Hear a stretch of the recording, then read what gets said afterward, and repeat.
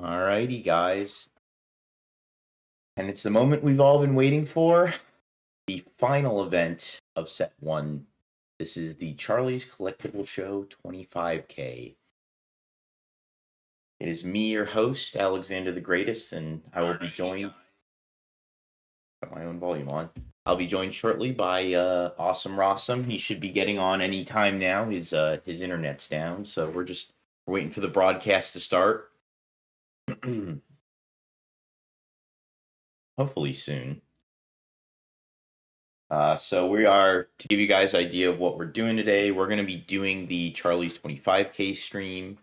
And then in between rounds, I'm going to be reviewing VODs. I'm going to be going over the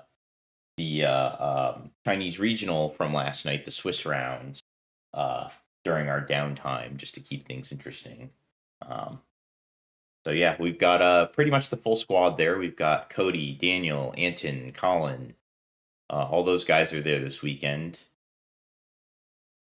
All competing. Unfortunately, I had to stay behind for some personal events. Very fun. So I got to be on stream duty. Woo-wee. Oh. Should be starting any moment here now. Hopefully. Kind of cool. They got all these photos out here. Got like a live view of the store. It's like the new meta is having a live view of the store while you're streaming.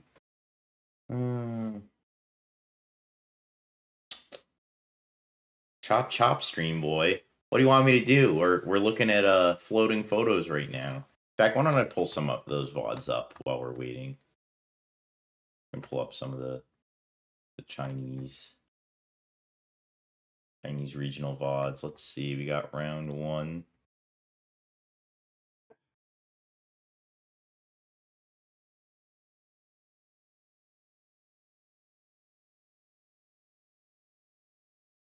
Actually, it's funny. This round one was a Garen, actually. Funny enough.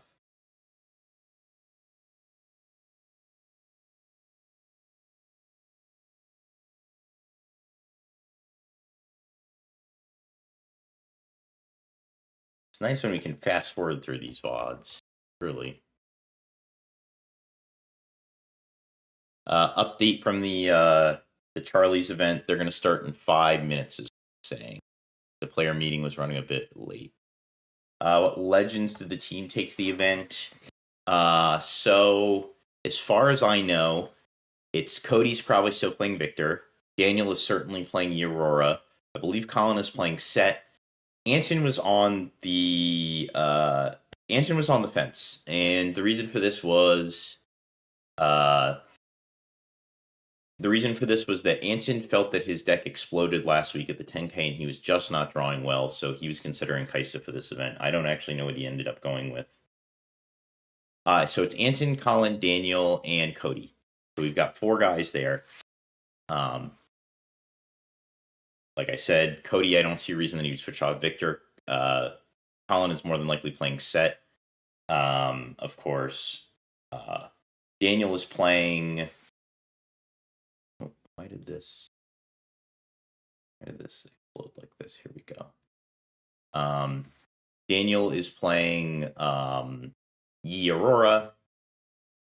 And then Anton is unknown. He's either Aurora or Kaisa. So if Anton played Kaisa, we'd have 4 different players on 4 different decks, which would be kind of cool. So we're just We're just waiting for it to start now. It'll be they're saying it'll be starting in like 5 minutes. So we're just kind of watching the China event from yesterday. We're watching this Garen. So funny enough, Garen, there were 16 of them. There were 16 of them. I actually, when I was reading the deck breakdown, I went over it like 5 times. I was like, wow, not a single Garen entered this event. Insane. And then I realized that Garen was actually on the front page. It was in like the top like 10 most played leaders or something. I think it was like number 7. 16 Garens entered this event. And I have a theory as to why that is. So last week, no Garens entered. And I almost am willing to bet money.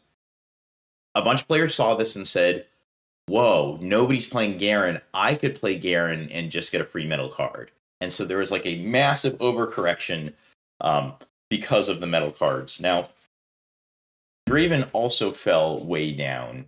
Draven fell, I believe, to 25% is what it was. So hold on, let me bring up the stats here. Yeah. So Draven here, yep, this is a breakdown right here. So Draven was only 25%. And the amount of Draven keeps dropping every week, but the representation keeps getting higher. Or the conversion rather keeps getting higher every week. So the first week it was 35%, and I think the conversion was 62% maybe is what the conversion was. Yeah, I think it was 62%. Last week it was 29%, and it was 37 out of 64 of top cut. So even though there was 3 less of it in top cut than the week before, because it was 5 or 6% less of the field, it actually converted even higher than it did the week before. Yeah, so more people are moving away from Draven. We'll see this week, but more people are moving away from Draven, yet it keeps converting better percentage-wise when there's less of it being played. Alex, where are you at, brother? So I had to stay home. I had to go to a Celtics game with my wife's boss last night. It was very important to my wife, and my mom's birthday is Sunday. I had to work around for my mom's birthday. I was just going to fly out early Sunday, but my wife absolutely needed me here for the Celtics game with her boss. Celtics won, by the way. Woo. I already quit this game. Draven convinced me. No. They're going to hit it. I almost promise you they're going to hit it. Like, there's no way with all these people complaining that they're not going to do something about Draven. There's no chance whatsoever. Yeah, I don't think there's any way that this deck goes on the way it has been. And I mean, I do think one of the problems, this is like a double, it's a good thing and a bad thing, is that the metal cards create this issue where it is good because it makes a lot of people play other decks, but like it might impact the representation to be inaccurate, where it's like, oh, well, only 25% of the field was Draven, but it's like, well, that's because all these people are trying to win metal cards. I promise you, if there's no best of metal cards, it's probably like closer to like 40-50% Draven. But because there's metal cards and people know those are worth money and they want to win those, they're going to play other decks. It makes them play other decks, which is a good thing. It gives people incentive to play other decks. It's just, I don't think it's I don't want Riot to look at that and go, oh, well, this is fine because the representation looks like this, when it's like, well, no, but it's still over converting. Like, yes, you're not getting 50% of the field Draven, but when more than 50% of top cut is, they should recognize that's a problem. Yeah, so I'll see you at Vegas, Nova.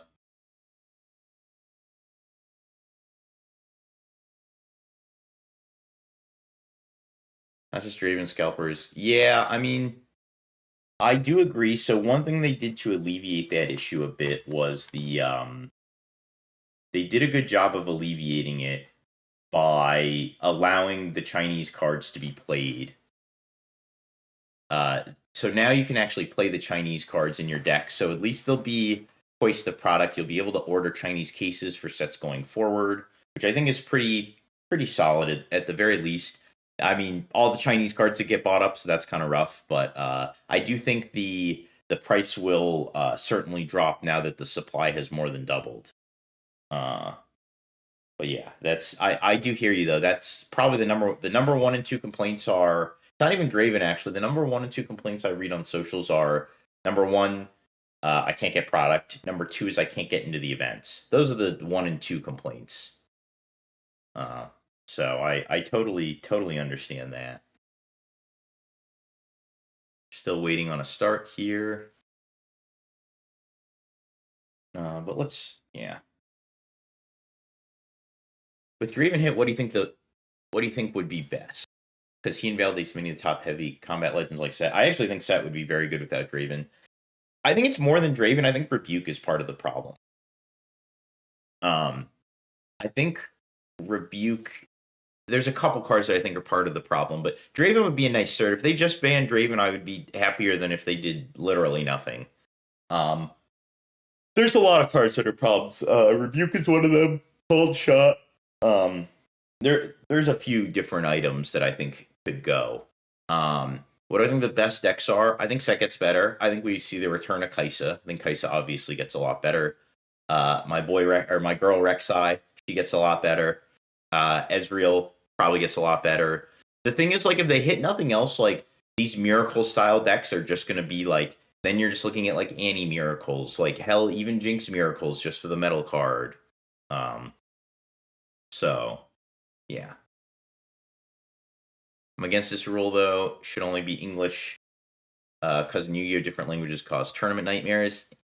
I mean, they're doing the best they can. Like, I do agree it's gonna be like kind of annoying, but yeah.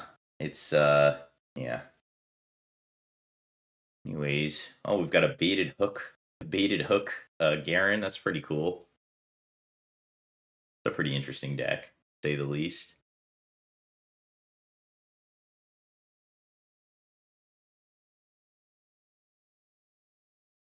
I do wish this tournament would start.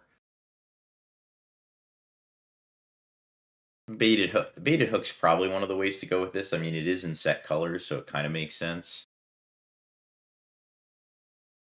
Kind of don't hate that, especially what he does. Garen's seeing more cards than the Draven is, which is crazy. It encouraged a ton of cheating. I mean, text in this game is simpler than Yu-Gi-Oh! That's one thing I will say. I mean, one of the foreign language issues in Yu-Gi-Oh! Was that the like the Europe gold versions or whatever bent in the decks, like they warped so that you would like be able to see where the cards were, and they banned those copies eventually. So an interesting ruling I learned with this mixologist here. This came up in one of the discords yesterday. So that mixologist on stream here, for those of you that don't know, it's a 5 cost. It says when it dies, you can bring back a 3 cost unit with no more than 1 power cost from your grave and put it in play. It does not say base only, which most of these guys that say when they die that summon something, they all say base only, like Ferris Forerunner or whatever, they all say base only. This mixologist does not. So I guess this is what I was being told in the Discord last night, is that this mixologist, when it dies to combat, it can summon a guy back into the battlefield that it was just in, which will, I guess, either, I don't know if it continues the same combat or it triggers combat again, but you can, in fact, summon a guy to the battlefield. What time is Riftbound CCS 25K round 1 stream? It's supposed to start any minute. I have it up on the side here. They're running ads right now. I'm waiting to see. I'm just waiting for it to go back up. They said that the player meeting got delayed and they're running a couple minutes behind. No, I understand statistic. I get it, man. Yeah, it's rough. You don't want to play against Draven. I get it.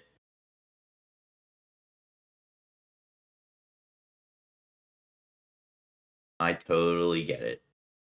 So yeah, so this mixologist, I wonder if we'll get to see this ruling come about. This is, of course, if it's a blocker, if it's a defender, because obviously if it's attacking, you don't control the battlefield yet, as I understand it, so you can't place it in that battlefield unless you capture that battlefield with the combat. But if it's blocking, it apparently gets to summon the guy and start combat again. And I don't really understand how that rule works. I don't know if it starts combat again or continues the combat.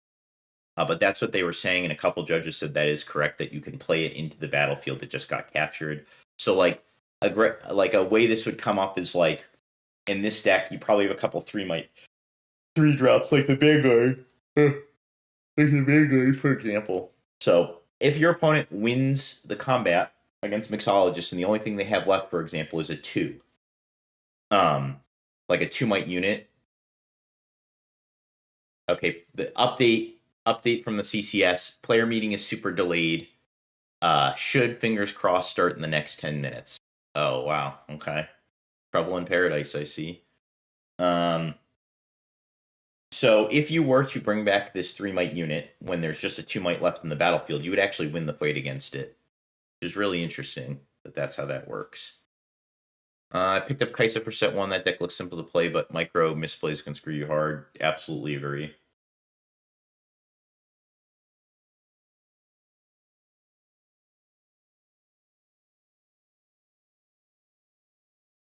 And here's the Kaisa. Man, I feel like I'm watching a Kaisa deck. We got Kaisa, we got Darius, we got a Reaver's Route. Feels like set 1 Kaisa, but you just swapped it to the better color.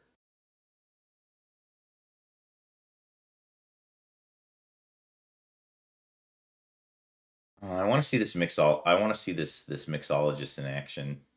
Where'd the mixologist? Oh, he popped it. Is that what happened? Yeah, it looks like he popped it. I want to see this mixologist. Mixologist is a card I'm considering. Now that I know this ruling, I'm actually considering it in Rek'Sai. I didn't know that it could summon to the battlefield. So knowing that, ooh, this is going to be cute. We're going to get the baited hook pop off here. We're going to go attack with the Vanguard, try to kill the 2. Either get switcherooed or fighter flighted, or tide turnered, I guess.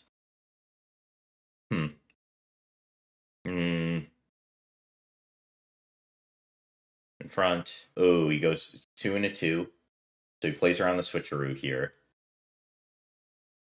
So if he sends the 2 over the 2, the only thing he has to worry about is the tide turner, and even the tide turner is not that bad. He does draw a card, though, because what he'll do is he'll flip the tide turner in response to the reaction trigger, or the defense trigger of his Arena's fan. Ooh, so he's going to double. He's going to play around the tide turner here. It's a little worse than a switcheroo, because he does lose a guy, but it does beat the tide turner. Because otherwise, he could just activate the tide turner in response to the defense react, activate the defense react, draw a card. So here's the fighter flight. It beats the fighter flight 2.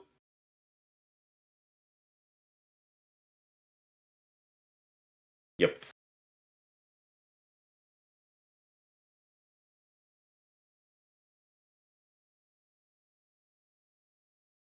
Okay, so we sack this. Yep. Makes perfect sense. Here we go. Oh, and we've got the set brawler. That's juice. Wow. Garen deck's kind of cute, actually. Okay, so the brawler comes in untapped. He's going to run over the Darius. Oh, this is nice. This is crazy. Is the confront? Yeah, the confront will put it in play untapped. It's untapped, friend. It's untapped. No. Oh.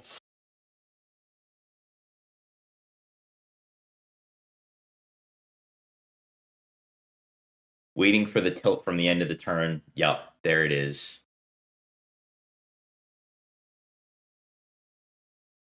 Oh boy, and it looks like the 25K is now beginning. We're about to start. They've got the commentators on stream, so we're going to switch over to that before I explode anymore watching this. Oh, joy. All right. There we go. We're going to switch on back.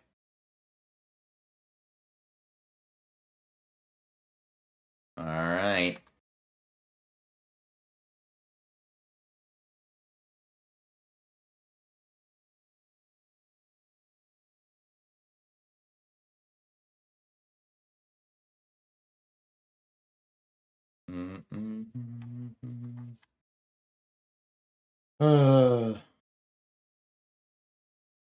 At least you missed giving Draven free card by conquering same battlefield twice.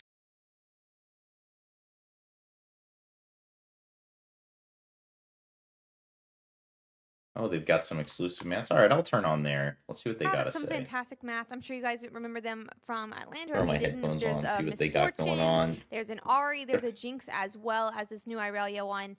As you said, they're on 20 Lore Pro, and you can pick them up here. There's serialized options when it's a new mat, and I just love seeing all the different art. It's so cool what the community makes. Yeah, and again, Mike Angel, it's all his original art. Like you know what I mean by original art. But yeah, okay. I know we have a little bit of time to kill, so I'm gonna. I've been waiting. Oh, they have time to kill. All right. You know what? We're going back. I changed my mind. We're going back to the China stream.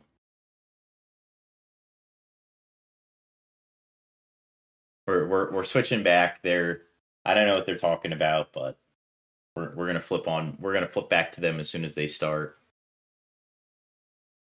Move that off to the side so I can see when they start.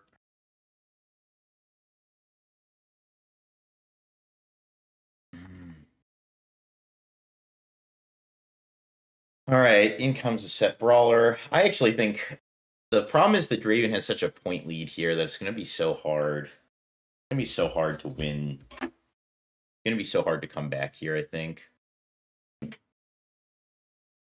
Take these headphones off again.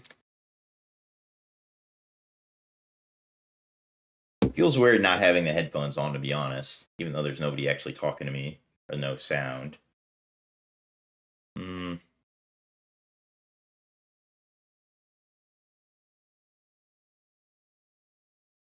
Okay, we're going to play that. Doesn't look like we're triggering the baited hook here. Interesting. Wants to try to hold this Reaver's Row. Oh no, we are doing the baited hook. We're doing it on the brawler, I see. Okay. Because it's buffed. So he's going to look for the dragon, try to delete the Darius. I assume we have a dragon. Yep, there's a dragon. Is there a breakdown of what topped Dalian? Yeah, we had showed it on stream earlier. I believe you can find it on our Twitter as well. We showed the breakdown of what had topped. No, there's no top breakdown yet. That is not, to my knowledge, that does not exist. We have a breakdown of what played, like what the total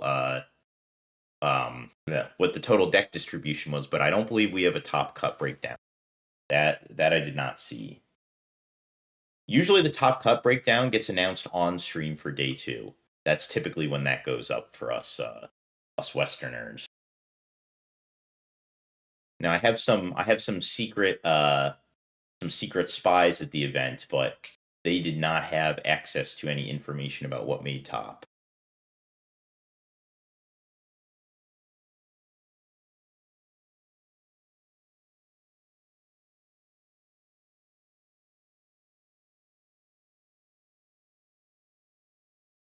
And this Garen guy is, I mean, if he can just break this, he just needs to break this other side, and he is like dominating here.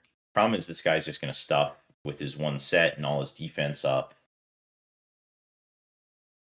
Problem is, he probably can't break this, and because his opponent is at 7, it's just over now. But I think he would win this game. His opponent was even at 6. I think he could reasonably win this game. It's too late now. Yep, here's the Darius. Just gonna stuff the Darius over there. Yeah, I mean this is over. I think the Garen actually is a real shot if he could just keep wheeling out these dragons. Yeah, there's no way. I don't think there's a way this Garen can break this. Am I going to China for an event? No, because so interestingly enough, I learned a little bit about how the Chinese events worked today. And that's that there is a what was like a social credit score, but for entering tournaments, and how they have a lottery system to enter. And how it works is when you enter their lottery system, your odds of getting in get higher after entering a certain number of locals. So you accumulate like points for playing in their locals, and after you enter 4 locals, your reputation, as they call it, hits 150, and it ups your chance of getting into any of these events. And then if you don't get in through the raffle, you can show up on site and they have another raffle.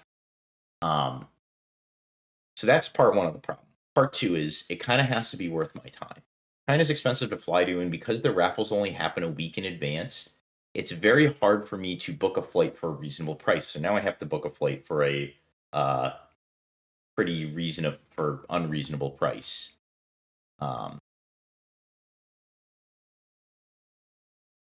So what happens is, because the metal cards, I also found out how their metal cards work there, and they have metal cards, but 1, they don't give them to you on the spot; they get mailed out. So that sounds like a nightmare.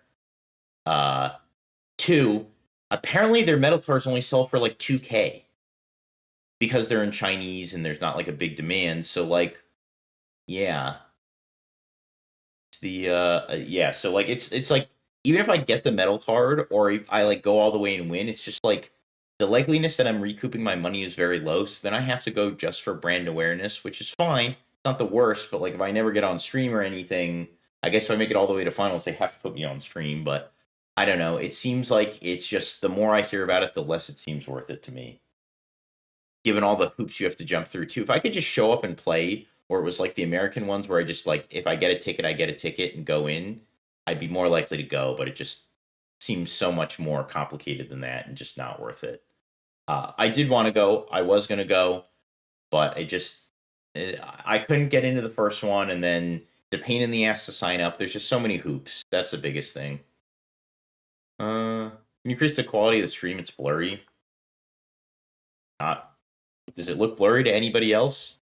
I want to make sure. I don't know.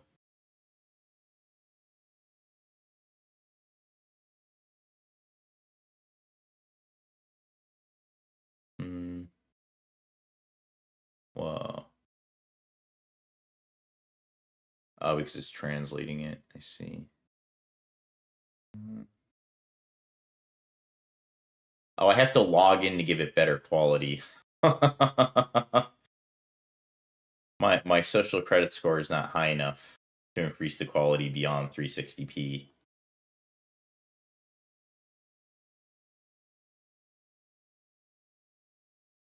Damn, for 1060 you have to pay money. That's crazy.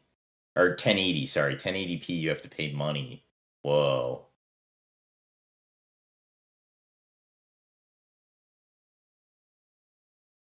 What an insane feature. Is that something they do? Does YouTube do that? I don't watch enough YouTube to know.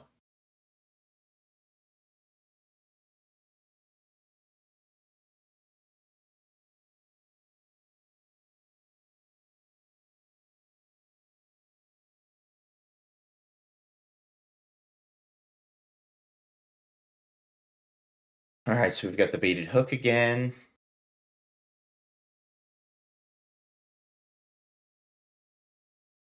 And we're gonna try to find our answer here to break this battlefield. Oh, we got another brawler. Okay. Whoa, I can't even. I remember what this chick does, but I don't actually remember her name. She's like comes in ready and she does something else. So here comes the ready set brawler. This is crazy. We actually break this, right? Because that's a what's that? 7, 11 plus 2 is 13 plus 3 is 16. 2 hour 8 plus 2 is 18.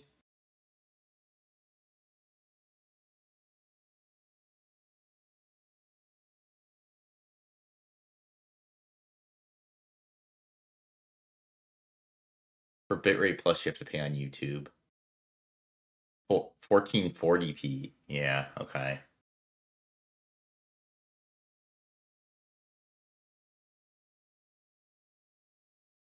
Shh. They don't know that. We don't know there's rebuke in his hand.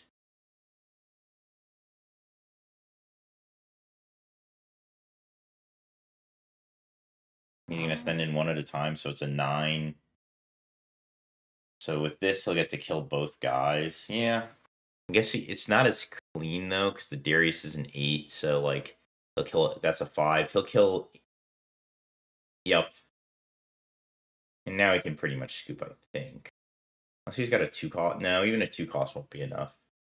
Yeah, I think that's it, right? Can he do anything here? I guess with a hidden... If he had a hidden blade in hand, he could do something. Why are we confronting again? We're tapped out. What are we looking... We're just confronting to flex? Like... This is why every round goes to time, because people do stuff like that where it's like, dude, you don't have any 0 cost cards in your deck. Just pick up your cards.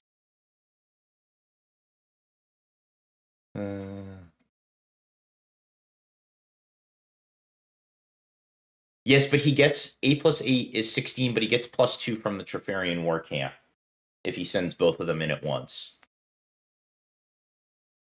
Whereas his opponent's getting plus 3 off that because he has 3 units there. That's what I was going over in my head. If that 1 extra might will make a difference there, which it doesn't.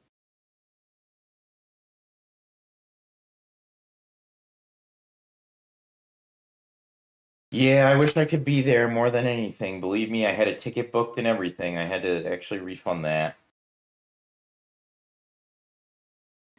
I really do wish I could be there.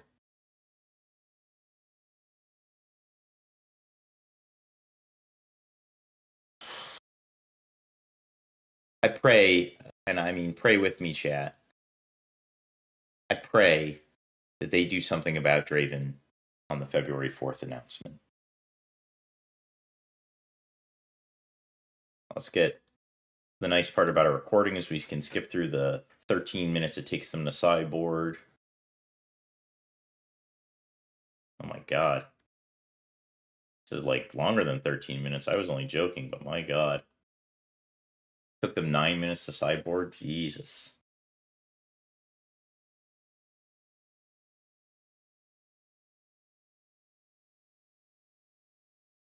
Yes. Can we get some Prage in the chat, guys?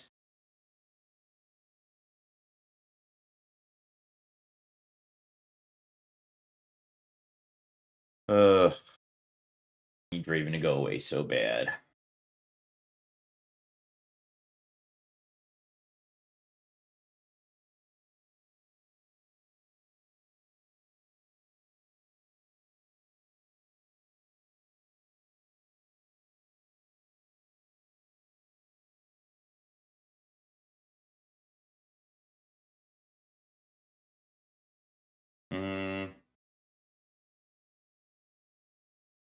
Garen activation incoming. Yes. Oh my god, the legendary Draven activate. Or, sorry, Draven. Garen activate. Oh my god. Absolute legend. We actually. Our Garen was not vanilla.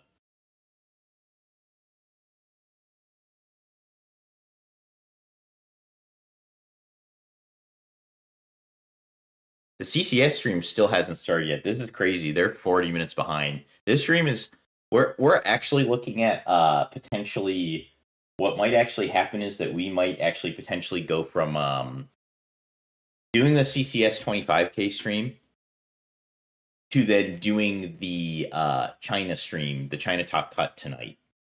Because it looks like the CCS stream might actually just cleanly transition for us.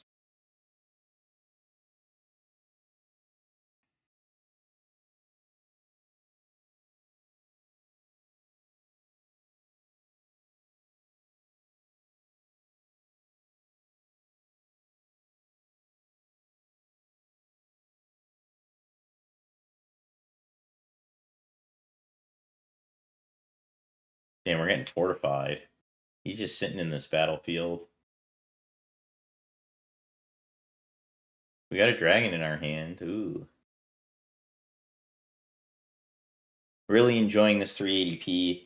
This is how I used to watch pirated movies back in high school on 380p with the guy in the movie theater where you could see people getting up to use the bathroom. Big fan.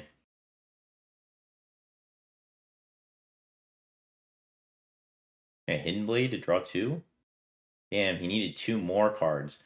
This Garen guy's drawn more cards than the Draven player. Like, look at his hand. He's got like 10 cards in his hand.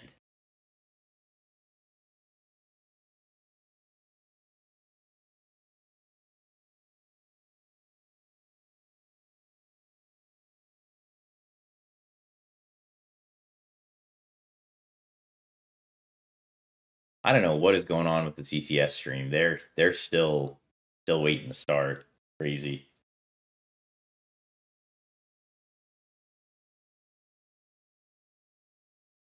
Garen swarming. We got the dog on board. Hello, doggo.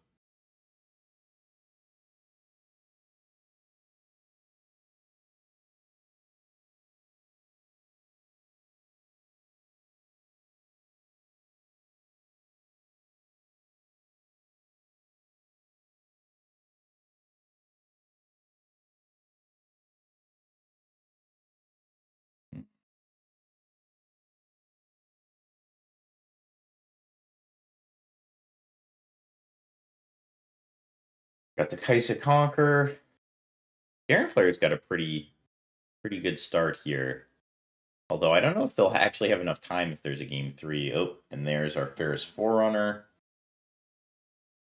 We're representing an axe behind it as well, or any number of combat tricks. You just hate to see Ferris Forerunner. God, this card is broken. This is a card I actually secretly like. Nobody taught like. There's so many other things going on that nobody talks about. Nobody talks about the Ferris Forerunner.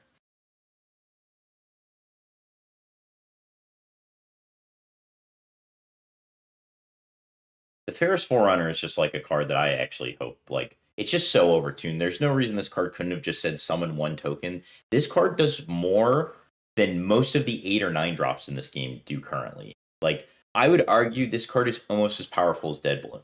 Like, it's ridiculous what it does. Like, it's arguably better than most of what we have right now for 8 and 9 drops, or even like most of the late game in this deck, or most of the late game in this game is just not good. Like, most of it is just like chaff units.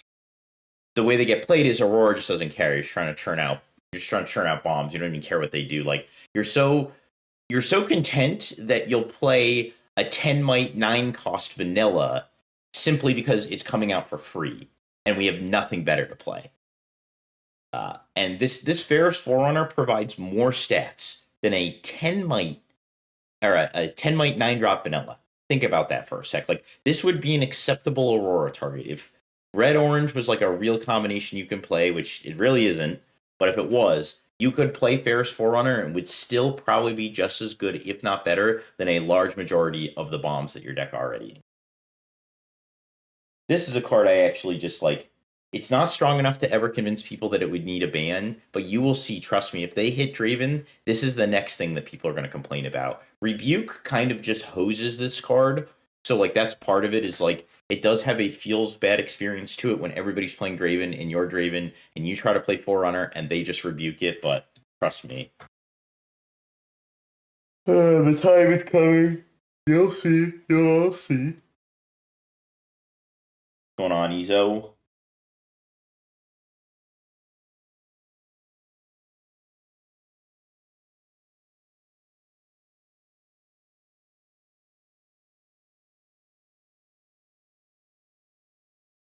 Oh.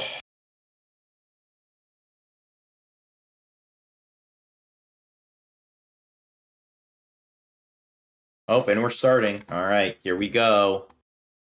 Let's do it, guys. We are starting the CCS 25K. So first up, we've got Kaisa versus Annie.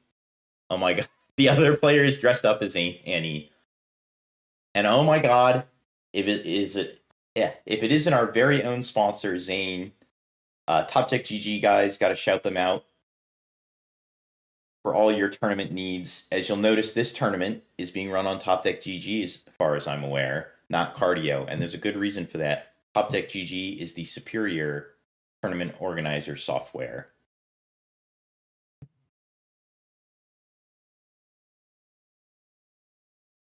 Zane playing Kaisa.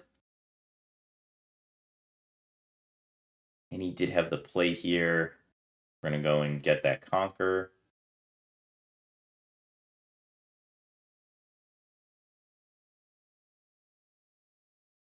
Okay, so we're just going to spam the board with little dudes here. Oh, we're not playing the other Poros. We're going to hold the Void Seeker up for Kaisa. This is pretty broadcasted here. So the Annie is probably going to want to hold. I mean, they're going to want to move in first anyways, but there's no reason not to hold up a flash here if you have it. So an interesting line they can actually take here is if they move in against the sorcerers, they can actually cleave. Yeah, so they are going to cleave. Yep, they're going to play around it. Now, this is still going to result in a trade because of the buff on the... yeah, this is going to still result in a trade because of the buff it gets here. But instead of just losing your Kaisa for free, you do get over. You do get the trade off.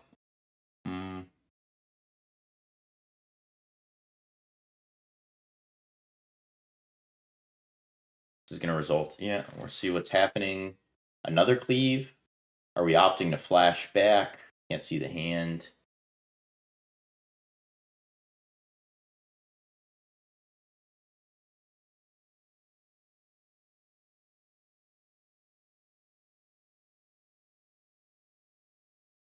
Yeah, as the Kaisa, we're just trying to not let them score to 6 because once the Annie scores to 6, it's pretty much over if they have Ride the Wind. Oh my god, we have ads. What is happening? Wait, they're taking an ad break? Okay. I guess we're doing ads now. Can I refresh my way out of this? Is that how that works? Okay, there we go. We've refreshed our way out of this. There seems to be some... Oh, okay. All right.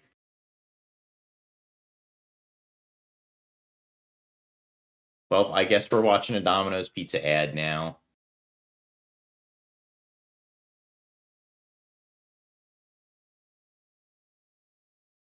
We hear it. Challenger TCG, I guess, are not rich enough to afford the whatever it is that bypasses ads on Twitch. I don't really know.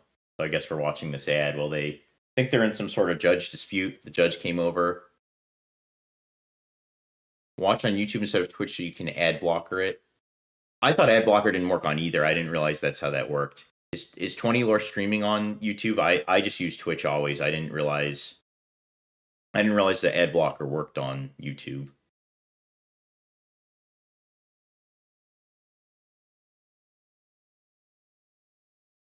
I didn't even know they had a YouTube stream.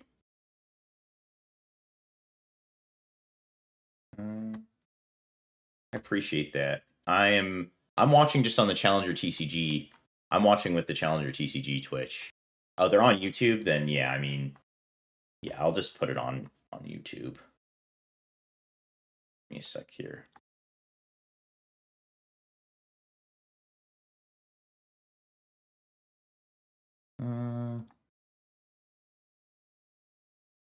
Filling up the base. So even if this Pouty Poro Yeah, or the good Kaisa call. gets Good killed call. this turn, You don't we'll need still to have gift something me next this sub. turn We'll just make this fight easier. The Yep. whichever creature is in the battlefield. Do not want that But chat. it looks like we're Okay. gonna get a sentry down. Kaisa, let's see what they decide to do here or readied. Get that 1080p See what they HD. decide to do here. Okay, or there we readied. go. All right, we fixed that. Yeah, I mean, I think right now Kaisa's definitely on the back foot. He's already got a 2-point deficit, and this is I have a whatever the strong browser macro one list. is. Apparently, it Simplify doesn't is work going to there. come down, and it looks like Oh, Kaisa is let's going turn to these be closed captioning off. used There we go. to pay for that deflect cost Okay, here. so And so now this Pouty Poro is in the range. Kaisa ended up Flushing Metal is gonna come gusting down as the well.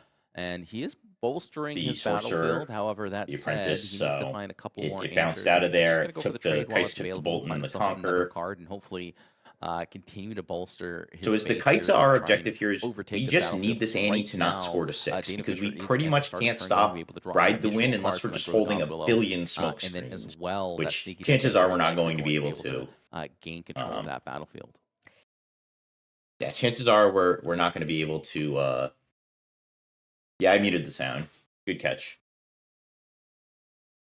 Chances are we're not going to be able to stop them from scoring with the Buy the Wind combo. So we need to really kind of hustle here. All right, so we're going to Hextech bolt this off the board, assumedly. Yep. Kill this. Yep. Now, Annie's looking a little out of gas right now. We're looking at Annie's hand, and doesn't look like they have any creatures left. So if we have another... Do we have another Hextech Ray in our hand? No. They are going to get to score and pull off their loot here. Let's see what they draw.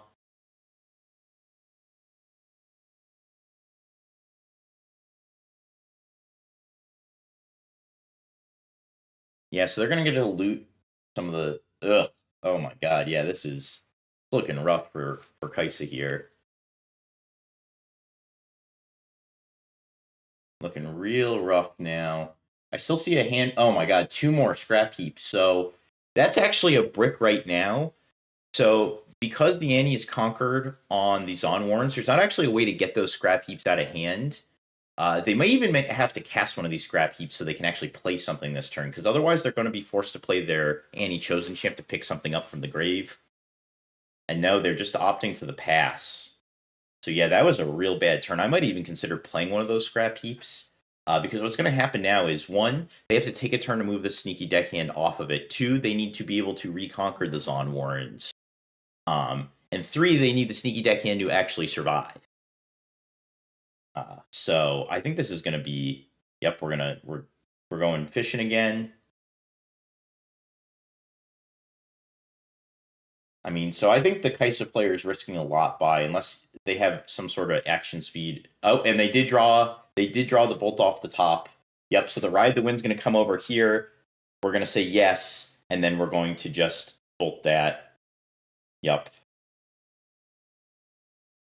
So the Conquer will resolve here first, and then we'll try to resolve the combat on the other side. Yep, and that's exactly what's going to happen. Yep. Boom. Yeah, and now the Kaisa player is looking pretty dominant.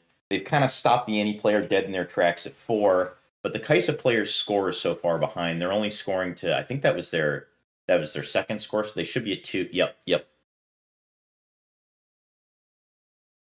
So I'm not sure if the Annie player could have played the Chosen Champ last turn. That might have been the correct line there. Do I see a Vayne? No, that's a Watcher. Okay.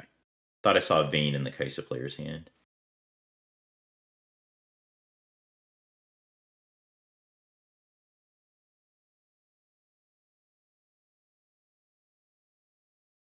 So we're looking pretty solid right now as Kaisa.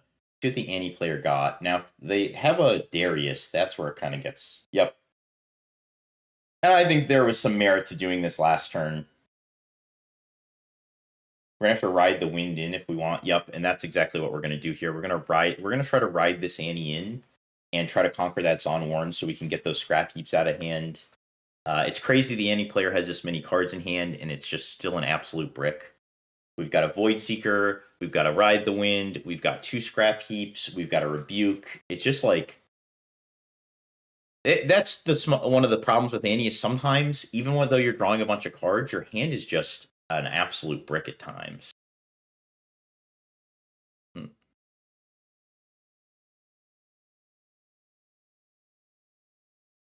A little choppy. So Annie player's now looking to see how many removals are gone, how many stupefies are gone, to see if we can actually ride the wind in here. And doesn't look like we have anything from the Kaisa player in hand. No, we've got a Time Warp, a Watcher, a Darius. Yep. And now now the Annie player is just right back in it again, just being able to capture this. Yep. Hit Scrap Heap, draw our 2. We just need any unit we can play right now as the Annie player, just any unit whatsoever. I think Zane's, I don't know if Zane did. I think his teammate won the best of Jinx. I don't think he won the best of Jinx. I think it might have been his friend. I have to double check, but I could be wrong. He might have won the best of Jinx. It was him or his friend, I forget.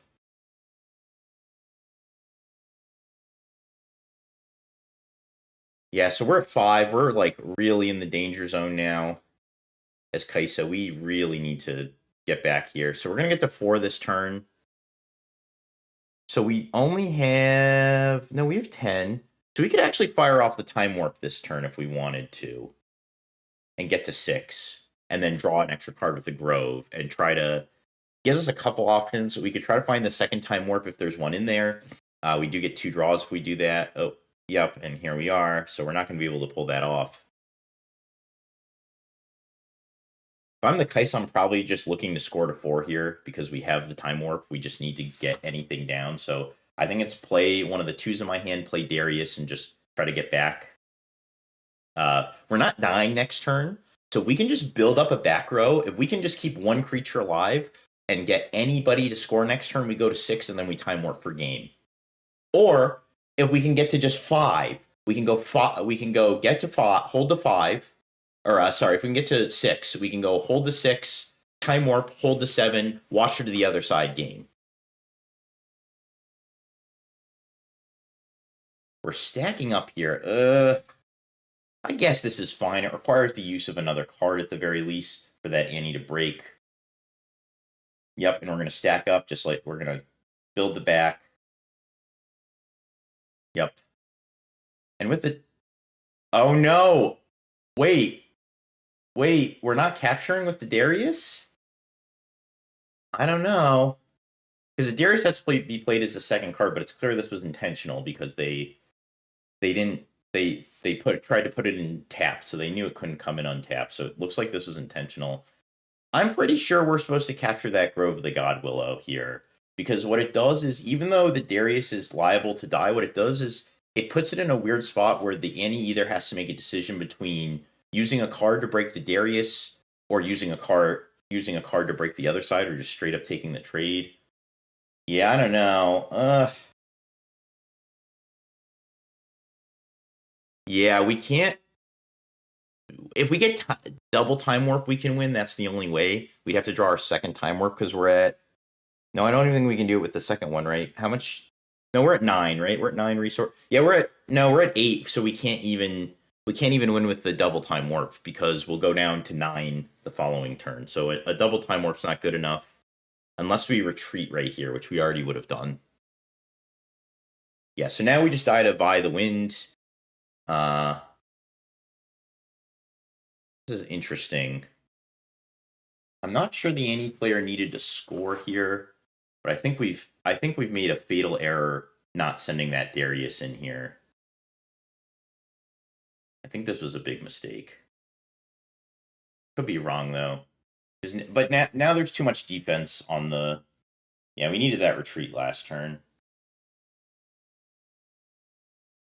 Yeah, this was. I think this was a slight error on part of the Kaisa player. Now, there is an argument that they don't attack because they're scared of a rebuke. So, like, that's a pretty good argument, too, that the Darius is actually supposed to stay at base. But I think we're so far behind at this point that I don't actually think we can... Our opponent has so many cards in hand, I think we just have to say have it. Like, I understand wanting to play safe, but I don't think we were in a position to do that. I think we just had to say, you know what? If you have it, I just lose, because it's so likely that we're just dead to anything here. Because now the problem just rears its head again, right? Like, okay, we didn't try to go score a point through rebuke last turn, so now we just get rebuked this turn. I understand the concept of trying to make them burn mana so they're not using their mana efficiently, but I think we're just supposed to say make them have it.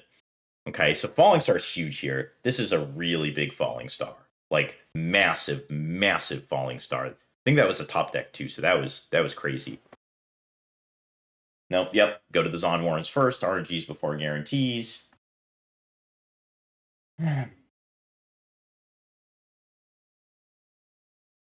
At least now, though, so if we sequence this properly, if we get rebuked here, okay.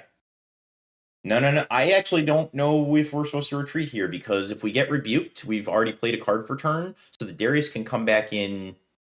Yeah, so now the Darius can't come back in fast here. So, like, if we get rebuked, we actually can't replay this Darius and attack with it, which we need to score to 4 desperately. We desperately need to score to 4 here. Okay, so we're doing this first, and then I think we're going to run the... Let's see what we find here. I see a sneaky deckhand, it looked like, in there. I doubt they're taking that. Question is, are we burning the rebuke here? So I see a rebuke, a flash. I can't see... God, it sucks. The angle's just a little off.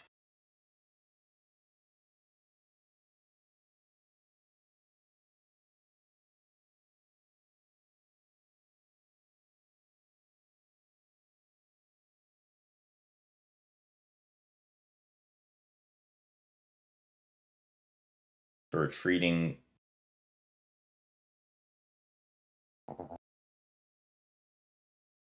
Yeah, because it stays. Yeah. Because he. Okay. The second card was before. So we're not using the rebuke there. We do score to 4, so maybe there's a little bit of light at the end of the tunnel for this Kaisa. Oh, and here's By the Wind.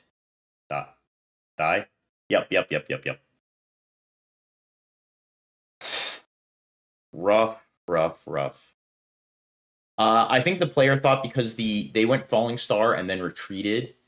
I think they just made a mistake. They thought their guy was supposed to be readied in the battlefield. Yeah, he just messed up. Yep.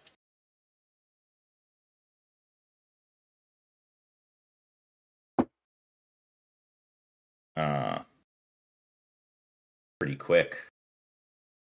This is you won't see games this fast in China, I'll tell you that.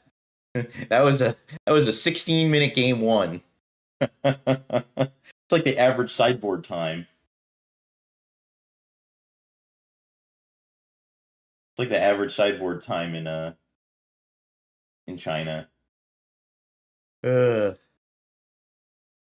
So, I mean, if I'm trying to think, if I'm Kaisa, oh god, probably decided.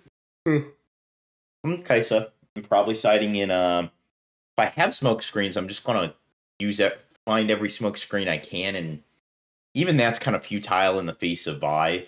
But the one nice thing is the Annie no longer is on Warrens, so the scrap heap loot engine is kind of gone, and they're not dumping nearly as many cards for their Vi. Nope, this is round one, Fizz. This is Zane is currently on stream. He's our sponsor with Top Deck GG. The rest of the team has not been on stream yet, so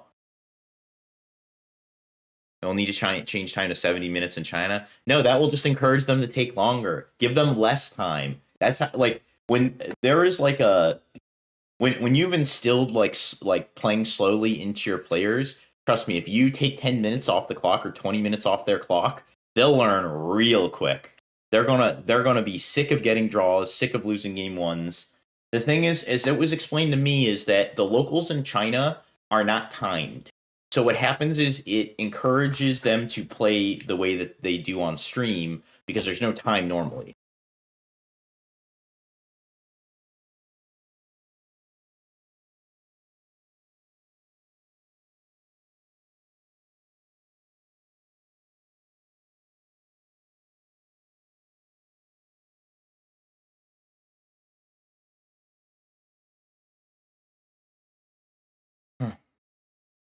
And he's probably going to bring in the Gus, I imagine.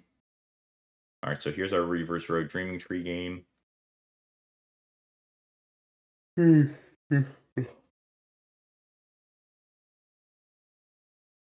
I hate the glares. Good thing we know what their champs are. I like that they tell us their battlefields too. That's pretty nice.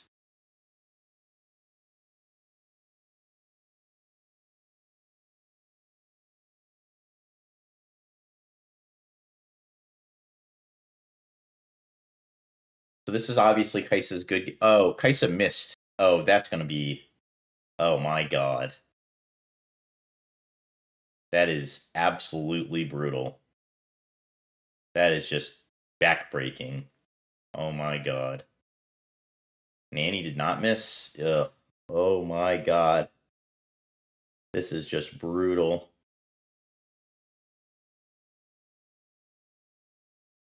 Absolutely brutal for Kaisa. We're going to just make the Kaisa... We're definitely just making the Chosen Champ now. We do have Singularity in there, I see now. I think that might have been a sideboard card. Singularity is massive versus Annie. Massive, massive. They can't flash their way out of it. There's no way to pump their way out of it. That's a massive ad.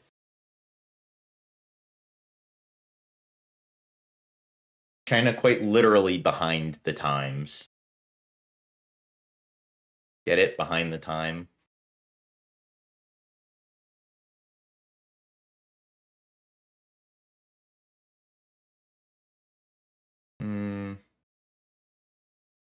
Yeah, so, like, here's the thing. In this game, when you miss your turn one play when you go first, it's like you went second, right? But with an extra card, because now your opponent's going first, but they have 3 mana, and you're going second with 4. It's almost like your opponent went first with Obelisk of Power. The only difference is you have 1 extra card as the go second player.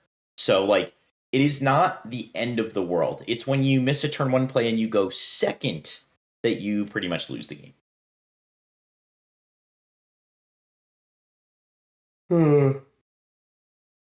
This is rough. Kaisa on the Reavers row. Here's the Singu. Yep, we're going to fire off our Singularity. Pretty solid right here. Yep. Yep. We're going to put our Kaisa on the Reavers row. It's a pretty big get back. We want every Singularity we can hope to find here. I don't know how many the Kaisa player has, but poor Zane. Yep, we're gonna stack ED.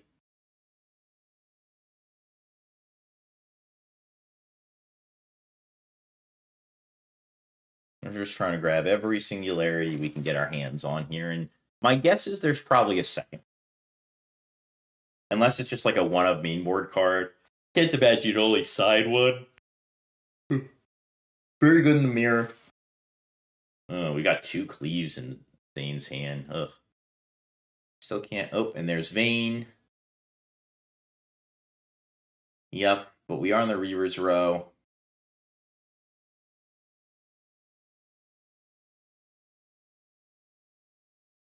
Zane's got a point. They haven't marked it yet.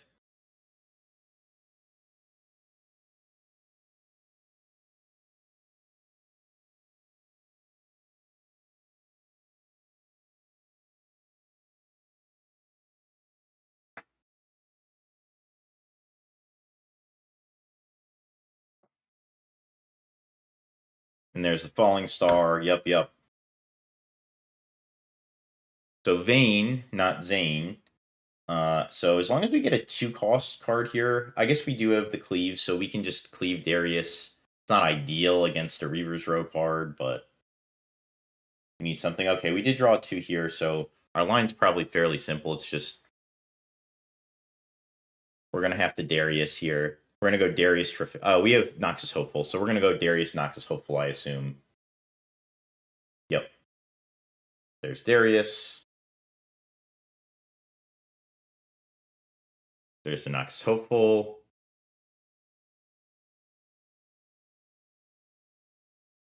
And second, by missing his turn 1 play, he's under so much pressure to spend all of his mana just to catch up every single turn. There we go, and they fixed the score now. And the Annie player can just kind of the Annie player doesn't have to go super fast here. So we see a Sneaky D. We've got a Ride the Wind.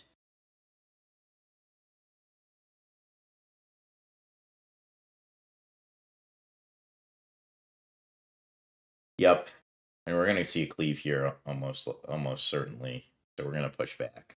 We wouldn't want to trade even if there wasn't a cleave, but we've got a Ride the Wind. We've got a Void Seeker. There's the Sneaky D. So we're almost in kill range. Yeah, Annie almost uses this Reaver's Row better than Kaisa does, funny enough. Kaisa would be using it a lot better if, they hadn't missed a turn 1 play, but that's why it's the go first battlefield, because it's so much better for the go first player. We're going to see a Void Seeker. Now, Vayne needs to use the cleave with his initiative here. I know that plays right into Rebuke, but you have to just kind of accept at this point. You can't lose to both Void Seeker and Rebuke. So you have to choose one. So he's opting to go here. We don't need to cleave though with this. We can cleave after. This one doesn't die in 1 Void Seeker shot, so I'm surprised we did this. Ooh, and they're saving the sneaky deckhand. I don't think he just wanted to cycle the cleave away, but we need to use the cleave on the other side. I guess they fight or flight, so now we don't need to use the cleave on the other side. Okay, so Tracer player needs some instant speed interaction. The Annie player doesn't really need anything. She can kind of just sit here and do whatever.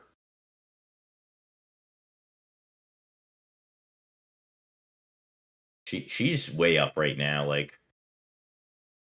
Zane's gonna score to 4 here.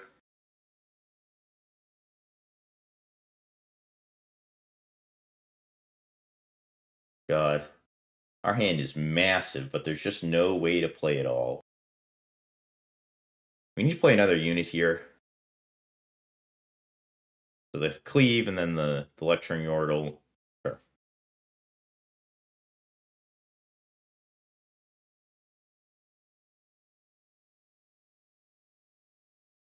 I think we're supposed to play another lecturing yordle here, actually.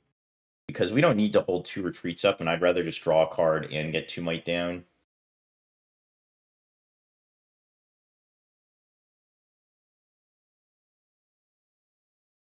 Interesting. Okay. We just need a blocker there.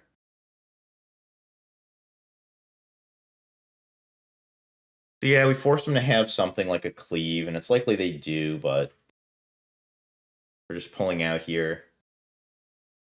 They should be at 4. They keep forgetting to mark his points, or I don't know if he's not marking them or what, but he should be at 4.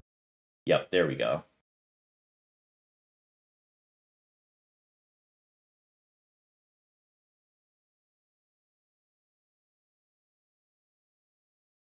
Yup, and it's pretty much over for our friend. Ugh, sad days.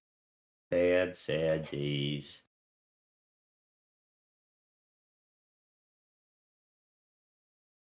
Okay. Okay.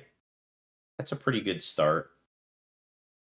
I might have saved this, though. I think this is a little questionable, because it's likely they have the cleave here, which means they're just going to get back over us. I think they were supposed to let this conquer go through, potentially. Sure, they're going to take the trade. They're going to just use the cleave here, I guess. Sure, they want to use the cleave here anyways. Yeah, I guess that makes sense then, because he wants them to use the cleave over there, so he can't use it here. But now they're at 6, and it's just like, here comes Ride the Wind. Here's the thing, though. The bin is not very big right now. I think it's about 6 cards or so. Yep, they're counting 1, 2, 3, 4, 5. About 6. It looks 6 or 7. It looks like. So the Vie the Wind combo, assuming that we kill the sneaky deckhand, is not actually swinging for all that much. We can reasonably fork aside and not die to it if we need to. Some technical difficulties.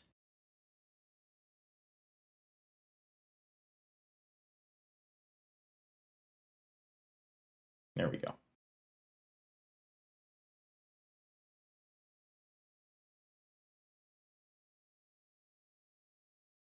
We're going to take our capture here. If we have Time Warp, we actually would win, I think. Well, I guess we have to get through this battlefield, and they're probably not going to let us do that, right? No, we're at 9 anyways. 3, 3, 4. No, we're at 10. Yep, we're at 10 runes. So, like, assuming they did nothing, which the anti-player is going to react if she has one here. Something here.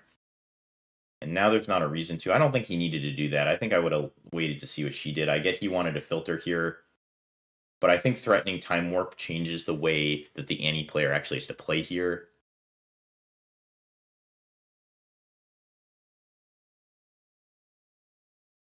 Interesting. So it looks like we're digging for the Vi right now. I don't think we have the Vi in hand. I see a Flash. I see a Ride the Wind. We've got the Sneaky D, of course.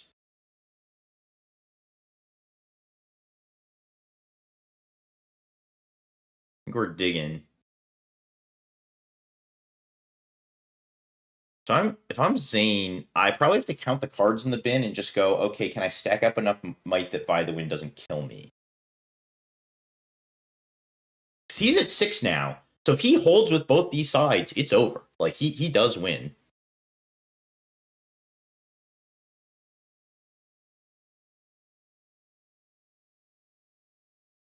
He does win if he makes the double hold.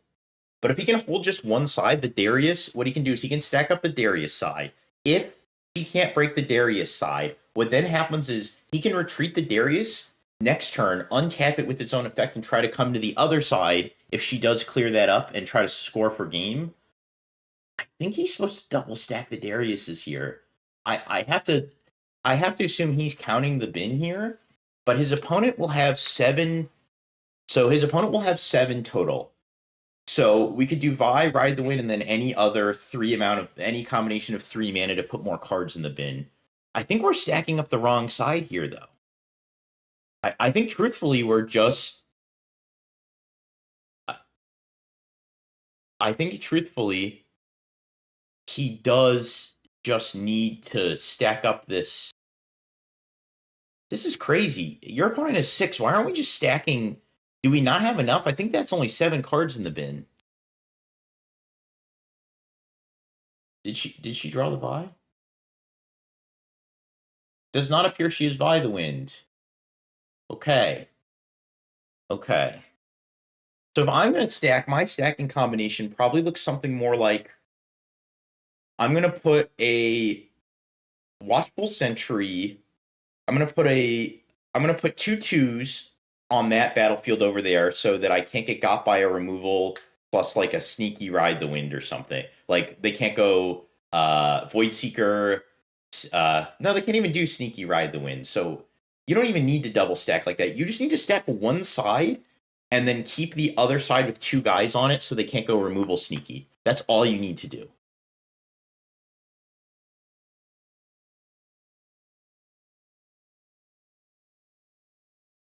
Would Void Seeker trade the Vi with Darius? But trading is fine. He's okay with the trade. He can, if Vi doesn't conquer it, only trades, that's fine. Because then he can still win the game. He has another Darius in hand. He needed to stack up that side so that the Vi couldn't kill him. I don't know if he just didn't have the might for that, but I saw Darius in his hand, so it's reasonable that he could have gone Darius on that side, Darius on the Darius side, put 2 guys on the other side so his opponent can't go removal plus sneaky.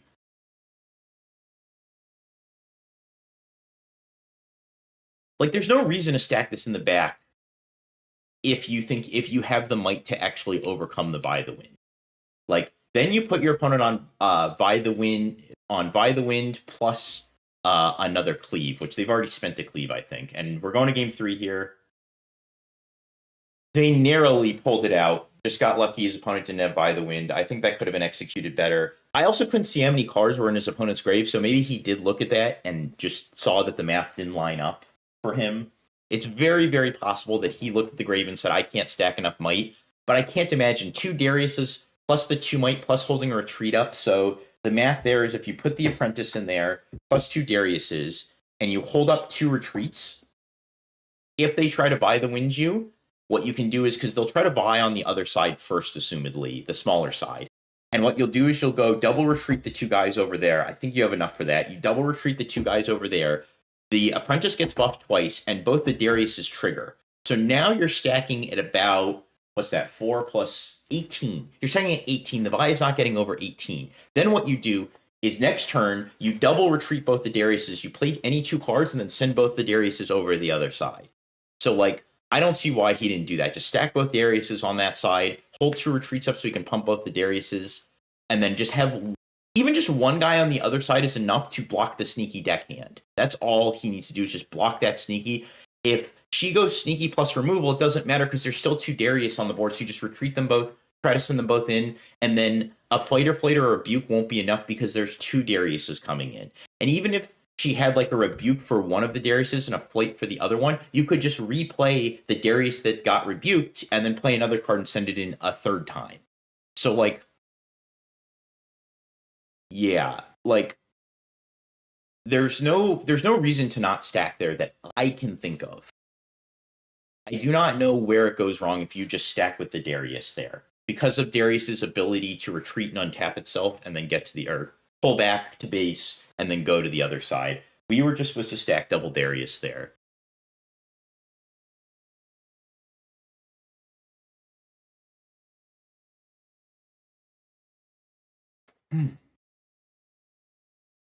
So I will tell you, chat, Zane is our boy, so we are biased here.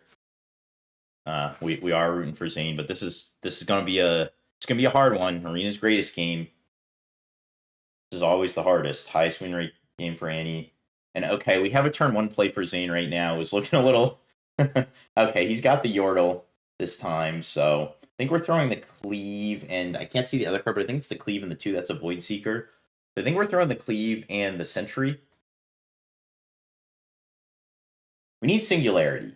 Singularity, like, you guys saw the power of that last game where we were able to just, like, turn off all of our opponent's momentum, even missing a turn 1 play with that Singularity. So I think I'm sending the Sentry and the Cleave here. Yeah, because that's a Void Seeker. We need the Void Seeker. Yep. And Vane's going to make what I think are the correct moles here. Or Zane, rather, not Vane. God, Zane, Vane. Okay, we got a Hopeful and something I can't see.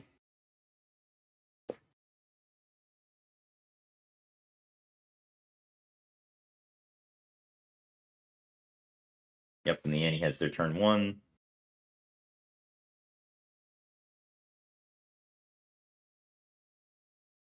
Oh yeah, if you came here looking for unbiased commentary, you're going to be sorely mistaken when one of our teammates comes on, because we are rooting for the team.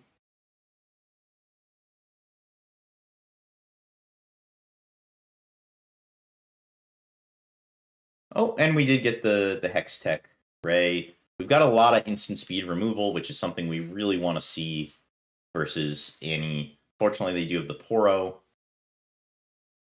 Let's start with the stack deck. RNGs before guarantees, folks.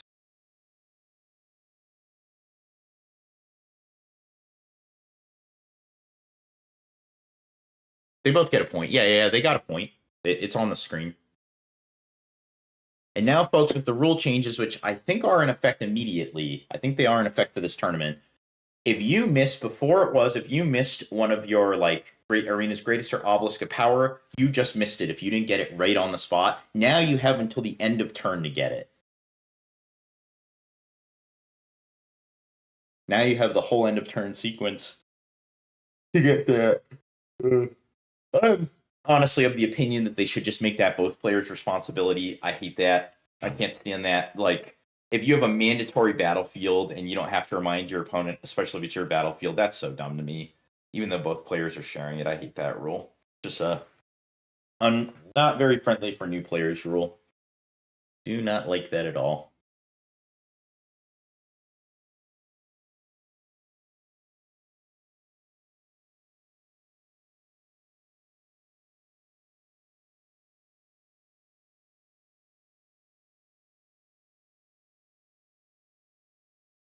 Okay, so we're gonna spin one to kill the Pouty Poro here. Oop, we got the wheel.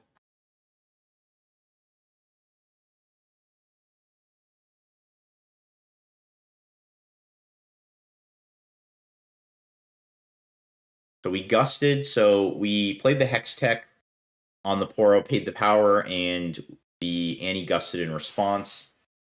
I didn't like that so much. I think I would have sent my Yordle in there personally and just taken a trade.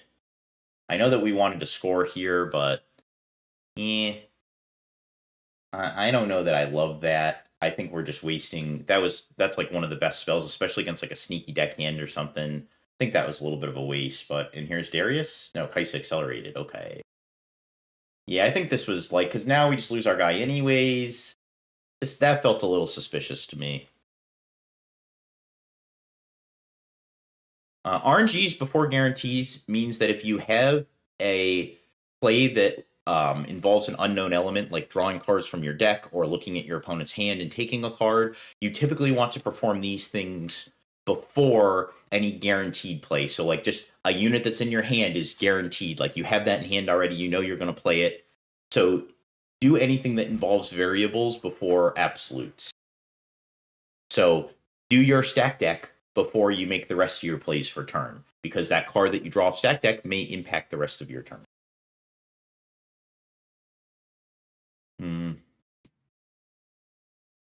Yep. And this is just... I think we're being a little too proactive with our spells here. I think I hate to say it, but I think our boy Zane is, as you league players would say, inting a bit. That's a term I learned in a coaching session about 2 weeks ago. Did not know what the term inting meant. So we've got a Darius, a Time Warp, a Hextech Ray, and a Retreat here. The problem is I actually think this battlefield configuration is bad, because if we want to... maybe it's fine, though, because we're going to retreat. I don't know that we're supposed to retreat here. I actually think we're... Okay, well, now we're supposed to retreat. So, Annie's going to make a pretty solid heads-up play here and play around both the Void... Well, play around the Void Seeker mostly, because they could just play it. Luckily, our boy doesn't have Void Seeker, so he's just going to retreat, get his draw, get his resource. I think playing the Hextech Ray on the Poro that turn was a massive misplay that's going to potentially cost us the game. I think we're just supposed to trade it.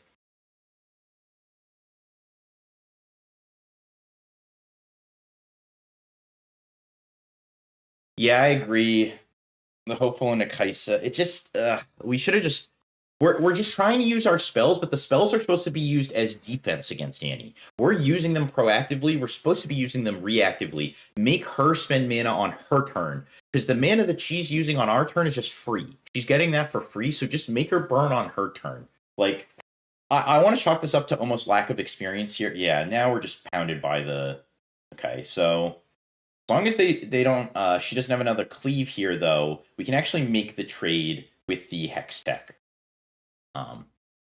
Again, though, we already used our Kaisa because we played that Void Seeker. So now we're forced to actually spend the power that we just got off the retreat. We have to do it, but this Kaisa might actually get to hold here now because of this.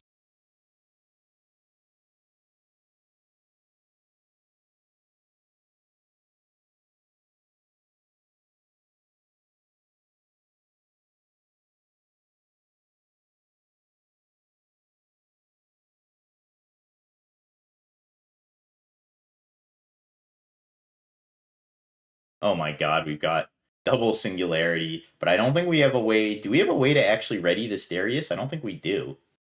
Oh, we do. We have our 2 back. Yeah, so this is a fairly interesting one because the Annie player's at 4. Yeah, the Annie player's at 4 right now. So ideally they can't... If we kill the Kaisa, they probably can't score to 6 unless they have, like, Deckhand plus Darius or double Deckhand next turn. Yeah. We are working on a... Billionaire Anton is working on an MF guide, an MF Aurora guide for set 2. We do not currently have a Fiora guide in the works, but stay tuned. The Rek'Sai guide is like 80% complete now. So hopefully we'll have it out sometime early next week. And he has opted to take the slightly safer line here, which instead of trying to go in with the Darius, he's opted to just use the Singularity. It's rough to have to use the Singularity when it's only killing 1 unit. But now the Annie player might feel safe and develop 2. We've got the Sneaky D. A Darius or another Sneaky D here will get us to 6 and effectively end the game. And there's the Darius. This kind of effectively ends the game if the player has Vi the Wind. Although they don't have very many cards in their graveyard. And this is going to elicit another Singularity from us here, I think.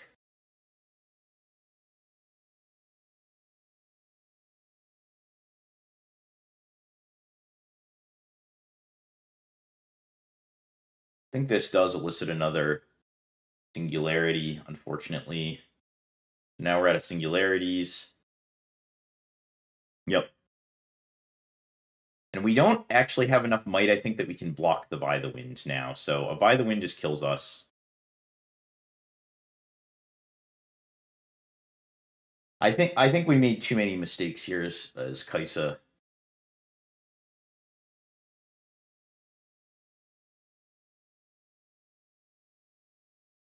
I think the mistake was not the Singularity last turn. I think the mistake here was like I said, the Void Seeker on Kaisa proactively and the Hextech Ray on the Poro proactively.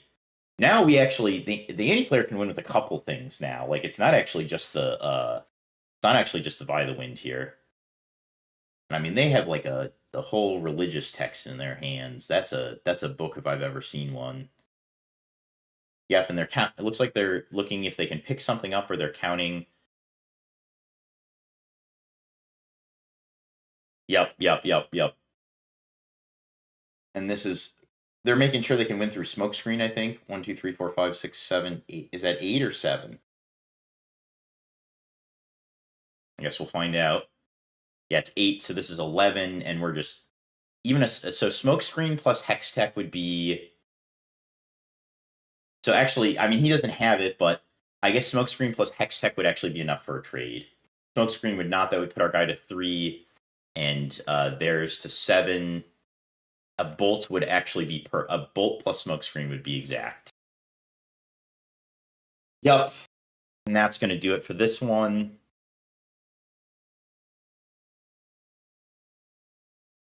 Yeah, there was a by the wind in hand. Yeah, I couldn't see it. It's kind of hard to see from this angle.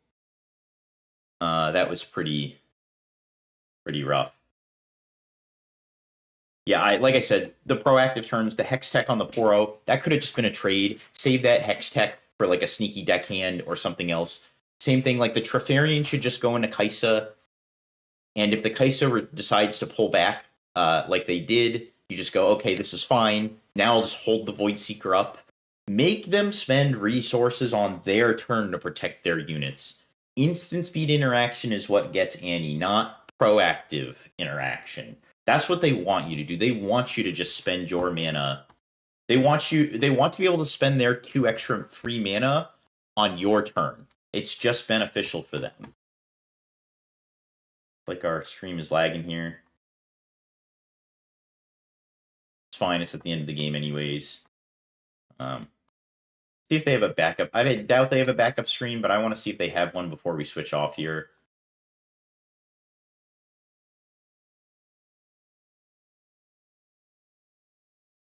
Oh boy, what is happening? Is this happening for anybody else right now? Oh, okay, we switched back. That might be what it was. All right, so we're going to switch over to China. We're going to switch right on over to the China stream. Good old... We're going to go round 2 here for the China stream. Get right to the gameplay. So one nice thing... Ooh, okay. And guys, if you are fans of us, please help support us. My poor baby here, she needs to be fed. Look at her, she's starving. She's barely 5 pounds. She's so hungry. Please help us out. Give us your Twitch Primes. Give us your YouTube Prime equivalent. Sub to our Metafy. Check it out, guys. We've got a whole Metafy. We've got a personalized Discord. We've got coaching. We've got absolutely everything in there. Please help support the gang and help my little Saki get fed. Say hi, Saki. Hello. She's not cheap either. She likes the nice stuff. Okay.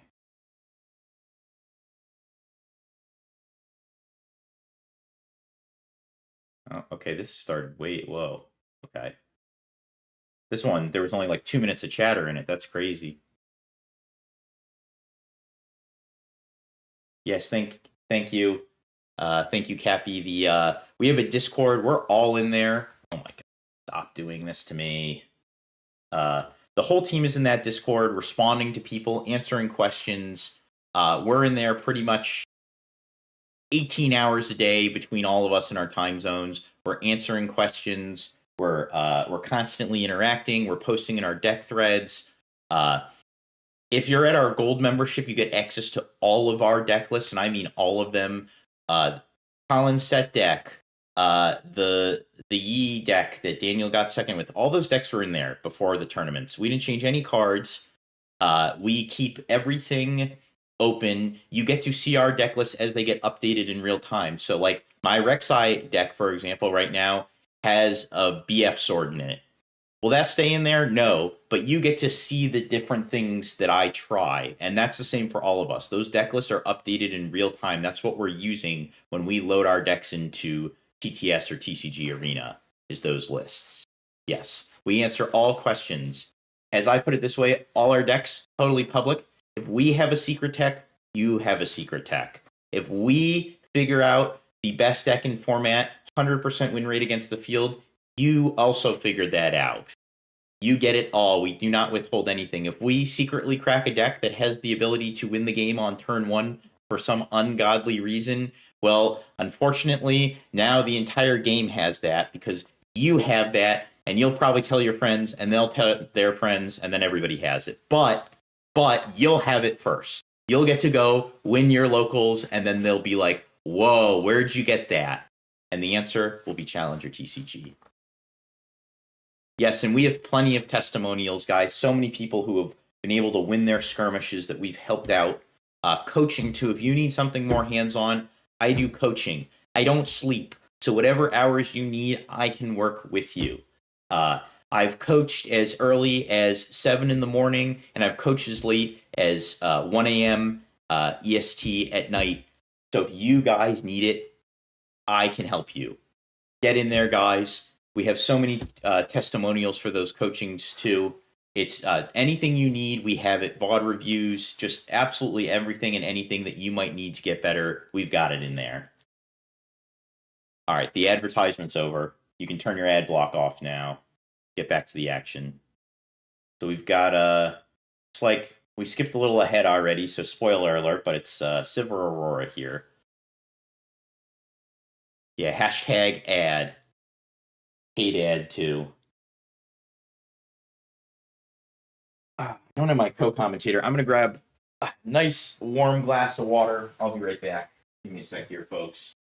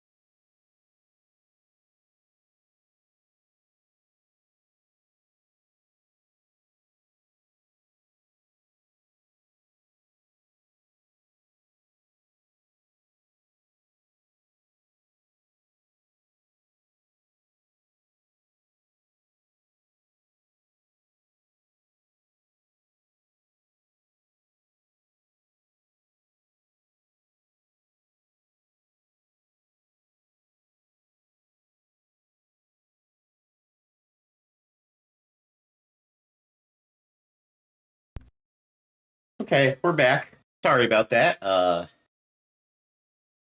The water filter in my fridge exploded, so that's going to be something fun to deal with later on. Yeah. So.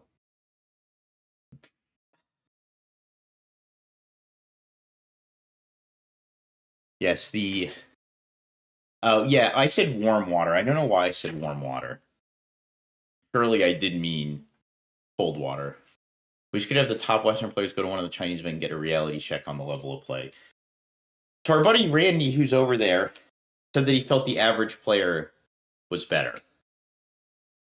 And I know George G has said the same thing too. Nothing that I see on stream leads me to believe that. But I have seen some US play on stream that's been real questionable too, so.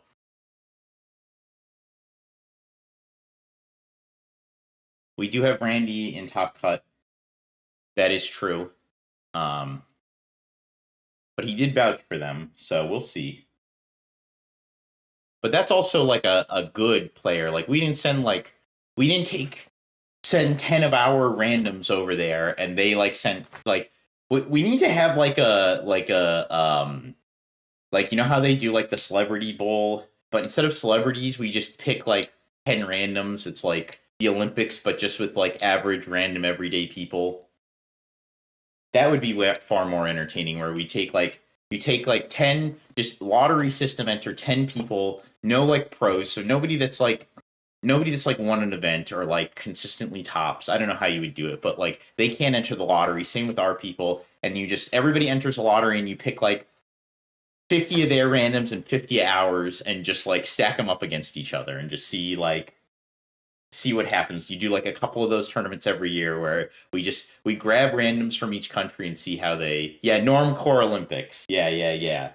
I think the Olympics would be more entertaining, honestly, if you just grabbed like 10 random people for every sport and just see how they did.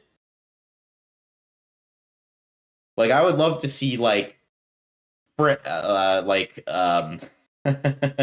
love to see like Frank Smith from Nebraska with his beer gut and goatee just eat shit going down the first ramp on like a skiing event.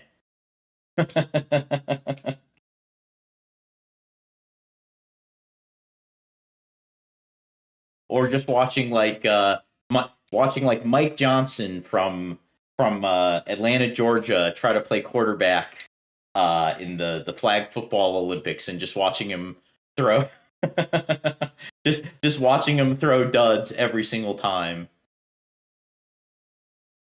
Yeah, who can't swim? Now it's like the Hunger Games. Now we're not even playing. Now we're not even in the Olympics.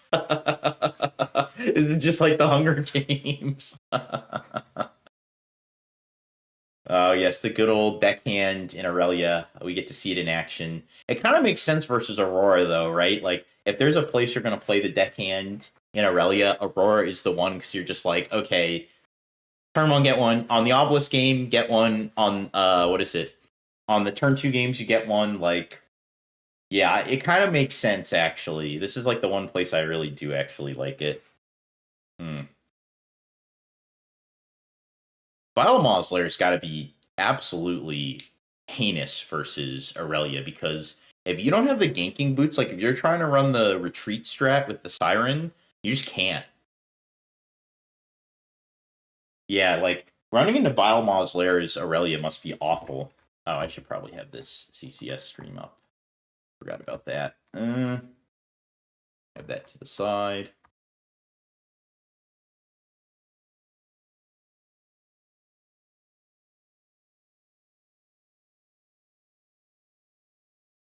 Oh, my co-commentator is without internet currently. The internet in his building seems to not be functioning, so we're waiting on him to come back.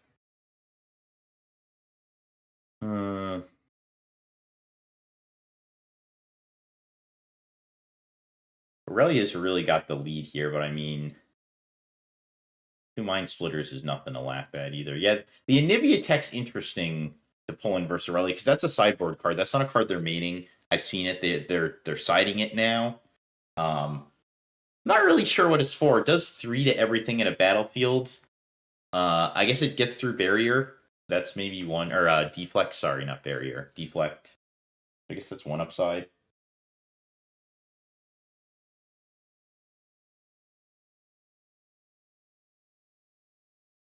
Yeah, not quite sure what that's all about, but not sure why it comes in here either.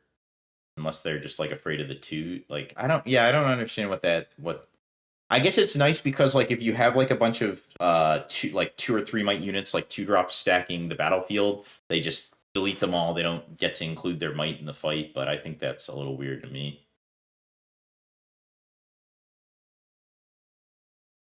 CCS stream is still yapping on.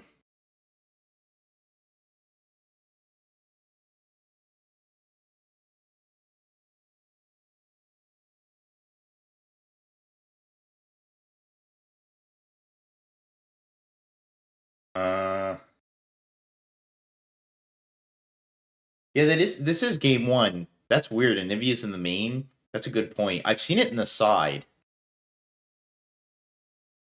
I have seen it. That's where I've seen it, is in the side. Having it in the main is weird. Maybe it's a Sivir thing. Yeah, I guess it's just like the Sivir plays it in the main. I don't really know why. Seems very odd to me.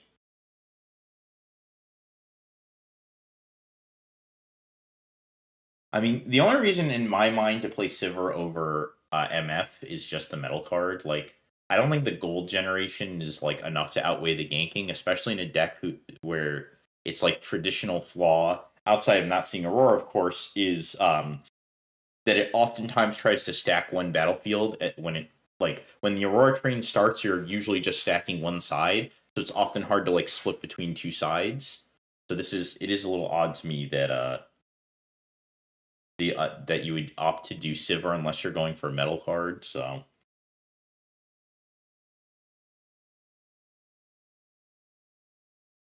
metal card supremacy.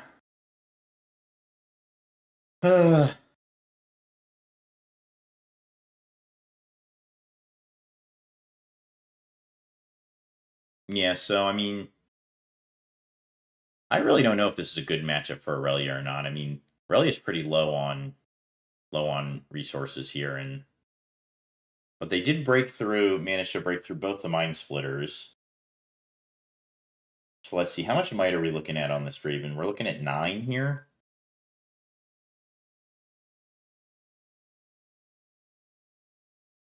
We're not ganking to get the 2 up. Let's think about why that is. I guess we don't want our opponent. I guess we want our opponent to go into the Vile Maws. That's what I'm guessing here, is that we just want them to move into Vile Maws if they're attacking us, so they get trapped there.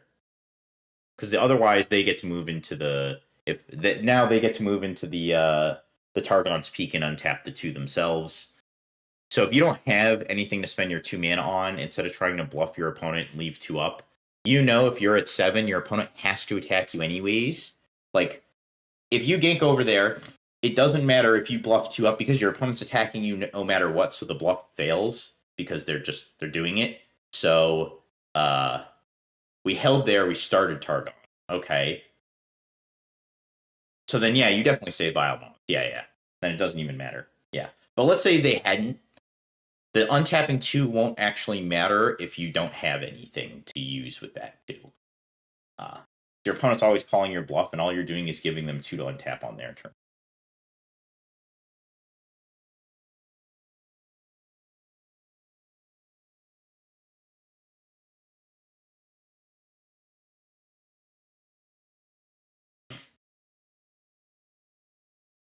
These turns feel so egregiously long.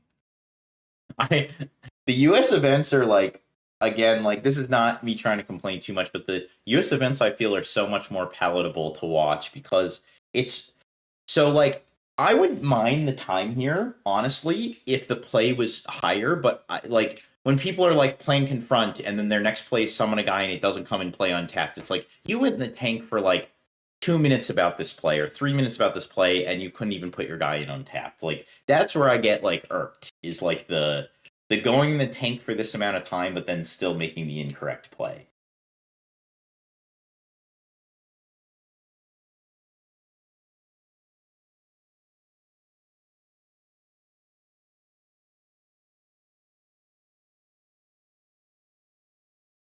So let's see, this Draven, what's this boy? He's a 9 right now, which means we can't kill him with a single Dead Bloom.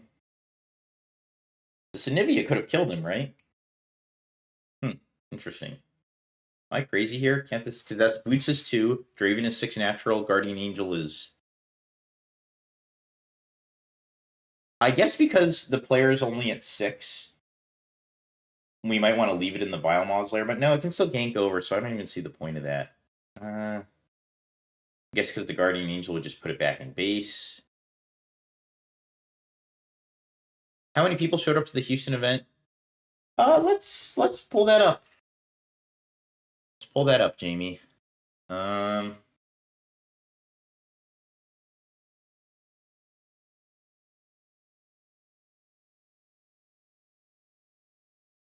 I can pull it up on Top Deck GG, actually.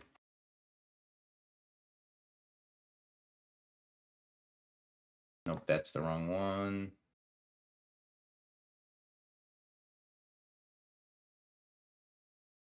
Should be able to find this on Top Deck GG.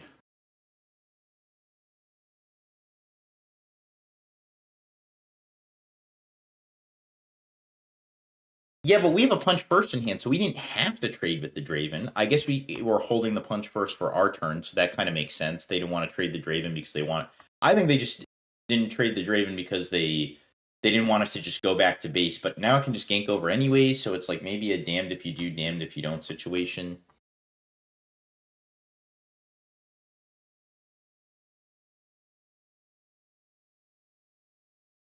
Do you speak the language? Oh, you're asking him.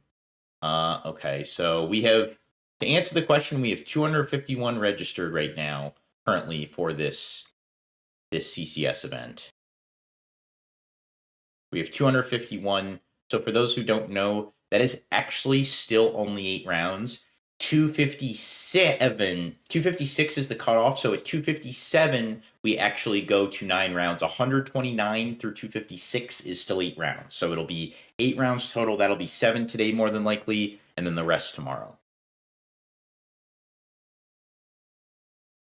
Alex, I'm going to the tournament in China next week. What legend should I play for the Metal Card Challenge?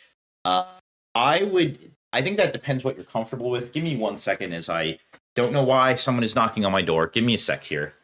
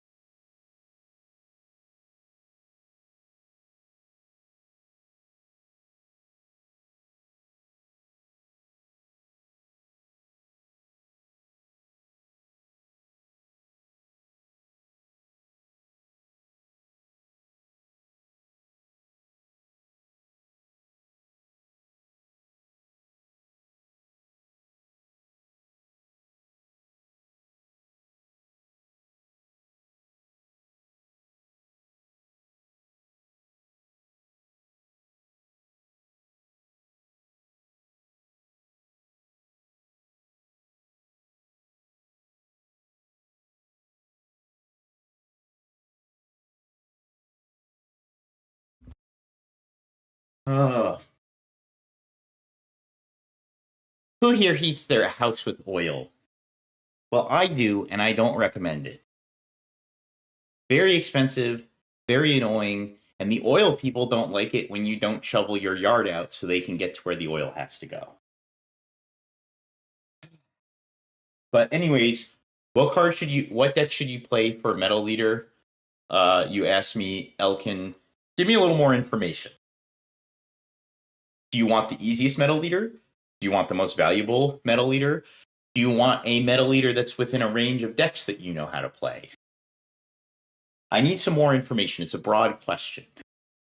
Because if you're asking me personally, and I'm going to play for a Metal Leader, I'm going to probably play for just Rek'Sai because that's the deck I know the best. But I also know that's not the most expensive one. So, like, let's say you wanted to be whatever you thought the most expensive was going to be. I would say, like, Ezreal or Draven. Like,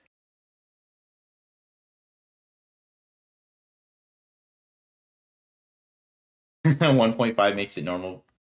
So, just if you want to watch the games faster, just highlight. I have my translate on. Yes, good call.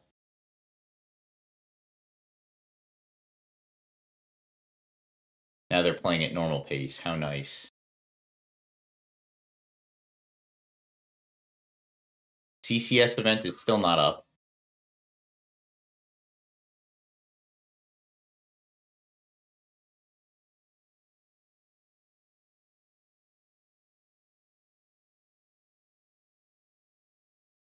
The easiest because I played Aurelia most. I don't want to end up 06 and don't want an expensive one. Well, I would have told you Garen. However, now it seems that Garen 16 people played, so what's the easiest? I don't know, chat. What do you think the easiest metal card is? Like, I'd have to look at the breakdown again. It's just so hard because it changes every week because, like, if you look at the distribution of leaders, the ones on the bottom end keep changing based on how many people played it the last week because people are just trying to spike the easiest one from the previous week, which shifts the numbers on the other ones. Like, so that's what I was told. Most of the Chinese metal leader cards are only about 2K American.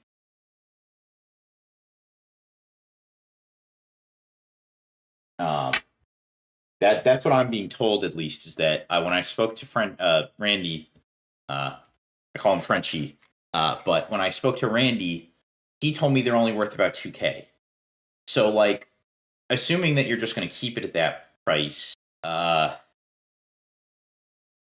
you getting metal cards for Origins Legends 2? Yes. Either. Assuming that you're just going to keep it,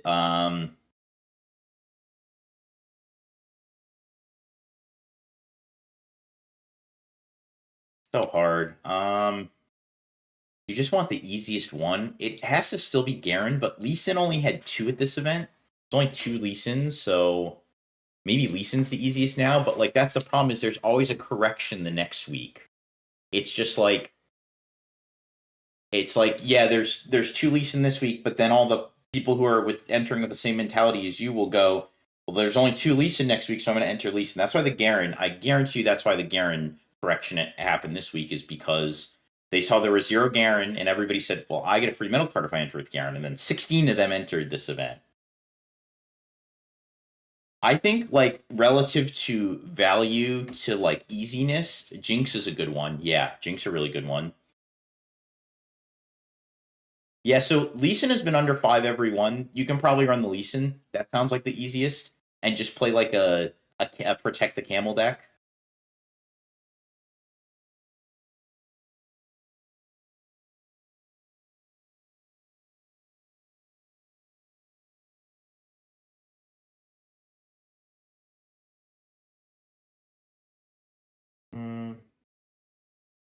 How's the team doing in Houston? I have not checked yet. I have it up on the side here. I'm sure they'll be updating us in the chat.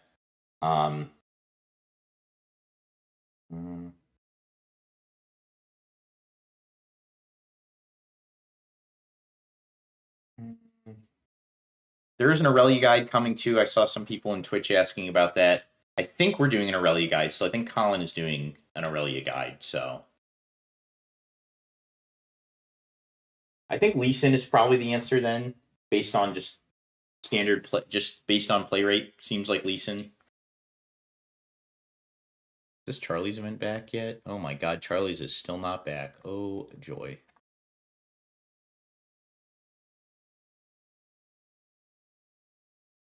All right, looks like they're about to start. They've got a new commentator on. I think Charlie's is about to begin.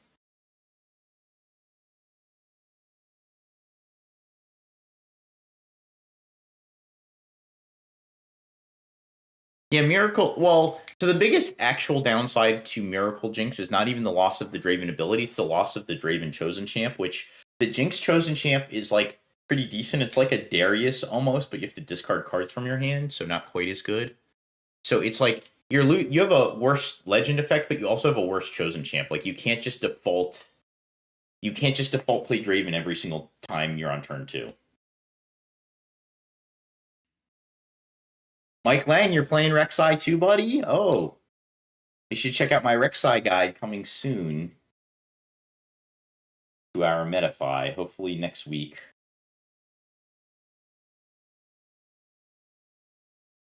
I know my editor, who's certainly not watching this right now, is hard at work editing that Rek'Sai guide.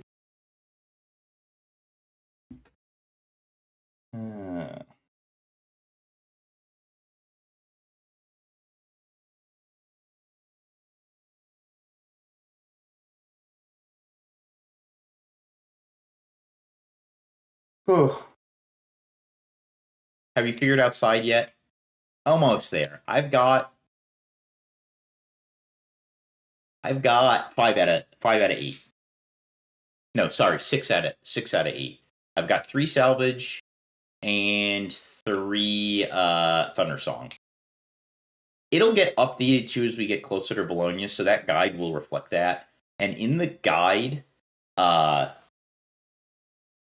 too, I'm going to have what's called an alternative section, which will just propose, it'll say why I don't play something or why I would play something. Actually, in the battlefield section, I'm doing a dual battlefield for the third battlefield. The third battlefield is actually a toss-up for me, and I'm going to put both of them in the guide and just say, I'm going to leave it to your choice. I like both of these, and I like them both for different reasons. 2 of the battlefields are locked. It's the third one that I just can't decide because I like them both, and they both do different things. And they both have different upsides and downsides, and it's not even like a meta call thing. It's just like a personal preference thing.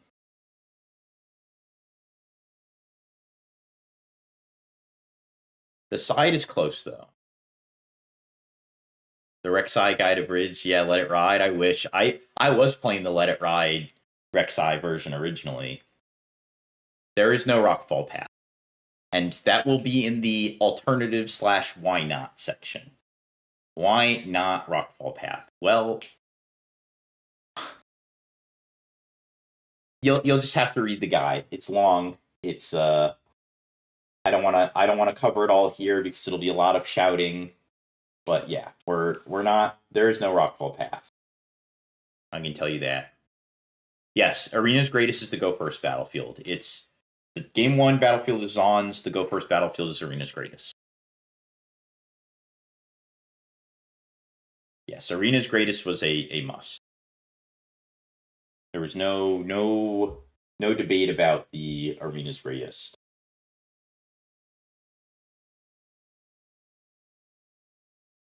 Oh, the CCS stream is on. Let's do it. Let's get it, fellas. All right. Here we are.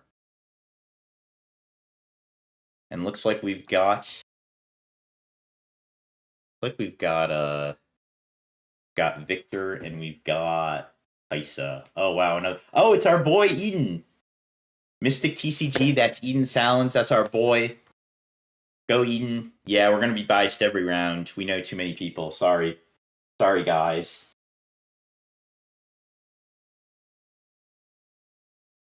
This is you came here for an unbiased stream, you're about to be sadly mistaken. It's our boy Eden, so we're rooting for Kaisa here. I already think this is a good matchup for Kaisa. Especially the Victor player has to really know what they're doing now. Like, if you're up against Cody, I might be shook. I don't know, this guy, maybe he's good too. But that's our boy. Let's go, Kaisa.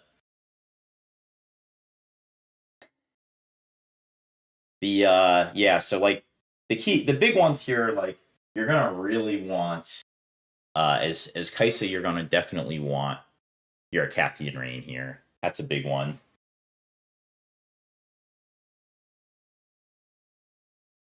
Yes, Eden is the GOAT. Check out Mystic TCG for all your singles needs, guys.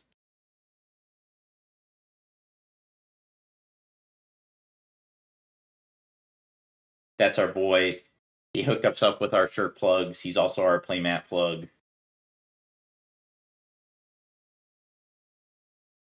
Longtime friend of the team, so great dude.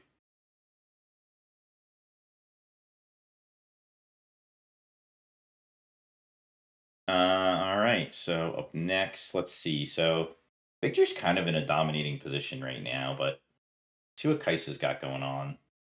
Got 2 up on the Victor side. We got a Shen. Man, a cleave would be big. Yes, watch out for smokescreen though. Still, can't see the Victor player's hand. Oh god, that Eden's just the way he has his hand is perfect. He shuffles his hand. He does it slow enough that we can see everything. We have his full hand visible. Got a singularity. That's pretty strong here. Probably just firing off the singularity so we don't get smoke screened out of the game here, I think. It's not like the juiciest singularity we can get, but it's good enough.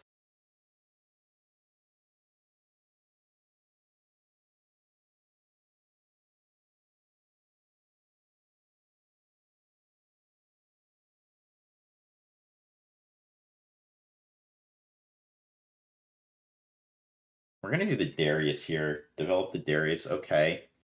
We're going to stoop. So we're at 7. We are still getting kind of blown out by smokescreen here. Now we can retreat to bail us out, which is fine. But I mean, we are risking a lot to the smokescreen. There's also the face splitter too, if he's playing that. Looks like he might have a face splitter in hand. Zablos makes sense as BF3 in what? In Rek'Sai? No.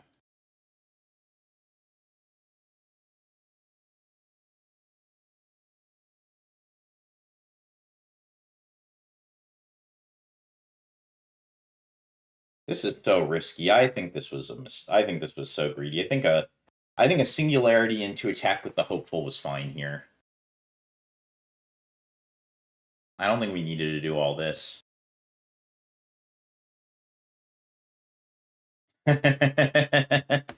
Yup. We love to see that when we're the Victor player, our opponent reading our cards.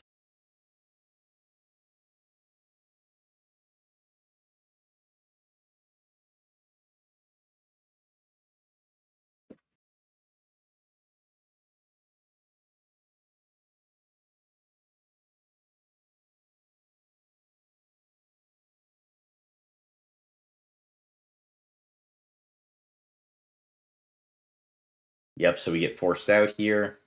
Now we have to finish the attack to at least... The Shen shrunk, so we have to trade the Shen here. Assuming he stunned the token, not the Shen. Yep. The problem is, we're not on the board as Kaisa right now. We're at 0 and our opponent's at 5. We're far behind, especially if this Victor player happens to have a time warp somewhere in there. Granted, he is at least 2 turns away from that still, unless he has a retreat. But we definitely don't want to see that.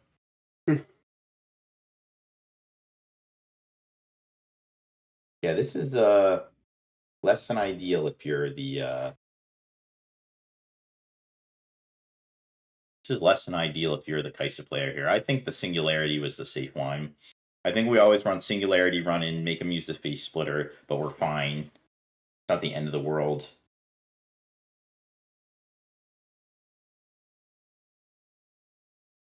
And this Victor's just going to keep the hand presence so high. Now we can make a token, play another unit. We can make our Victor chosen champ. We can leave up. I think we saw another face splitter in the hand of the Victor. How come everybody on the right always has their hand way back and everybody on the left always has their hand forward? I don't know if it's a camera angle, but...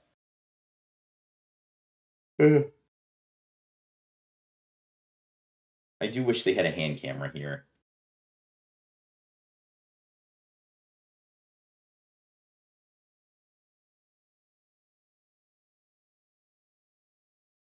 Why do we think about running Hopeful into Biomon instead? I mean, we could do that too after the Singularity if we wanted to. I don't like to get trapped in the Biomon. I'd rather have the Targan. Oh, you're saying why not send it over to the other side? I think the Shen trade is correct because what happens is when the Hopeful goes into the Biomon, it's trapped there forever and does nothing now. The Shen is also a 5 currently, so like you kind of are performing on your Stupefy. So I like the trade because we use the Stupefy to make it a 4. So I like making use of the Stupefy. If we move to the Biomoz, our Noxious Hopeful is gone. We've just removed a unit from the board effectively.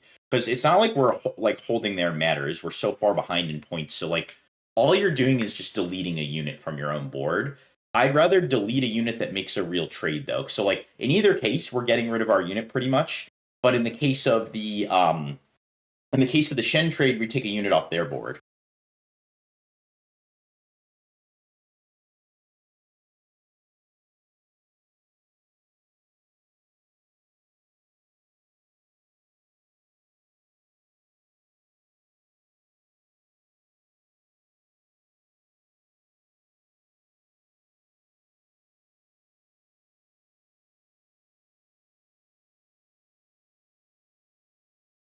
Man, this guy's firing off face splitters. It's a pretty clean falling star. We're almost certainly going to take this. Unless he really feels strongly about this. I mean, we could play this Hopeful, I guess. It does ready the Darius.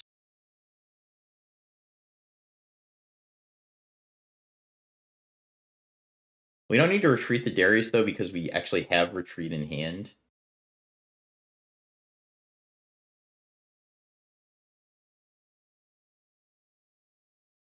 Yeah, so he doesn't Falling Star because he failed to kill the Yordle, but if he had killed the Yordle with Kaisai, I would have Falling Starred there just to get all the units off the board.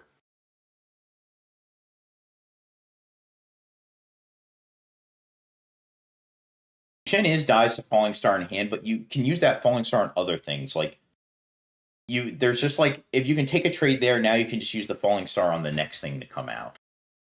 Also, I don't know if he drew that Falling Star off the Stupefy, because he didn't have it originally, I don't think.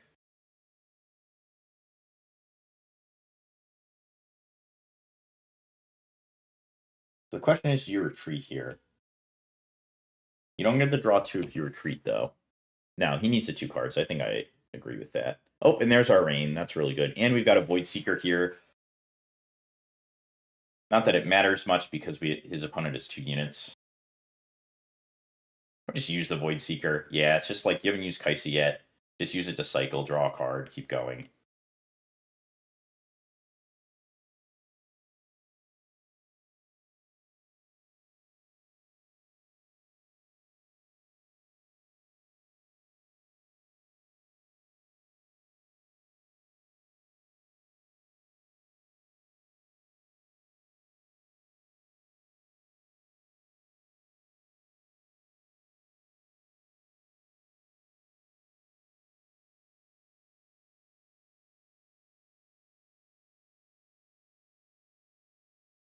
Hmm.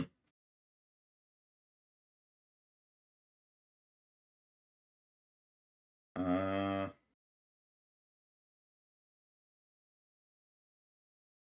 going to stack his Victor here. No, we're just going to stay in the back. Probably the best. We don't have enough might to successfully stack, especially not against a Watcher. Oh. Man, if we got a grand stratagem, we're cooking. Or even an Imperial Decree is probably good enough. This is a pretty... But we did draw the Acathian Rain, so we can actually clear every unit on board except one. We can leave them with one token. This is actually pretty solid, so we can actually kill every single unit on board. Yep. With the Falling Star, we can full clear. This is why I was saying you just need a Acathian Rain versus deck. Yep. Double score. Wipe them out. With the Stupefy, you can actually full clear here. So he puts 2 into everything, and then 2 into the Vanguard Captain, and then the Stupe.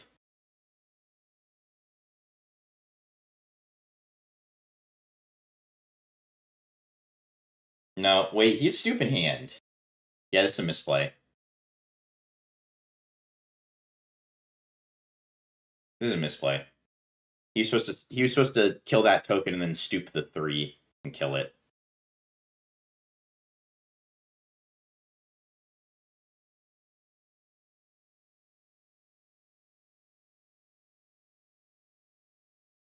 I don't know what we're saving the Stupe for. We were just supposed to full clear here.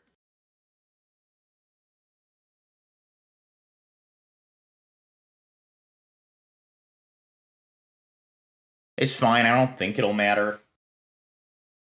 I don't think there's any way this like really matters. Singu. Yeah, but see, we gave him a free draw. Like this is where it feels bad. Like he's at 7 already. I guess if he has Sprite Mother, he wins. No, actually he doesn't. No, because we have Hex Tech in hand, so he doesn't even win the Sprite Mother. But it's just like now we've given him a draw or a card from our hand for no reason, and a resource. Like,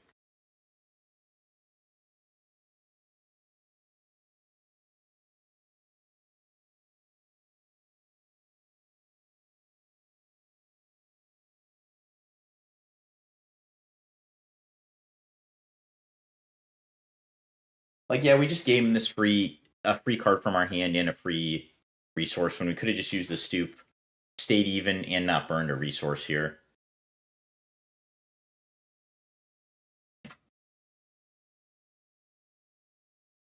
I mean, I think the Victor players cooked either way, but still.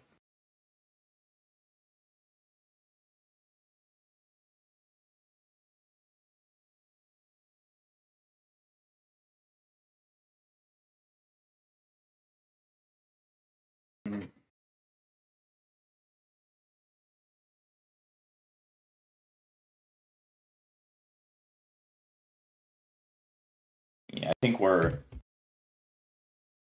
fine. I mean, the Victor player's just making a token and doing nothing, but again, like, we could just be one Hex Tech Ray richer right now.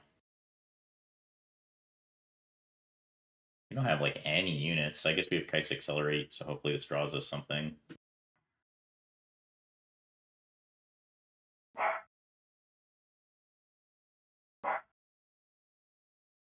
I mean, we have infinite removal in our hand. I mean, like, this is...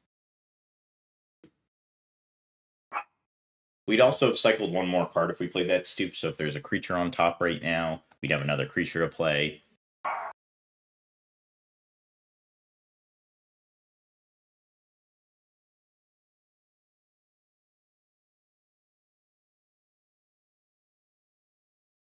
I still think Kaisa's probably got this, given what their hand is.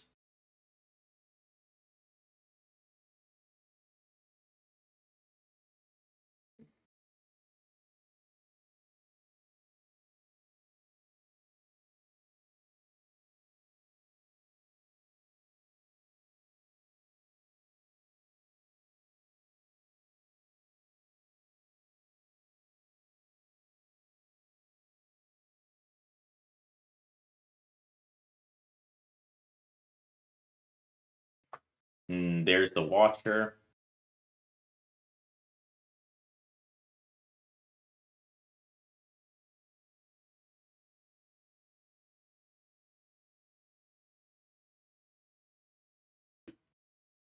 Funny enough, we can still just kill this Watcher with the Smokescreen X-Tech.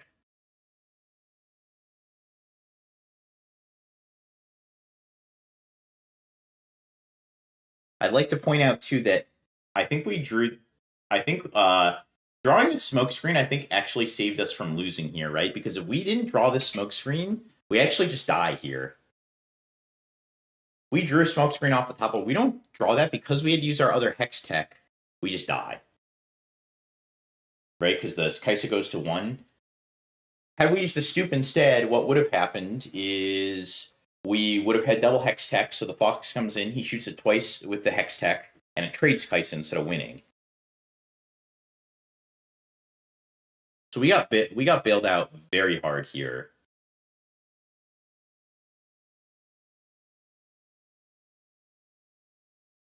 Yep, he did the order right. You always play the action first and then react to it so your opponent never gets a sequence back. Doesn't matter much here, but it can sometimes. Stoop his own guy, sure. See, now we just use this stoop to do nothing anyways.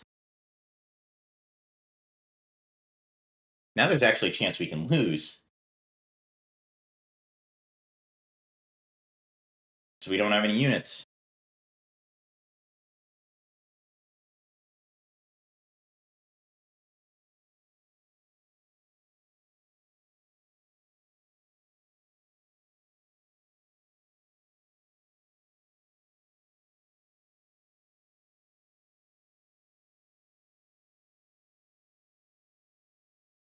So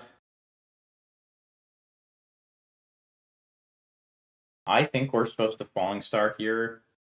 Maybe it's not good enough because we always die to Watcher anyways, though. I guess we're always just accepting our death to Watcher. Oh, shit. I don't know if it's my... I feel like it's not my internet. I feel like it's theirs, but I don't know. I feel like we're always dying to Watcher here now. Whereas, like, again, we could still have a Hex Tech in hand and not die to Watcher here.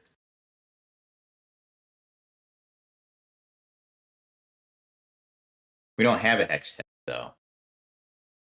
We just had the Hex Tech like we were supposed to, because we used this Stupefy to just draw 1 and it did nothing. And that, like, this is a great example of how one tiny micro mistake can just cost you the whole... It can just cost you the whole game. Like, this is a perfect example. This would be like a good VOD review.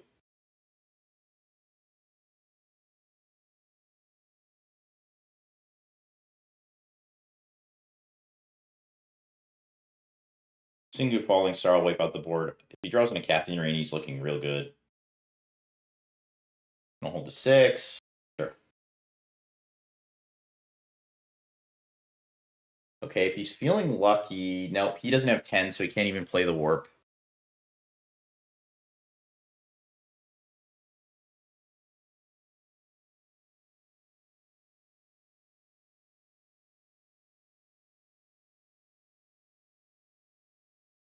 Just like no units this game. Look, he hasn't drawn a single 2-drop, it looks like. He's drawn 1 2-drop this whole game. He's drawn Pouty 4, that's the only one. So he has to do the Singularity first on the Victor because he needs to see if his opponent is Call to Glory.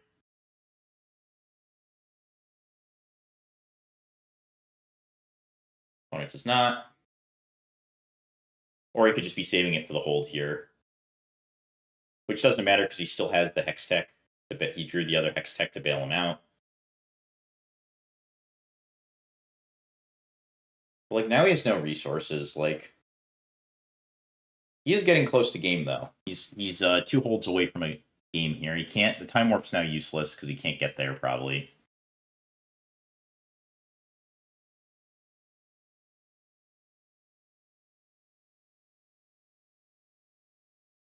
I think his opponent has a Singularity Stoop in hand. Can't tell, though.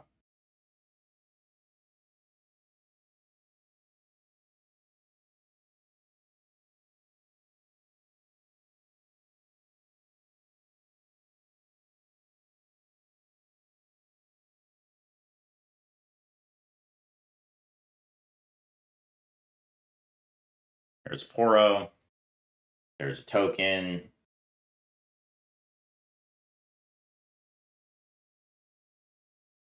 I think I see Singularity in his hand at the very least.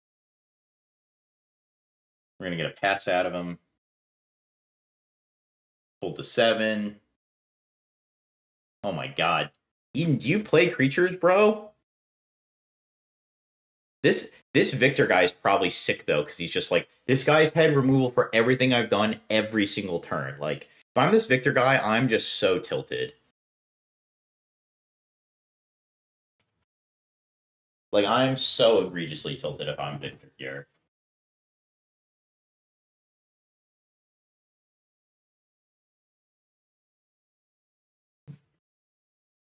And he's picking up. That is it. Yep.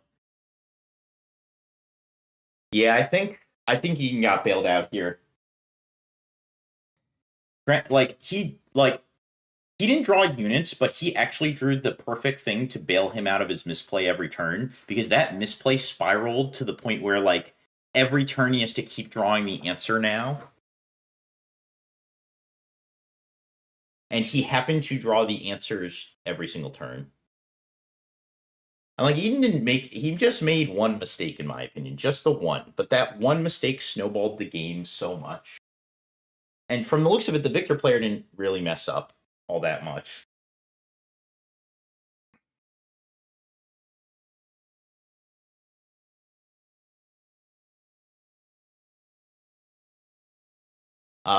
This first CCG, what sleeve should I be buying?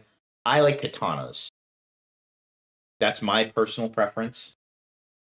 I'm a big katanas guy. Some people like Dragon Shields on the team.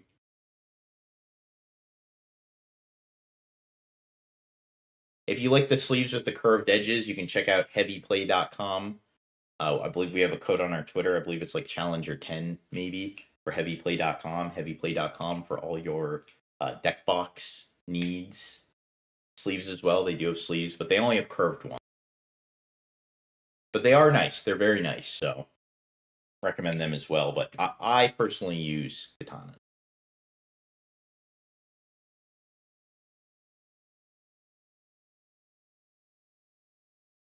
Now you want a good deck box though. Heavy Play, that's your guy. Heavy Play has the nicest deck box on the market for sure.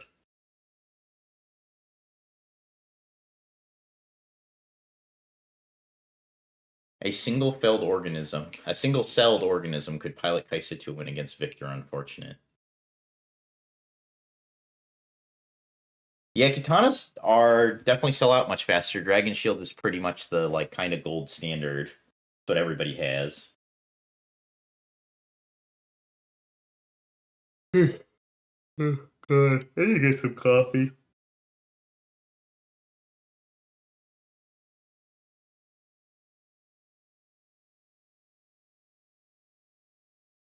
That was a 30-minute game one. I feel like I'm watching a China stream. They did play pretty at pace, though. There wasn't anything slow going on there.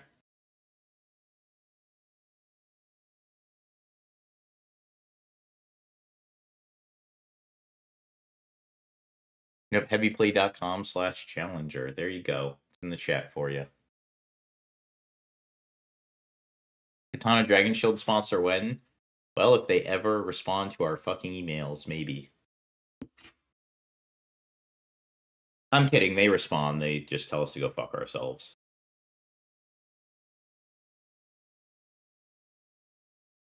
Yeah, Ultra Pros were the standard in 2008, 2006, 2007, but like Ultra Pros were just like $350 a pack, shitty quality. Nobody wants it anymore.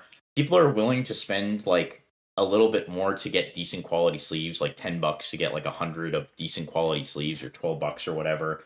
Ultra Pros are just like the Walmart brand of sleeves. That's why nobody has them anymore. Nobody wants them. They're cheap. They get dirty. They ding. They're literally like, you're lucky if they're good for one tournament. Like, I can't think of the last time I sleeved up with Ultra Pros. It's got to be easily over a decade.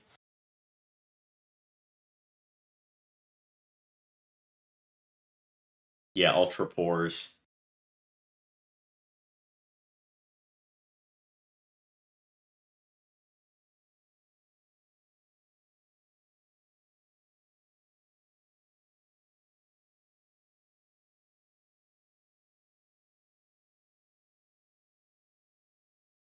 Victor on the play with the Trifarian War Camp. We gotta turn one play. We got actual units this time. Eden opening the Cathian's huge here. I mean, I think he was only struggling as bad as he did last game because he didn't find any units, so his opponent just got to do whatever he wanted for the first few turns.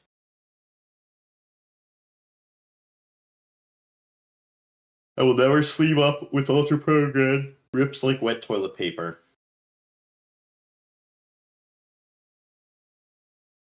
Yeah, I'm told that the Alibaba sleeves are starting to become the meta. That's what I've heard. I haven't tried them yet, but I have heard that.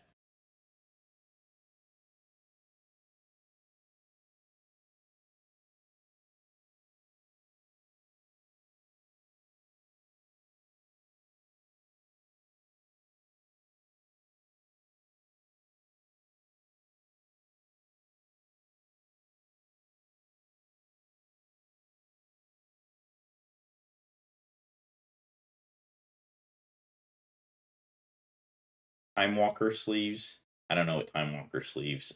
A guy named Daywalker uses Time Walker sleeves. Interesting.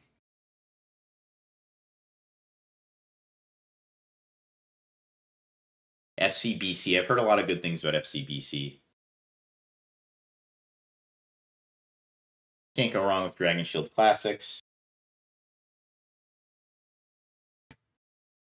I mean, Victor player did pretty much nothing for 2 turns, so I don't see. I mean, this Kaisa player is a real hand. They have Cathian Rain. Let's see how this ever goes well for them.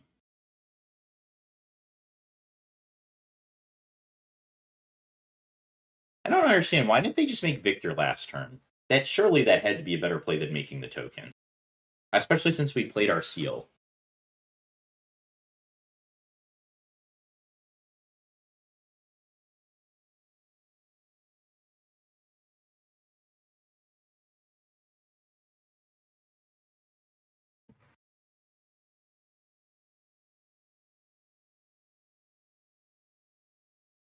Surely playing the Victor had to be better. Oh my god, these bowling pins are about to get knocked down by 1 cleave. We have it? We don't.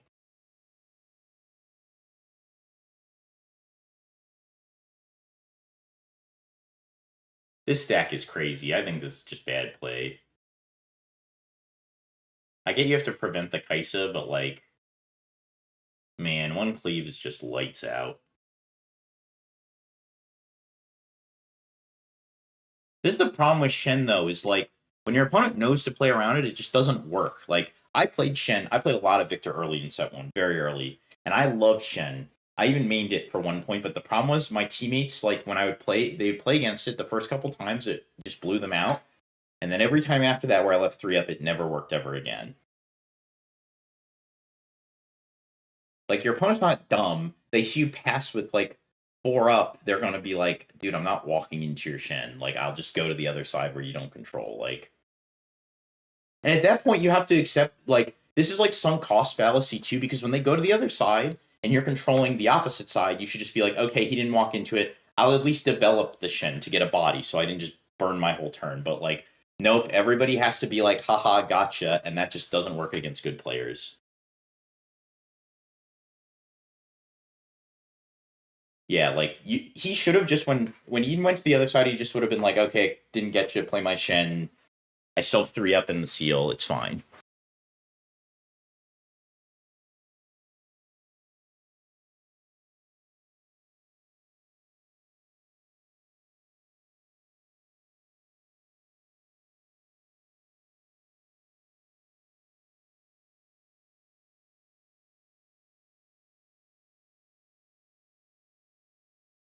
Mm-hmm.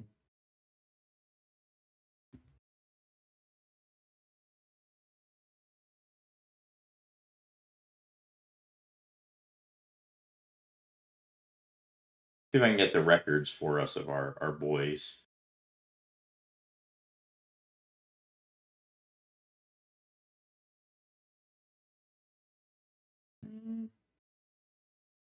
Seeing if we can get some sort of record here. Update for you guys, if you will. Yeah,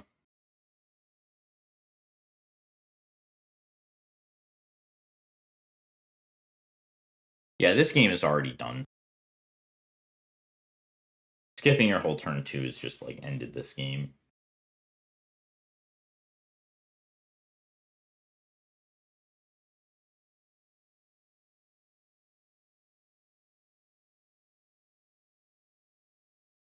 Played a Vengeance, like, ugh.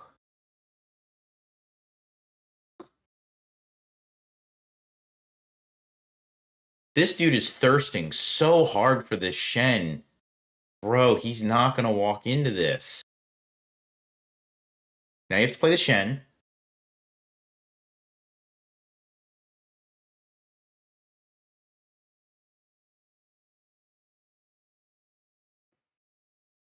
Yes, you have to play it, dude. Like, you're not going to do the haha gotcha. Yes, there you go. Like,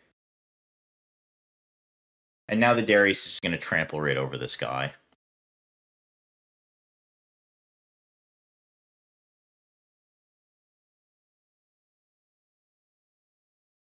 Yeah, goodbye.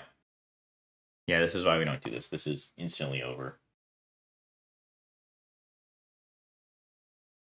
What can the victory player do to get back? Cast double singularity next turn? I guess one singularity would be a good start.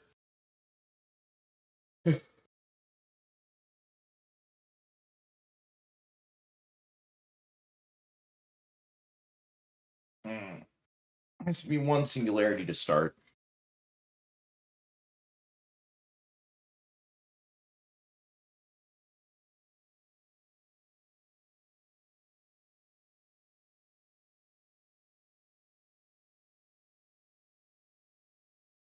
Yeah, I don't know. Well, he walked back his tokens because I think he was scared of the Darius, maybe. I don't know why we walked the tokens in to block the Kaisa in the first place. I know what he was doing. He was still thirsting the Shen, so if you didn't want to put one in there and like have it get bolted like it just did. Alright, well that's like a really bad singularity. That's like the worst singularity imaginable. It's a singularity that clears our board too. And pays 1 extra power. I guess it pays the same because you have the yellow seal, so it's like the same.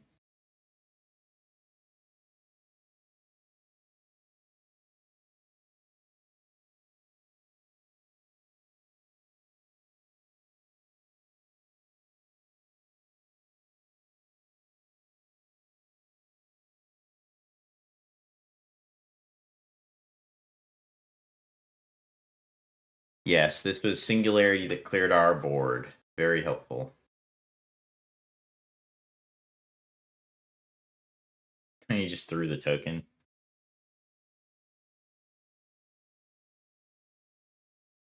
Eden should be drawing before he does any of his attacks. Not that it really matters, but again, RNGs before guarantees. Draw last, lol. Even if he wanted to put it in the battlefield, he could have still just attacked with that one, then drawn.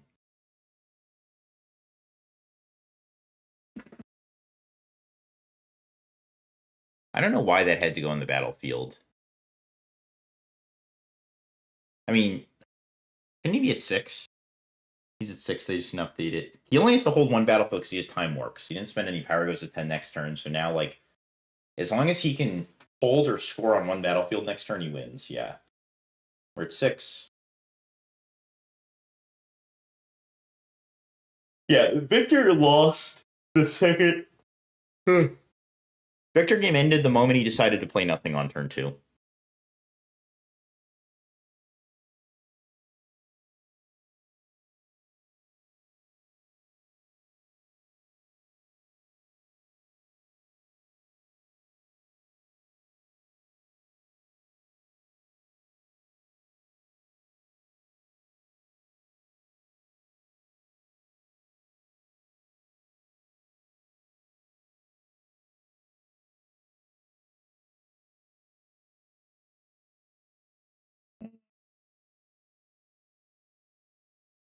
Yeah, and that not much else to say about that.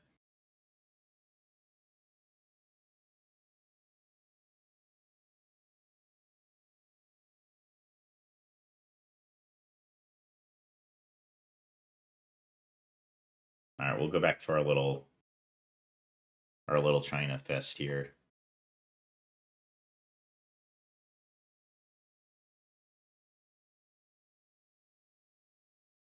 Man, it's such a shame these US games are ending too fast.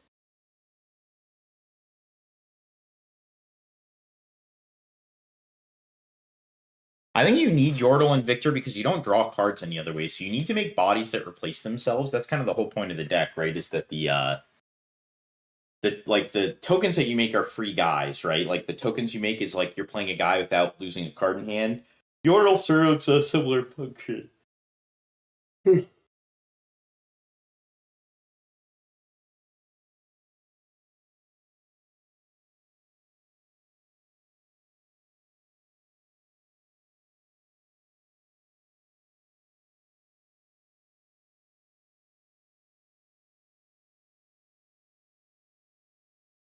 Thoughts about Sivir of or MF on Aurora? I think it's always MF. That's what I was saying earlier. Like one of the fundamental flaws of Aurora is that it gets trapped on one side, especially when in your earlier Aurora flips when you only have 1 or 2 units is you're trying to stack up on one side, and MF kind of alleviates this issue of your opponent like kind of like running in, like I call it the T-Rex arms because you can't get the thing to the side of you.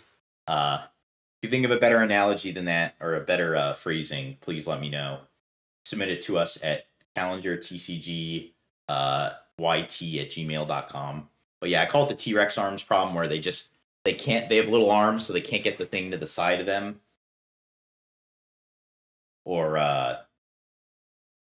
not alligator eyes, but frontward, like the animals that only have eyes on the front so they can't see the sides.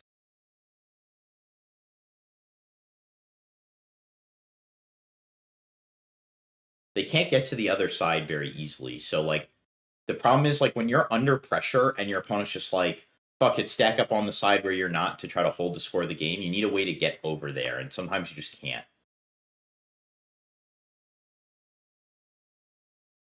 So, but that's the thing is like you're having to now run a card in your deck that you would otherwise just not have to run. Like because the thing with MF is like, especially the newer builds where they're only playing like 5 units, is once you've got your Aurora down, you don't actually need that much resources. Like you can just spend power willy nilly because most of the cards in your deck cost like 3 or less. Blinders, there you go.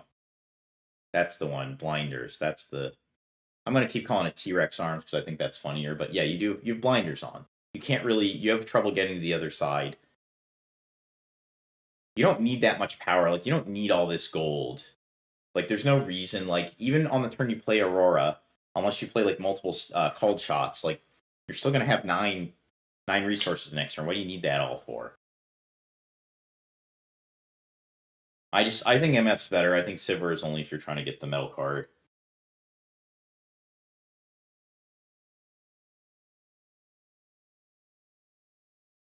The Adaptatron's crazy. Adaptatron goes so hard. Adaptatron just clearing out 2 Auroras is insane. Aurelia. It's unfortunate because I don't agree with a lot of the current Aurelia sideboard, but man, oh man, will this deck shred fucking Aurora if you use this sideboard. Sneaky deck hands, Adaptatrons with movement. Oh man, they are just sick.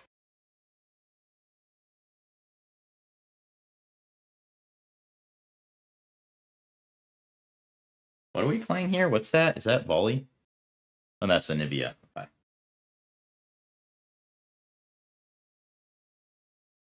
Putting our Aurora back. Interesting. Yeah, it is cool. If you watch on this is 1.5 times speed. And you probably can't tell.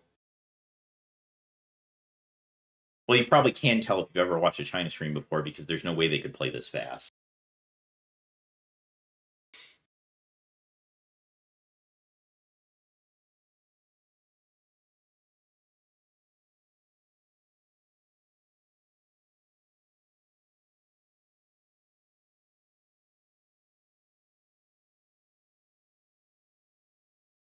Yep. Ooh, and that's kind of a bunk hand.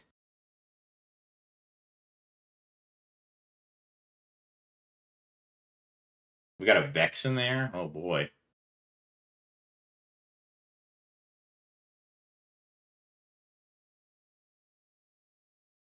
And now, because we're a point above, we're just going to try to hold.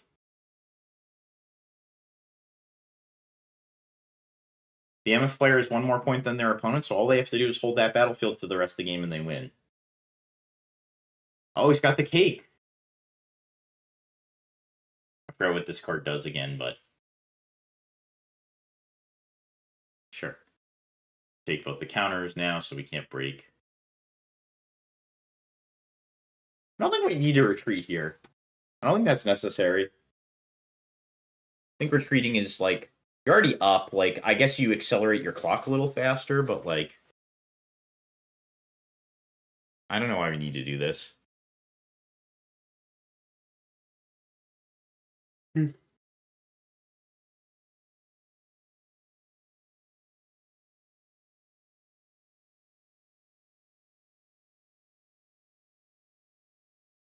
move a unit to a place where another unit is from that. Yeah. It's like a fake charm, bad charm. That's what it is.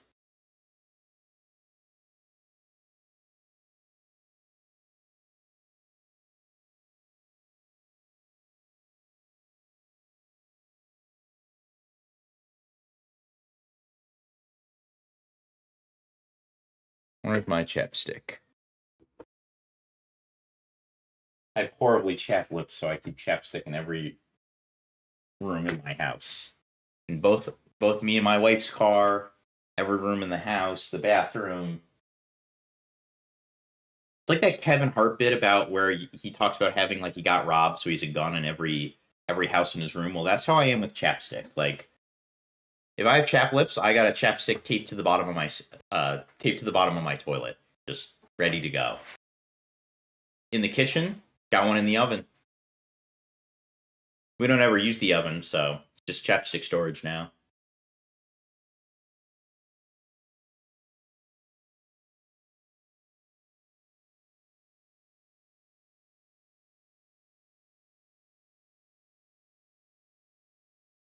See, like, we're never breaking that side. That's why, like, I mean, I guess Anivia hits all of those for 3. This seems a little questionable. That's what he's trying to figure out right now. I can't even see all the equips under that, but he's just like, he's got the math figured out. He knows what's going on.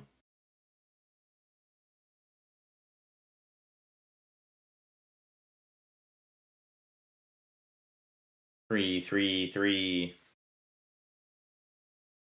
Yep.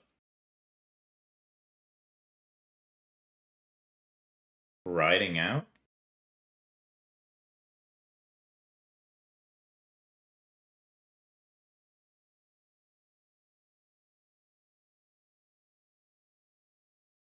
Yep, so we're going to save our Aurelia here. Geo crack. Vex is dead. Vex dead or alive? I guess it's alive. Accelerating. This guy didn't destroy that gold when his Adaptatron captured. I'm pretty sure he could have destroyed that gold when the Adaptatron captured, and I think he forgot to do that.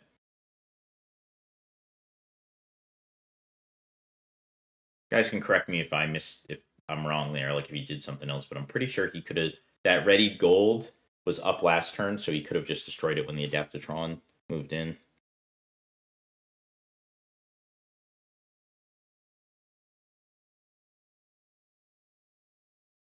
Yep, okay, he killed it here.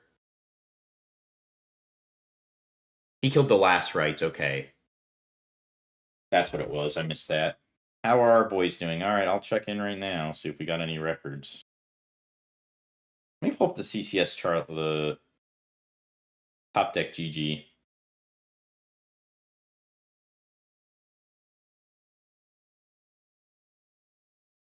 See if I can find the Charlie's event here. See how our boys are doing. View bracket, let's see. Okay, so some updates for you, fellas. Anton currently has 3 points. Anton is currently 1-0, has not finished his round. Daniel, currently 1-0, has not finished his round. Oh, wait, no, he is. He's 2-0, it just hasn't updated. So, Daniel is 2-0.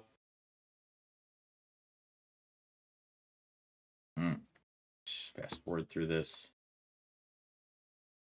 Daniel is 2-0.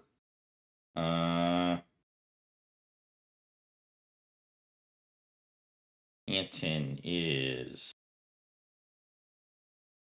2-0. Colin is 2-0. And Cody is 1-1. He lost round 1. Sad. The rest of the boys are undefeated though, so we're looking good. So Cody is Victor. Colin is presumably Victor. Colin is presumably Set. Daniel is almost certainly Aurora Yi, and Anton was between Kaisa and Aurora Yi. So we're unsure about that. I'm gonna post this link in here for you guys too, so you can utilize it.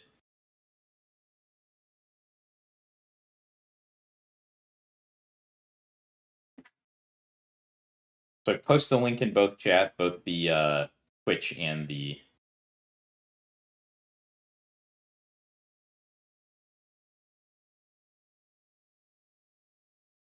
Yep, so I posted the link in both Twitch and in YouTube, so you guys can utilize that to follow along with the gang here.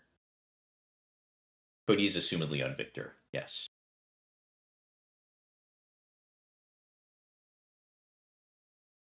So you can search their names. It's Anton, Colin, Cody, Daniel.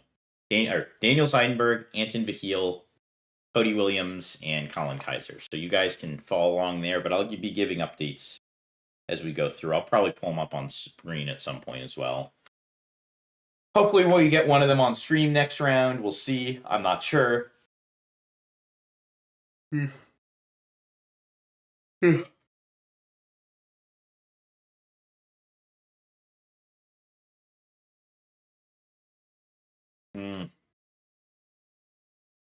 So we're game 3 here.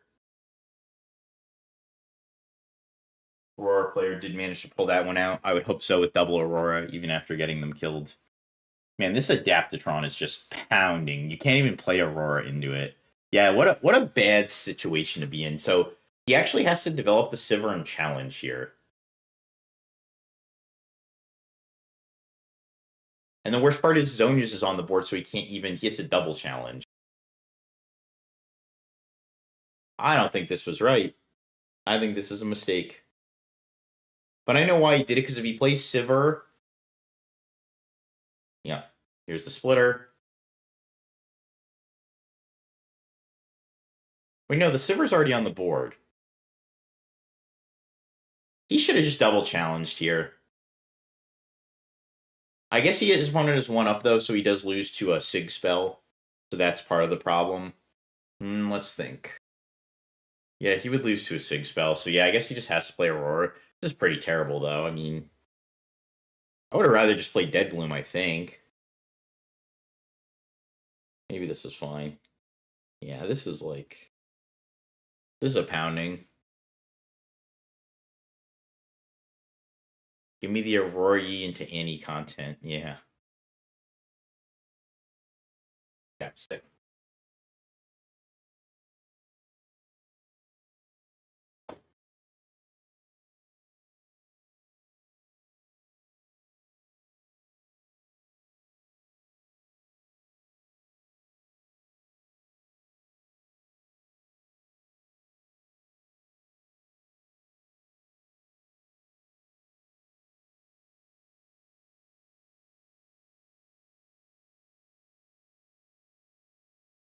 Yeah, and man, China took their feedback quickly and sped their play up. Yeah. I took their feedback and sped their play up. At 1.5 times speed, to be precise.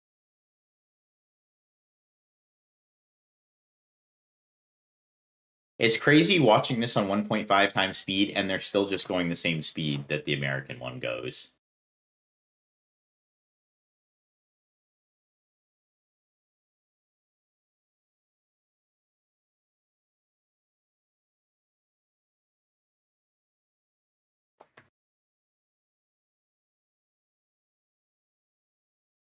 Roarmans. Ooh, we're gonna punch right through here.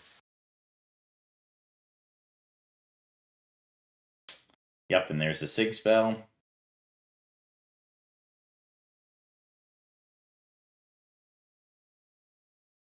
We need to spend another. Do we have? I mean, we just have to cycle a power here, right? Let's see. So the Attachmentron's a 4. It goes to 6. The Sivir goes to 2. So I guess we can't. It won't be enough. So we can challenge with the Mind Splitter.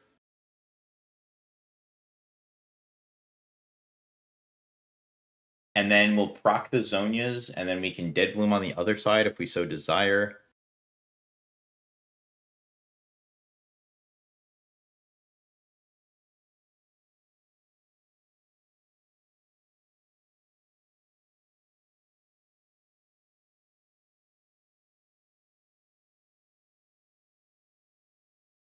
We can definitely just challenge here because our health will reset on the Mind Splitter. Because if we challenge the Mind Splitter, there's a combat going on right now.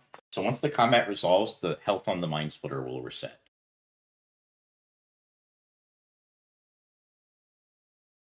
Because the Mind Splitter is punched right now. So it goes Mind Splitter, kill Adaptatron, Sivir conquers, we score 1, and then... Why didn't we use... I guess he want... Okay, so I think he... Oh, disgusting. Holy shit. My guess is that he wanted to save the challenge so he could kill the... I don't know. I think he could have just challenged there.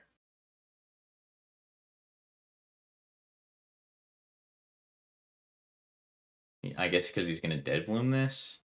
But the Herder is still alive is the problem. I hate having the Herder still here. Herder is just like the scariest card to leave alive, I guess. I guess because it was under Guardian's Angel and he knew that was another Zonia's, he just knew he couldn't kill it, so he just accepted.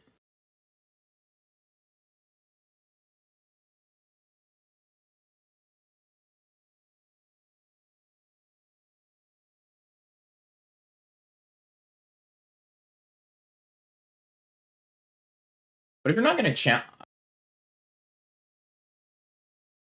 If you don't challenge, I don't know, maybe you're supposed to... I guess he just wants to develop the Dead Bloom here.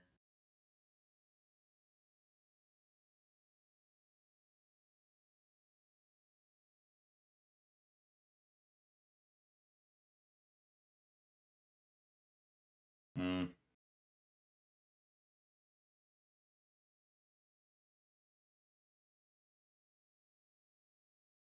Yeah, I guess he just needs to save it to crack the...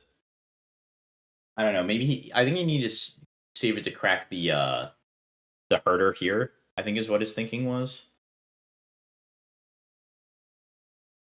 Was that draw? Oh, no, he drew with the Herder. Got a cold shot. He's not going to take... He's taking the cold shot? Sure. Yeah.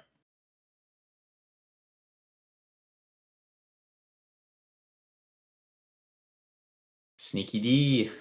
What a G. Another cold shot? Oh my god. I don't think we can cold shot again. We have to wait till next turn.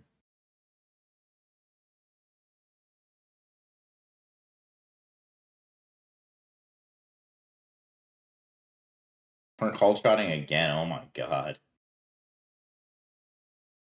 He didn't repeat it though, it looks like. Oh, he did repeat it. Wait.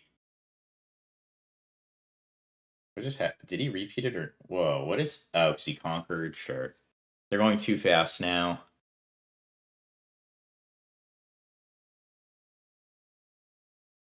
It's too much. My tiny brain can't handle the speed.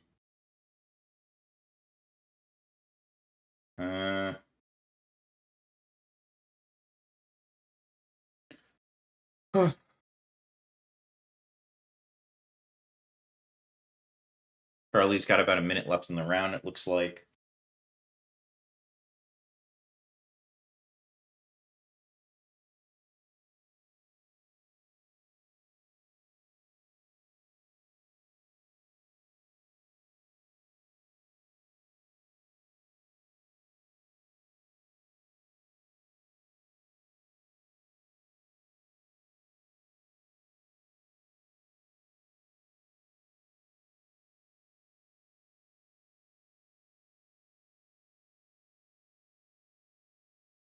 Yep, and that'll do it. Not much to be done there. Adaptatron, man. I don't know if I believe in it, but I definitely believe in it in this matchup. My God. Adaptatron just shreds. Victor's probably closer to like, he's like upper B tier probably in my mind. He's probably still A tier. Maybe upper B tier now.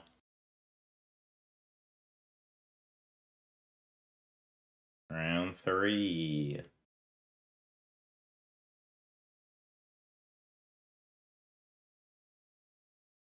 All right. Raven versus Yasuo. Someone said they wanted to say.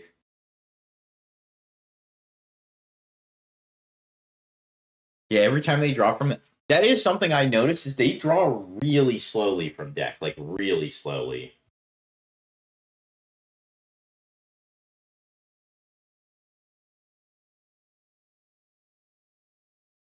Okay, so I'm being sent to deck breakdown here for the Charlie's event. We're gonna get that up on screen here.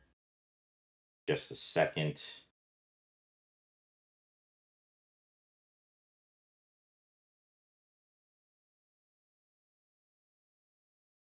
We've got a deck breakdown for Charlie, so give me a sec here, guys. I'm gonna bring that up.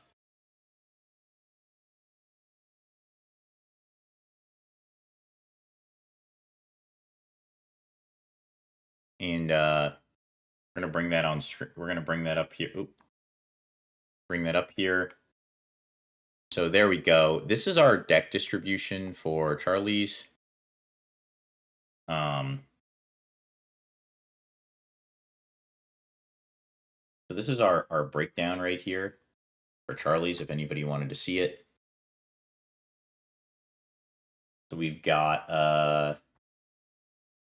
oh god, this is through 1 second. Give me a sec. There's definitely a better way to do this. This is just a photo Collins sent me. I don't know where he pulled this. Oh, it's on a TV screen up there. Give me a sec here.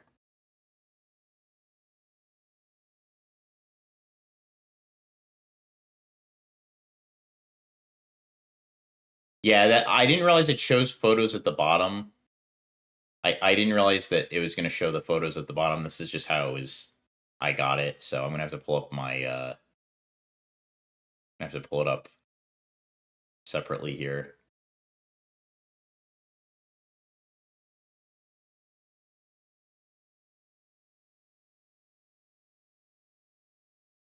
Here we go. Okay. There you guys go. So this is the breakdown. In case anybody wanted to see it. So it is 30% Kaisa, 28% Annie, 15% Yi. That composes roughly just shy of 75% of the tournament. So this kind of gives you a pretty good breakdown. And this pretty much surmises how I feel about set 1. It's pretty, like, close to solve. This breakdown is pretty close to accurate. What I would say is accurate. It's Kaisa, it's Annie, it's some variants of Yi, whether it's mid-range or Aurora. Victor, some amount of MF Aurora, it's some amount of Seth, or Set, and then it's just everything else. So, yep, it's like Kaisa and Annie are neck and neck. Makes sense.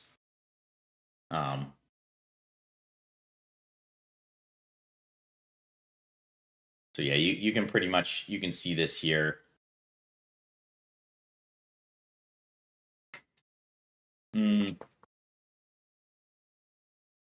Yeah, I think Victor's a little higher than I expected, but not that crazy. And then it's crazy that I guess there's 16 legends, right? And 8 of them occupy 93% of the field. I guess with Lux and Garen being unplayable, it kind of makes sense, and there's no metal cards here. This is what a spread looks like, by the way. This is what a spread looks like, by the way, when there's no metal card.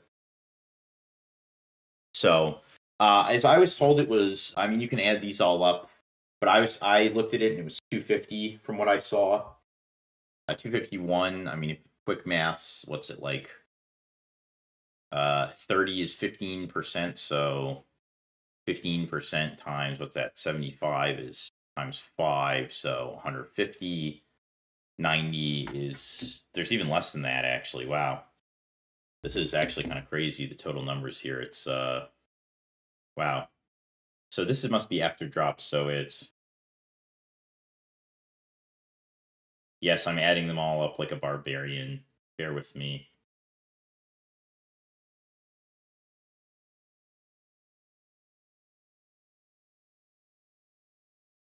$208. So it's 208 total. Sure, 206. Yeah, I added this up. So let's talk about why I think attendance is low. No, the game is not dying. Or declining, or whatever you want to say. So the reason I think for this is because a couple reasons. Number one, it is, I think it's the most important one. It's the end of the set. And set 2 has now been out for like a month effectively, or 2 months effectively in China. A month and a half.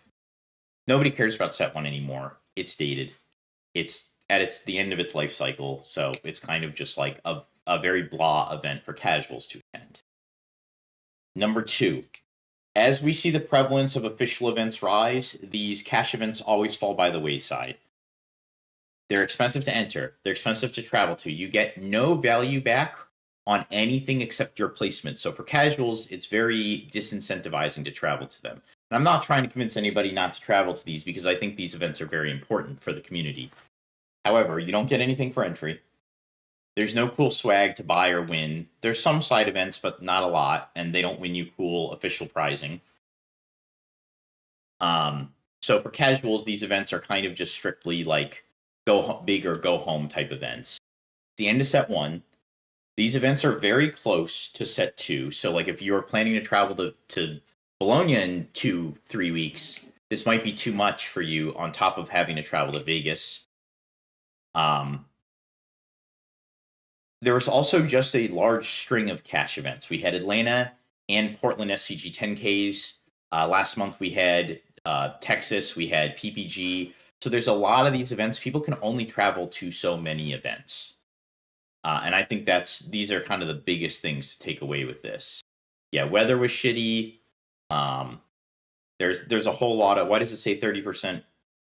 Probably some drop or something. I don't really know. I don't know what the reason for that is. Some error of some sort, but so I think there's a lot of factors, but I think the biggest one is just set one is stale. People don't want to play set 1 anymore. It's the biggest thing. And then this is not an official event, and as official events that get announced, these events will drop off. Unless they're offering like a very ludicrous amount of money, but again, the majority of people know they are not going to be able to cash. So they don't care about traveling to events that give them nothing. Yes, I think weather is a factor to some degree, but like, I think that if a lot of people book in advance, so that only impacts people who are getting delayed or cancellations or booking very last minute, which is probably less than 5% of the event. Like, there wasn't going to be another 100 people if the temperature had been 20 degrees warmer. I can almost promise you that. So yeah. I think that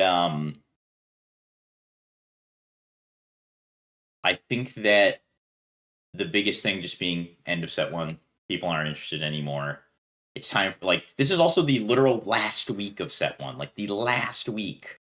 It's pre-release next week, I think, and then set 2 release the week after. So it's like it's the absolute last you can play set 1. Had this event been set 2, I think you would have seen 400 people at this. But there isn't really a good timeline to have scheduled this for set 2, because the only week you could have scheduled this was the week after Vegas, when people have been traveling for 2 back-to-back weeks, so Bologna then Vegas. And then you're already into March, where they're hosting another one of these anyways. And then, okay, let's say you hosted the first week of set 2. Now you have the first week of set 2, then you have Bologna, then you have Vegas, and you have people who probably don't come because they don't want to do travel 2-3 weeks in a row. So, going to watch the Italian Spirit Forge event tomorrow. I think it's streaming. It's in Lucca. I'm going to just do this because the team is here. I might tune into that afterwards if it's still going on when this event finishes, but I'm going to be sticking with this because this is where our team is.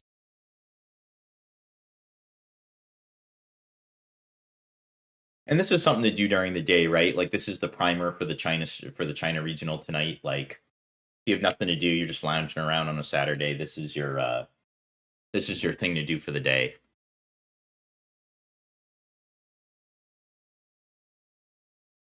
All right, we should be having to start back up, but we can go back to the China stream here. I'm not logging in.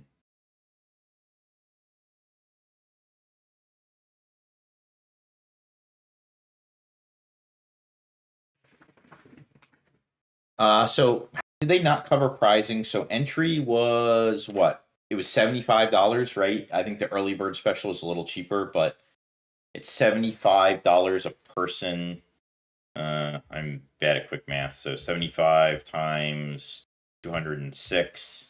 Yeah, they made $15,000. I think they needed it. They needed 300. They needed like 350, I guess. They needed about like 340 something to break even, and they did not do that. If Draven wins here, are we getting a giveaway? No, this is a recording. We already know who wins. If we do the China regional tonight, if we stick around for that, we'll give away more guides. But no, we're not giving away guides on a VOD. That's cheating. We already know who wins. I mean, I guess it doesn't change I guess it would have been the same if we watched it live or now. I don't actually know who wins, but now this is where we'll do some giveaway. Hell, maybe we'll give away some guides. Maybe I'll give away some guides today just at random. That's what I'll probably do is during the stream, I'll give away some guides randomly. So I'll set some rules here. So if one of our Challenger TCG teammates wins on stream, we will let you pick a guide of your choice. I will give away a guide of anyone's choice on stream. That's what I'll do. So if a Challenger TCG guy wins on stream, we're giving away a free guide. Dealer's choice, or not dealer's choice, player's choice. What's another one? Ooh. I gotta give away a guide in more ways than that. For every Challenger person, TCG team member that makes top cut tomorrow, I'll give away a free guide. Again, you guys choose. So, and I'll raffle those away tomorrow. I'll raffle those away probably one each round or something, or two each round or whatever. What's another one?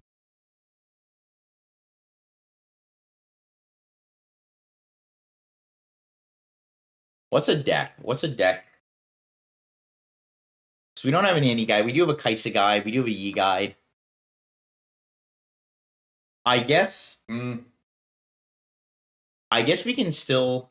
Yes, you can pick the Rek'Sai. I'll let you pick the Rek'Sai guide when it comes out. If you want to bank your free guide, you can do that. That's allowed.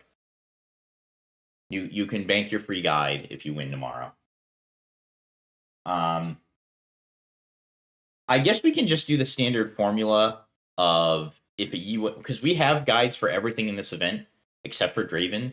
So I guess we'll run the standard formula of if this thing wins on stream, if a Kaisa, if a Yi, or a Set wins on stream, you'll win the appropriate guide.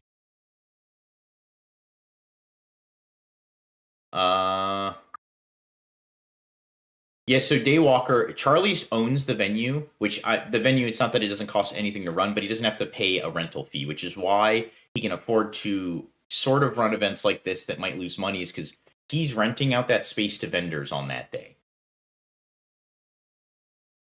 And he's probably still losing money, but like it's not as catastrophic as say like PPG, where they have to actually rent the venue.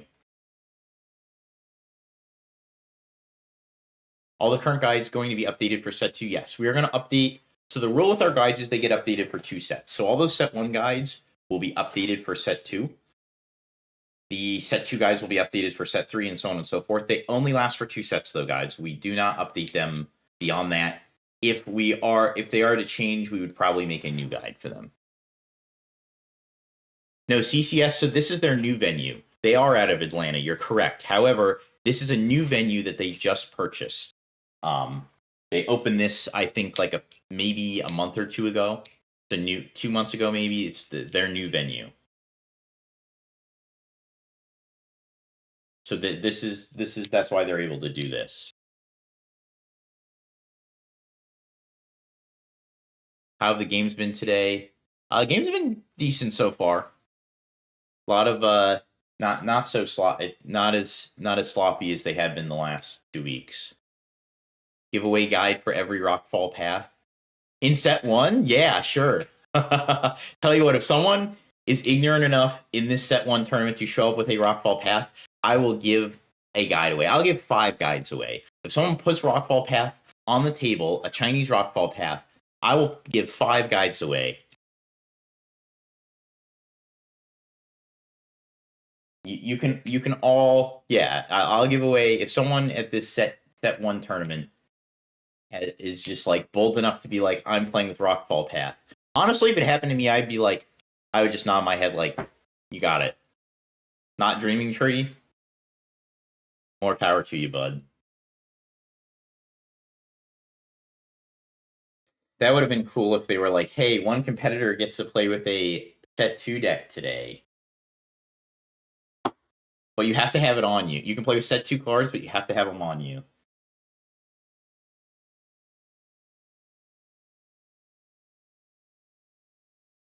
So back to the game at hand. We've got Yasuo, Draven,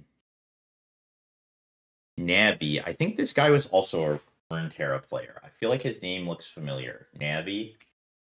I almost think this guy was a Runeterra player. I feel like I've seen his name. Navi.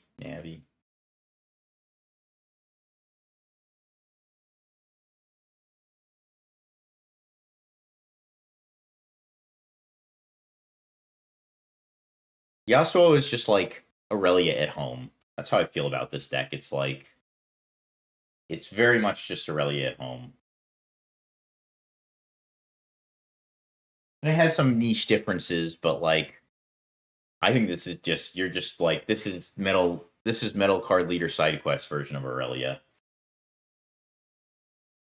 I can't tell you what the pros versus the cons are compared to Aurelia because I just haven't played enough Yasuo. But it doesn't feel like there's enough pros to warrant playing this outside of the Metal Leader.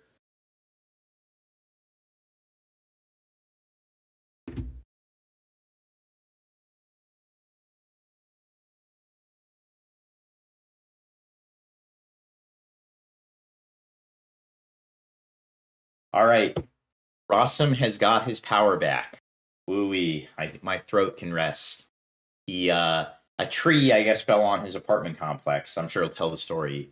And knocked out his power for the last 6 hours. So the balding point of view is crazy.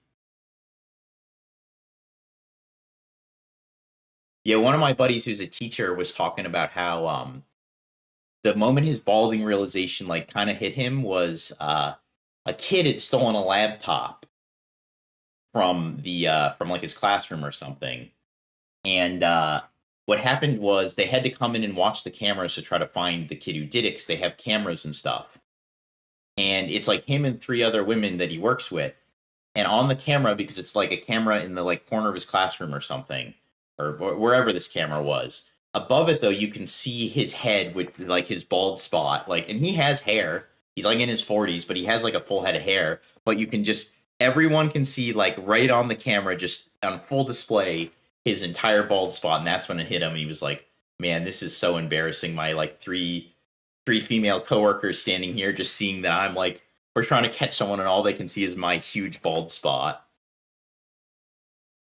So bald camera is real. Oh, come on, CCS, man. CCS starting to feel just like the official events, although that round did finish pretty early. Bald camera is crazy. That would be a funny thing. If Challenger TCG ever runs in-person tournaments, we'll have something like, you know how in in the NFL it's like the Sky Cam or whatever. We'll have it and it'll come on and it'll just say the bald cam and we'll do like a bald spot check on every competitor.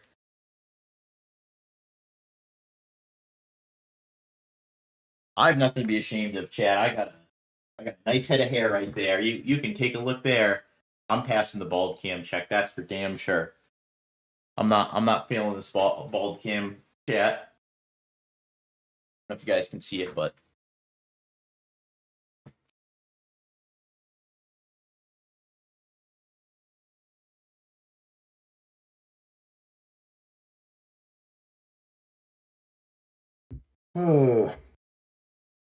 let's see what we got going on.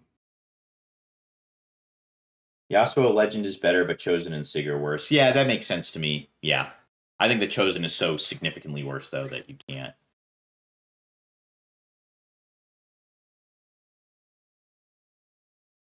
I think they're just so significantly worse that you have to play Aurelia.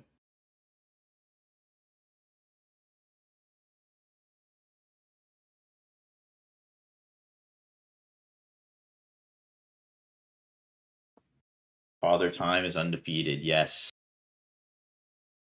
Father Time always makes top cut.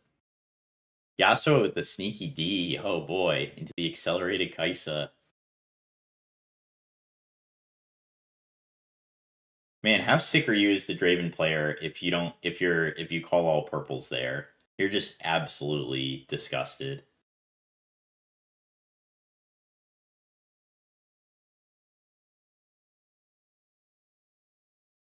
And truly shocking, Draven won game 1.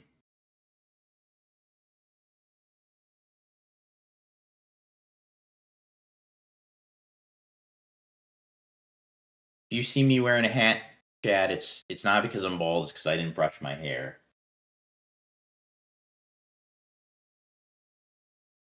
That's a thick, thick hairline, let me tell you. No bald spots there. You can't see through that hair.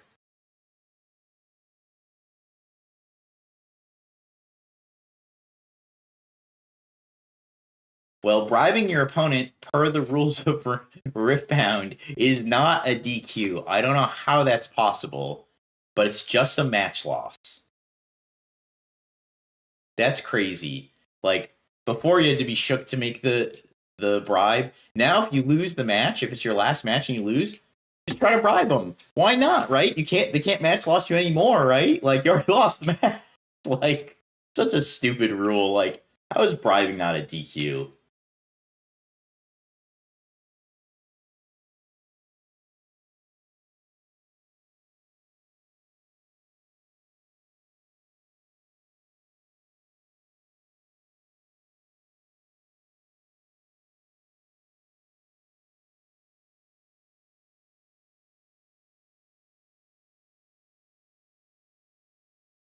Yeah, and this herder uncontested though is foul. Like when this herder gets to just dance around like this is where this deck gets out of hand real quick.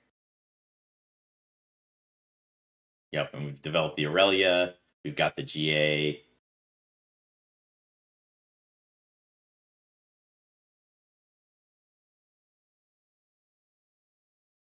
Let's see a falling star here, maybe? Nope. Kaisa's just doing the dance for draws. Yeah, we don't want to lose our guys, so he's just going to keep them protected in the back. Draw a billion cards. Yeah, bribe reaction before 8th point conqueror is crazy. Sounds meta. Yes, face on, if you want to go look in the rules that they posted, attempting to bribe your opponent is a match loss. It is not a disqualification. So, like, that will change. The first time they catch someone bribing in the last round where they've just lost and they're dead, and the first time they catch someone do that, they're going to quickly be like, wait a second, we can't match loss this person, what do we do? Eden Buddy, I did like that feature match. However, you made a pretty big mistake that nearly cost you the game. You did good, though. You actually drew so well afterwards. Like, you drew, like, obviously you needed units, but you drew so well with your spells that you always drew the exact combination of spells to out whatever he did. Yes, so the turn you Acathian Rain him, Eden, you are supposed to stupefy that 3-might unit and kill the last token. And if you do that instead of you having to use your Hextech Ray on it, the game, you can't lose that. Like you're like, you don't even have the top deck to win. You're just like in there. You still won anyways though, so it doesn't matter. Better lucky than good, right? Outside of that though, you played fine. I mean, game 2, your opponent just like handed to you on a silver platter, not playing the Shen turn 2.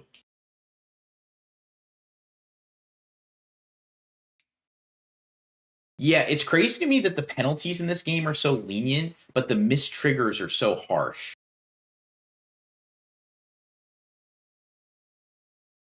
I'm not in Texas. My mom's birthday is Sunday, which I had to work around, but then my wife made me go to a Celtics game with her because her boss invited her. He got tickets to club seats, and so she like begged me to come. She's like, please, I need to and he's bringing his wife. I can't bring like a friend. He ended up bringing his drinking buddy instead of his wife. So, and I told her, I was like, you can just bring anyone. It doesn't matter. She made me come, so I couldn't go. Starting round 3. Okay. All right. Round 3 is about to start. Thank you, Eden. I would love to be in Texas, though, more than anything. I love J-Bun. Let me see the Yasuo Chosen Champ come out here. Yasuo Chosen Champ's kind of nice. Like, even though Aurelia is better, like... This is the triple score one, though, right? This isn't even the deal damage one.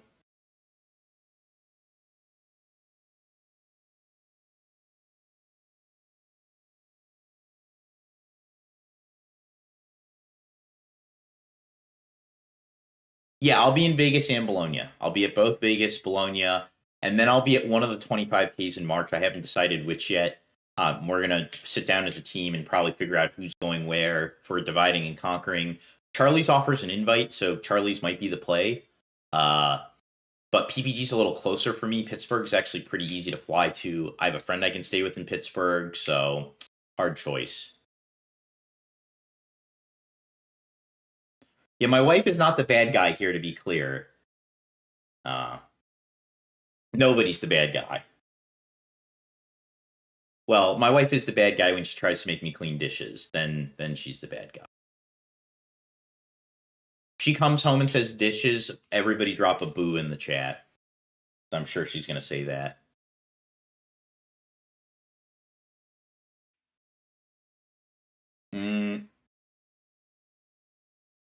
Yasuo guy's kind of pounding here.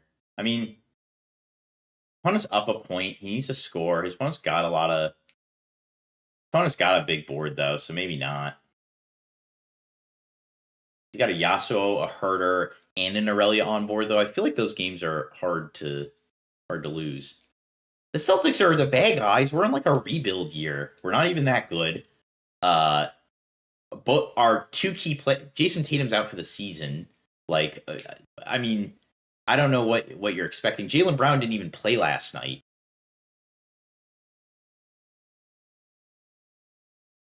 Pritchard's pretty nice. He was pretty good last night, but we played the Kings, so like, ooh.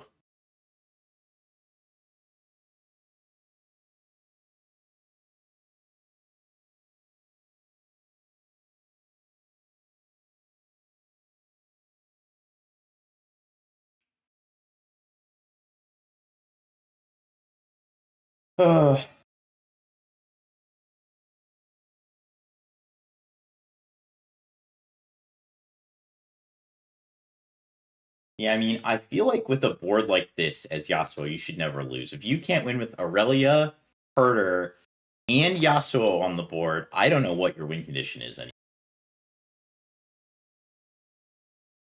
So we're just stacking up his Draven. Draven's at 6. NBA doesn't take itself seriously. No way I'm going to either. I find the sport of basketball quite boring to watch, to be quite honest. I just can't get into it. I'm a football guy, but I could probably get into basketball if half the league didn't make the playoffs.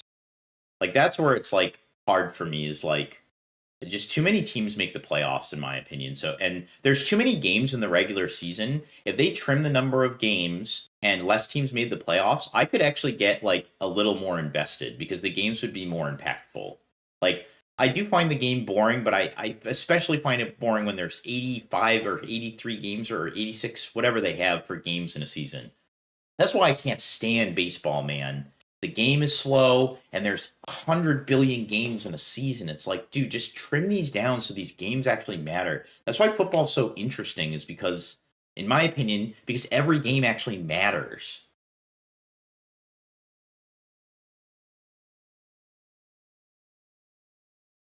Well, they can't half the top cut because they still need to make playoffs is when they make the most money for commercial deals. So like less game. Obviously, the NBA just wants more money. Like the owners, yeah, more games equals more money. But like, yeah. All right, we got Charlie's back, and there's our deck distribution breakdown for you guys. There's the true number.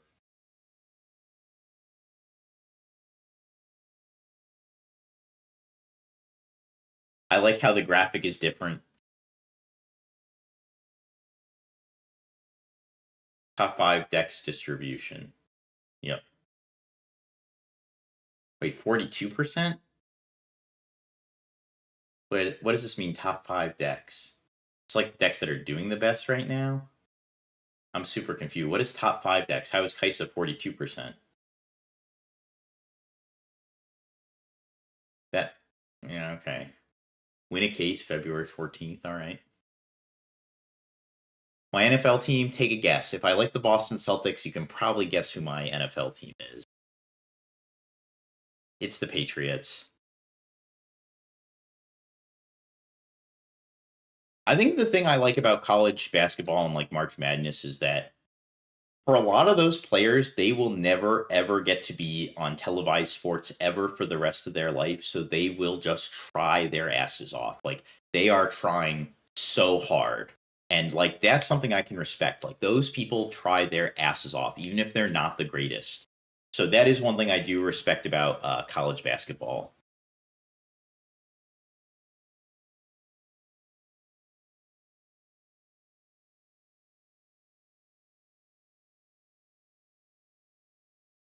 Bribing in what way? Like bribing is like bribing mushrooms is like offering your opponent money for the win.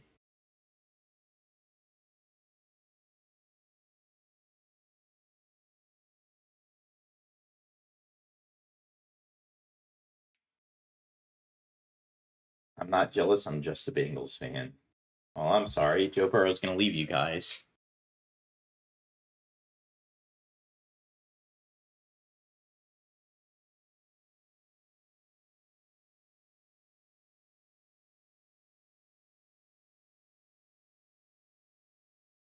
I can't.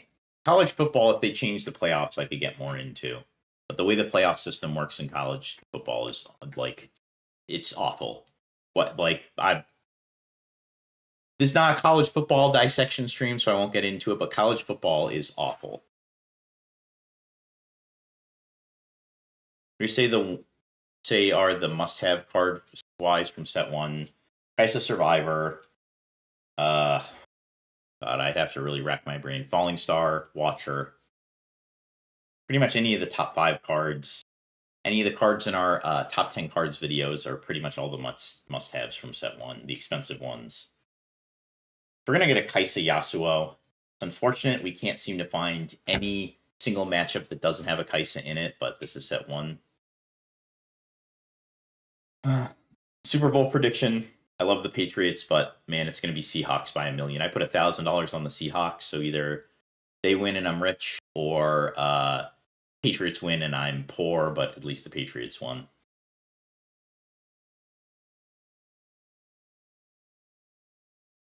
Teemo in the main board. Very interesting. Multiple Teemos in the main board.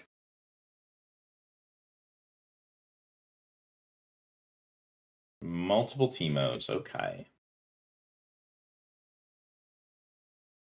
It's been a hard path for the Patriots. It's been a long 6 years since we've been to a Super Bowl, which really feels like a lifetime if you're a New England fan, especially one who grew up in the Brady era.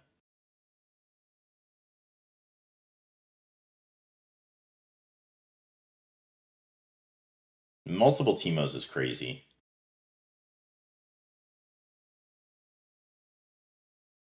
I mean, if he didn't have to play this Timo turn 1, he might actually be able to get his opponent with it. But I think Roard will be valid in set 2. I think MF Aurora is a valid deck. I think it struggles with Miracles a bit, but I think Aurora has a pretty good standard Draven matchup.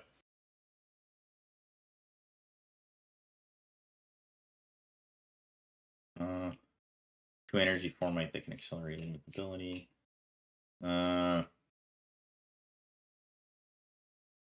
I think that MF Aurora is still a very valid deck. I don't know about Yi Aurora, to be honest. I think you need the Mind Splitters now because there's so much draw going on. I don't think you can play Yi Aurora anymore. I think that deck's kind of dead. I think you also need Call Shot. Before, the difference between MF Aurora and Yi Aurora was the Yi had Find Your Center and MF had Stack Deck, but now MF also has Called Shot, so.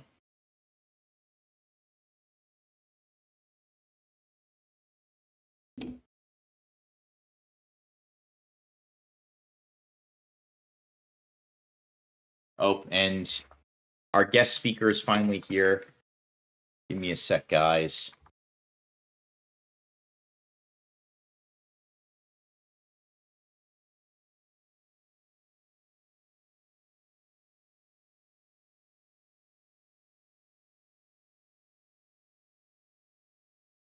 Are you do you got a camera now, or we using just audio here?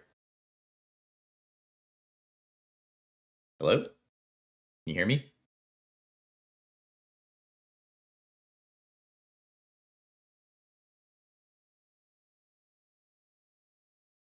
Okay, I think our guest is AFK. We'll find out where he's at in a second, but yes, my voice can rest now. Thank God. I can get some water. Hello. Yeah, what's good? How's it going? Yeah, it's going. We're How's set 1? They're only in round 3 or yeah, they started like an hour late, and the time between rounds has been like 15, 20 minutes or so. oh my goodness, that is crazy. Been Kaison every round. That's- Ooh, what's that? Mask of Foresight? All I know is I saw the Teemo attack and get Hex decorated out of the game when there's an unguarded hand. This guy's playing multiple Teemos, and he's just playing them raw. He's just like been turboing out like Teemo turbo deck. Sometimes you need a 2-drop.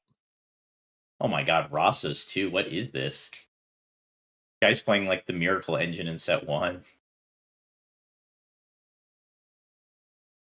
The Miracle Engine with 2 fists of the cards. Yeah. That's what I've been calling it. The Mask of Foreskin. That's what I've been calling it. Holy moly. Oh yeah, buckle up if you're just joining us. Where are you watching? So I'm at the exact time. Was I watching what? Where are you watching it so I can see at the exact time? I guess I can stream it to you so you can just see. Cool. But it's just on YouTube. Sounds good.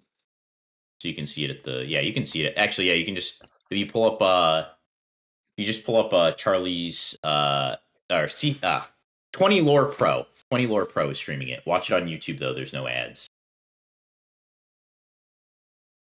20 Lore Pro, Lorcana. Here we go. Yep. Good old 20 Lore Pro. I actually love Mask of Foreskin. I think this card's great. I wish there were just better, it's kind of hard when you don't have a lot of draw to use a card like this, but I think this card's incredible. Yeah, it's a good effect if decks are better at getting through their deck. The biggest problem is how like hyper efficient Kaisa and Annie are. It's also pretty bad versus purple. Did you ever play this in your mid range deck? No, I never played it. I don't think it's like hard to take a turn off, I feel like. Yeah, that's fair.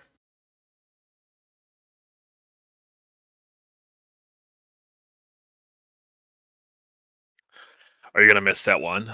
Are we gonna miss the days of Lifelane Protector, Tasty Fey Folk? I'm gonna miss set one if what the meta looks like in China now is what we're going into. Yes, I'm going to miss set one.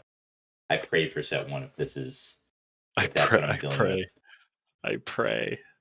It's a hard cast. Here's Yasuo. Here it comes.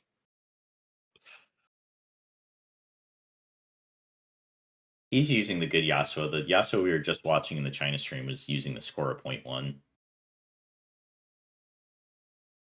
The one that has 4 might. Yeah.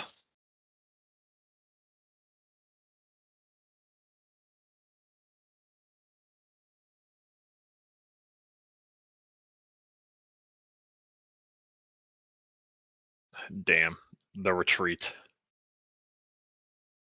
Here we go. Man, this Yasuo is about to clap. What's the Mask of Foreskin give? It's +1. Correct. This Yasuo is a 6 right now. What did he set underneath it? Azonia's. So man, Azonia's. This Yasuo, this Zonia's is about to, or this Yasuo is about to just dance. And so the new rules in effect. Yes, that's what I was about to say. The new rules is in effect, Okay, so he can't Acathian Rain to kill this either. Very nice. He can't. So for those of you that don't know, the new rules is that the Falling Star and Acathian Rain are no longer delayed triggers. So they have to choose their targets all at once. So if you are to Acathian Rain this and target it every time, it won't. They're not reflexive triggers anymore. So the Zonias will actually save it, and the next 3, it'll hit all 6 at once, and then the Zonias will resolve. And we're gonna conquer here. Yasuo only lets you return it, move it to or from base, right? He can't move it from battlefield to battlefield. Correct. Yeah. Okay.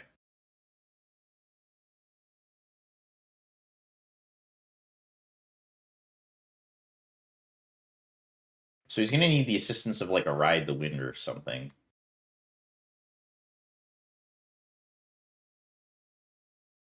He's got Rasa. You can see he's got a die counter on his grave. So his opponent did have 2 more looks at a Falling Star, and if there's another Falling Star, it's a game over. But we'll see. I mean, it doesn't look good. That's for damn sure.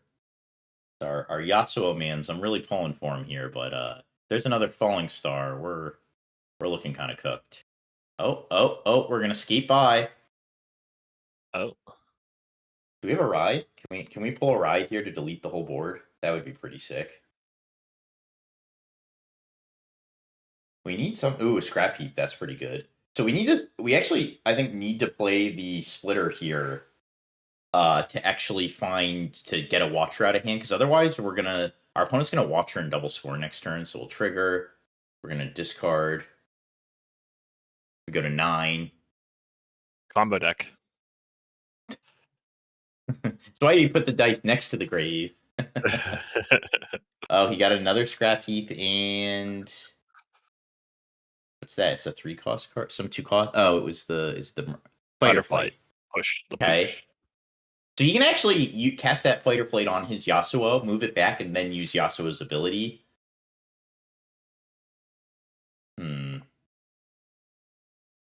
Now he can't play Splitter, or if he was going to do the Fight or Flight trick, he should have just done that first. Yeah, this is. Oh, so he's just moving the Rasa. I see. Okay, I guess, yeah, that's fine. He doesn't need to delete the guy. He does risk the Hextech Ray, or he does risk Hextech Ray, Shrink, Smokescreen, or Double Stoop here with this line. He also risks double Hextech, although Oh no! Actually, he doesn't risk double So- Hex Tech because he has the Mask of Foresight. So it needs to be a Hex Tech Ray, a Smoke Screen. Those are the only two things that get him. Yeah. Hex Tech Ray or Smoke Screen by doing this. With the Yasuo, he risks nothing. But yeah, I guess saving the Fighter Flight is probably correct here. Yep. Yeah, the only problem is, I know he has He's on guard Like- Fighter Flight, so he's probably all right. yeah, he's This fine. looks good. It just seemed like if there's a turn to play the Mind Splitter, is this one. And I don't know if there's going to be another turn to play it, but maybe there will be. I mean, he's protected from the Watcher here. Like the Watcher can't like super get him because he's at what? Yeah, he's at 9. So I guess he can do Watcher Falling Star. That would be a blowout if he Rawed Watcher and then played Falling Star. He could kill both battlefields. That's actually probably what he should have done to save the Falling Star if he had the Watcher. So the problem here is the Yordle can't kill anything solo. Does he have the Hex Tech? He does have the Hex Tech.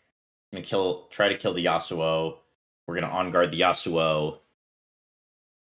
Keep it alive. Now we've taken Oh, but This now This is even more confusing. What? They're the same dice. We need like green dice or something. my brain is boggled by what this guy's doing.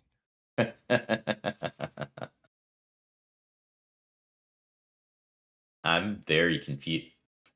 So, okay, for those who are not following along, it's taken 3 damage, is reduced by 2, and it's buffed 2. So, like, you could just do, like, the magic thing where, like, the buffs and the negs, like, offset, and I guess we're... Okay, now it's even more... Now I don't know what's happening. It's a 6 because of Mask, and then it took 3 damage, but still, it was so Oh my convoluted. god. Does the mask pump it for the rest of the turn or only while it's blocking? I think it's only, right? Yeah, I'm pretty sure it's only. I don't think it's stacked multiple times. Okay, then yeah, it's only. I mean, this looks like a wrap now if he can't find a way to break through. We're going to 7. We only need to hold one side now. And this is our Mind Splitter turn. We just stack the Mind Splitter. We get to hold an On Guard up to... No, put it... What are we doing? Put it in the battlefield. No! Alright, so our opponent can't play the Warp next turn, so we're just always taking the Darius. Yeah. We could have just put this in the battlefield. I understand he wants the Mask's effect, but the Mind Splitter just outweighs that. And I understand that he wants the Mask and the On Guard, but like the Mind Splitter is just more than that is on one of the sides. Like even with On Guard and the Mask, it's only 3. Because if our opponent does break both sides, we can't actually come back in and win with just the Mind Splitter. We need something else. I think he has to pull out now. Which, to be fair, pulling out Yasuo is kind of like Yasuo conquering is a lot easier than what? Well, you can't look at your opponent's hand and then play it there, can you? No, it has to go there first, right? I don't think you can do... I mean, I guess his opponent's just letting him, but like, I'm pretty sure you have to choose where you have to choose where it goes before you resolve its effect. That's funny. I guess. Yeah, I mean, now you just stay in How many here rounds because all you have to is do is this? hold to one side. It's 206 players should be 8. I think they're probably doing 7 today because that's what they did at the last one. Mhm. But I do think you stay in here because your opponent doesn't have a way. Your opponent, just with what you saw in their hand, he doesn't actually have a way to break both sides. So they have to draw something that they can play with the Darius to even have a shot to break both sides. Because Darius is a 7 with the tank guy. So yeah, if you draw anything with the Darius, you can break through the Mask of Foresight. But you can't break through the On Guard. Not without a spell. You need like a spell to break through the On Guard. Ooh, we might have a spell here though. Oh, he messed this up. So what he should have done was just tried to have the Watcher trade the Rasa here. And then if his opponent on guards, then he goes Void Seeker on the Rasa. Then he goes Void Seeker on the Rasa. Then he sends the other two to the Mind Splitter side. The tank absorbs the damage. The Darius conquers, and then he gets to 6 and kills his opponent's whole board except Yasuo. And he's not in a winning position from there, but he doesn't lose the game. Because now what happens is he's going to send both into here, and his opponent is going to on guard and kill both of these, and he's going to be left with nothing now. Yeah. And the game's just hopelessly over. Yes. Now it's like this second dice thing is confusing me. Yeah, I don't know. So like, if he had done it the other way, just sent in first, he would at least be left with a Darius here. Mm-hmm. Whereas now he is left with nothing. Which I guess, to be fair, being left with the Darius doesn't actually change anything because his opponent, His opponent is just going to Yasuo and kill it. So I guess it doesn't really matter all that much, but still, should probably still make the optimal line. Game over. Yep. Boom. And delete. All right, let's go Yasuo. We'll take that. Let's go Yasuo. I mean, the Yasuo guy did maybe cheat a little bit, but who knows? He might have actually said play it in the battlefield and he just didn't visually represent it. Like, we don't know. Probably a dexterity error, probably. Yeah, right. He probably like put it there and was like, oh, it's in the, like, he just meant to have it in the battlefield. Like, Check the deck distribution, actually. Only 12 misfortune. Wow. Yeah, so they had the deck distribution up here earlier. Let me see if I can go back to it real quick. So, if you want to see it, there it is. That's the deck distribution. Although the pie chart and the actual stats on the side are different. They don't have the same number. I don't know why. And then I don't know, this is the top 5 deck distribution, but like, I don't know where this number is coming from because Kaisa and Annie were about the same. But in this top 5 one, somehow Kaisa jumps way ahead. Yeah, like they were only 7 decks different between them. So I don't know how Kaisa jumped that far ahead, but whatever.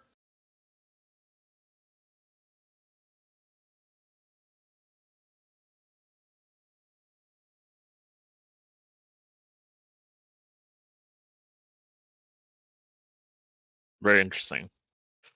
Kaisa more popular than Annie. This is looking like a... No. And this is, I explained this earlier, Andy. The reason this event has so low is for a couple reasons. The first one being this is the literal last week of set 1. People are sick of set 1. Set 1 has existed since like June of last year. So people are just done with it. It's like just a very solved, stale meta. It's also a couple of weeks before Vegas and Bologna, which are back to back. So a lot of people are saving their money for that. And the third thing is, with the rise of official events, I think these events become less desirable to casuals who now have other events to go to, because the only way they can actually get anything is if they actually top. Whereas at least in official events, what happens is when you scrub, you still get an entry promo. You can still play side events for official merch. You can still buy special merch. You still get the whole production that's going on at the show. So I think that's a big difference with those officials versus unofficials. This guy's a world championship box. What game is that from? I didn't see it. Shit. What? Let me see. Where's the... That's Flesh and Blood. That's Flesh and Blood. Okay. Looked like Flesh and Blood.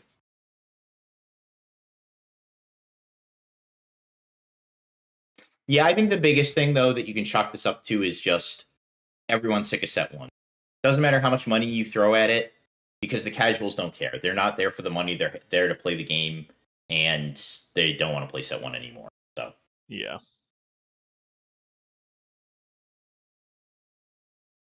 think that's the real truth. Yeah, I'm pretty sure that's a Flesh and Blood Worlds deck box, just based on the font. Interesting.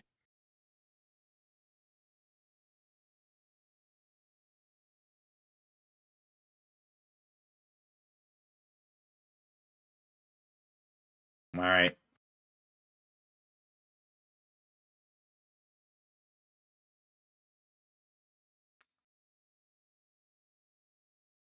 So let's get this bread, Yasuo. I want to see this Yasuo win. Other for then, I don't want to see another Kaisa win. You're Kaisa hater. Well, our two our friends, it was Zane and Eden that played the last 2 rounds on stream, so we wanted them to win. Of course. Cutting runes is crazy. I mean, I won't like knock anybody like in person for doing it, but like you best believe after like the match is over, I'm like, I definitely go back to my friends and I'd be like, "Hey boys, we got a rune cutter over here."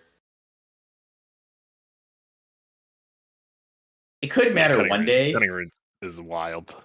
Yes, it could matter one day when the distribution's like 10 and 2, and there's like very specific sequences you need, but like as of right now, an Aurora deck is even crazier. If I see someone flip Yi Aurora, MF Aurora, and someone's cutting their deck, I'm just like, dude, come on. What are you doing? Yeah, man's main decking at least 2 Teemos and just cooking.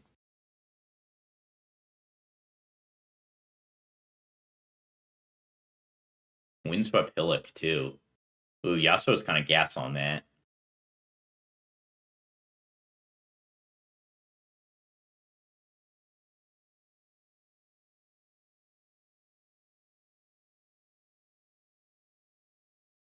This guy's fat too. He's like a 4 when he fights, right? Yeah, he's a +2 when he attacks or blocks solo. So he's a 4. Doesn't mess around.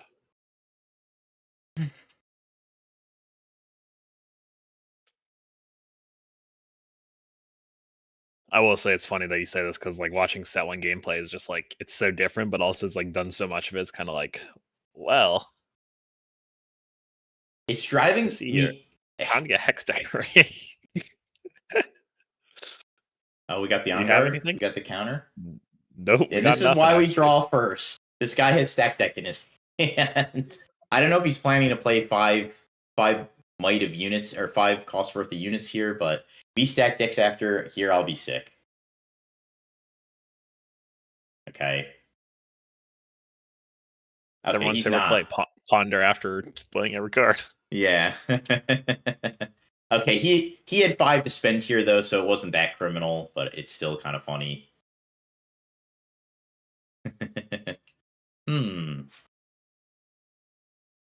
Play every spell, ponder. Play the guy in top cut. Let me do my entire turn, and with 1 mana left, I will play ponder. Yep.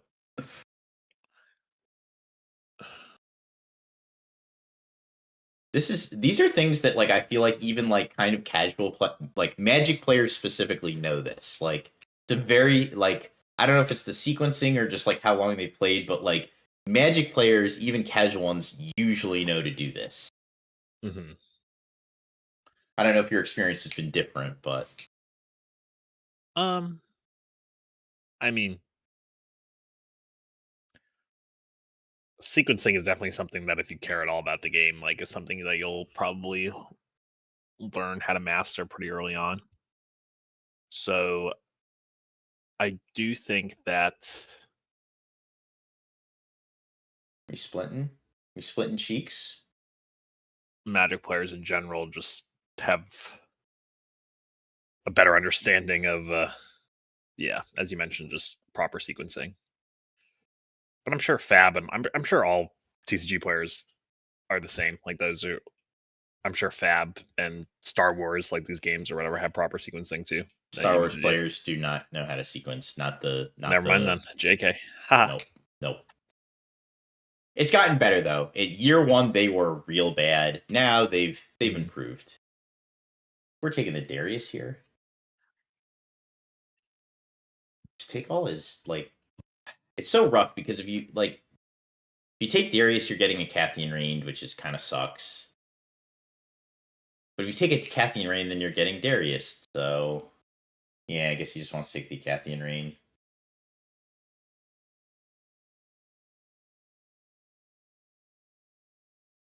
No, okay. Oh, I yeah, like this. it's I all think bad. that's correct. I actually think this is correct. Even though if our opponent's going to Cathian Rain us next turn, that's his whole turn. Like his whole turn's down the drain. Granted, he's going to score to 4, but I think that's actually just fine. Yeah. No, I definitely agree with you.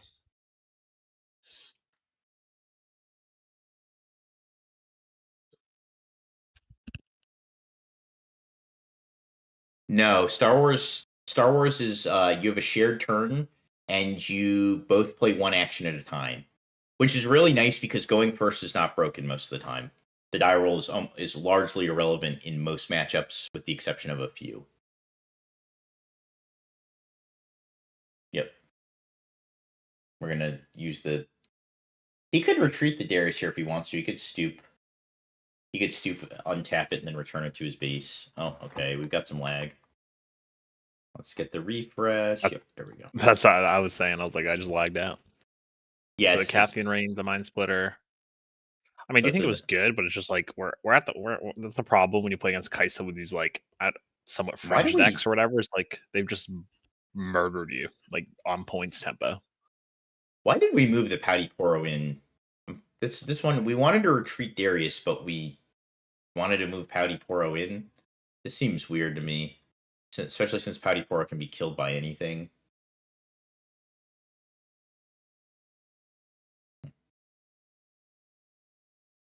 Stacking the D.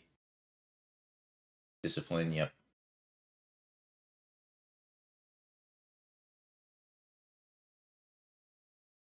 Yeah, see, in America, they don't even offer the cut. They're just like, my opponent would never disrespect me and cut these 2 cards. Like, in in China, every time they're like, cut, cut, cut, cut.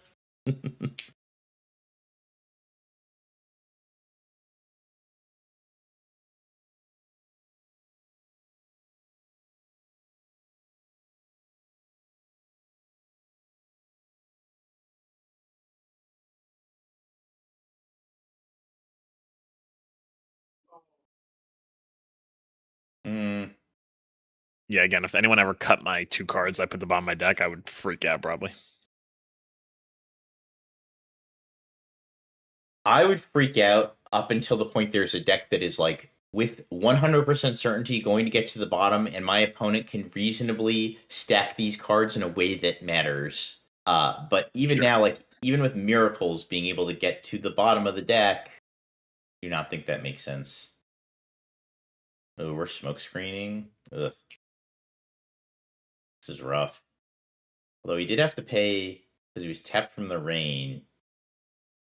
Tapped his case already, so we had to pay 3. Yeah, we're in the kind of the gutter right now as Kaisa for power.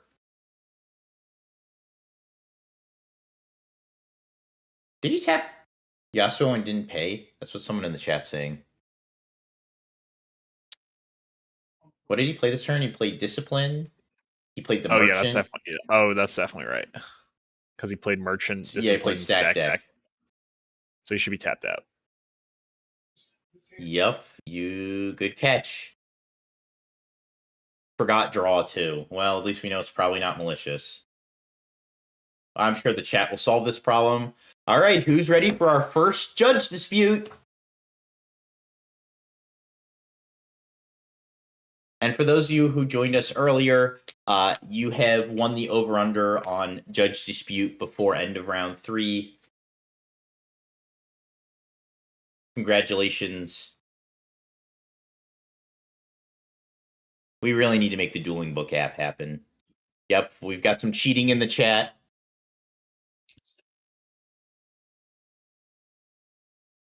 We've got some, yep. We don't know. He forgot to draw a card off Discipline too, so like this guy might just be like this guy might not be cheating. Damn, nobody Is someone watching this chat right now? They gotta have a judge about to come over, right? You'd think, but maybe not. No, this looks like they might get away with murder here.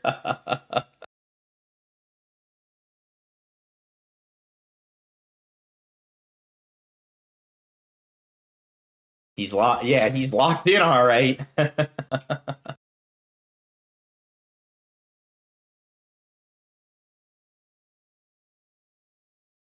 The problem is he's trapped on 7, so he can't ever do the Yasuo plus move or ride the wind. Big brain moved. Forget the draw to mask the cheat. That's a crazy one.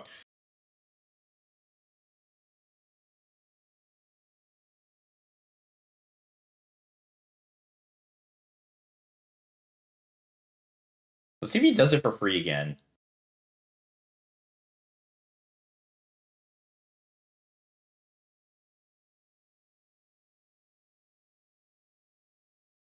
Okay, he paid this time. Oh, damn, his opponent got everything. This is crazy. I mean, we're just dead right here, right? Yeah, this is just over. We're just dead. I guess he gets to untap too, but yeah, we're picking up. Damn, they really never caught that, huh? Hard one to catch. In China, they just let you play if you miss triggers. They let you play if you just play your cards for free. That's crazy. Let me play Dead Bloom for 0 mana and see if my opponent notices. Oh, Judge, he didn't catch me. You know the rules. It's free. It's like stealing from Walmart. It's free. Sorry, you guys didn't catch me, so it's free.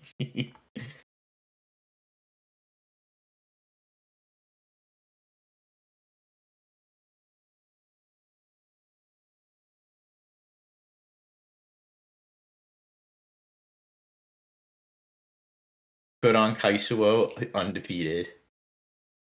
Hashtag free Suo. Hashtag free Suo gate. Hashtag free Suo, huh?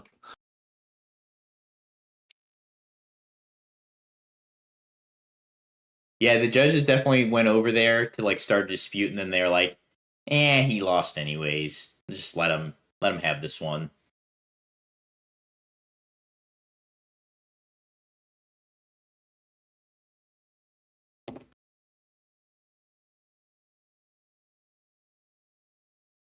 Yeah, how many times can you try to play cards for free before it's like a game loss? My guess is not that many. Yeah, what happens if you do that in Magic? Like, what's the actual punishment if you just like forget to like pay for a card and your opponent catches you?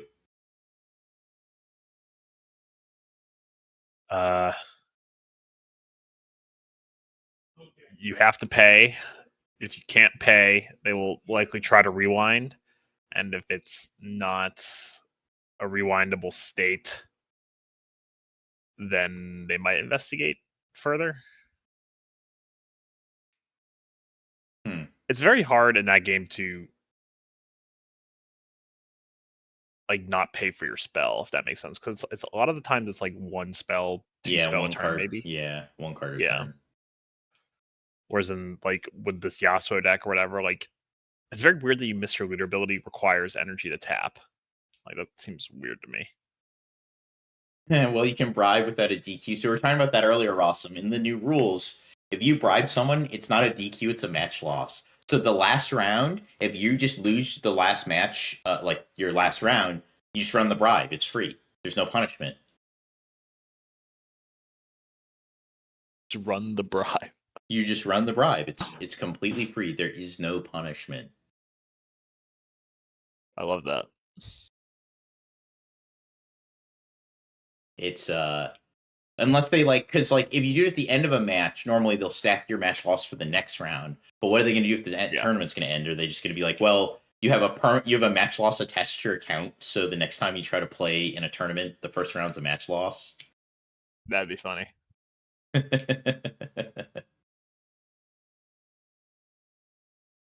The bribe meta rogue cat is that in the new rules, bribery is not a DQ, it is a match loss.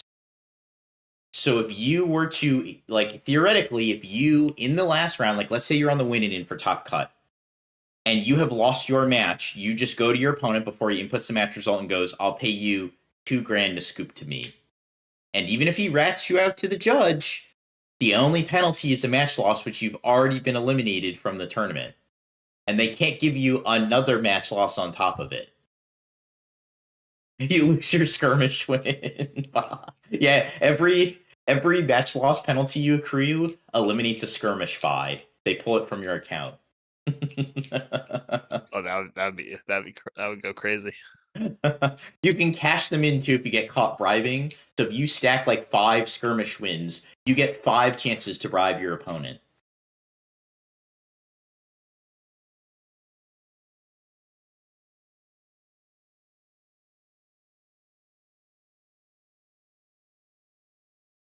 It's a lot of chances. Sure, they have to Is mess it? up one of them. Whoa, what is happening? Oh, and the stream seems to have exploded. There we go.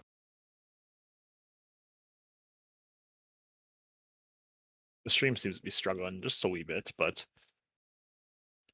game 3, Kaisa definitely dumpstered Yasuo in the last game, you know, as predicted. Very streamlined deck on the play. The easy game. You know? Wait, Seekering? Oh my god. Don't do the double on guard. There's no way. Come on. Do not do the double on guard. I guess you don't have any other real plays. There's no way. This card draws a card too. This guy's gonna go plus infinite here. Just accept. Yes, okay. Yeah. I was gonna say. This guy's gonna, like, discard 2 cards from his hand. Yeah.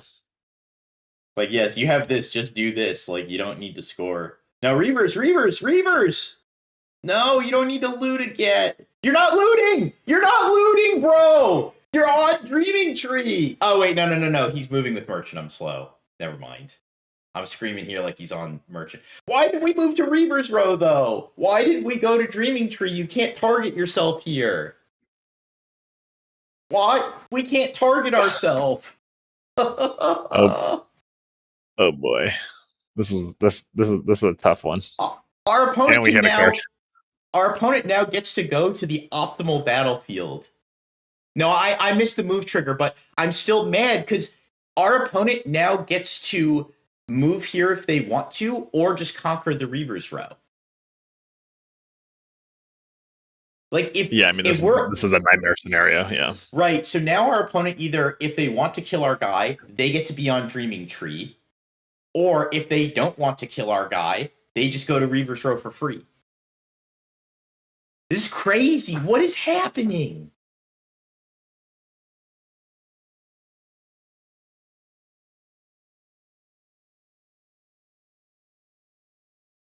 I feel like this isn't even like an egregious misplay. It's like actually kind of a micro misplay, but it pisses me off because one of these things does nothing and the other one does something. Unless we really wanted to block it, his thinking is like, oh, I want to block him from the Dreaming Tree. But he could always on guard draw the 1. Like, he doesn't have to do that. He couldn't do that on his opponent's turn. He was tapped out. If he wasn't tapped out, I would be like, this is fine. Like, you can do this. There's no issue with this line. So we're moving this here. We're looting. We're drawing.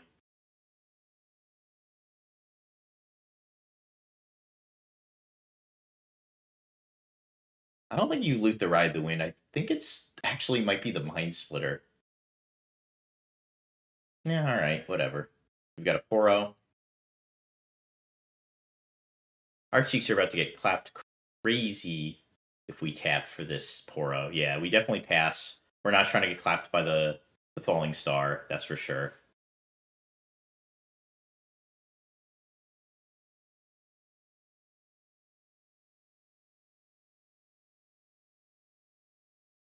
If the Kaisa guy wins, we're doing a giveaway. We're doing a... So the rules for today are a teammate has to win on stream, and we'll give you a guide of any kind, or one of the decks that we have a guide for in set 1. So Kaisa, Set, or Yi has to win. So if the Yasuo wins, you get nothing. If the Kaisa wins, we'll give away a Kaisa guide. Okay, so he's playing around the Falling Star here. The question is, how far does he want to go? Is it worth saving his merchant here? I think the answer is It probably probably because is. like what's Yeah, this you block the Poro doing Kaisa. for you? Yeah. Draws again. I think you do because it blocks Kaisa. It makes the most sense. Like the Kaisa can't get back on Reaver's Row. Yep. I like this line. And you already drew the card that On Guard is burning with your Dreaming Tree trigger, so I think this is correct. Now, if his opponent has Double Stoop or another Falling Star, you're just sick. But sure, that one, that's whatever.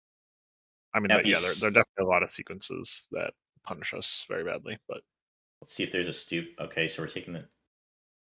Okay. Oh my god. Brutal. All right, well... I mean, our opponent had to use a Brune, so it could be worse. He used 2 at because he Falling Starred and bolted, so like, yeah, at least he set himself back a whole turn. We do not have a Teemo guide. However, if you want a Teemo guide, check out our boy Randy TCG. He does have a nice Teemo guide. Okay, what's Rasa? What's our Rasa count? We got to be pretty good right now. 1, 2, 3, 4, 5, 6, 7, 8, 9. Is that 9? I think I count 9 there. Yep, so we can Rasa and move the Rasa to crack this Kaisa. We're going to play the Mask of Foreskin too, I think. Which we did check the Mask of Foreskin. Someone corrected us in the chat. It does trigger every time. Oh, it does? Interesting. Yeah, that's what someone in chat said.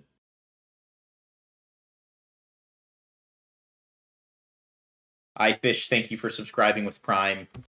And guys, don't forget, we do have a Twitch. We also have YouTube and its Prime equivalent. Help your boys out here with the sub. We love it if you can support us. Yep, and the Ross is going to come in and just... Psh.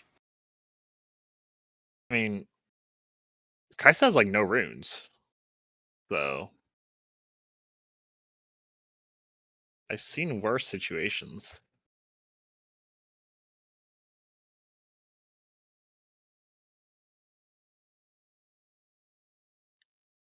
Yeah.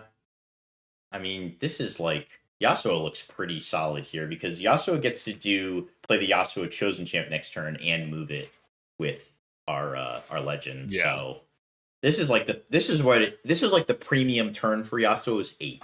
8 is always just like the defining turn.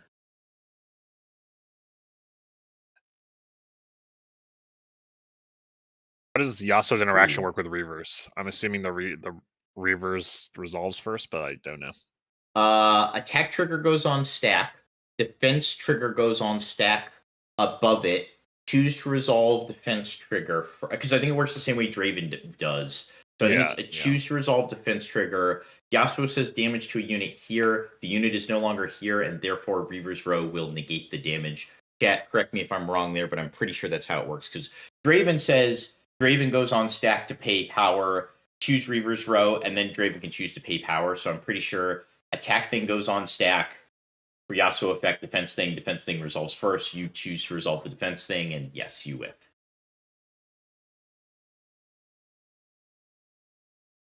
You know what I'm down for? What?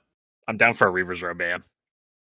Yeah, we talked about that. Yeah, we were talking about Reaver's Row might have to go. Like this card is, when you go first, this card is so broken. It just like makes it so your opponent can never they can never like attrition you out.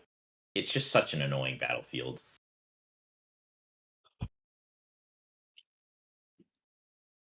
Yep, and this is we have Zanya's, so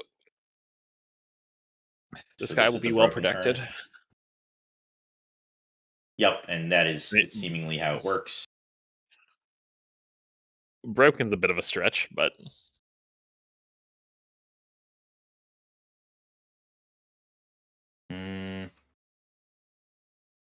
Yep, and they did Alcione, I'm sorry if I can't pronounce your name. Thank you for the sub. Really appreciate that, man.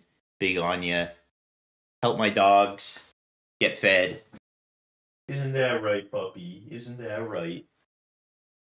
You get to eat today because we got some Twitch Prime subs. Hooray! Good for you, puppy. Give me 1 second here. Yeah. We love that.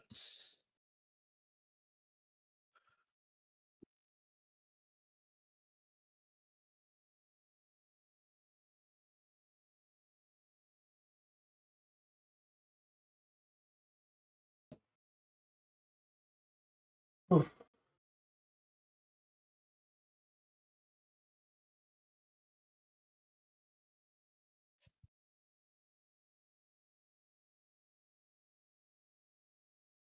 Yeah, I mean, we're sitting here.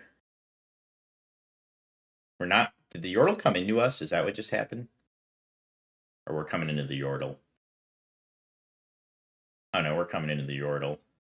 Yeah. Okay.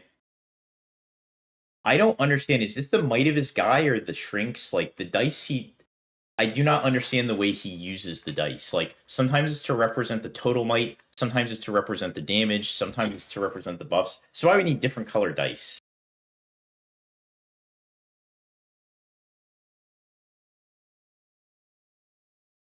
No, I definitely agree. This is the Stream is like the cameras for okay. They're just not moving.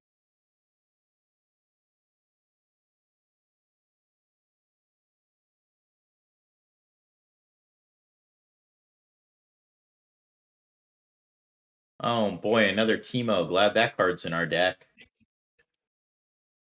It seems like we have too many 2-drops. So we have the Poro, we have the Merchant, we have the Teemo, we have the Tide Turner. Yeah, maybe. Guess it depends how many of each of them. I mean, the Reavers kind of protects interest. Why are we playing? I guess trying to hold. I don't know. We're only at 6, right? So I guess you always conquer the other side with Yasuo, though. Well, there's 2 Watcher. Well, that's the problem, right? Yeah. Well, you have to take one of them. We would win the game next turn through a Watcher, and now we do not win the game through a Watcher. We would need a buff, I guess. No, we have the mask, right? Oh yeah, because the mask will buff it to yeah. Yeah, I don't know. This Yasuo guy. This might have been a little bit of a punt here. It's a bit of a blunder. Oh, hitting card. Oh, it's Teemo. Oh, it's Teemo. Sure. So funny enough, we can actually eject our guy, and then the mask will trigger, right? That is how that works, if I'm not mistaken. Yeah, let me read Mask of Foresight. I don't know if it triggers right at the defense step, or if it's like Yi, where it's just like. No, it's like Yi.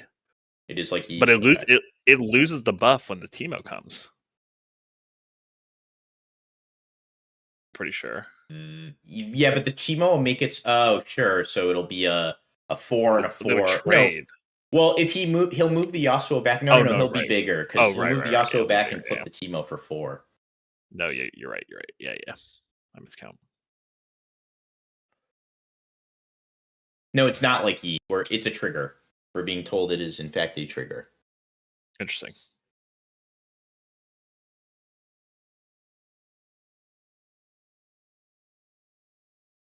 So I mean, you've only got one line of play here, and it's slam the Watcher, right? Like. So if it is a trigger, then it does work then? Like that Mind Splitter would become a 5? No. It won't work because it's not. It looks upon block. So at the moment you're locked in as a blocker, it goes, "Are you by yourself?" No. Sure. Unless like the Reaver's Row, because the Reaver's Row is a defend trigger, so I don't know if that resolves. And then this is too complex for me, but it won't make much of a difference here.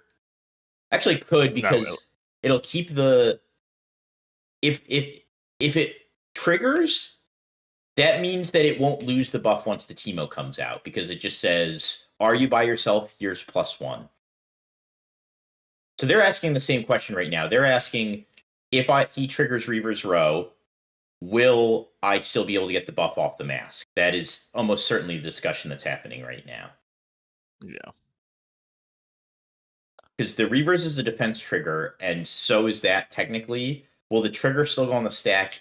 Attempt to resolve even if the guy has 2 people, even if there's 2 guys on the battlefield.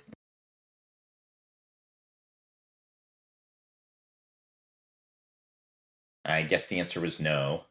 But it doesn't really matter. But yeah, it doesn't make much of a difference here because he's still going to win the fight, and then, yeah.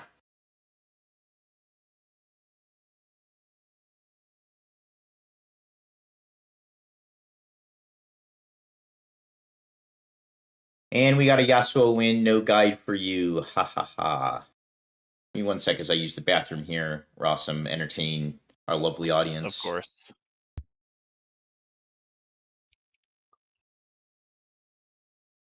Yeah, just I think Kai'Sa was a little too aggressive with the runes, and our hand got incredibly stranded that game. Probably just a mix of not knowing the matchup too well. Yeah. C-Stack is the result. Yasuo Pro, calculated, cool-headed, what a beast.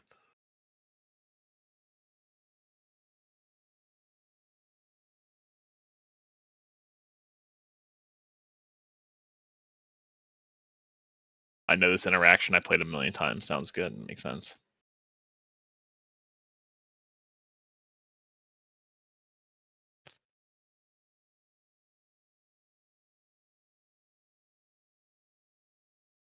Teemo won him the game. Teemo did win him the game, which is kind of funny.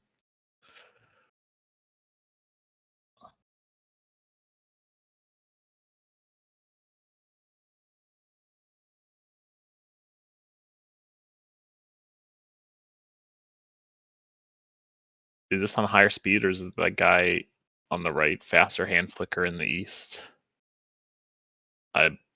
This is sped up. No, it's the this Chinese stream. Yeah, because I'm on the Chinese stream now. Yeah, I moved to. You'll have to. Yeah, I can. Okay.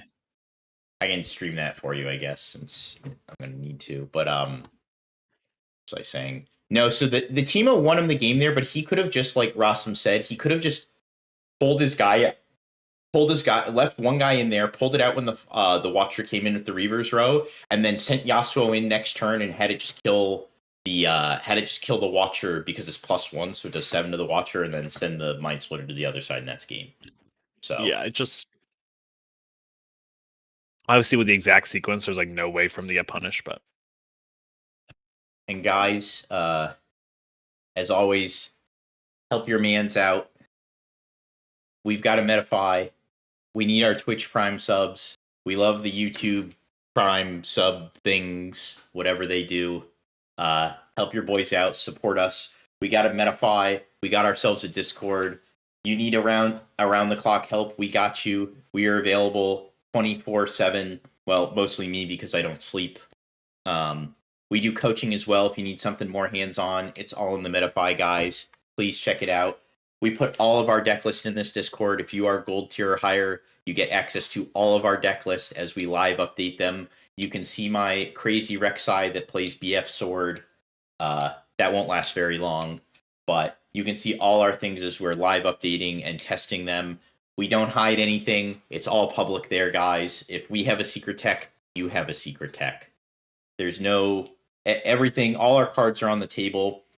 At Diamond, you even get access to all of our coaching VODs, all of our Diamond Stream VODs. Once a week, we do a VOD review stream where you can submit your own VOD, and that comes with your membership. You don't have to pay us for VOD review under our coaching. Just as a Diamond sub, you can submit a VOD review. We'll pick one once a week, and we'll review it live on the Discord. And we even record that, too, so you have a copy in case you miss it. You can just play it back later. Check us out at Metafy, guys. Yes. You have a Fiora deck. We're working... Fiora. I'm coming back around. I'm circling the wagon on Fiora. after its recent success. I played it very early and I gave up. I really wanted to play Fiora because I think Repost is broken. And I didn't play League, but I played Runeterra and I loved all her voice lines. So, yes. Do you long better- for a worthy opponent? Yes, that's my favorite one. I long for a worthy opponent. Mm-hmm. My French isn't very good, so my French accent is not good. But yeah, I'm circling back to the Fiora deck. That someone just asked me about that today in our Discord. Actually, what's the deal with Fiora, Alex? Is it coming back? And the answer is soon, very soon. No, Fiora is good for sure. Dream February 4th announcement. Ref set to Dream Feb 4th ref set to. I'm gonna just assume what I think that means is that they will do something. Oh wait, Colin's on stream. Wait. Colin's on stream, everybody. Who actually won the 12K CCS in Atlanta back in November, I believe it was. How are you feeling today? Good. Been a good tournament for me so far. Playing at least an interesting deck compared to the metagame is always nice, and it's done me well so far. You say interesting. Is it set? Yes, of everyone course. wanted to know, but so I mean, interesting for other people. Not so interesting for you. You did win the 12K with the set. How are you feeling with the current meta and set? Good. Honestly, I think my Kaisa and Annie matchups are both at least slightly favored for me. So with that being the majority of the field That's right our now, boy. I think it's good. He's And, PR trained. I know for We me like to see that. especially, winning the first Charlies, it didn't feel right if I played something else, right? That's true. I feel like you have to go for the 2-peat. I did see that the meta is like 30% Kaisa, was it like 28% Annie? Yeah. That's kind of crazy. I had seen a number of other sets as well. Where is set ranking in the meta? There were 10 sets that were here on the day, so I think like 5 or 6%. Okay. Yeah, so definitely not too many of us, but hopefully I'll keep representing and doing well with them. Fingers crossed. After the 12K, I know a lot of people were saying like, wow, set must be like S tier. You ended up ranking it like C tier in one of your YouTube videos. Is that He needs a haircut. Yeah. the feeling or how We put him in B tier. He's probably a little bit better than that. I think his main issue is that he's very punishing playing set. If you make one mistake, then you can't really catch up. You know, you lose your unit, you're spending so many resources on protecting your units. So if you do something that causes you to lose one of these units, then the game's going to be over on the spot. So I think it was mostly that for the payoff that you get for playing set, you know, it can contend with the best decks. But if you make a single mistake, it's not worth it. And going through 8-9 round tournaments and then going into top cut, you're just mathematically going to make a mistake or two, you know, so. It happens, but you've definitely got all the mini reps, it sounds like, at this point with set. Yes, yeah, definitely. Is there any decks coming into set 2, I mean, releases next week for the pre-rip that you're like looking forward to playing, or you think set is still going to be super strong? I think set does have a little bit of potential compared to a lot of the decks, but we're going into a completely different format. So I think for me at least, I'll be trying different What do you things. think the turnover rate's I've gonna got be? a Draven guide that I put out, and it's Oh, probably sorry. one that'll be I around was, for a little bit. Yeah, yeah, them. exactly. What are you Ah. typing What I away? think Let me- No. We're watching the Colin interview. Of course. It's the same Yeah. colors? Yeah. So I have same the colors, volume actually. on, so I don't want so to Oh, say sure. that's anything. going to be interesting to see. How are you doing today so far? Yeah, 3-0 today. I've lost one game where I made a slight mistake. So again, speaking of it, I made one slight mistake and I lost the game, but fortunately I won the match. Yeah. So. That's 6-1 then in the rounds, Yes, just for everything. 6-1 so far. So outside of that, we've done well. But yeah, set 2 will definitely be interesting. I know a lot of people ask me Fiora or set going into set 2, and I think they're completely different decks. I think the traditional Fiora that we saw in the first event was not very good. Nothing against the player who played it, but it just doesn't have game into Draven. It made it all the way to the finals without playing a single Draven, which is why it got there. But the hook version is very good. Okay. So I think the hook one that made the finals last time is pretty cool. But if you want to play set, you're going to play it a lot more similar to what we're seeing out of set 1 right now. So That's really exciting. I mean, we'll have to see if they're able to do a third Fiora into the finals here, Yeah. I guess, tonight. But It'll be really cool to see how set 2 shapes up. Other than Draven, are there any decks, maybe other than Fiora as well, that you're looking forward to for set 2? For me personally, I didn't play much Kaisa this first set, but it is one I've been looking into. Ooh. I think I might play some Ari. There are a few different decks I'm looking at right now. They're Spirit Blossom Ari. Yeah, exactly. Seeing all the new art, some of them are so cool. The Ari is amazing, the Vayne especially. I'm excited to go to Bologna. If for nothing else, I get the Vayne playmat over there. See much every China event, and we'll be at all these events. Also can find us on Medify, X, all that sort of stuff. Yeah, you can check him out on basically every single platform. Really great guides as well. I respect the might play some Ari. Thank you so much for talking with us today. Yeah.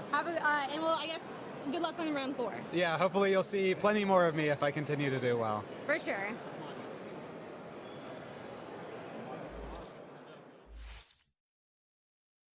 All right. So That's why I said he's PR trained. Yes, he is in fact PR trained. Let's see. Hi, Mark. Oh, Colin's dad is joining us in the chat. I saw that. I didn't want to interrupt the interview, talk over him, but do you guys do interview coaching? Yes, Colin is a very Colin's very good at the interviews. He also happens to know the interviewer as well, Ursi Day. So that helps as well. But yes, he is very, very well interview trained. Unlike me, I will just say so much unhinged stuff when they give me the microphone. Do not put that man in front of the fucking. Do not put this man in front of the mic. I'm not joking. On the they have like a little note behind like whoever's casting for Star Wars Unlimited, and they're like, "Do not give Alex Blandon a winner's interview. Keep him off of the microphone." No, I actually did one for Star Wars for Worlds for Day 2. If you go watch the Galactic Championship Day 2 Round 1 interview stream. Yeah, it's a very good interview. I give some pretty basic bullshit answers, but it's a good interview, I think. So you can watch a couple of my other interviews if you really do a deep dive and really look around the McClunky Gaming Twitch. You can find some somewhat unhinged interviews with me. So ones where people, because I can see the Twitch chat when I'm doing the interview, so there's ones where like people are like chirping me in the chat and I will yell back at them and call them very mean words. So but yes, you are trained. Yeah, no, very poor. No.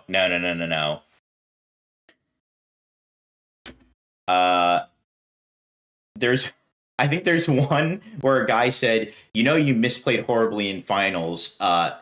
You could have done this, and this thing better. And I said, wow, that's really interesting, bud. How about you shut the fuck up? So they don't let me do interviews much anymore. Oh, really? Yes. Yeah. So anyways, back to the game. Yes, Colin. Good for Colin. Glad to see him on our PR. He's clearly very good at it. So let's see. Medify for on-camera interviews when? I mean, I can coach you on that. I don't know if it's the coaching you're going to want for interviews, but I can coach you. I'm great at job interviews. It's always a 50-50 when I get a job interview. Either they hire me or they don't. There's never anything in between. It's great. I always know what to expect. Will your Fiora guide be separately purchasable as well? If we make a Fiora guide, yes, it will be separately purchasable. I don't know where the Rek'Sai guide is coming. We have an MF guide that Anton's working on. I think Colin is going to do Aurelia. I think that's where he's going. My guide number 2 is TBD at the moment because I haven't played enough of any other deck except Rek'Sai or Draven, and we already have both of those. So,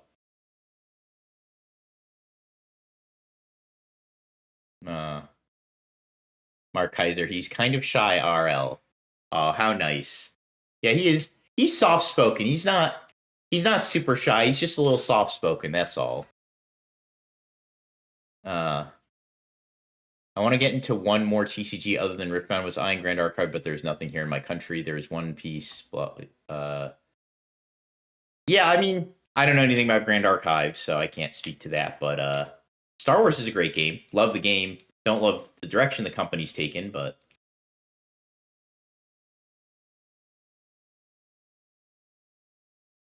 Wait, but you are constantly correcting people when you are doing these streams, but an interviewer can't tell you about it. No. This is a person in the Twitch stream. This is a person in the Twitch chat who's like, you could do, and I'm not actually serious about it. I like to make fun of them. No. The interviewer is not asking me these questions. I'm reading the Twitch chat while doing these interviews. I'm not that unhinged where I tell the interviewer to shut the fuck up. That would be crazy. He's close to that unhinged, though. Let's just be very clear. He's very close to that level.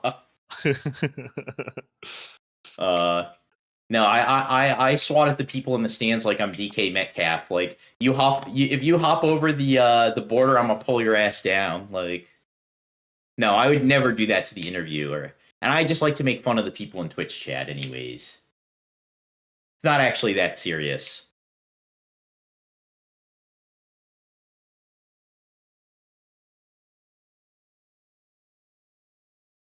We've got some Draven on.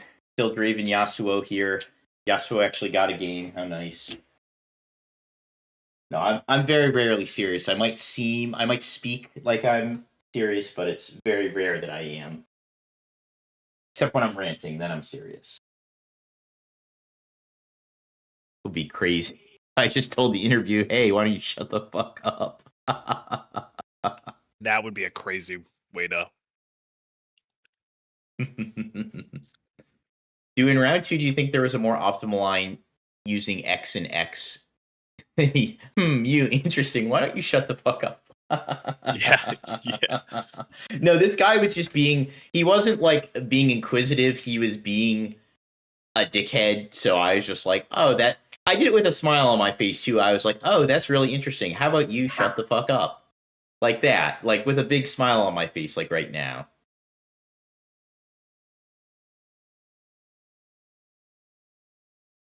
I should just do like the Bill Belichick where I'm just like, they interview me at Bologna. They're like, so how you feeling about the tournament? We're on to Vegas. Next question, please. What are you guys going to do to improve for your next match? We're going to try to play better. Next question. Come here, baby. Sit. Come on, baby. Let me see the people. Come say hi. Hello. Hi.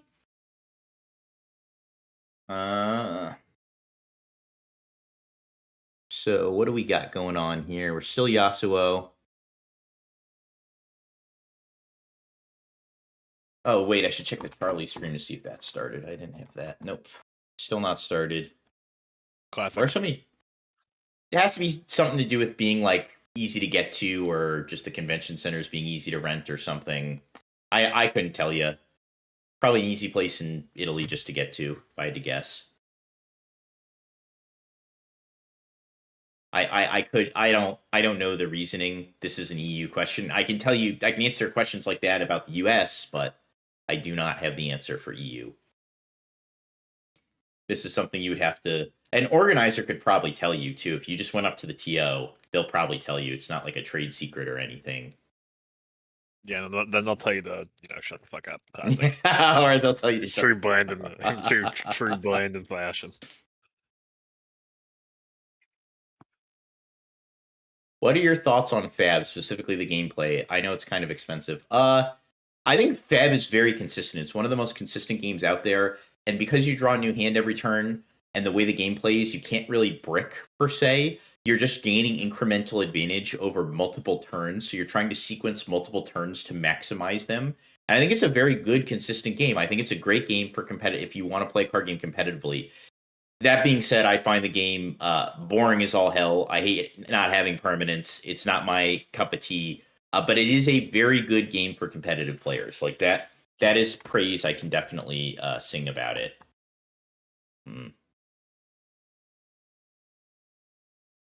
Just a replay. We're going back. Yeah, it was interesting also looking at the meta breakdown of the Chinese event, just like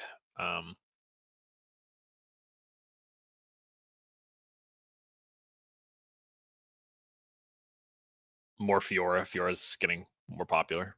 Yep. give Germany or something. Yeah, I've seen different places in Germany. It's interesting. I don't often see too many events in Berlin, I feel like. I feel No, like I there's see them not in that like many. yeah, I feel like they're in like Dusseldorf or uh where's the other place? They do them somewhere else in yeah, I figure it's cheaper than Rome or Milan. Rome especially.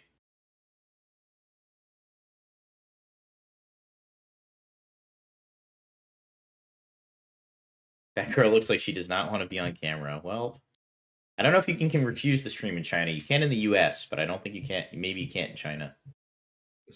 Damn, that'd be crazy. Just can't refuse. They're like, no, sorry, you need to be on camera. Yeah, sorry, we have to put one of every deck on camera. Yeah, we can't have a Draven Mirror until day 2 finals. And then we can have Draven Mirrors.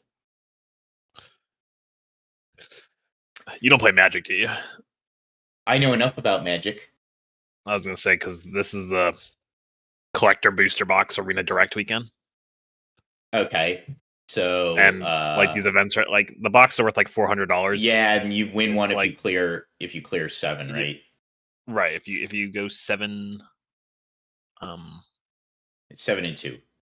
7-1. If you go Or 7-1. Yeah, 7-1. yeah. If you go 7-1 or better, you get a box. And I got a box last night. I'm only $100 in. So Yep, my brother got 2 Final Fantasy collector boosters, I think, the weekend that was going on. those are worth palales, yeah. Yeah, This one they were these going will only be hard. worth like $400, but I have one locked in already. Need to do a little gem refill play later today.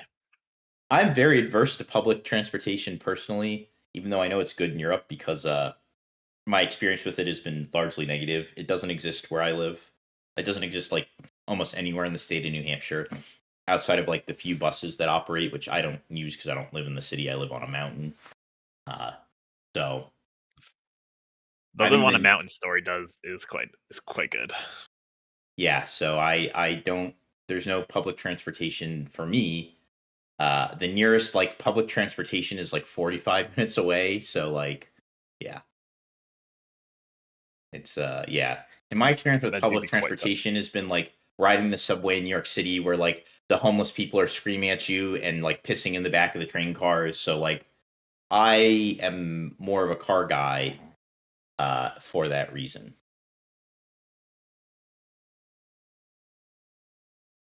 I've heard real bad stuff about. I think it's Lufthansa. That's the one with the bird as its icon. I've heard some real bad stories about that airline. I think that's the one, the German one.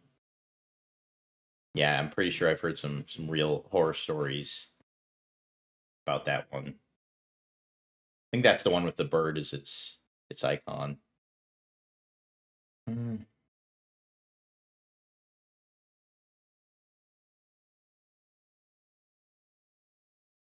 Oh boy, maybe they'll put Colin on. They did just interview him, so it would make sense if they put him on next round. Let's see how the rest of the team's doing, though. We got a. Let's pull that up real quick.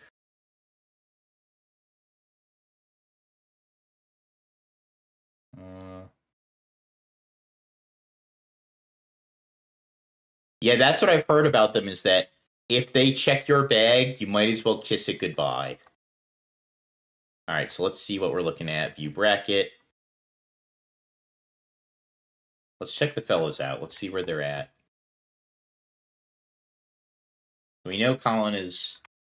Let's see where Anton's at. So Anton looks like he's undefeated too. Yep. Oh, it says round 4 just started. Okay, so they should be parents. Oh, okay. Daniel, let's see where Daniel's at. Yeah, looks like 10 seconds. Oh, Daniel lost round 3. Rough. 1-2. And then Cody was X1 last we saw. Oh, Cody died. He posted in the chat. He died, yeah. He died. Ugh. Rough. So we've got 3 still in. We've got Colin. We've got Anton. We've got Daniel. Daniel being the only X1 at the moment. Says the round started, so they're just waiting to seat someone, it seems.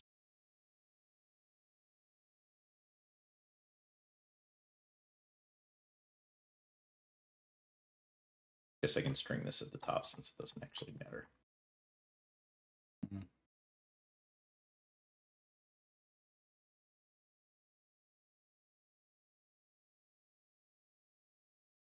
What does my win-loss have to be to get her number, though?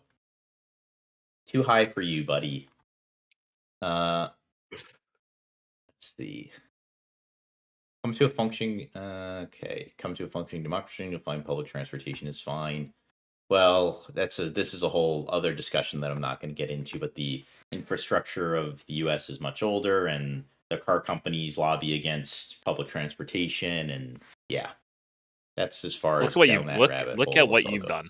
Look at what you put Landon through. Like, look at this rabbit hole we're in now. Yeah, no, I'm not going down this rabbit hole, but yeah, just you already started the rabbit hole. Yeah, just understand that the car companies are partially to blame. But that's as far as I'm going. Honestly, it's just because I'm too fat and I'm anxious about planes or have to buy multiple seats or something. Usually you don't have to buy multiple seats. You have to be really big to have to buy multiple seats. Like, I'm talking like 500 pounds usually. You'll be all right. I'm pretty fat myself, and I can fit in one usually. Yeah, Vegas. They love Vegas. That people. I think the venues there are cheap, is my guess. That's why. And it's like a very cheap location to fly, or it used to be. Now it's expensive, but back in the day, Vegas are venues cheap in Vegas? I feel like they're not that cheap. I don't know. I don't know what the reason is that everywhere does Vegas. That's where, like, I mean, they know they can get thousands of people. I think that's the biggest thing. Like, the people just want to go to Vegas. Yeah, that is true. Colin is raising her up by talking about Riftbound Set 1 meta. I was walking around Nuremberg in Crocs on in the snow. Dude, I walk around in flip-flops when it's like 10 degrees out. Like, I feel you, brother. Basketball shorts, t-shirt. I know how it is. I barely fit and I'm 300. Yeah, maybe I'm overestimating, but 300, I've sat next to some dudes that were definitely more than 3 before. Vegas is struggling, so Vegas are giving good prices at the moment. Yeah, that is true. Vegas, I've read a lot of stuff that Vegas is, like, really hurting right now. Really? Interesting. Yeah, Vegas, because it's like a compounding issue. Like, COVID actually pushed a lot of people. The online gambling regulations have gotten a lot looser in a lot of states. And COVID pushed a lot of people to online gambling. So, like, where these, like, boomers before were not using online gambling, like, COVID kind of got them adjusted to the idea of, like, well, I don't need to leave my house to gamble anymore. And then younger people, too, with, like, the streamers and stuff doing, like, promoting gambling for a while, like, that got people used to the idea of just, like, I can just gamble from home. I don't need to go to Vegas. Yeah, a lot of the tourism is kind of worn off. Another big thing is Vegas prices are really expensive now. Like, the last, like, 10 years or so especially, it used to be dirt. Like, you could go to Vegas, and if you gambled for, like, one night, they'd comp your whole hotel, your meals for the stay. But now they don't do that anymore. The hotels are ridiculous. They don't comp unless you're really spending a lot of money gambling. Their rewards program sucks. So, like, they can't keep people in anymore. Yep. I think the biggest thing is just online gambling, prediction markets, the whole, whatever they call, I forget what they call that, prediction, whatever that site is called, Polymark. The Polymarkets are taking over, and that's like the newer form of gambling that young people like to do. Yep, Vegas lost Canadian tourism and private equity jacked up the prices. Yep. Yeah. Right. Yeah, I think online gambling's really what killed it. Interesting. Oh, also we have the next round. Oh, we do. Okay. We have George G, TCG on Kaisa versus Master Yi mid range. Laser. Mine. George doesn't have a camera on him. Seriously, George, did you refuse to have a camera? No, they were trying to fix it. Oh, is that what they said? Okay. Yeah. Okay, so here we go. There we go. So we've got George. George is a friend of the team. He's in our Discord as well. So we're rooting for George here. And if George wins, you will get a Kaisa guide. And if... Wow, why is the Yi graphic? Why is the Yi graphic something totally different? You're getting a guide either way. Someone's getting a guide after this. Yeah, Uncle Laser.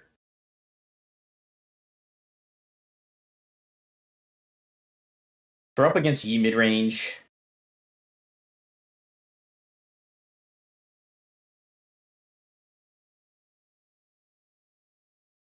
We got Vile Lair, Obelisk of Power, and Grove. We got Falling Star, we got Stupefy. What else we got going on in that hand there? We've got, let's see, Rune Prison. Looks like a Vile, Dead Bloom in the E player's hand. Dead Bloom, Rune Prison, and something else. We've got a Stoop, a Falling Star, a Yordle. What'd you say? It's the classic problem sometimes with this deck, as I play this deck a lot, is just that, like, you have Azanias in play, and you don't have any of, you know, the good cards to protect, and you're likely having to protect a 2-drop, and it feels really bad. As someone who's played this deck exclusively through set 1, it looks like we're at...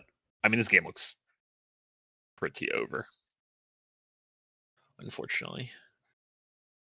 Well, now that he's put himself off Dead Bloom for a turn, I would say so. This does not look good. The E player.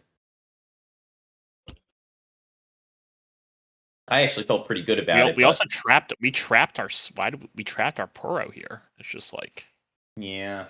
I wonder what happened. I didn't watch a turn previous, but it's just like we had to use the Zanyas. Oh yeah, we defied when we have a Dead Bloom in hand. It's just. It's like this matchup is like pretty close, but it's like these are like the thing about the Master Yi deck is that like you actually do have to have good rune management, or you will kind of fuck yourself. For lack of a better term, but yeah, I'm just annoyed. Like, I understand he was trying not to proc his Zonias, but like he should have just let the Zonias proc and get his Dead Bloom, because now he has literally no play this turn. I mean, I guess he can make E from row. He could but he can't reverse, yeah. Yeah, but now he can't even defend it against like a Falling Star. Or not, I guess he can't defend it against Falling Star with Defy anyways, but he doesn't have a way to defend it against Falling Star, which is exactly what's going to happen. Yeah. I think our zone, something happened where our Zonias got played when it wasn't supposed to. Yeah, I would have to go back and see. It just seems like a very weird sequence. Like, I don't know what would have had to have happened.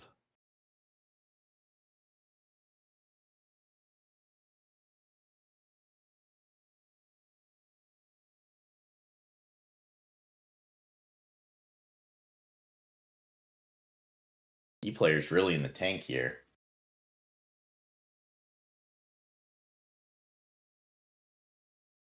I mean, George's hand just always looks perfect. It's Watcher, it's Time Warp, it's... Alright, so he wants to do Dead Bloom and hold up the Defy next turn. I don't know if I, like, totally agree with this, but I guess. I don't know why he thinks he needs to Defy. I don't know why we're not making E here. The biggest problem, yeah, it just seems like a misunderstanding of the matchup. Like, you have to be the tempo deck. Is the problem. Because if they get to enough runes, like if he just gets to 5 points, the Time Warp's just gonna kill him. You know? I mean, obviously it kills him at 6, but he just needs to get to a threatening point threshold and it'll be good enough. I mean, this is just game. So George is going to 10 next turn, I think, because he's got, what, 5 plus 3, so it's 8. Yeah, he's just set up for the Time Warp next turn. I think he was just supposed to force this guy out and make him Falling Star. You basically have to go. You have to go Yi into Dead Bloom and just hope that your opponent can't deal with it. Unfortunately, it sucks, but that's basically the only option you have. And now he's gonna make the... We're gonna do this. Why don't we just do this last turn? Like, I'm very confused. Yeah, we just time blocked ourselves for no reason. Well, now our opponent's gonna do it to us too, so... This is just so he's an 8. He can't play anything with the Time Warp because he has 10 exactly. I think 1, 2, 3, 4, 5. Oh, he can't even. No, but it just getting an extra point is good. Yeah, no, but then he just plays Watcher and the game's over. So it's just hold the 7, Watcher Darius, shove, Falling Star. Basically, any of these cards will win the game. Yeah, any card in his deck basically will win the game. Well, Yeah, the Yi player does have discipline, so he can block a falling star, I guess. But like that doesn't. Well, matter. right, but he He's- has two Yeah. guys, right? Yeah. This, He goes none to of this 7. matters. Like, I mean, and I Yeah, don't think the Yi motion. guy was winning this match either way. But I I think agree. not This playing the Master Yi that turn was just like a throw, like a joke of I agree. Game 1 is literally over in 10 minutes. This is peak Riftbound Western experience. It's perfect. See, my matches Yes. with this mid range deck only last like 30 minutes. Like, let's get the show on the road. He's looking at his hand like George is trying to speed him up. This is the how is the Poro 4 stupefy? The Poro pumps itself. So the Poro gets +1 from its own effect, and then it gets +2 from Yi. So it goes to 5 and it gets shrunk to 4 by the stupefy. Where are they playing? They're playing at TCS in Texas.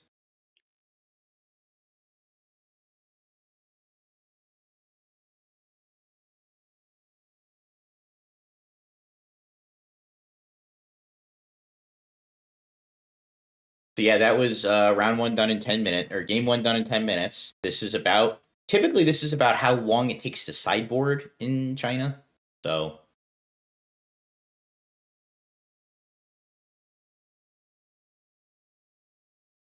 I don't have to watch a 10-hour stream until 5 a.m. This is insanity. 5 a.m. Brother, 5 a.m. is when I left.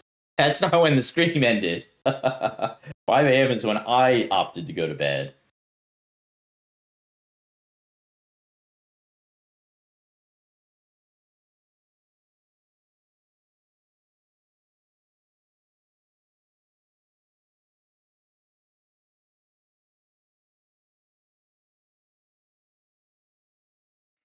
Well, looks like we're going to get to spend plenty of time with the China stream from yesterday because this one looks like it's going to be over pretty quick. Even if we get a game 3, this is looking...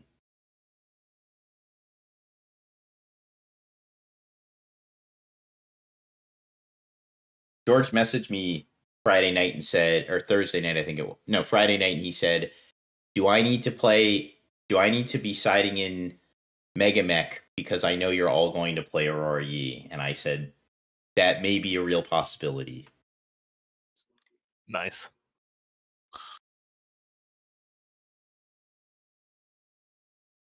I just hope they let young Nunu doing commentary again. He did like 5 of the 7 rounds yesterday. Who's young Nunu? I don't know who that is.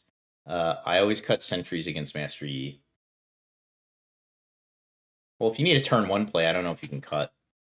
You cut Yeah, would you cut sentries versus Yi? I don't know. No, some people do. That might be correct. I don't know enough to tell you that. I know George cut a singularity against me. I think he trimmed the Cathian Rain if he had multiple.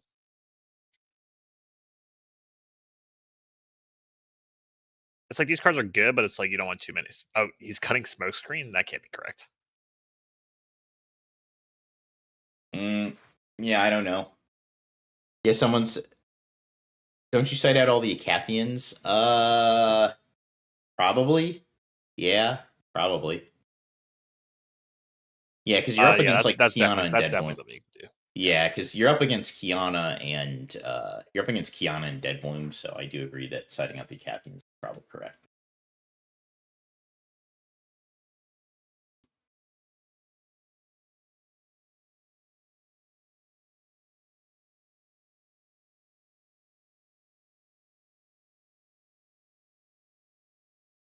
Honest playing the tournament, yes. How's it going for him?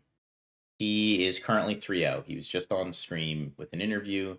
He's playing set. How much was it to enter the tournament? I believe it was $75 or maybe $60 if you signed up early.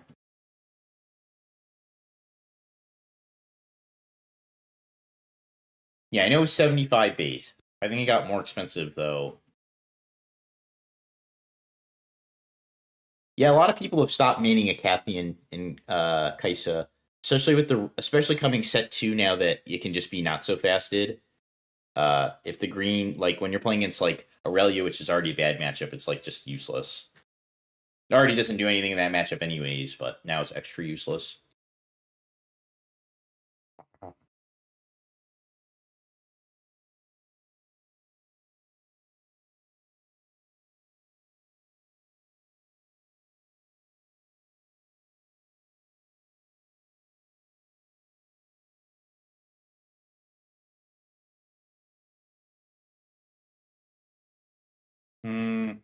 Well, George's hand looks poop stoop. He's got a falling star at least, but he doesn't have a play, so let's see if he gets one.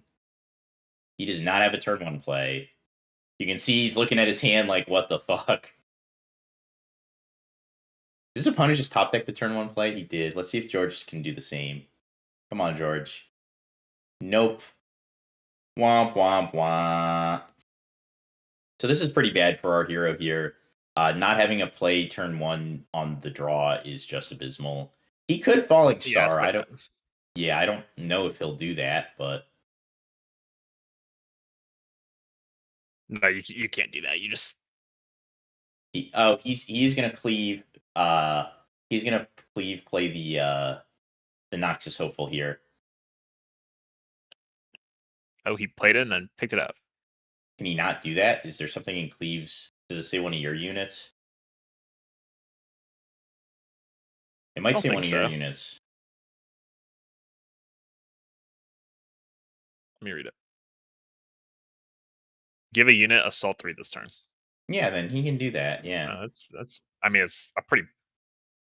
It's like not that great against Mastery because like Noxian's going to trade with it's going to trade with the 4. Like it's just like you need the cleave for.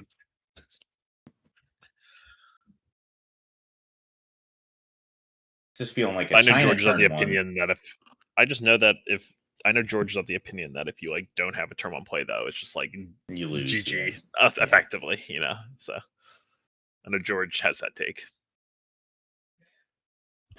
I mean, this man should be riding high and dry. Like, his opponent just started the game with 1 less card in hand. So like, and he went first. Chinese cards backfiring. Is your coaching aimed at casual players or pros?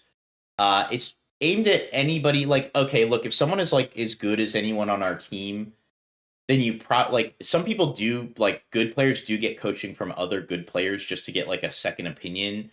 But usually those people will just message you and just ask you questions as opposed to getting coaching.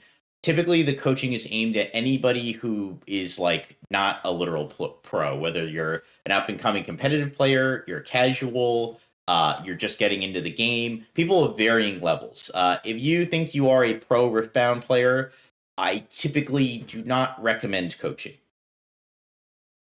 I mean, we'll still coach you, don't get me wrong. I'm still happy to help you, but that is not, like, I'm also not a con artist. Like, I'm not going to lie to you and tell you that, oh, no, yeah, you're pro, well, you could always get better. Come meet with one of us. No, if you're, like... Of course, yeah. Yeah, if you're, like, you think you're the GOAT at Riftbound, and you really are, like, you have results to prove it, you probably don't need coaching.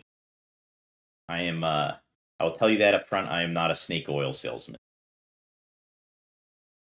Snake oil salesman.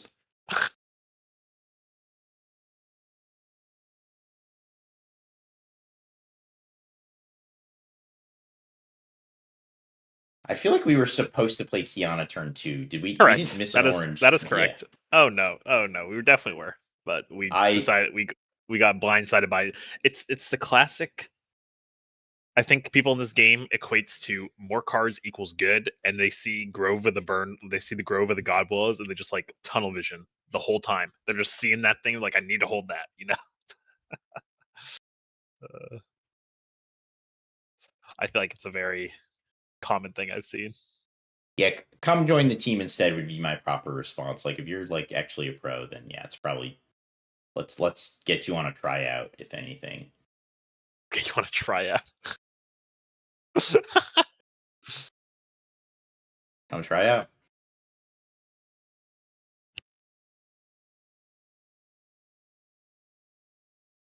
Landon loves the sports.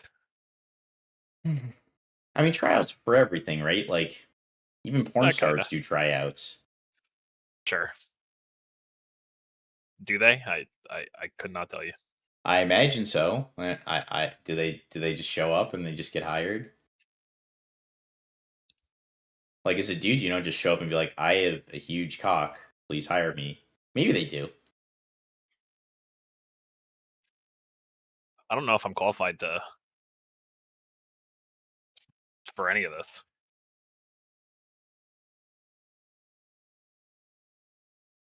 I am not. Yeah. They turned me down with the quickness. They said, "Bud, go the fuck home." Like, get the fuck out of here. Bye bye, buddy. Are you familiar with K3 Soju? No, I've heard the You don't name play like a TF2. couple. I've I'm sure. Colin, Yeah. I think, brought him up recently, or no, Anton Yeah, brought him up recently in one of our conversations. He's just a popular streamer. He's funny to watch. That's where the "you trash" GG comes from. I don't know if you've heard that. Nope. No, okay. You're too fucking old, man. Like, what are we doing? I just don't watch streams like that. I don't watch YouTube. Like, I have like I watch YouTube more now because I have to understand how it works for our content. But like, I have to have like the rest of my course. team explain YouTube meta content to me because I don't understand it. Like, Which is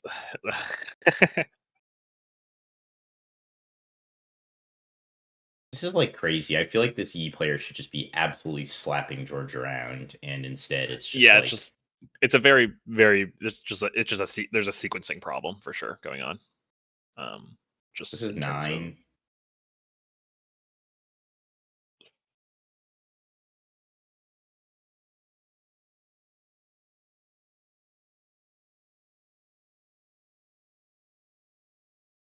Hmm.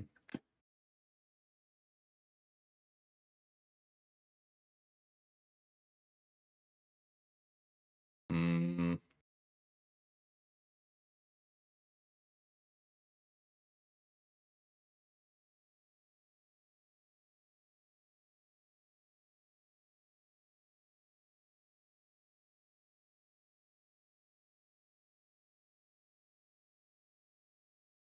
I mean, it's still pretty okay for the Kaisa player. Like, George is a little low. Cannot see the way George has his runes is tilting the shit out of me. he doesn't have good the dexterity card. Like Dexterity. like this is tilting. Put him in a pile. Like, I even put him in a pile sometimes, but like just put him in a solid pile. At least it'll look less awkward. This is like 1, 2, 3, 4, 5, 6. It looks like there's one hidden under, so 7. I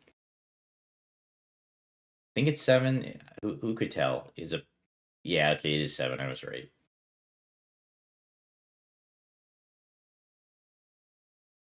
I don't know if he missed the whole point. We don't know because they don't update the thing all the time. I mean, we've got a zone use set. The E player is actually looking pretty alright here. We've got a Defy. We've got 2 on guards. We've got Discipline. Like, we kind of have an ideal board state now. If he gets to untap now, this is where the game might get away from George. Even though George has a grip of things, so does the E player, and the game could very easily roll away from George here.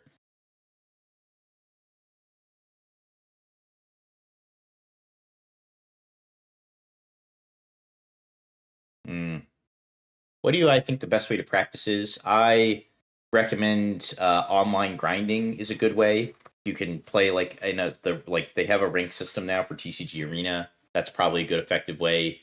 Playing with other friends that you know are good at the game is a great way too. Recommend that as well. Dude, everybody has a different way to do this. It drives me insane. Like, why can't we just have plus or minus dice? This guy does 3, the other guy does 1, the next guy just puts 3 dice on it and makes you guess which dice means what.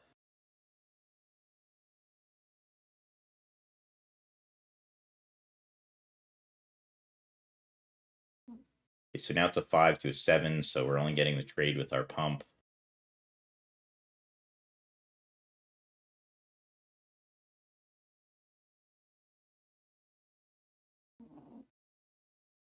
This is why George's article, and for those of you that haven't read it, George put out an article recently talking about design flaws and the state of the game and every other thing he could think of. This right here is why George hates deflect.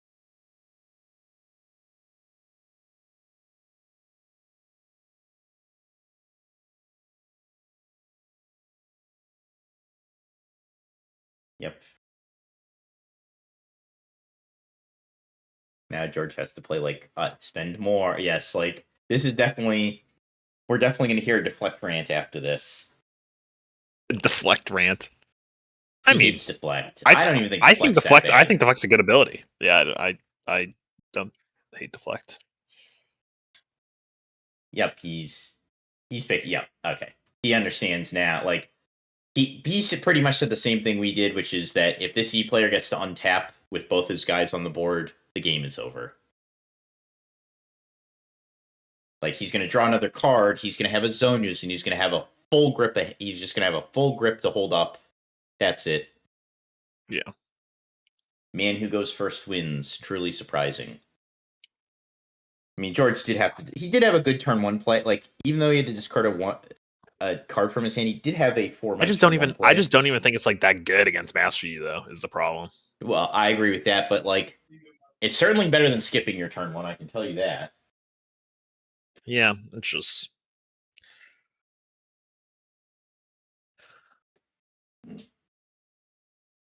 Oh.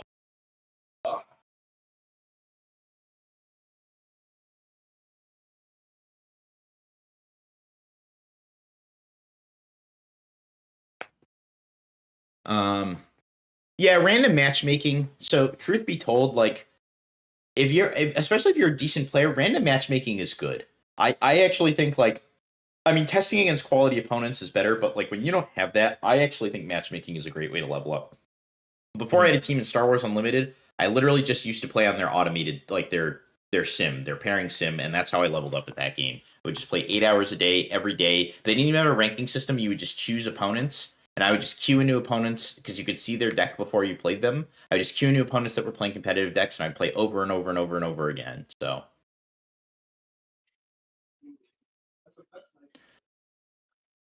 There is some sort of ranked thing. I think they do it through one of the discords, though. It's not like an actual ranked queue, but they do some sort of ranked matchmaking in one of the discords for it. I don't know it. I don't know exactly what it is, but one of my coachees had mentioned it. So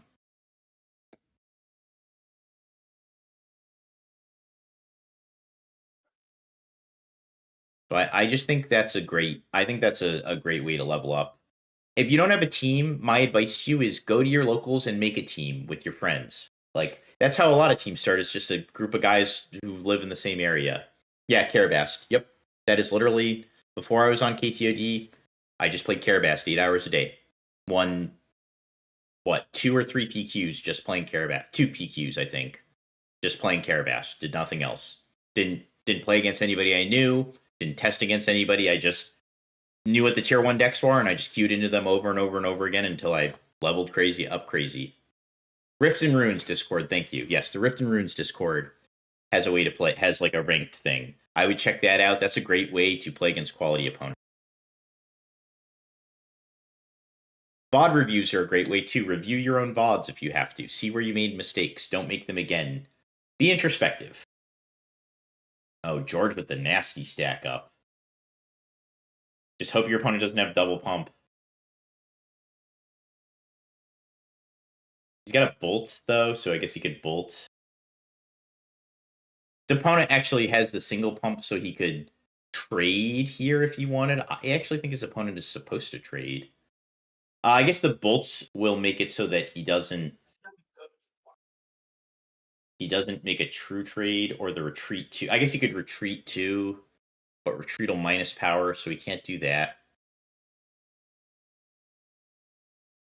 And then Kiana Conquer.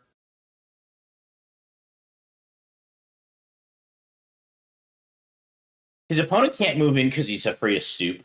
That's the biggest thing, is because the Stoop will shrink him, and then the Apprentice will get pumped, and then he'll be a 5, so he could still kill 2 dudes there, but what'll happen is... No, he would still kill 2 dudes even through the Reaver's Row. He's supposed to conquer this. There's no way he's not. Yeah. He's afraid of Darius, I guess, because his opponent is going to 7. So he shook to Darius. You just accept the Darius. I would just do you have Zonias, just accept the Darius. Like there's I no mean, you just way. have to. You have to. Yeah. You can't just do nothing again.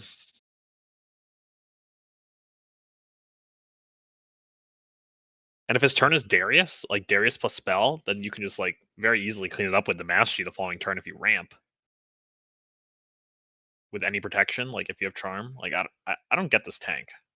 I don't think you need to charm here. I don't think it's even like necessary. Like Oh can no save that I'm charm. saying like next turn. Like I'm saying that We like take the draw. I am pretty sure we're supposed to take the ramp. We're holding a Tasty Fate Folk on 8 next we're supposed turn. to you're basically always supposed to ramp. Yeah. I'm pretty sure that was a tilt, but okay. Yeah, That was our sorry, League players. That was a tilt. The feeling of playing online is just like awful communications and dexterity. I agree that like so in Star Wars it was an automated program, and even though there was a chat bar, which mostly served the function of your opponent calling you a slur after you beat them, it was automated, so you didn't really have to do anything except click. Especially the way the game Star Wars works, there's no reaction or stack phase, so you could there's no like stack, so you just play one card at a time. So I do agree that I think TCG Arena is an awful experience, but some people swear by it. It is just not my thing, personally. I like TCG Arena more than I like the one that we use. Really? I do, yeah. Well, there you have it, folks. folks. Use it more. Like we said before, sometimes even we're wrong. I'm right, so I know that. Like let's just be very clear about this one.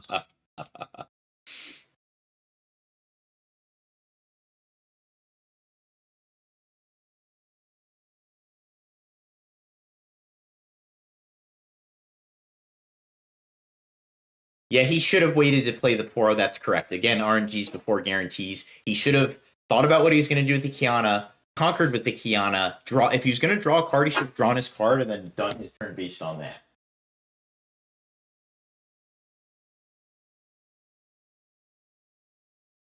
My dog wants to play right now. He's so cute.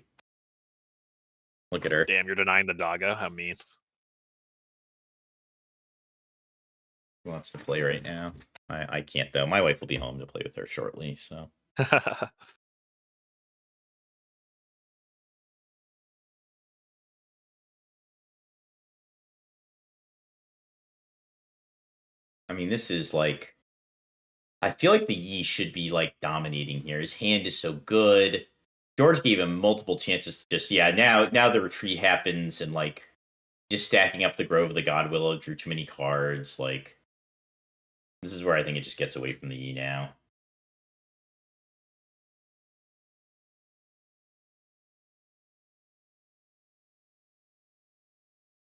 Yeah, now he has the dragon, but like, he could have threatened the dragon a turn earlier. George probably would have been forced to retreat against the dragon the turn before had he done it the right way.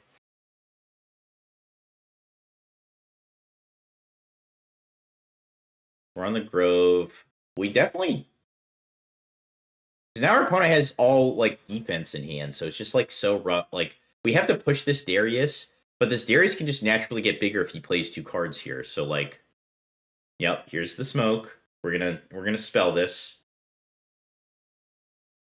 Yep, there's the Defy. Now we're just gonna retreat, though. Because we spent the Defy here. Yeah. Like, this is... Do we have another Defy? No. I think this is just an absolute toss. Like, now George's board is huge. He's got another Darius in hand. He drew a billion cards. Like, what are we doing here?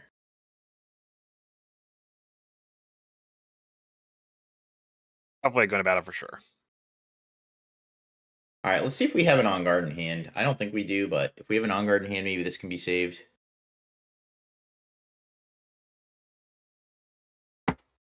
I mean, just look at how many creatures he has in his base. Like, it's just... Hey, baby, where's your brother? Where's your brother at? What's your brother doing? Be peeing in the house again. You play with the damn dog.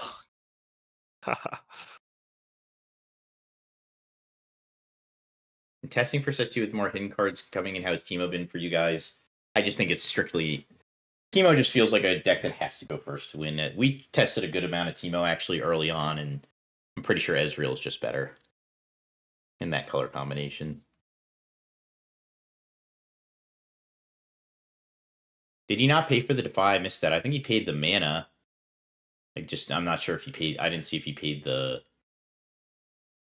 power. Did he not pay the power? Okay, never mind. Yeah, okay.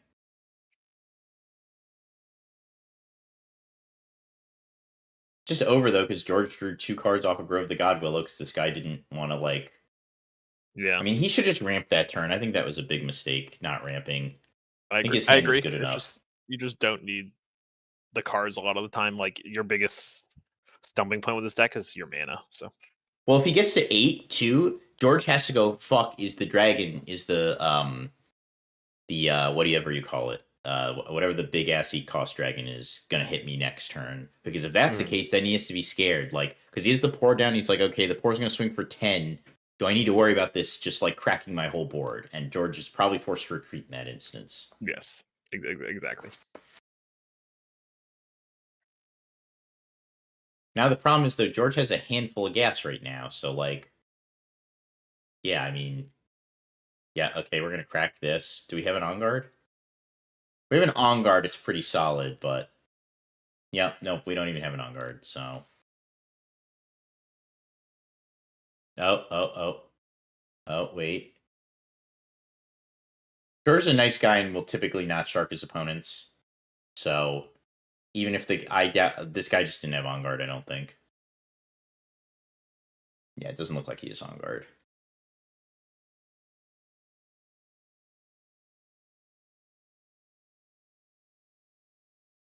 Wayflame Protector. Yeah, I don't know card names. Probably a bad quality of a player. I can tell you what they do, I just don't know their names.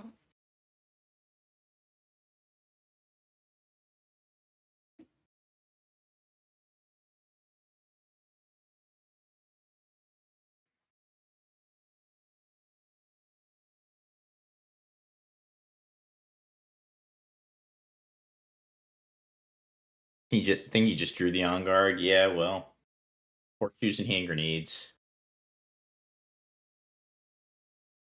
Although George's board is looking a little thin. If he loses his Darius here, I think he has another retreat in hand though, right?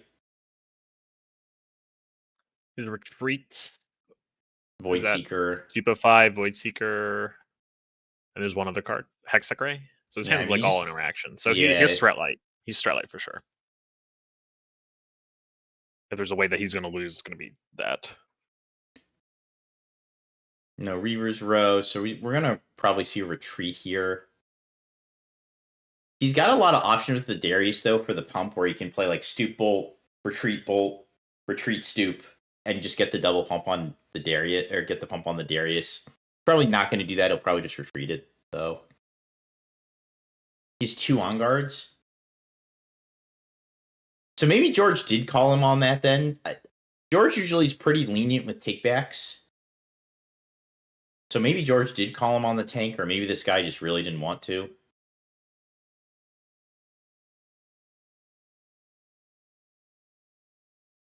I'll ask him afterwards if he told the guy. But I mean, that is how it works. Guy said pass. You can't just do that. You have something, you gotta do it. We're gonna get a charm here, so it's gonna be kill Poro, attempt to charm Darius. No, for sure. What the fuck?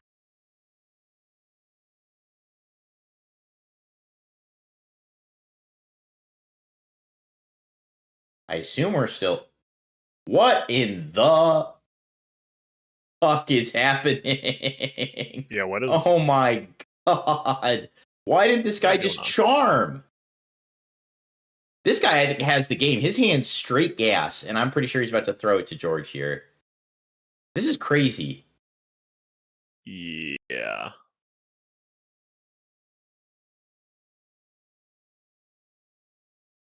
I'm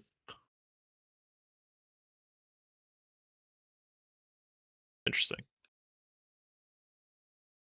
I don't think. Why is he do like? I understand it's pump 10. Like I get it's the big ass pour, but why is he?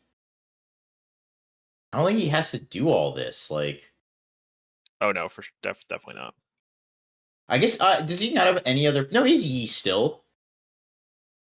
I don't think he had to burn his. I don't know. Maybe I'm wrong. Maybe this is optimal. I don't know. Like, why is?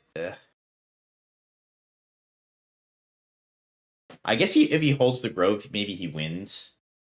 I guess because of time warp. Nah, I guess because of time warp, he does have to do this, right? Because if George gets one side, he loses. I see what you're saying. So yeah, But well, I don't know if George has 10 though. I have no way of knowing this. Because that's the biggest problem with how George likes. I don't know if this continuously is buffering, but it's the biggest problem with.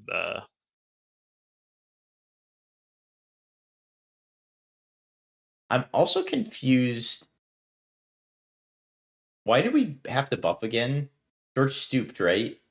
We went stoop bolt. We couldn't take a. Oh, we can't take a trade because of the time walk problem. But again, I don't know if we actually have a time walk problem. I'm assuming we do because we stacked up like this.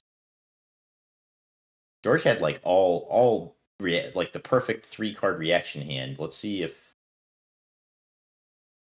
he drew another reaction. So now he gets. So he has, how much mana does he have? He's 11. I think he has 8. He's 11 because his deck. No, you can't tell. You literally just can't tell. 1, 2, 3, he has 11. 4. He has 11. You're right. Yes, yeah, because he's 1 in his deck. That's what I'm doing now. Is I'm looking at his deck. It's easier to figure out how much cards are left in his deck than. So he can't play the Bolt. He has to play the Void Seeker because of the pump that he knows that is likely in his opponent's hand. But the problem is, because this guy did it like this and didn't save his... He should have used his Yi instead of his Dragon, I think. Because he did it like this now George is going to stuff this side up with the Darius and just hold up his... Let's see, 5, 3... Hold up 3 more, so hold up his Bolt and Stoop. Like, yeah. And this guy, like, had he put the Yi on that side and just, like... Could have just like even swung into the Darius with the Yi and used his pumps. So now he has to go Charm. Is it enough though? So we're gonna get a Darius. So he's gonna get to double draw. So George, I think, is only Linus to stuff, right? So he can go. He like needs the stuff. I don't think it's good enough. Well, he gets a lot with the stuff because he happened to draw another interaction spell, so he can actually get Darius to 7. He has the Bolt and because his hand is Darius Bolt Stoop, right?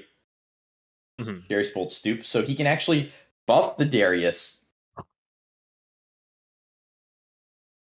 He can double buff. He has like the perfect hand to probably survive here. It's unfortunate his opponent has double charm. I don't think so. I don't know if it's enough, but he does have a hand to survive. Well, I mean, he has a hand to.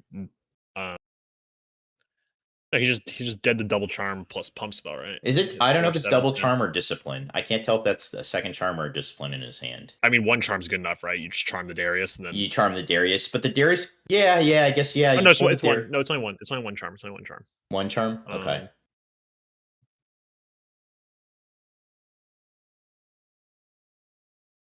No, Ongar doesn't survive him through the Void Seeker there because the Poro doesn't have the buff. 6.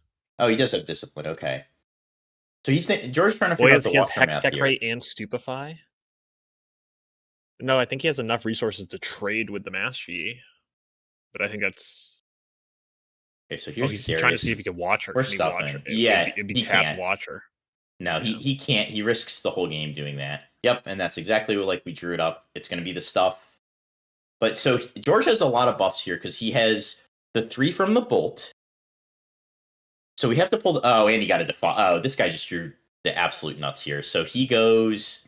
This guy's at 12, so he can play Defy, Charm, Discipline, and accelerate the Fate Folk if he wants. Not that he needs to because he's the Yi. No, he's just going to play Mastery. Yeah, it's cheaper. If he plays Mastery, he can play the whole hand, right? He just has it all. Yeah. Can he play the whole hand? It's 7, 2, 1, 1, 1. Yeah, he can actually play his whole hand this turn. This guy literally can't lose unless he just throws. Like, he just has to start with Charm. Yeah, he just has to start with Charm here. Yeah. Starts Charm. Yep.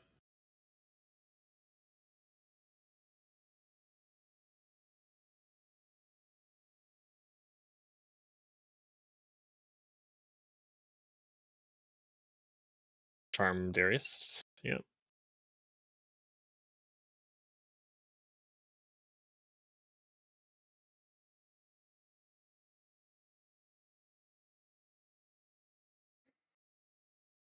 I mean, you know he has a Master Yi, so you kind of just have to say okay in George's spot. Yep, he says okay. Yep. Goes down to tap 7. Play Master Yi. Yep. Master Yi comes in. If Okay. George doesn't, if this guy doesn't draw the defy, I think George wins, right? No, they tie. Like, well, they don't tie. I mean, it's George is behind, right? It's he retreats the tasty and Watcher holds because he gets to kill everything on his board. Like nothing of his lives. So now it's bolt. Now it's try to bolt.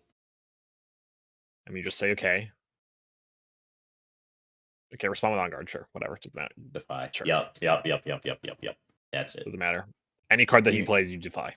Yep. So it's That was 9 that was to a crazy. Yeah. any card he plays. Okay, I'll Yeah. defy that. Yep. That was Yep. was a crazy sequence. Yeah, I mean, His draws even were if there crazy. if there wasn't a defy there, though, it's just like they trade. You retreat the tasty. How does he win? Like, how Well, does he can George still win? watch her. He can still watch her over the watch her to trade the dragon, and then I guess his opponent would just go. But you're just tasty, losing, right? tasty. You're losing 2 Yeah, rings. You're in the yeah. same situation the turn after. Yeah. it's just like- Yep. That's true. Yeah. If that guy knows to retreat the tasty, so he'd go retreat tasty, the watcher would trade, then he would go haste the other tasty from hand, 2 tasties on point game. So yes, it would be over. I do either way. think there's some sequencing mishap though. I think the biggest thing, and something about Riftbound that I've noticed, and I put after playing more, and like the biggest thing about Magic is that like card advantage isn't necessarily king, and I feel like a lot of players just see Grove and they see Dreaming Tree and they're like, oh, I got to maximize value instead of like you saw in game 2 is like instead of playing Kiana on turn 2, like he almost lost that game. Like it just feels like we got to a spot where Kiana just only got to trigger once in a game. It probably could have triggered like 3 times. Like it was just very awkward sequencing things. And I think it's like just mask around the fact that like people are just like, oh, I just want as many cards as possible. But it's like I feel like the biggest thing and the reason why Kaisa was so good in this set and Annie's so good is just like rune management. Like these decks just use their runes so Much well. time on the clock. So Wow, 16 minutes. We had a tight game, like a long ass 3 games, and we still have 14 minutes on the clock. it was a good match for sure. I mean, it shows like that's why I like the Master Yi mid-range deck, and that's why I played it all of set 1. It's just like there's so much play to it, and there's like a lot going on that you can capitalize on, but it's also pretty tight sequencing. Yep, I agree with all of that. So let's go to the phones here. What do we got? I think George. Was George supposed to just retreat the turn the dragon came in play? That's what I thought he was going to do. Was when the dragon came in to buff the Poro, because I thought that was kind of weird the stack there. But I was like, could George just play retreat here? Is that better and just save all his spell gas instead of like trying to mess with his opponent? I don't know if that's correct, but maybe can't risk a double hold. I don't know. I thought that was the one play that I think the 2 plays that I thought not ramping with the Kiana was crazy to me because I think George is forced to back out on that turn because now he's scared of a Dead Bloom just coming in and eating his lunch, or the dragon just coming in, buffing the Poro and having that eat his lunch. I granted that player didn't have it at the time. I don't think he had the dragon at the time he did that, but I don't think that changes anything for him. I don't think that should matter. I think he should be thinking about too. Like this is a very kind of a high level play skill. Like thought is that you have to think about what your opponent's gonna think. Like if your opponent's a good player and you ramp to 8 there, your opponent's gonna go or ramp to 6. They're gonna go, fuck, the dragon and the Dead Bloom are online next turn. I can't just stuff this battlefield. You knowing full well you don't have them, but it doesn't matter if your draw gets you to them because you can't play it next turn. So you can forego the draw in the hopes that your opponent will just play differently. And it won't make a difference because you can't play it next turn either way. So yeah, this is game 2, Tog. DigiTV, I think he drew the Watcher off of the Void Seeker, and he only had 7 runes on that last turn.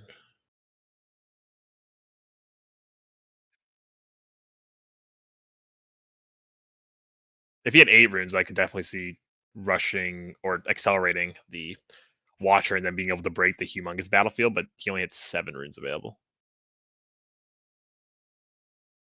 in that game. Where is my wife? That's all you're concerned about right now? Where my wife is? I mean, no. I Oh, guess I'm not that did we concerned. count 11? I think we actually now that you say that. We counted 11, right? Yeah, So we why didn't counted he have 11. enough runes? What did he play that turn? Did I miscount? Well, I'm going when back is in the VOD. Because now I'm confused. I confused myself. it's 11? I'm certain. I'm not gonna rewind it, but I'm certain it was 11.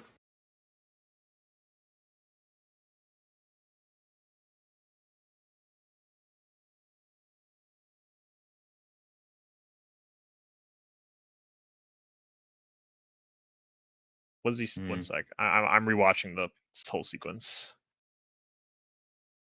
All right, let's rewatch it together, chat. Unless George Rune deck only has 11 runes in it. Pretty sure he had 11. We said it out loud. He only had 1 left, right? And he had 3 He up had because 1 he left. spent. Unless Yeah, there's 'cause he- 2 there, but No, because he went Void Seeker, Darius, and he had 3 up, right? no, he had 2 up. Did he have 2 up? Maybe he did have 10 Yeah. then. Because if he had 2 up, he had 10. I'm watching the turn progress right now. Okay. Yeah, I mean, this is the problem with I like George, but the way that he has his runes is. Oh yeah, he spread it out. Is there one hidden there?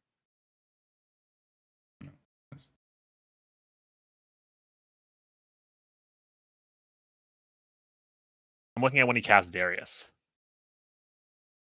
I feel like his rune deck might be 11 runes. I can't see the extra rune. I can't imagine he made it through the whole tournament with an 11 rune deck. That would be insane. That wouldn't put it. I wouldn't put it past him. There's no way maybe he there's would 2 mess runes that there. up. Like, someone has to see that at some point because he has to play a game where he gets to 12 and someone be like, dude, you only have 11. Is it even legal to play an 11 rune deck, or do you have to have 12? No, yeah, I'm pretty sure you have to play 12. Maybe he's doing it to flex. All right, let's do an update here, guys. Let's do a live update on our team here. So Cody's dead. We don't need to check him. Let's Anton. Yes, some were kind of hidden. I can't really count, but I something looks weird. All right, Anton is 4-0. Let's go. See Colin. Colin is fuck. Colin lost 0-2. Holy shit. And Daniel. And Daniel is dead. Rough. Damn, Daniel's been on a heater. This man never misses with Aurora. I'm honestly shocked to see that he bit the bullet here. So we've got Anton at XO and we've got Colin at X1. We need those. Let's see where our other people are at. Eden is X1. Let's see where Zane is. Zane like this. Oh, Zane told us he was dead, actually. All right, well, Yeah. let's look at some other. So Colin's going to take the drop here. George just lost to George's X1. Ooh, we could get a George versus Colin on stream. That would be nice. If there's anyone else I recognize here.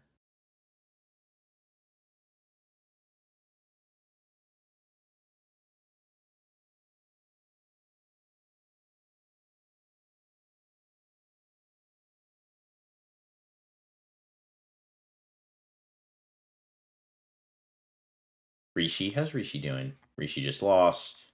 Rishi's also X1. I don't recognize any of these other people.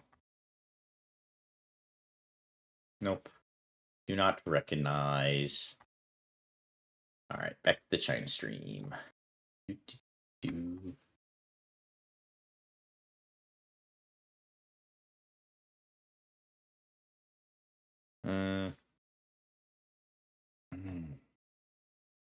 Good old Annie. Got Draven Miracles versus Annie. I wonder if the Annie deck kind of missed it last round, but The Anti-Deck's playing Draven too. Draven truly is just the better. Like when the Anti-Decks have to play Draven anyways, like It's crazy, right? yes, That's really funny. Like you're just like now you're just actually like cosplaying as a Draven deck. Like you're not even your own identity anymore. You're just a Draven deck with a worst chosen champ. You're cosplaying though. And you're cosplaying. I didn't come up with. Someone else said that. I think it was Cody who said just like this deck is just like cosplaying as something.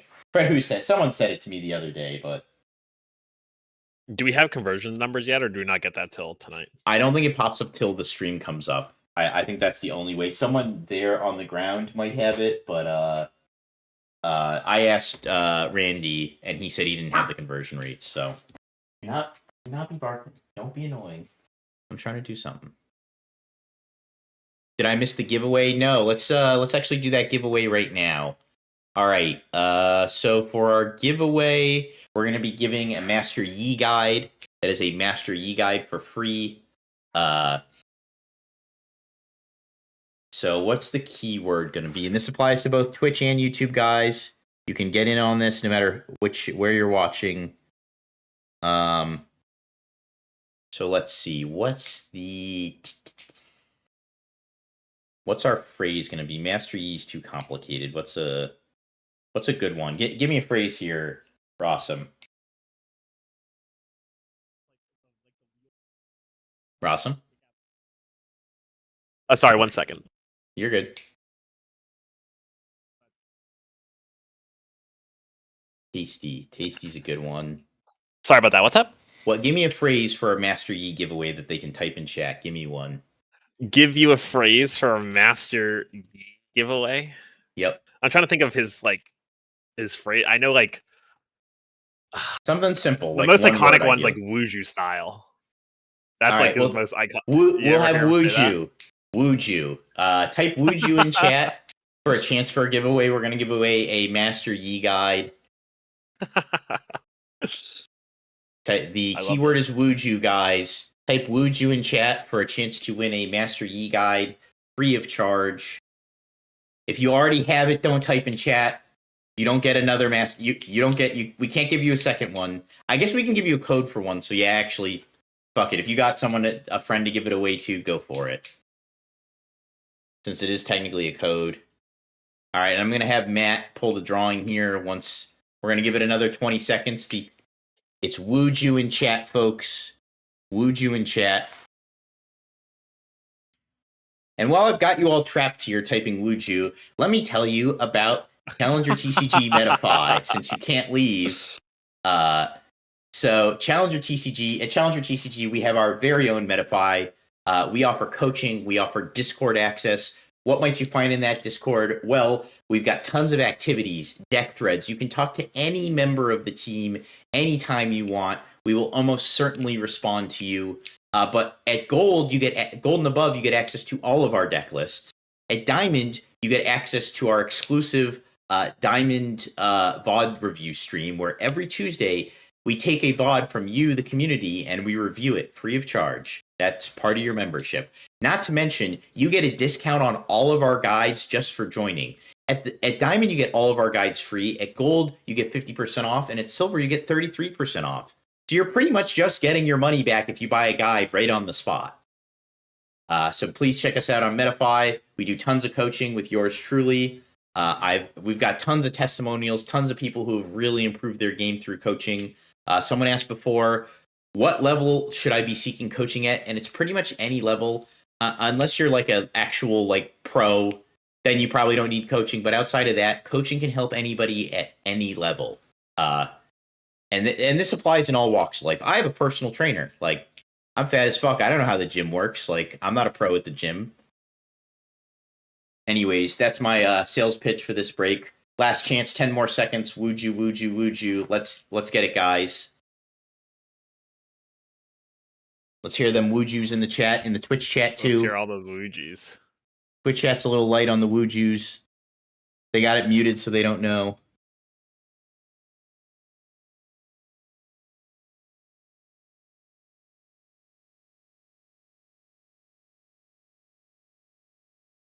Hit us with the Wuju. All right, we are going to spin the wheel, guys. It's happening on the back end. Sorry, we don't have a visual way to do it right now because I am busy multitasking, so I don't have a way to actually do it on the front. So I do apologize. We're getting those names entered in there. And don't worry, we're pulling from both Twitch and YouTube. We're pulling one from each, so don't worry. Or sorry, we're not pulling one from each. We're doing two total. We're pulling from each. We're doing two total. Sorry, I apologize. All right, and our first Yi guide. Come on, hurry it up here.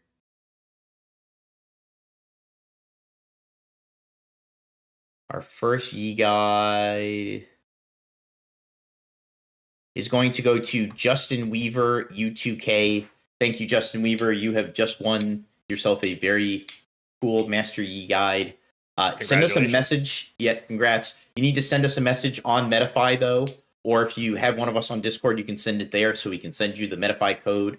The Metafy link you can find in our YouTube or by hitting exclamation socials. And then our second winner is Deerfish1.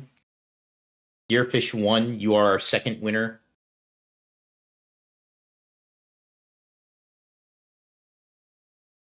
We've got two winners. Yep, those are our two winners, is Deerfish1 and Justin Weaver. Oh, he did it. we had different ones in different chats. That's pretty funny. I didn't realize he'd already put in the Deerfish. Yep, we're giving out two. We were giving out two though. So Deerfish1, Justin Weaver, message us on Metafy. I mean, you can reach out on Twitter, on Discord, wherever you can reach out to us. Hit us up for your free Yi guide. This Yi guide will be updated for set 2. It is Aurora Yi. So it is a deck. It is a deck that is not seeing a ton of play right now, but we are still going to update it. Justin Weaver, not to be confused with Justin Bieber. No relation. Wow, you're so smooth with that. That's crazy. Yeah, well, someone said it in the chat. Justin Bieber won, so no. Yes, Justin Bieber. You think they were memeing or? Maybe. Be cool if Justin Bieber. I wish you watched our stream. I've been thinking for a while about just tagging random celebrities on our Twitch when we go live, or on our Twitter when we go live, and see if they'll join. Just like one day we're just like, yeah, today we're streaming with Mark Wahlberg. He's gonna co-commentate with us. Like, let's see what we got here. All right, so. Oh, it's Kaisa versus Draven. You know, it'd be nice. Is there nobody who's doing well that's not playing Draven? Like, they can't find one match that doesn't include a Draven. Like, did Draven play every single one? Ugh. Yes, we are famous now, chat.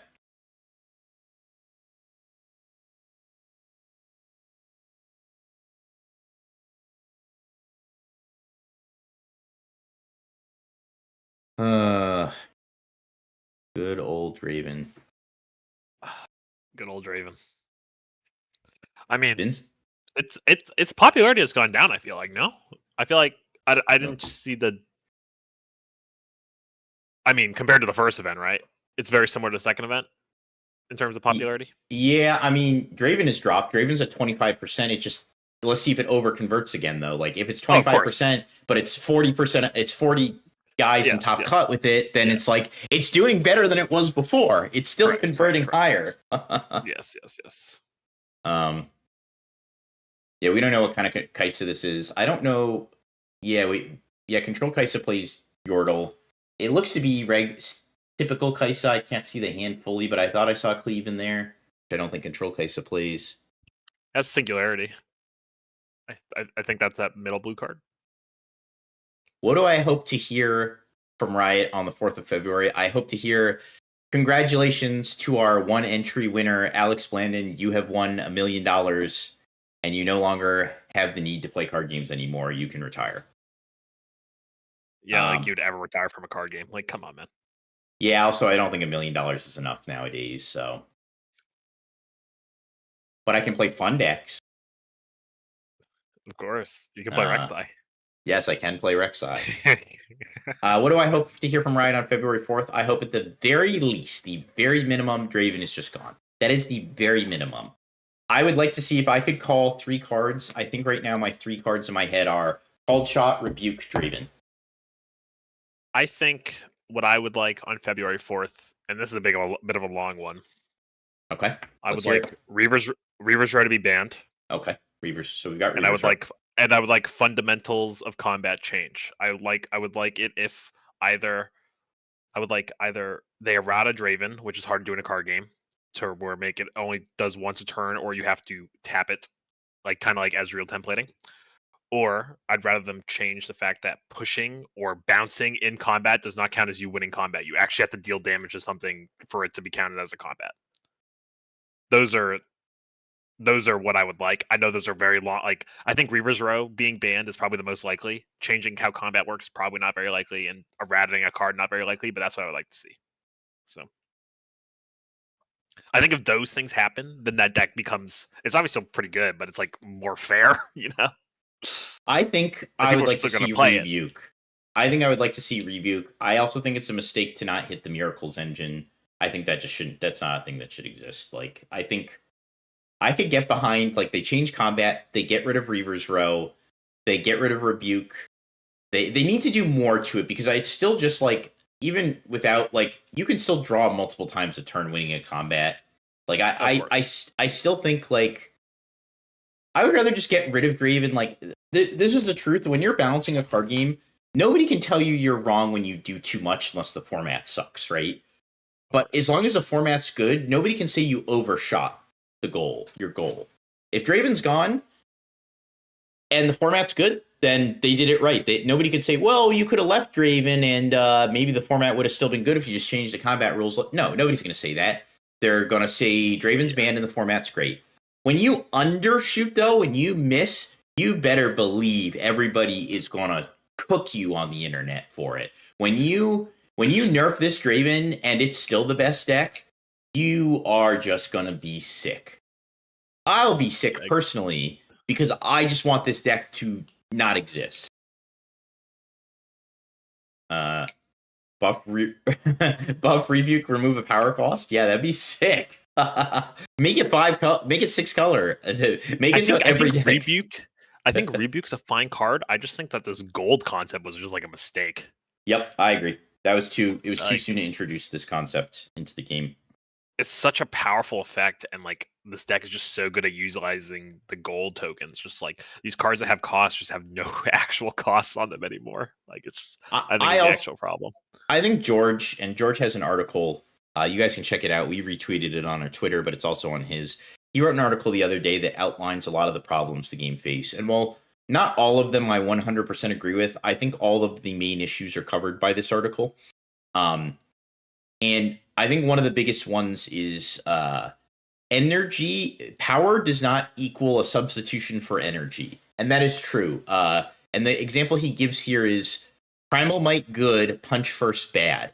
Like, one extra power does not negate 3 energy and like, okay, you get 2 less might, but it doesn't matter at that point. Like the difference between 5 and 7 is like almost never, like the number of times that comes up is very little.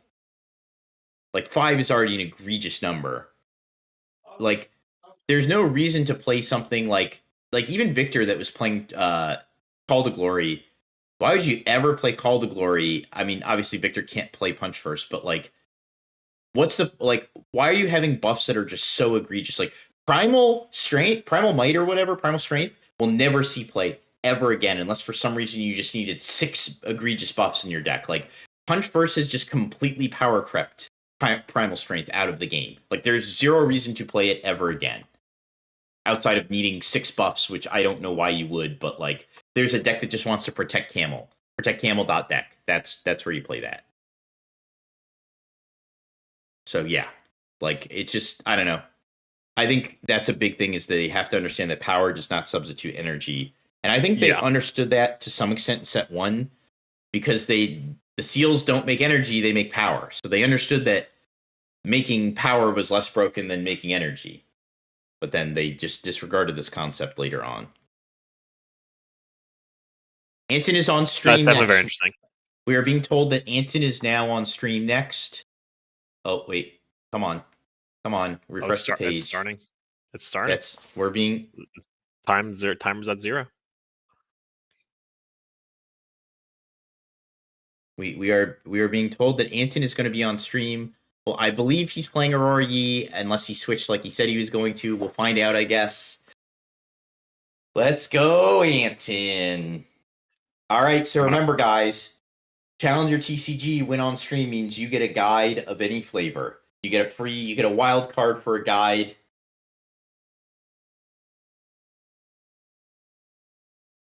Let's go. Come on, baby. I'm gonna post in the chat if he's on Master Yi, though. I'm gonna be like, oh, I thought you were playing Kai'Sa. We'll see.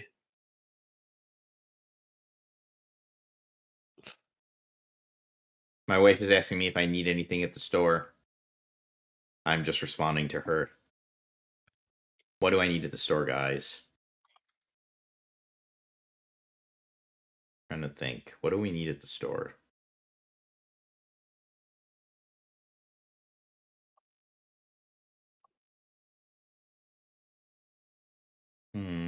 Not booze. I got plenty of booze. That's good. I don't even know what I need at the store. What do I need at the store? All right. Get the mana sandwich. Let's see. Is the round up yet? Nope. Okay. So Oh, here's the what I'm going to graphic do. just changed. Let's Yep, see. the What graphic are you did gonna do? just change. Yep. We're going to get this back up here. Oh, wait. It disappeared. Give me a Yeah, I'm second. trying to have both YouTubes open.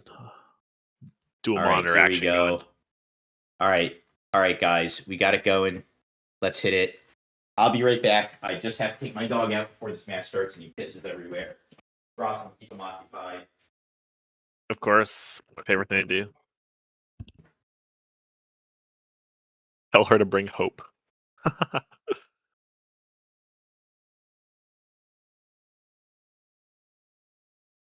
Yeah, so as we mentioned, power in general, as a concept, definitely got to be used a bit in set 2. So I wonder how they're going to proceed going forward. I do think gold in general as a concept ended up being a little bit too strong.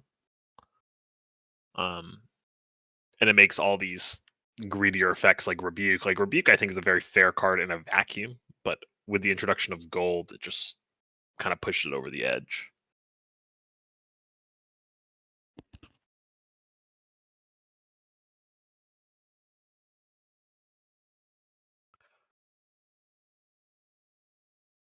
I'm curious what the chat's think about in set 2. What do you guys currently think about playing in set 2? You can say Draven as well.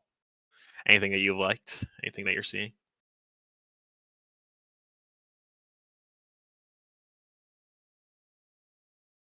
Personally, I really like Aurelia. But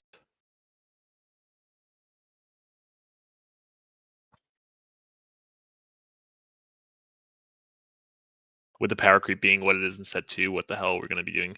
I do think that set 2 and set 1 are like pretty powerful sets. Obviously, like the higher cost stuff is kind of getting phased out a bit in set 2. Like you don't see as many Dead Blooms and Tasties, but you're still seeing the Kaisas, Falling Stars, the pushes. Like you're still seeing the powerful interaction. But I do agree. Like we're going to a dangerous trajectory. Oh, look at this. We have Anton playing Master Yi Aurora. Decky's basically played the whole set versus Misfortune Aurora. So we're going to be having a little Aurora game, folks. A little bit of ramp. We'll see how good the opening. Well, he has the Aurora.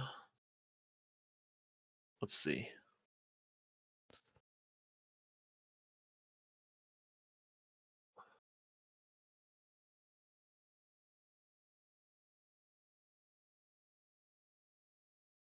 having the most fun with Lucian, Miracle Draven. Not a fan of the meta. Gang playing set 3. I'm personally waiting for Camille or Mbessa. Those are my two. I'm a top laner in League of Legends. I'm very bad at that game, but Platinum. I'm much better at card games. Yeah, rough matchup for you. Yeah, this matchup is a little rough for the Aurora, but especially with the sequence that this Misfortune Aurora has started with. This is looking a bit tough, especially. Oh goodness! And like that, we are so back. Welcome back. This Master G Aurora draw is worse than the Misfortune Aurora draw, so it's looking a little tough. Oh, I'm sad I missed it. Wait, we have Aurora in hand. It looks like. Yeah, but we went turn 1 Zanya's, turn 2 pass, turn 3 mobilize pass. So Ugh. a little tough sequence for sure. A little tough draw. Kind of a You fail love- rate of Aurora, Unfortunately, these Aurora mirrors are just completely random. Yeah. There's very little skill input. I will say that. Misfortune Aurora is good into MF, right? That's just how I feel, but I. Misfortune Thinking Aurora is about good it, in MF. Well, it's a mirror. If Oh, that sorry. happens. Like it is good into sorry. I would say Misfortune they're a Aurora's little. good to I Aurora. would say they're a little favored. Yes. Although if I think when both decks miss Aurora, he is better. He's just like Sure. you're playing all the same units, but yours are too bigger on block. Sure. So it's much harder for your opponent. Your opponent doesn't actually have any pumps either, so they don't actually have a way to like do things. So like how this matchup is played is very simple. Both players do not have a way to recur threats, but the Yi deck possesses more of them, and theirs, like I said, on block are bigger. What the Yi deck is going to try to do is grind out every creature in the MF deck. Does he have a second Aurora? No. Okay. But he does have a lot of his creatures in hand. That's fine. You want some mix of creatures in hand. He'll get to play the Butthole Dragon next turn, the Mountain Drake, for those of you that don't know that. So he'll get to play the Butthole. That is a crazy name. So, He's Butthole. He's every just time- vanilla. He's a Butthole vanilla. That's why I've been calling him Butthole Dragon. You could call him like Chunk. You could call him. Yeah. Like, it is catchy. I'll give you So that. the only pump that this deck actually has is the Primal Strength, the MF deck. Sometimes they don't even have that.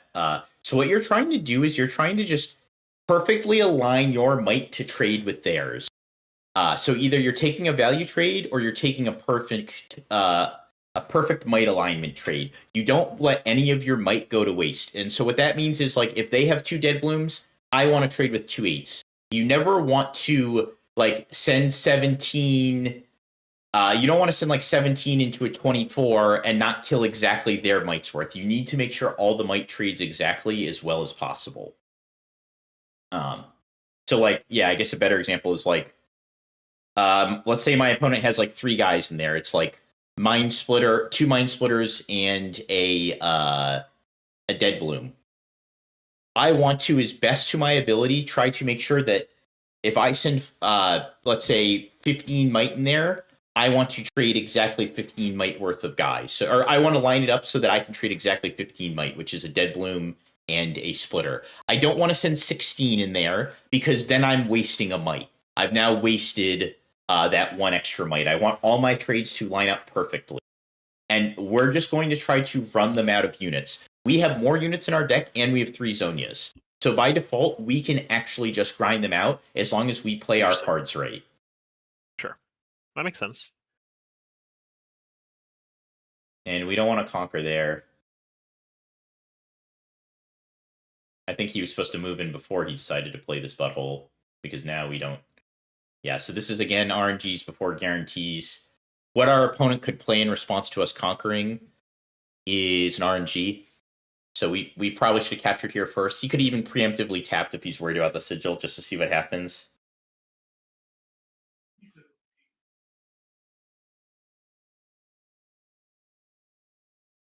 Interesting. Is there a reason why you don't send the Dead Bloom into the double stack? Like, how do you get punished? He has all his mana up, so Primal. I guess Primal can't. Yeah, you can still. I guess you could still trade there. Fight or Flight. You don't really want to get like. I guess you burn a Fight or Flight, but it's like You probably can't Like get you really have a punished. Zanyas in play, right? Like, Yeah, but you don't so want to burn it's like Zanya's. This is where like managing the units matters a lot. I'm trying to think of what the punish that I'm not thinking of is here. I mean, Zanya's getting burned anyways, right? Rebuke I is the see, real okay. punish. Yeah, if you get rebuked, you're sick. Like, he doesn't have to move in there for the trade. He can make the trade at any point. He's not denying his opponent a score by moving the Dead Bloom in there. So all he's doing is moving into his opponent at full mana and giving him the opportunity to do something, which Rebuke would be the scariest one here. That makes sense to me. Right. So, like, he doesn't have to do, even though he has Zanyas, he doesn't have to do anything. So, yep. So, this is the nice thing, too, is we force our opponent to use a pump every time they want to trade on one of our guys. Which I actually think this is a mistake. This guy doesn't need to be aggressively scoring. He could just, like, kind of, like, sit back and just, like, stack his dudes up until his Mind Splitters just rip Anton's entire hand apart. But he wants to, I guess, Anton's tapped out, so he's just taking the opportunity. But the problem here is, now the Dead Bloom, he's got all these big guys in the back.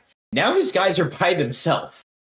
So, like, Yeah. Anton's gonna just, like, strangle him here, kind of. Yeah, so, like, yeah, okay, what is he... Are we saboing?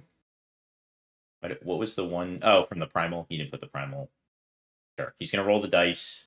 No Mind Splitter, please. Yep, a Dead Bloom. See, this is where he's messing up. Like, this is a mistake. Like, this is not correct here.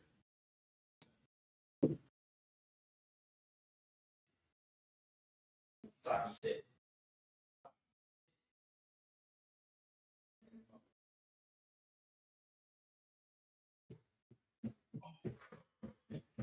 I had to grab my dog. My other dog needs to go out now, of course, so grab her so she doesn't pee. Like for the graphic, they use the League of Legends champion thing. This champion splash art. Yeah, so here's another Primal as we Oh. move in. The Defy is just an I think it's absolute Defy. blowout. I think this guy splitting his units up was a mistake here. This was a massive mistake. If Anton has another Defy, he actually wipes the whole board clean here. Yeah, this guy is... I think he's messing up. He didn't have the Defy. So now Anton gets to take a value trade on the other side, though, because he's tapped out. So, like, this is what I'm talking about. Like, just making sure your guys slightly value. Anton's two guys will trade up. He'll trade the dragon on the Dead Bloom, and then the Dead Bloom over the other dragon. I see. Like, now Anton is getting value trades. Yep, exactly. He's going to shove them both here. He did this wrong. He should have sent the dragon in, had the dragon trade the Dead Bloom, and then sent the Dead Bloom in and had the Dead Bloom trade over the dragon, and it would have been... It's fine. It's not a big deal. It doesn't change too much, but he's just losing a deflect guy. There's not really a reason to need the dragon on the board, so he should have done one at a time. But this is like a very micro play that probably never matters in this matchup. There is an argument that, like, okay, when the Dead Bloom gets rebuked, it costs 3, but when this dragon gets rebuked, you get a dragon back in hand. But again, if that's what he wanted, like, he could have just chosen that line for himself, not let his opponent choose. And yeah, this Dead Bloom dies, right? Yep. See, now we've just whittled away, like, he's now, like, running low on creatures. We already took a value trade, like, we're lining up our trades real well. Interesting. So if they both get a Roar in play, Mastery is probably favored. It's kind of what it looks like. It depends, because Mind Splitter can, like, if they run out enough Mind Splitters, like, in their first couple, it can really cause problems if you don't get the right interaction. This guy also played it very poorly. Like, he didn't need to gank over and use his Primal there. Like, Primal's one of the strongest cards you have in this match because it's the only, like, pump variable that you have to kind of deny your opponent those points. So in doing that, he kind of just, I think it was a little bit of an int there. Oh, but he does have the Soul Gorger. Okay, so this is huge. If he has Soul Gorger pack combo, that slides the needle a little bit more in his favor because he has an endless way to keep getting creatures back. If he had, assuming he has the pack combo. He might not, he might just play Soul Gorger.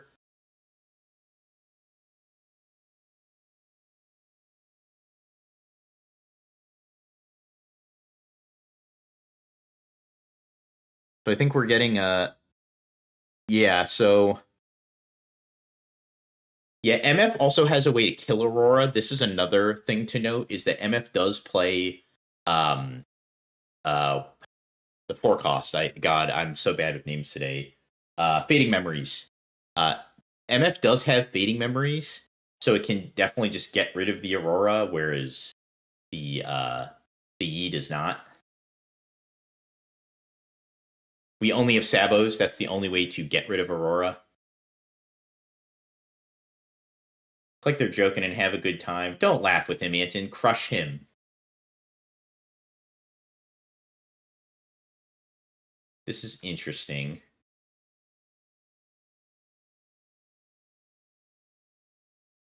I'm still moving. The needle's still way in Anton's favor. His opponent's running out of. Oh, there's a dead bloom under there. I didn't. Okay, sure. I missed that, but yeah, the needle is way in Anton's favor. His opponent's kind of out of runes now. This is very much, I think, going to end in Anton's favor here. Does his opponent miss Aurora Trigger? His opponent did miss Aurora Trigger, but that might be because he's out of units in deck. He may actually, yeah, he might just be out of units in deck and knows it, and he's just shortcutting because all it will do is just shuffle his deck, and if his deck's already shuffled, which I guess technically it's not, the bottom order is still managed because this would be the first time. Do we already run through all the units? So He I might thought have. MF plays. MF usually plays somewhere between 7 and 9. They don't play as many. 3 Mind Splitter, 3 Dead Bloom, a Soul Gorger. Don't they usually? Yeah, I was gonna say, don't they usually have like 1 or 2 Butthole Dragons? Yep, that's usually 7 through 9. It's like 1 or 2 buttholes or some number of volleys. I've seen different lineups of each of them. Some people don't play the Dead Blooms. Sure. No, he got Gorger from Aurora last turn. There's not a Gorger on his board right now. That was last turn. Did he? Where's the Gorger right now? No, like last Gorger turn. died. What? Yeah. Oh, I see what happened. That he played the Gorger and then rode the wind in. He brought the Dead Bloom. I understand. Yeah. Okay, I see that. That's when I walked away for a second. Yeah, I was gonna say, like, I don't think he missed it. I was like, there's no way he's gone through that Yeah, many that's when I creatures. picked my. Yeah, I missed that when I was picking my dog up. How dare you? Well, rip dog. And his hand is tough. Yeah, that's what I get for walking away.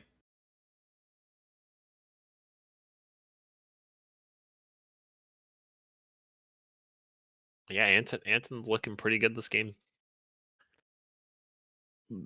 I do think the Master Yi, or sorry, the M, they have like the same name, right? Like Master Yi, Misfortune, they both start with M. I'm just like, duh. But the MF Aurora definitely played a little too aggressive this game, and I think it cost him quite a bit. I don't know if he would have won per se, but I think he definitely been a lot closer. I think it depends too if he if he has the feeding memories, because the feeding memories can just swing the game for him so crazy. But like, I do think that one of the reasons this matchup is favored for the MF specifically is just because they have more hand heat than us, especially game one. Assuming they're playing maxing Sabos, if they're playing fading memories, if they're playing 3 Mind Splitter, so like they have more ways to deal with our Aurora than we do. Like we only have 2 Sabo main. Sure. So it's gonna be like game one. They have so many more ways to stop our Aurora than we do theirs, and we're very fortunate for Anton that he did not hit the Master Yi or the Mind Splitter off the first one, right? Take the Aurora, so we did get lucky there.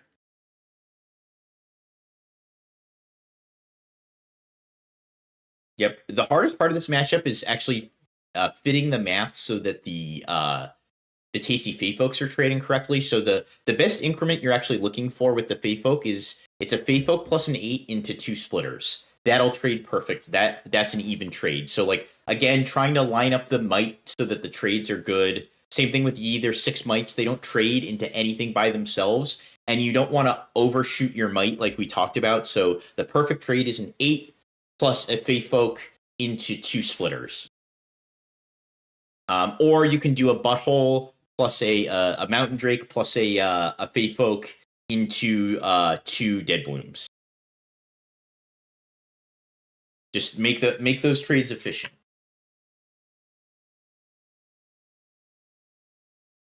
I'm glad we got this one. Yeah, because it's a matchup I do know quite well and how to navigate. That makes sense. It is very random because like there are so many things that happen in the first 3 turns that just invalidate the game for the other player. But when you actually both start riding, it does get a little bit more skill based. Once you actually are both like doing the Aurora thing or not doing the Aurora thing, there is actually lines and thinking that actually matters here. It's just that when in the first 3 turns, when one of you doesn't get to do that this is just not a game. Yeah, it's like that's sense. why I describe it as a very random matchup. Mm-hmm.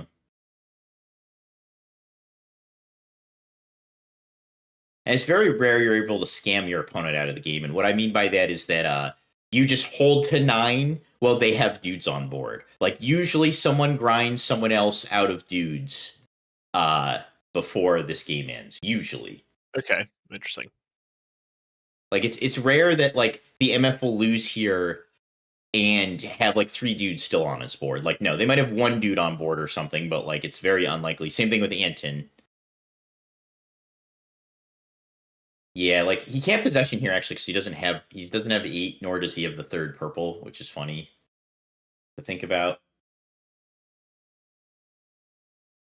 So this is where the might trade's kind of bad, but we're cracking 2 tasties, so we're killing the Butthole. The Butthole is the single most important unit in this matchup.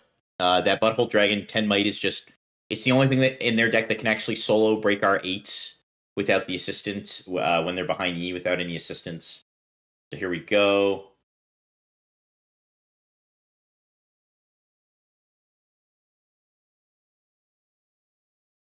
Well, he probably has to take Charm here. Otherwise, he loses his whole board. So he has to take the Charm. Yep. So again, this is where we talked about these mites lining up. So now he's going to lose his whole board anyways, but at least he takes a unit here. So see how this is 14 now, and I talked about how the 6 and the 8 have to line up. Well, depending on what he gets here, our 6 and our 8 do line up, and we can even discipline to save our one of our guys if we want. So there it is. So that guy's 13. That's a really weird increment because we actually don't have any odd increment units in our deck. It's 8, 10, and 6. Those are our only incremented units. So 13 is not a great increment to try to break for us. And we don't have a way to get there, so we need a Charm off the top. We have a Rune Prison. Through Rune Prison, it looks like. So Anton does have the point lead, so this is where, like, you do force, like I said, it's unlikely you win the game with, like, well, your opponent has 3 creatures on board, but this is one of those scenarios that Anton can actually force here, where he makes his opponent have to come to him because his runes are so low that he'll actually win the game before his opponent can bullet time him out of the game. Because, yeah, so, like, that's the one thing you have to worry about is, can you get bullet timed out of the game? Now, his opponent's going to go to 6 next turn. Anton will then hold to 8. Actually, are they on double? No, they're not on double aspirin. So Anton will hold to 8. Then he has to back everything but the dragon out, depending on what his opponent does, because his opponent will go to 8 on the final turn. Bullet time can get everything but the dragon, but it can't get the dragon. So he can't delete the whole battlefield. He needs the assistance of something else.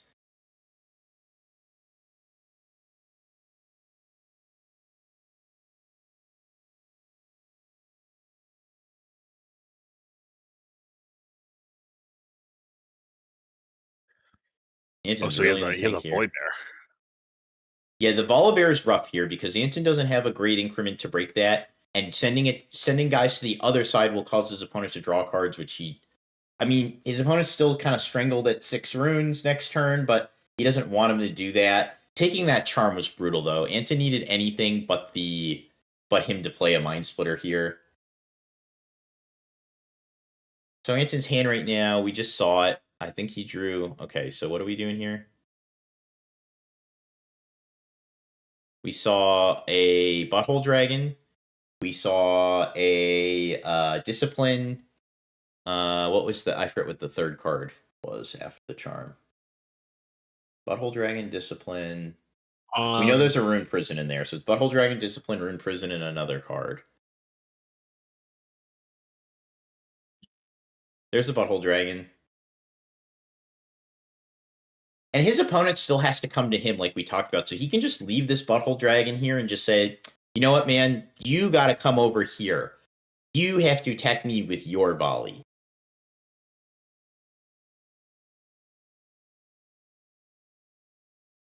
Out of creatures, so shuffle, shuffle, shuffle.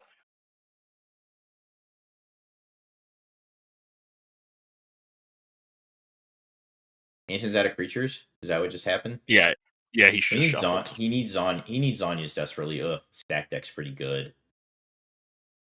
He needs Zanya's because those double as more creatures. And this is where the exact might trading is so relevant, because when you get to this game state and you're both pretty much out of creatures, you need to be able to outlast them when you both run out here. And this is where it's kind of getting the nitty gritty. Sabo's huge here. His opponent needs that Sabo. His opponent knows he has at least a discipline in hand. So how he gets to the other side is he just either he can gank over and trade the Butthole Dragon 1-for-1, but he can't do that knowing there's a discipline. So he has to take the discipline here.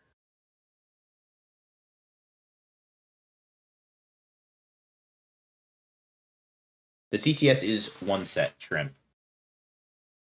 Or set one, sorry. Set one.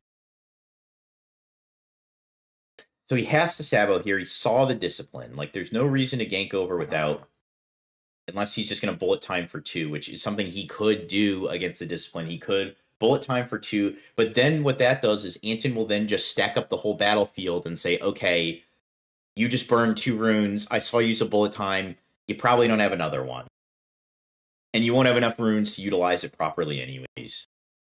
So right now, it's just Sabo. I think this is like a very easy case of Slam Sabo here. The Gust does nothing for him. That's a dead card. The MF can't accelerate because he needs 6 to accelerate the MF. So, like, he could develop the MF here, but I don't think that's the play. Yeah, I think it's just slam the Sabo.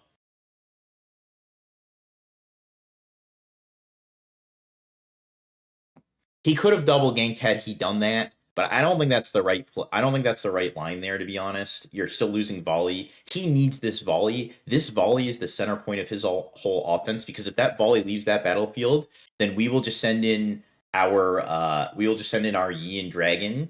He'll be forced to cast the bullet time and remove all his runes, and then the Butthole Dragon comes in over the top, and we're just doomed, because Anton is representing 2 Butthole Dragons right now, so we can't just run right in there.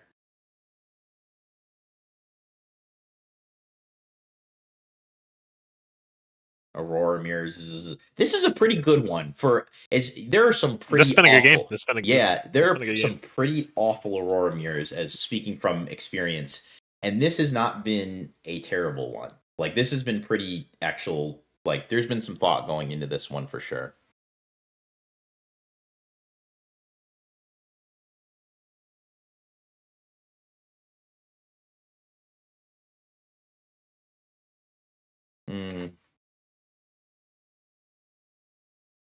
Oh, so he is going with the MF. Interesting. But he can't do anything with that. That seems bold. And now he can't delete Rune Prison Discipline? Rune Prison Discipline and something else, but we don't know what else is in his...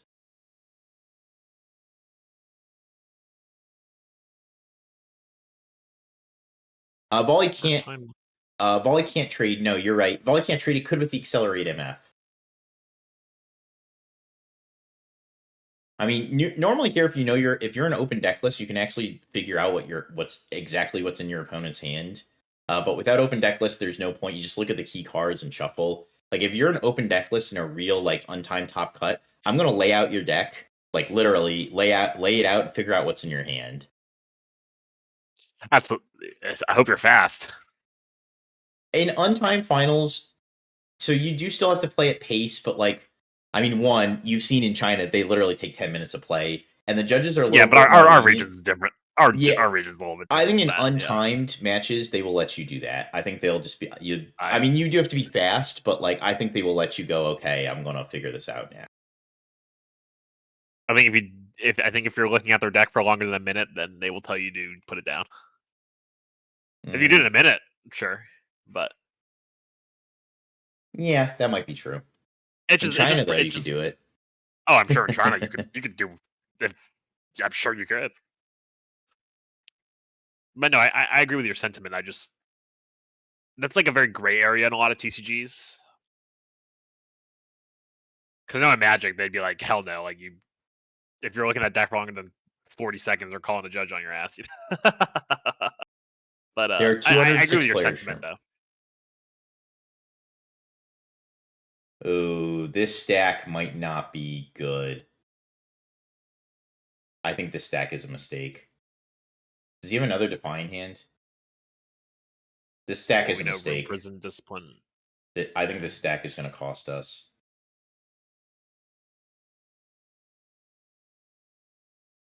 It could cost. I guess no, because he doesn't have 8. Maybe it doesn't matter because he hits everybody for 6 here and then double ganks over the Rune Prison. So the Butthole will have 4, the Butthole will have 4, the Big Dragon will have 2, so that's 10 might remaining if he hits him for 6 here.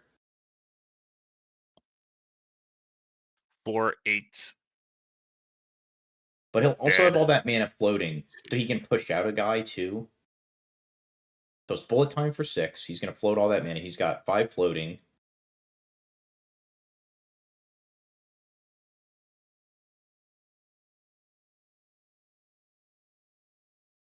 What does Anson Consider have this here? one. Do you say Master G? You probably no. Do, right? It's more no, because it's just more kickback damage. It doesn't actually add any more. I mean, you can save him, I guess, to get the draw right away. Because if you draw a Defy here, you just win. So he just defies. Yep. Or sorry, he because like this gives you more might to like fight back against your opponent with. But right here, so let's see. So right here, he could only attack with 2 guys at once. So the extra might's not going to matter. He's going to fight or flight a guy out here, I think. Oh, he targeted Volibear.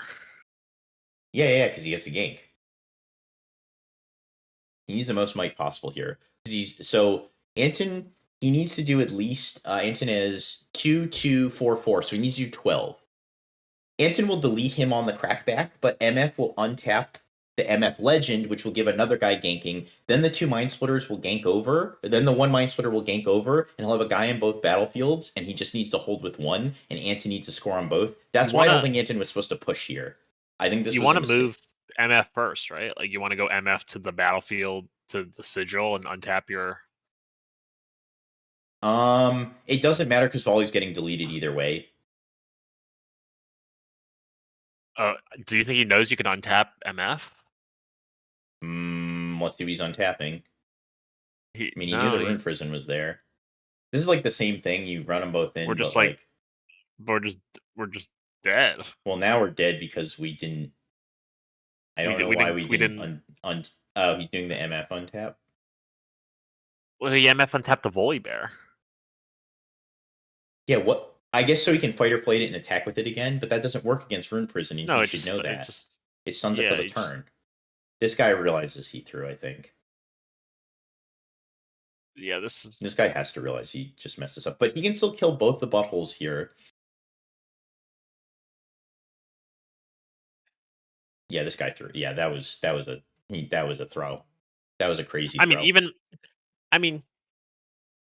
So he would have had to have... No, because he just comes over and deletes the whole board with Mind Splitter, right? Because what he could have done is he could have gone fight or flight my own Mind Splitter back to base and just send all 3 in at once, right? Oh, I see what you're saying. Yeah. So he could have gone fight or flight, push my own Mind Splitter back, gank everybody over. Or, send everybody but 1 Mind Splitter in, untap my MF Legend, then gank my Mind Splitter over to the other side to go to 8. This Mind Splitter will hold because, Anton, you have no more units, right? Yeah, yes, exactly that. That was, Yeah. Was that Rune Prison known? It was known. Yes, it was known. He saw it twice. He saboed him? Oh, no. He saw it once. But he saw it with the that turn with the sabo, because he saboed that turn. Right? Did he not sabo him? Am I crazy? He saboed him, right? Hold on. No, I'm he gonna definitely. look- Yeah. Look back, because I thought he I knew thought about he's- the room prison. That's why I'm confused. He So why don't saboed we him just that. make the onboard? I'm pretty sure he demo? saboed him that turn, right? Or the turn before, maybe. Yeah, he saboed Well, him one of right them got here. defied. Well, one of them got defied. Oh, he did defy. You're right. He did defy. And I think the turn before when he looked with Mind Splitter, he didn't see the rune prison. You are correct. Yeah. Because this guy didn't. Hold on. This guy might not have known, actually, because the turn before, I think when he Mind Splittered. Yeah, it wasn't there. It wasn't there. Yeah. I want to see if we can find the Mind Splitter turn. We'll come back to it after the match. I don't want to interrupt this. But No, for sure. But Yeah, I even think- if you didn't know, it's like you could play around it. Like that's like a card that you could like should like. That's Give just a me card one they sec. could I have. gotta run my other dog out real quick. But for this matchup, we're bringing in the other Sabo. That's going to be he should only bring in the Sabo. I don't think there's a reason to bring in the Windwall. I think he's just bringing in the Sabo. So the Sabo got defied. So the turn before when he Mind Splittered, we need to look to see if the Rune Prison was in his hand when he Mind Splittered. It wasn't. It might not. It wasn't. Okay, then then he didn't know. But even then, that should be like on the range, right? It's like we have tools to play around. Like pushing the opponent doesn't do anything. Aurora carry Bro to 4 out. I mean,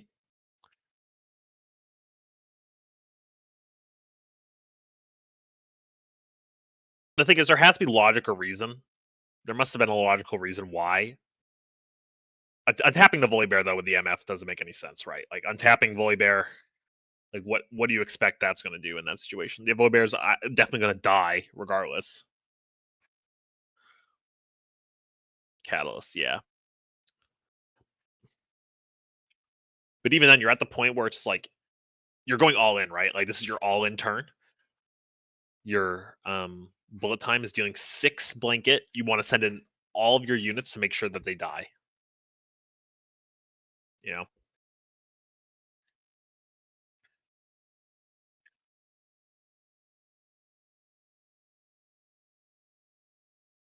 Not all, sorry. You want to send in the Misfortune, the Mind Splitter, and the Volibear. Those are 2 you want to send in.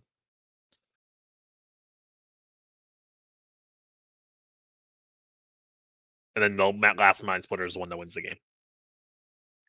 Do we know how many rounds? I do not know how many rounds are today. I believe the last one was 7 in day 1. I wonder if they're going to do that structure again, but we will see.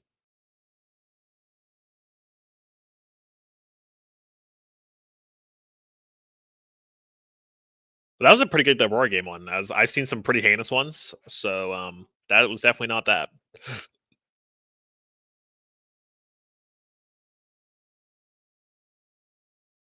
We have another Aspirant's Clawing game and an Obelisk. Let's see if we have the turn 1 Aurora. Is that triple sabotage? What is Anton's hand?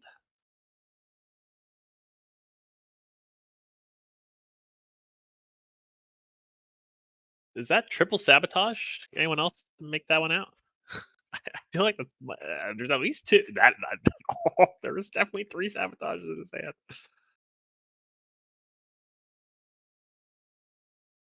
Not exactly what the doctor ordered, but show us the goods. What do you got here? He does not have it. Swing and a miss.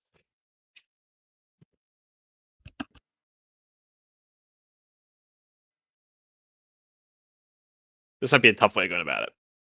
But honestly, Anton's start last game was pretty bad. So this might be a no. Yeah, the problem is if you eat his hand, you eat your runes. You eat all your runes. Yeah. Okay. I'm back. So we got I'm pretty sure Anton has a triple sabotage hand. Is the problem. It looks like double Sabo, Room Prison, a beefy idiot.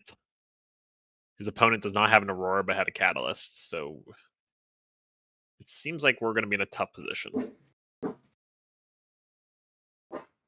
Somebody teach Alex about night mode on his browser. Yeah, I mean, he's just fucking old. Like, you can't fix old. I hope you heard that. I'm here. I'm back now. Yeah. We're back.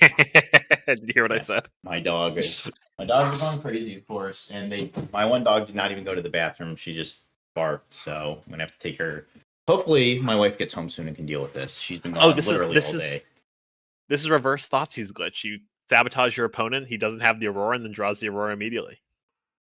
Reverse thought. That's reverse Thoughtseize glitch. Is that really what just happened? He just drew it off the It's like top. do you know that meme from Magic Online when you Thoughtseize them and you take the card, then you draw the exact same card? Okay, see, good on Anton. Anton knows the time on the clock, so this is a real time management is a skill. That last game lasted just above 30 minutes. I respect. Anton knows. I mean, his hand was really bad. Like, yes, insanely bad. Yes, this is what I'm talking about when I say like this is an awful matchup. This you just experienced it right here. One person drew 3 Thoughtseize, which is the absolute god, like one of the best things you can see, and then the other person just drew it off, had it on the top. Like this is why this matchup is heinous, because imagine if the other guy had like 2 Auroras in his hand and he's like, oh, I'm good, and Anton has like Aurora and double Thoughtseize and he's like, oh, I'm good, and then you go Thoughtseize, okay. But Anton recognized, like, Anton could have dragged this match out another 20 minutes if he wanted to. But, like, he understands that the game is just done. Like, yes, like the game is just over now. There's no reason. No, I definitely respect that.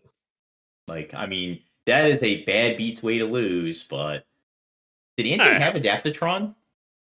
Is that why Adaptatron's on the screen right now?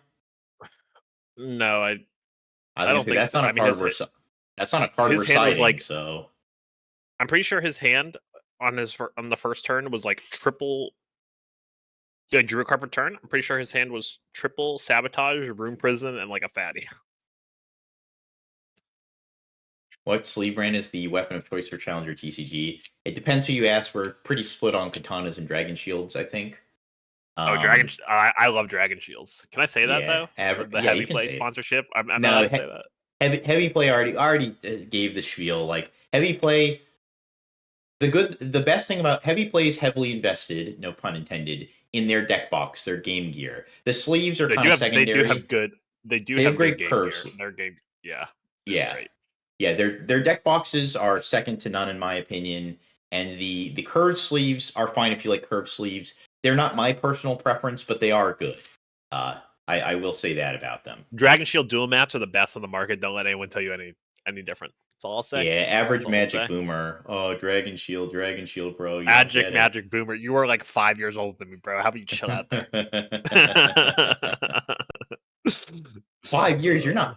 I think you're like 28 or something. No, I'm 27. You're what, 31? Yeah, 31. Okay, fine. 4 years. Sure. Fucking Dragon Shields. Okay.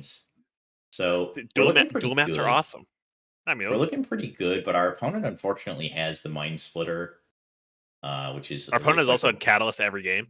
Very powerful. That's a skill. Catalyst. He also has the kill. Oh, we have double Aurora. Oh, but he has the problem is our opponent has the Fading Memories too. That's why he's so hyped. He's like, oh, this guy's not gonna know what hit him. Third Aurora. God, if this guy didn't have Mind Splitter and Fading Memories, we might be all right. But this is going to be rough for Anton. He doesn't have Aurora, though. So that is one thing to note here is that we're going to be fighting a game where neither of us have Aurora, and that is ideal for Yi.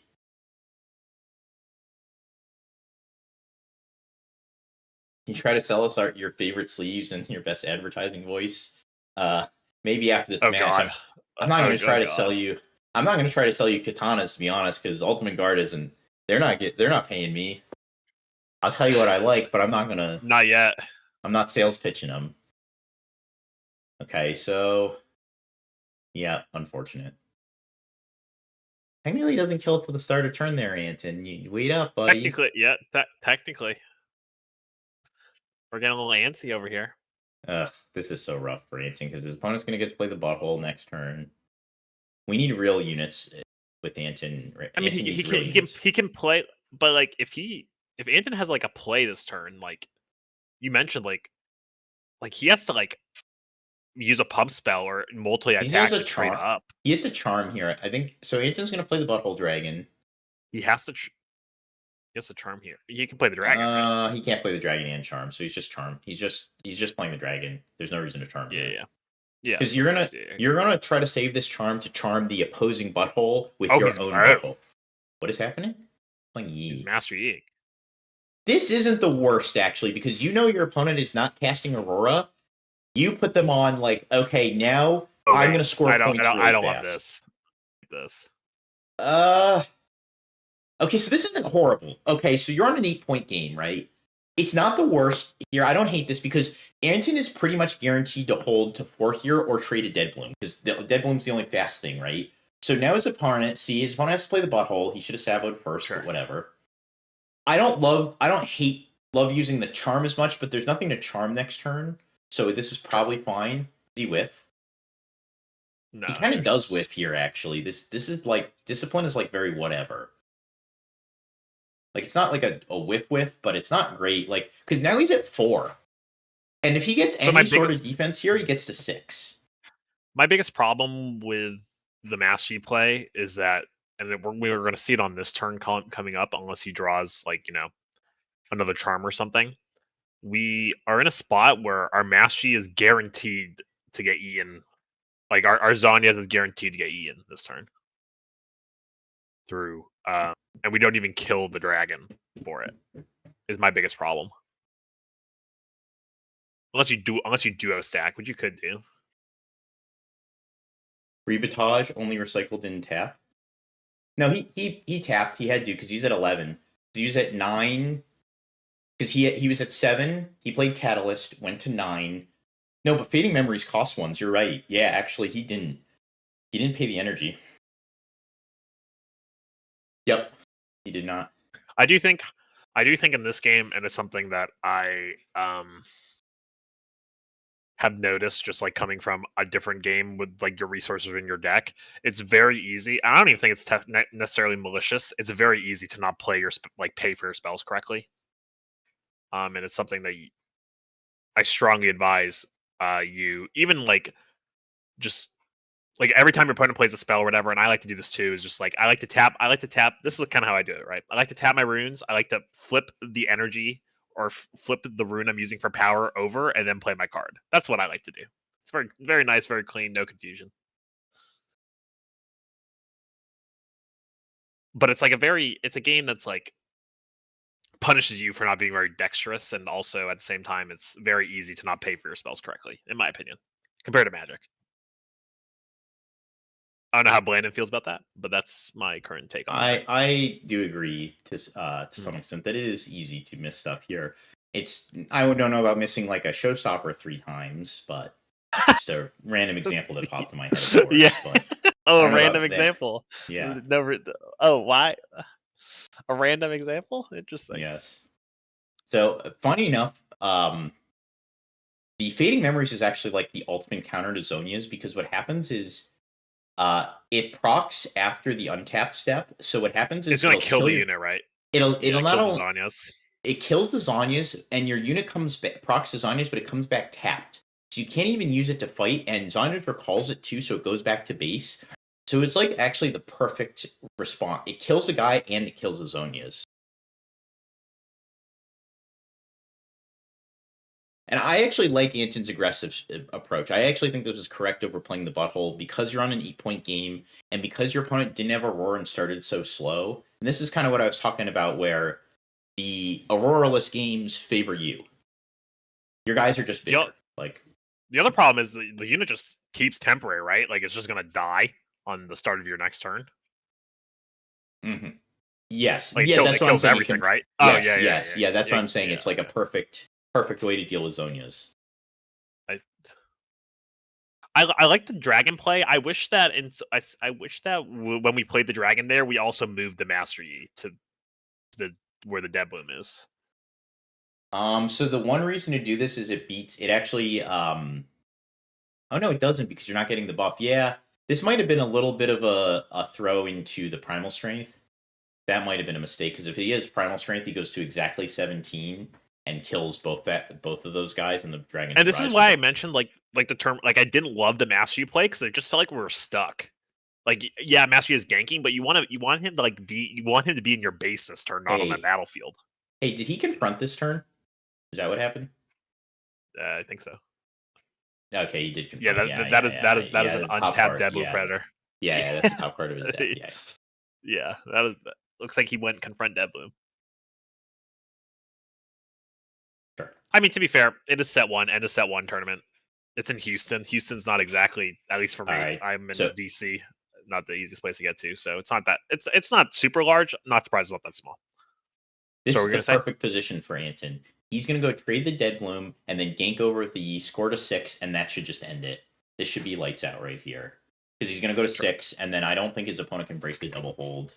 Or I don't think his opponent can break even one of the holds, to be honest. He might have like a Dead Bloom or something to break the Yi. I mean, this is also, I mean, the match he plays, like, this match he was worth at least 3 points this game. Yes. So. Yeah, and you It's can been be very good. aggressive, especially in the 8-point games. The 8-point games is where I highly recommend being aggressive like this. Of course. And now I we're mean, going this to is just this is the highlight of this is like the highlight, as you mentioned, of like both players have no Aurora, but the deck's better at playing that mid range fair game. Yeah, like, so it's very clear. Right. Yeah, this is the Zonias. I mean, are the biggest part of it, right? Because you just have more units. Like you just have a 2-mana. This we game, gotta like, there's like rebuke. no outs, right? Bullet Time will delete that side and put the dragon. Yeah, but if you're bullet time, I mean, I guess bullet time plus a threat means you're not dead losing. technically, but yeah. Yes, you're still probably losing the game. Yes, the Butthole Dragon is just like insurmountable, but it looks like his hand is nothing anyways. What are we doing? Oh, he's gonna rebuke the dragon. No, but the Yi still ganks, so this doesn't do anything. No, right. The game's over. Yeah. First CCS of the year, set 2 draws, people get more product. I mean, the game is only going to grow for sure. I mean, this is the very end of set 1. We are at the very end. Pre-release is coming up in the next couple of weeks. Is pre-release literally next weekend? Now I think about it. Yeah, it's literally next weekend, right? Yeah, like pre-release is next weekend. It's the very last thing of set 1. Set 1 was great, but it's obviously pretty boring at this point to a lot of people. This is kind of the reason why I didn't go. Is like I decided to stay at home and play the Lorewyn collector booster box events. I already have 2 boxes, by the way. You know. Look at me, I'm so good. But yeah, it's just end of set 1. I'm not concerned about the game dying. I'm concerned we're entering a meta that's really strong, but yeah. Anton wins this game and is going to 5-0. Look at him. Very powerful. Yep, and that's it. He ganks over with the Master Yi. The rebuke is not enough here. Makes the gank with the Yi, and the MF can't block the Yi either, it doesn't look like. Yeah. So the MF can't block the Yi if he accelerates it. He can't ride the wind to the other side to try to get at it. I mean, he would lose anyways if he did that. There's no way to break the hold here. I mean, what does he think? Anton's just not going to remember the gank? Maybe that's his... I guess at this point you don't scoop because you're just like, well, the game's over anyways. I might as well make my opponent, like, be smart about it. Oh, there's the possession. There's the Primal Strength. Yeah, so I think Anton risked a lot with against the Primal Strength that turn, but outside of that, I think he played pretty well. Maybe the stack up could have cost him in game 1, but I'd have to really go in the tank and think about it. Like what I knew, he knew. He knew that his opponent didn't know about the stun, so maybe that was correct then because his opponent doesn't have that information. He's expecting him to potentially walk right into that, and he did, so that was well played on him. I wanted to go, but I was exposed to a TB patient at the hospital. My wife had tuberculosis once upon a time. Oh, no. From eating street food, yeah. No, I don't think it will die when the devs keep people informed. No, one thing I will say about Riot, and what I like more about Riot than I liked about Wizards, and what I like more about than Blizzard as well, and it comes to these strategy card games, or they're very aware when they make blunders, and I feel like they will see set 2 as being a little bit too far, and I think they will learn from their mistakes. That's my biggest thing. So I'm not concerned about the game dying. There's probably already 3 sets in the queue, so hopefully they learn that set. They learn that. Oh yeah, they're working on. Oh yeah, they're hopefully they learn that. So they 3 sets realized getting that lesson printed. like a year ago. Yeah. We'll see. Only time will tell. And we're back to the. It's one thing when the game's getting developed, but yeah, now at this point it's kind of. It's one thing when you're developing internally and then it's a TCG and you give, it to the masses and they figure stuff out that you maybe didn't figure out. It's only bad when it's like egregious,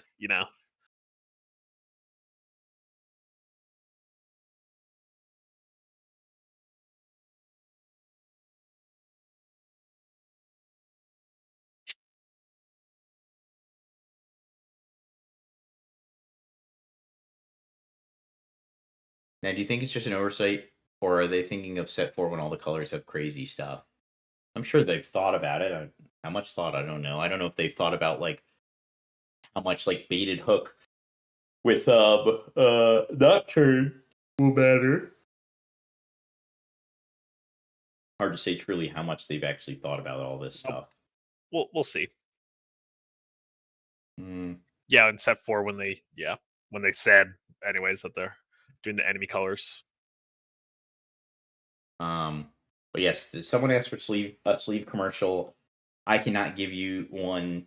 I will have my heavy play stuff soon though. So next time on stream, I'll get to show you the heavy play deck boxes and what they could do for you. Wow. Sleeves though, Ultimate Guard does Where's not my pay bundle? me, and I will not shill their sleeves. We all got bundle. We all got a bundle. I didn't get one. Colin got them all shipped, but yeah, I'm not gonna shill Ultimate Guard sleeves. I'll tell you that they're my preferred sleeve, but Ultimate Guard, sponsor us, and I'll shill your sleeves on stream. How many people will be in Vegas Bologna? Is that a known number? I believe it's 1,500 is the cap, is what I was told. How many actually show Vegas up after drops? Vegas? I think Vegas is 1,800. It was 1,500 originally. Oh. And they added more spots. I think Vegas is gonna be like 1,800 people or something. Yeah. Okay. 1,800. I think Bologna is small though, right? I thought the Bologna venues weren't that big.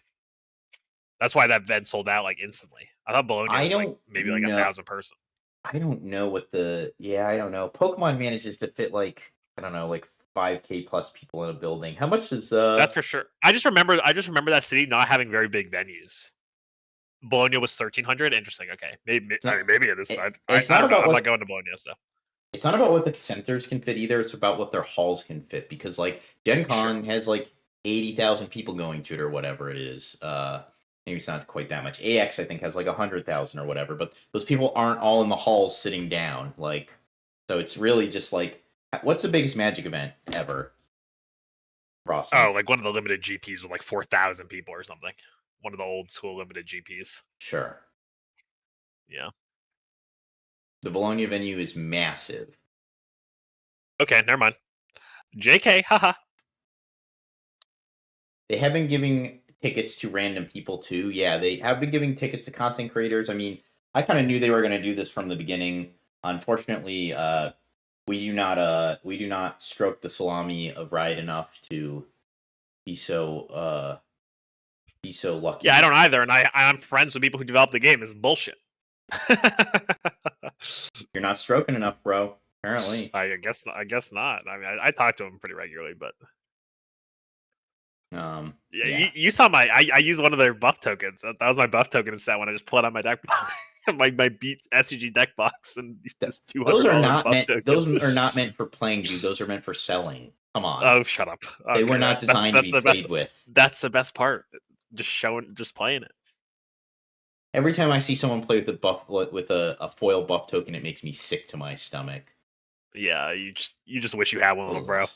Actually, you don't. Imagine playing. Imagine playing with your expensive cards. Holy. Why can't Deadbloom just be a common so I can sell all my expensive ones? How much is Deadbloom Predator these days? Probably like 60 still. Yeah, I don't see that card going below. Yeah, it's like, oh wow, that's like 60-ish median. Yes, they should specifically say, you know how some like games now, like Bandai games, all their promos say not for sale on the bottom. That card was $120 at some point. What's $120? So funny. It was Deadbloom Predator. Yeah, it was. Yeah, it was like 100. Yeah. So it's Time Warp. Yeah, so you know how like the Bandai games they say not for sale, or some of the Riot promos say not for sale. The buff token should just say not for play at the bottom. That's what it actually should say. Not for play. Not for play. For sale only. Like you are not allowed to play with it. Oh, for sale only. I didn't think about it like that. Yes, give me 10 seconds. I gotta actually finish taking my dog out. She's going crazy. So. Of course.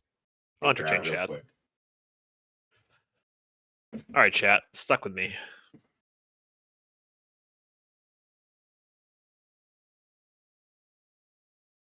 For those who don't know me, I am John Rossum. I used to be a professional Magic the Gathering player. I've been working with Challenger TCG in my foray of Riftbound. It's been fun so far. What about me? I don't know. Multiple Pro Tours, GP top 8s, a bunch of SG Open wins, SG MD top 8s, kind of my resume. Love card games. Been playing card games ever since I was a wee lad of 12. I met Blandon, Alex, when I was like 14 years old. I'm now 27. That's how long I've been playing card games for. So that's a little bit about me. Feel free to call me John or Rossum. Most of my friends call me Rossum. I would say my last name. Thank you for watching this stream. We do appreciate you guys watching us, and hope you're having a good time. Do I know your bud Simon Nielsen? Of course I do. It's been several years since I've talked to him, but I do know Simon Nielsen.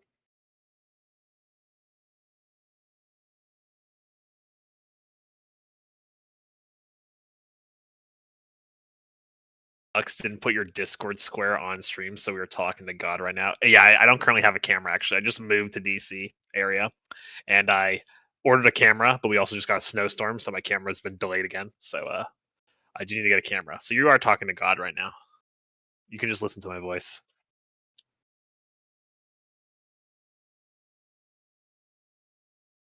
Oh yeah, Simon Nielsen's going to be one of the greatest of all time. I'm very certain of that.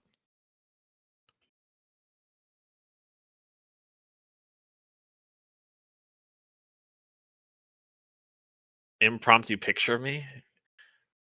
I mean, there are many pictures that exist of me of the internet. I can give an impromptu picture. I'm sorry I don't have a camera. I should have a camera.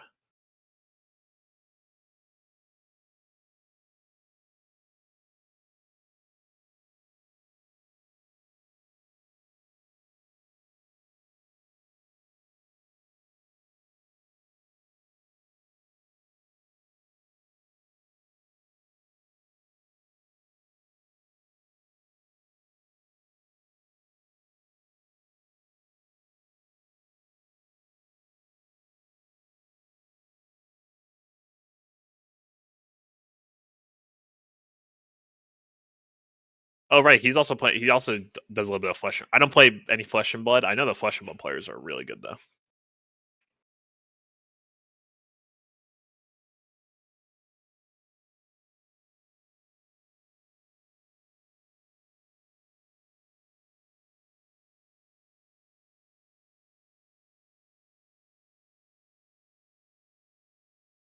Remember my name. I'll be topping next CCS in March. Sounds good. Can't wait to see.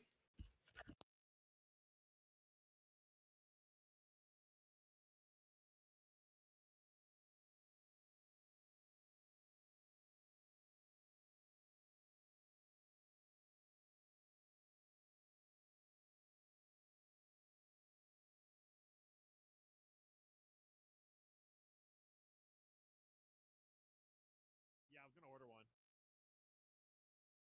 Why do you have one?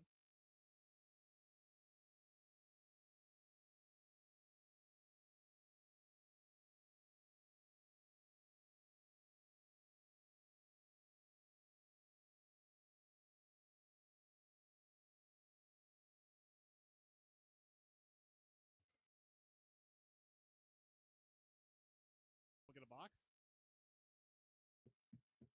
Someone get a box?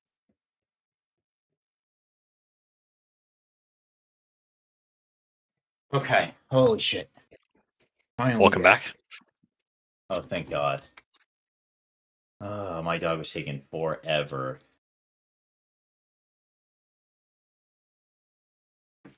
You saw my message, right? I'll take a look. Cool.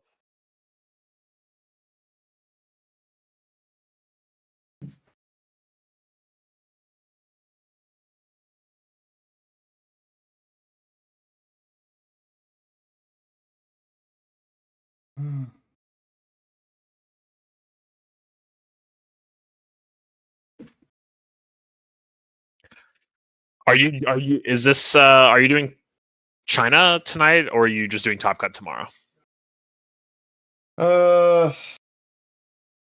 That's what I'm trying to figure out right now is how long this goes, and do I want to run I could China theoretically join for China or tomorrow morning, assuming nothing. I've already gone through the hellscape that was this morning, so surely nothing bad happens. I mean, I prefer tomorrow morning if you can only do one, but if you can I do do that. both, that's great. Yeah, I could like probably do both, but it's like I need to sleep at some point is like the biggest problem. And I'd rather be up for the. I'd rather be up for the finals. I'm not doing like, China late tonight. To be okay, sure. to be Okay. clear, I'm if I'm running China tonight, I'm probably going to like 11, 12 o'clock. And then doing like, tomorrow. Yeah. knowing China, that's like what, one round probably. Yeah. If you're lucky, yes. Yeah, Correct. if I'm lucky. Yeah, so we'll see what time this ends, how I feel, because I've been on here since like 11. So by the time this gets done, we'll be running it up to like 9. Like I gotta eat. That's honestly the biggest thing right now. I ate this morning at like 10:30, and I haven't eaten since. So it's gonna be kind of a close cut. If I was kind of hoping I could find someone else to come on and take over the street, like just stay on while I eat for like 20 minutes, but. No, I get you. Yeah, I know. If I'm not going late, I'm only going to get one match. And yeah, but I want to keep it going. Like we've had good momentum today. I don't want to totally just like. Oh yeah, good viewers for sure. Yeah. We'll see how it goes once we get there. But hoping this round will start soon. Yeah, we've had good viewership. So I guess while we're on a break, hey Rossum, were you aware? Oh, go ahead.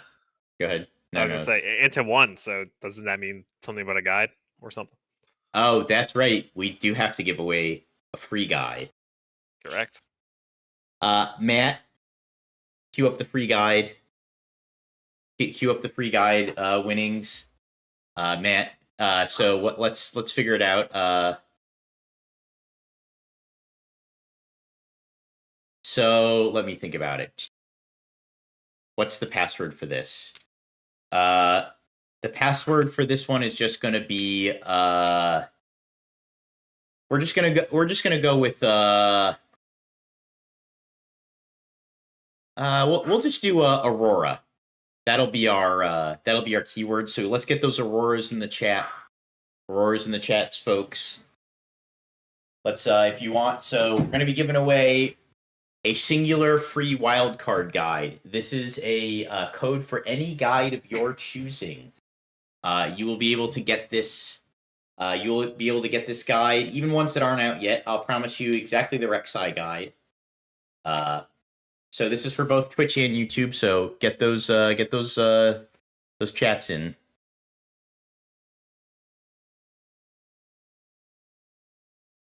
So yeah, we're gonna get you any single guide you want, including the upcoming Rek'Sai guide, should you choose to hold it. That is totally up to you. We're only giving out one of those this time, though, instead of 2. So get those Auroras in, guys. And now that I have you here and you can't leave, have you heard about the Challenger TCG MetaFi? If you're looking to join us on Discord, everybody, we do have one of those, and that's through our Challenger TCG MetaFi. For just $10 a month, you too could be a member of the Challenger TCG Discord. The Challenger TCG Discord has all of our members in it. We're constantly posting, updating decks, talking game, talking meta, anything you can think of, we're there. And for just $20 a month, you can get access to all of our deck lists, and I mean all of them. Each and every single one as we're updating it live. And for $50 a month, you get access to our I fucked up my sales pitch. You get access to our Diamond live stream every Tuesday night, where we do a VOD review submitted by you, the community. And with each and every tier comes a discount on guides. 33% at Silver, 50% at Gold, and all guides free at Diamond while you are a Diamond member. Anyways, get those Auroras in the chat, guys. Check out our MetaFi, and if you can help us out, please, so my dog can maintain his and her high level lifestyle, her nice $80 a bag of food. Please sub to our Twitch and YouTube. All right, we'll give you guys another 30 seconds to get those auroras in the chat, and then we are going to make this draw. No, it is not a free aurora. It is a free guide, a guide of your choosing. All right, I'm going to give you another 15 seconds here.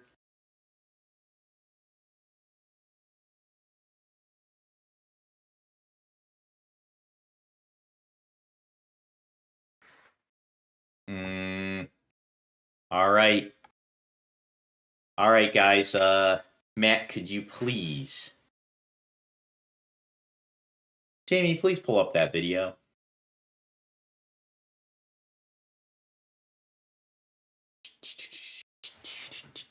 And the winner is CC. CC. I'm just going to say that like CC. Congratulations, CC. You'll need to contact us on Metafire Discord for your free guide code. This is any guide of your choosing.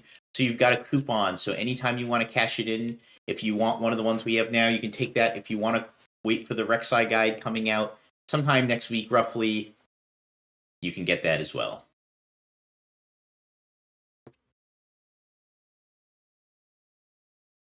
And I don't have the Discord notifications on, but Rossum has left the building for the night. He'll be back later.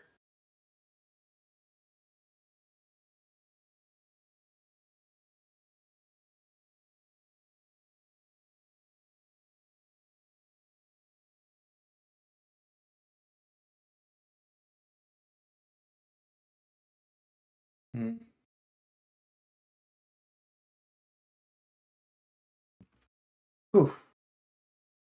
All right, anyways.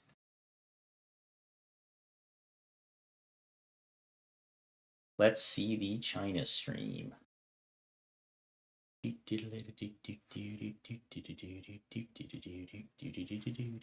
What do we got going on here? We got the Kaisa. We've got Kaisa and Draven. Oh joy. And it is game 2.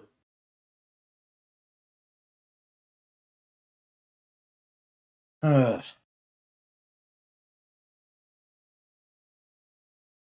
got game 1. Truly shocking. I mean, this, like, the problem, like, again, Fierce Forerunner is just, like, insurmountable for this deck. It's just so hard.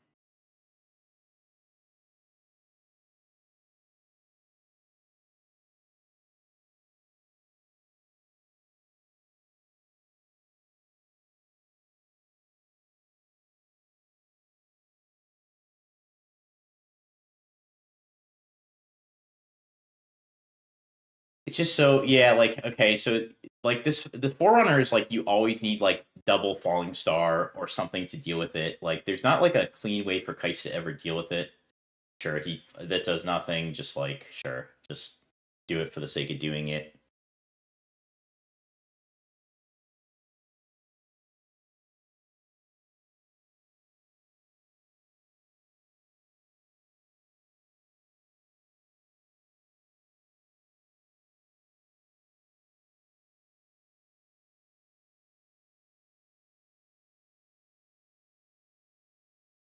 We're just going to retreat the Kaisa just to get it out of there so we don't get run over by the Mind Splitter.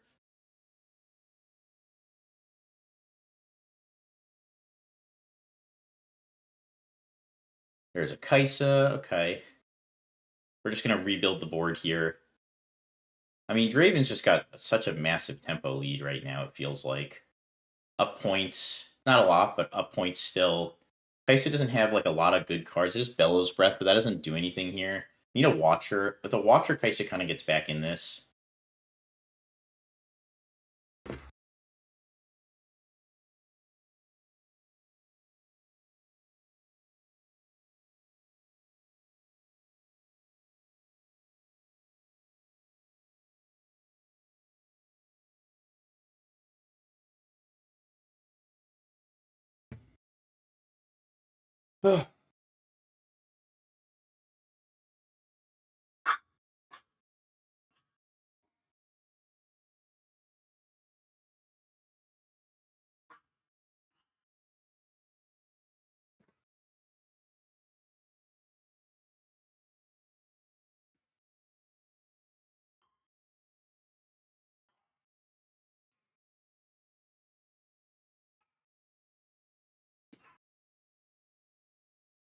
Really going in the tank here for Draven. Let's see what's in the hand. Hard to tell right now what we got going on in the hand. Do you have the beetle? Is that what that is? It kind of looks like the beetle.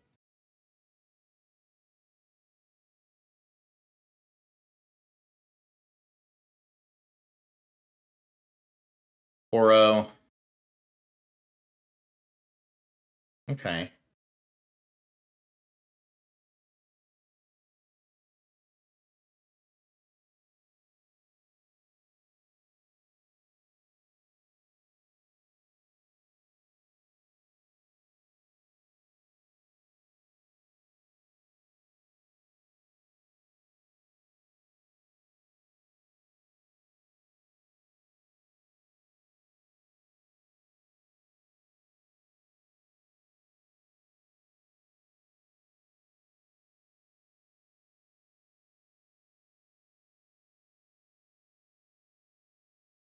It's kind of, it's so rough, like, because the arena's fan just, like, blocks him completely from going in here. He has to, like, bellows breath, and it's just, like, an awkward bellows breath because he has to just double, like,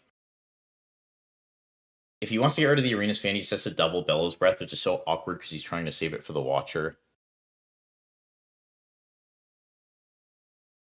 Yep, yeah. And this is, like, kind of what he has to do here. It's not great. He might even have to send the Kaisa in here because he risks getting blown out by the... Or I guess he... let's see. +3. No, I think he has to send the Kaisa to not risk getting blown out by the X, but maybe he's so far behind that he just can't even do that because he gets blown out by the X on the other side. Yeah, I guess he's getting blown out by the X on one side or the other, so... How bad does he want the straw? Well, now Kaisa goes in, and then he can do Darius now, because he did clear that.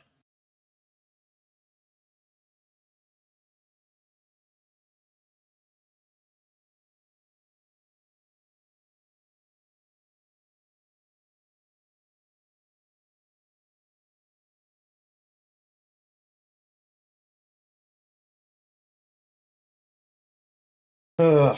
Yeah, so he can't get blown out by the X now. He just tries this, he gets pushed out, and then he goes back in with the Kaisa and runs it over. Yeah, so he's in a pretty good spot. He's kind of gotten himself back a little bit. Problem is this Mind Splitter is just going to hit like a truck here. He does have a retreat in hand to protect with,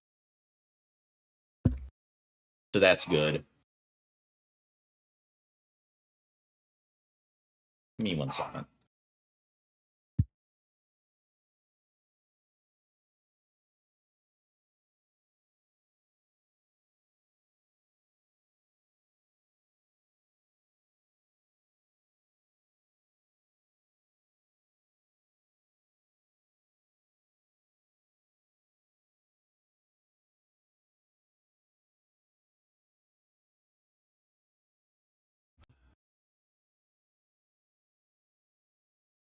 Ugh.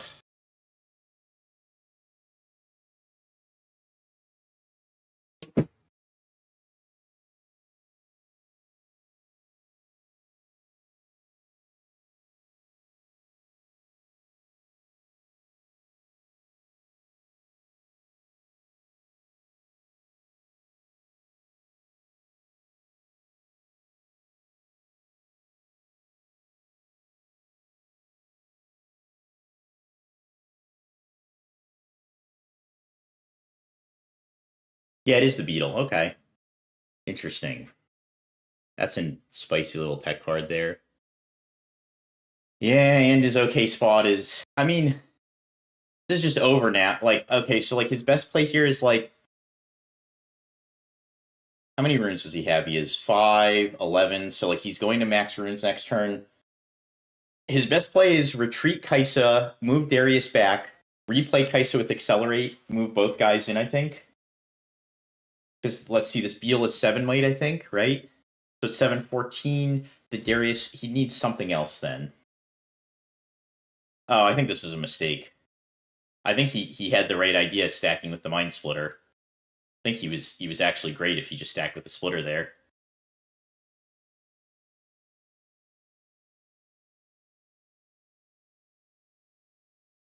I guess any one piece of interaction though should do it.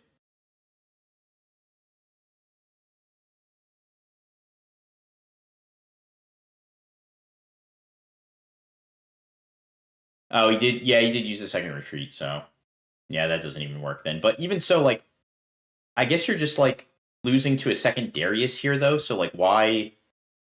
Like, he doesn't even have an out to the first one. From the looks of it. So, like, yeah, why did we?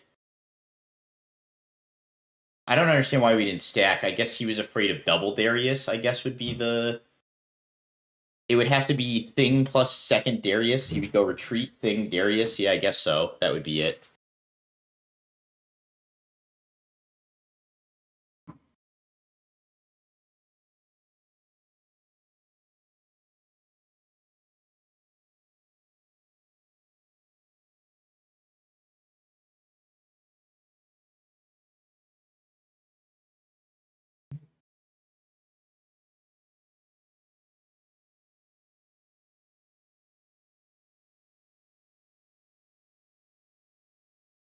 Yep, so we're gonna bounce. Yeah, this is like the be all end all answer to the. That's what I hate. It's like answering broken cards with broken cards. Is the rebuke is like the perfect answer to the Ferris Forerunner.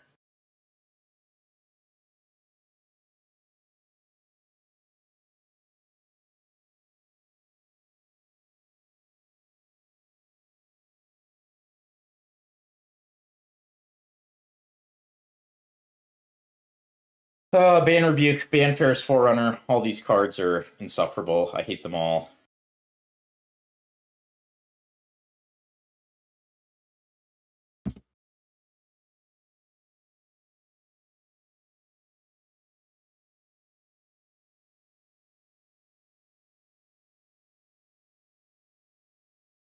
Yep.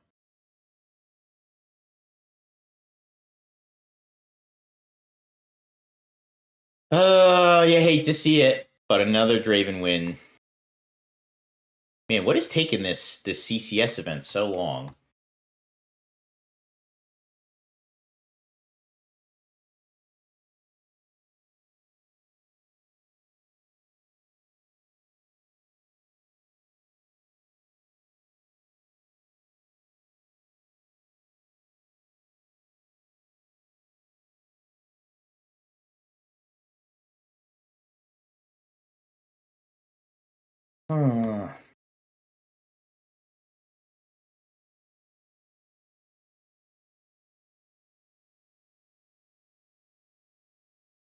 Let's see what we can do here.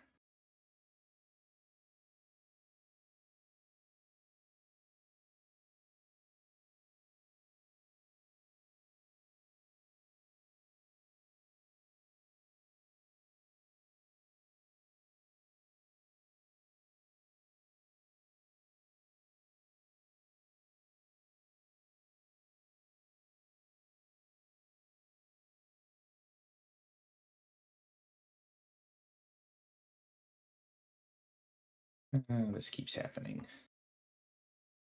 Oh, and our match is up, finally. Oh, we did it. Yes, okay. And oh boy, it's a Kai'Sa mirror. Woo! How exciting! Yay!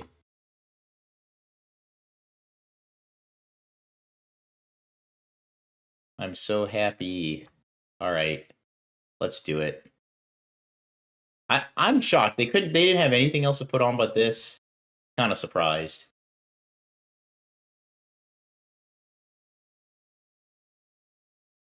Mm.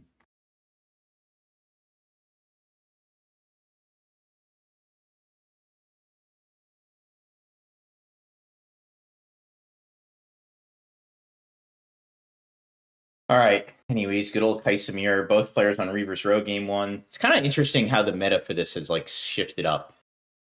It shifted up so much. They've changed it from starting Dreaming Tree always game 1 to starting Reaver's Row now game 1. Got the Kaisa. Wow. Wonder what the other player's gonna do.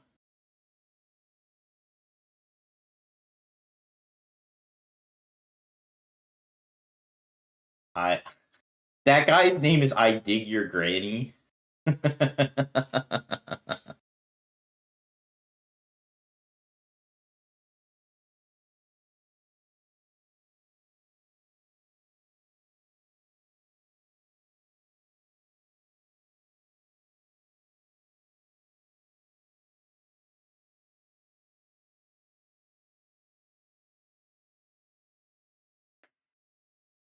We got the Falling Star on the Poro. Pretty brutal.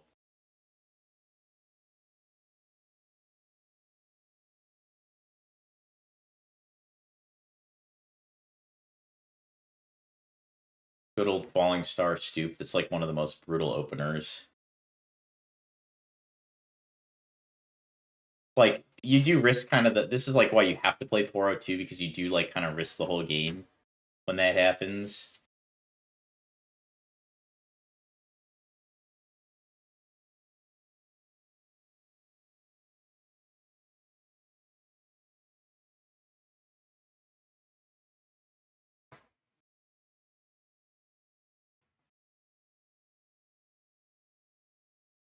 Mm.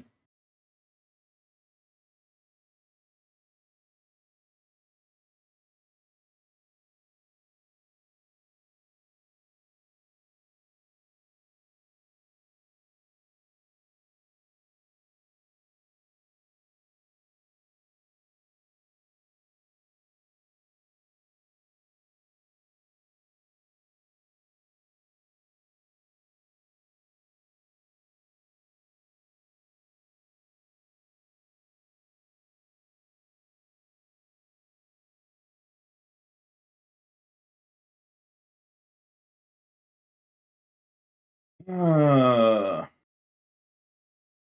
gonna capture the Reaver's Row.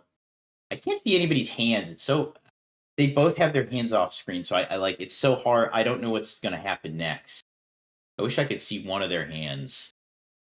Okay, wait. Okay, we got Poro. I think the lights got dimmer. I don't know if it's me, but I feel like it's dimmer now.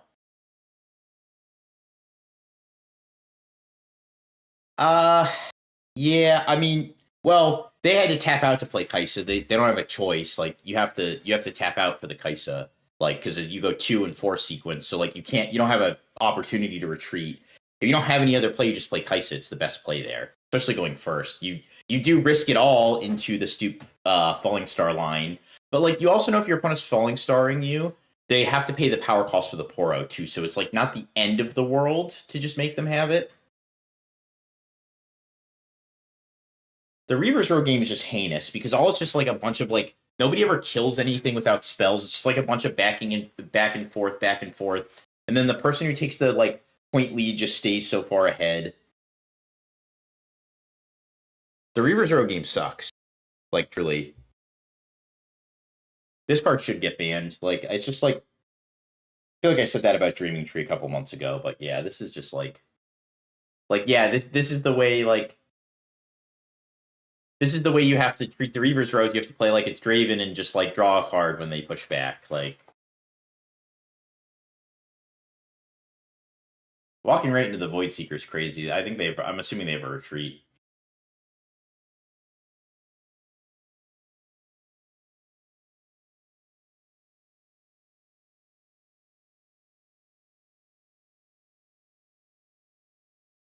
Damn, this guy just didn't have anything else to play, huh? No Void Seeker, no nothing. Just his hand must be bad because he let the Sentry die. So that tells me his hand must be awful.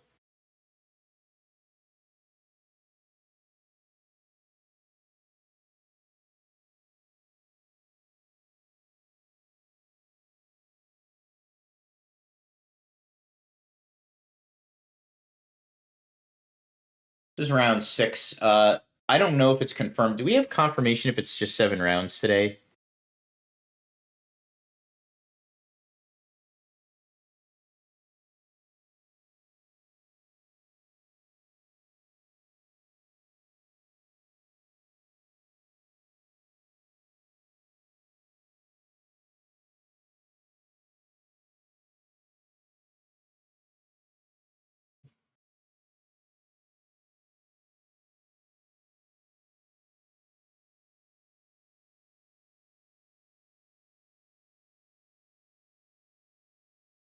Yeah, wow, this is like a big...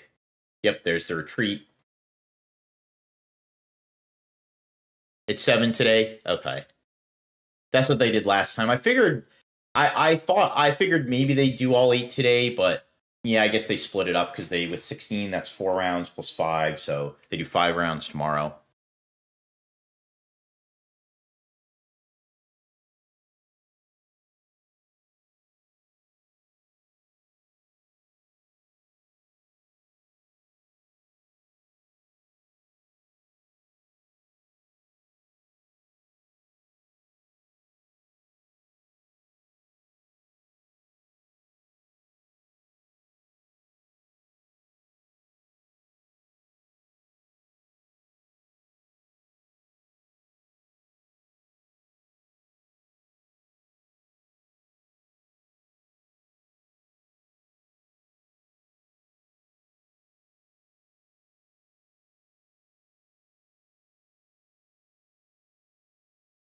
This is very back and forth. Like, it's kind of like... I feel like it just kind of epitomizes what the Reaver's Row game is.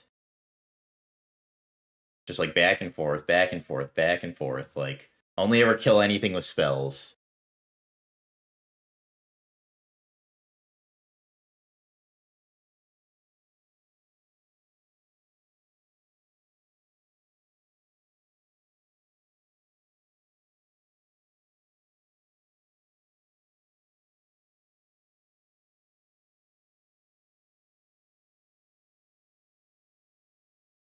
It would make more sense for them to do 6 and 6. They would do 6 today, but I guess they want to get done sooner tomorrow, so it would be 6 and 6. If they did 6 rounds today, it'd be 6 and 6. But I think doing 6 rounds in one day is kind of a waste. It's only 5:30 there right now, so like, assumedly this will get done at 7 if they do all 7 today. It's 5:30 right now. The next round probably start a little later, maybe 7:30. Yeah, you might as well just do them all today. Get out earlier tomorrow.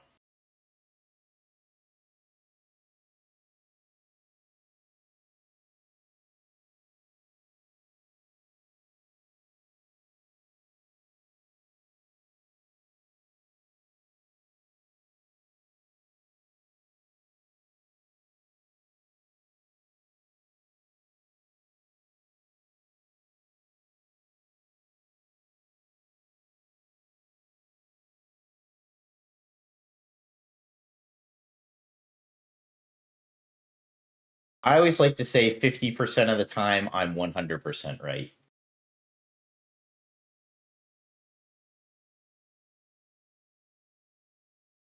Oh.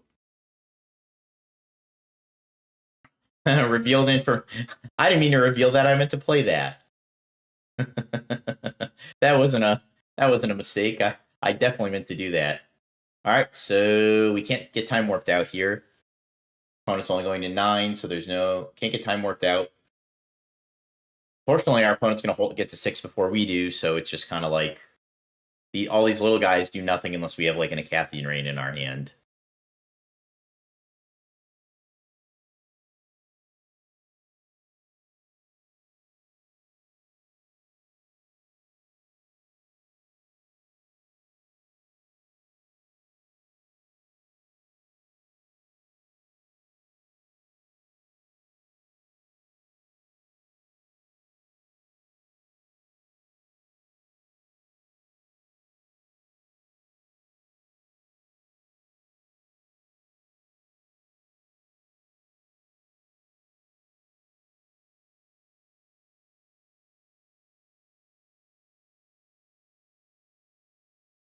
I mean, you just can't delete these, so like you need a way to board clear here pretty much, or you're just like cooked is the the right side Kaisa play as Christian. There's just not, like, there's nothing to be done here.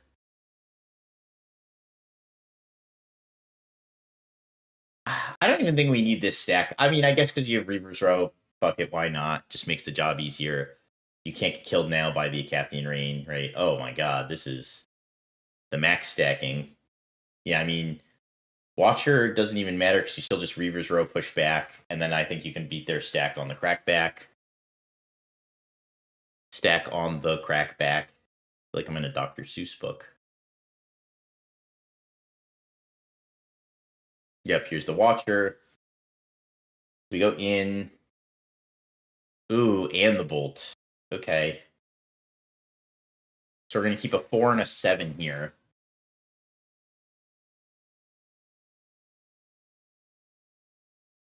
Yep.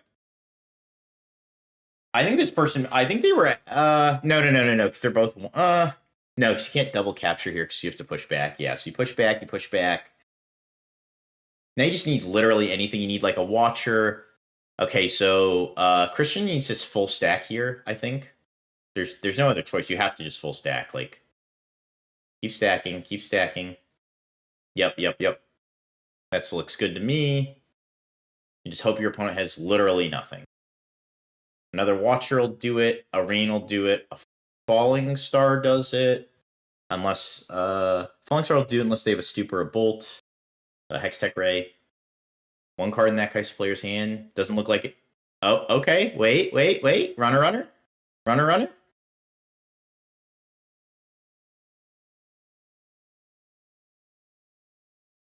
Just the runner.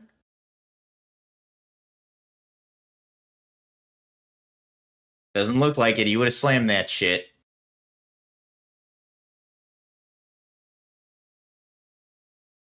Well, we're not scooping.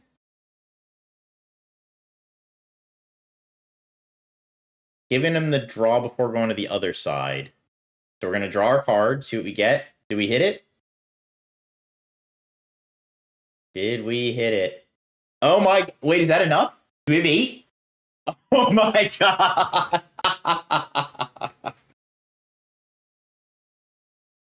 Yup.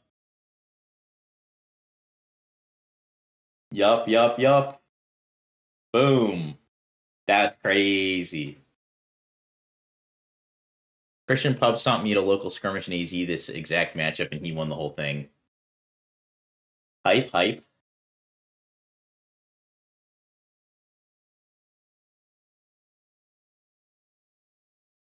Damn. I did your granny. Taking the lead.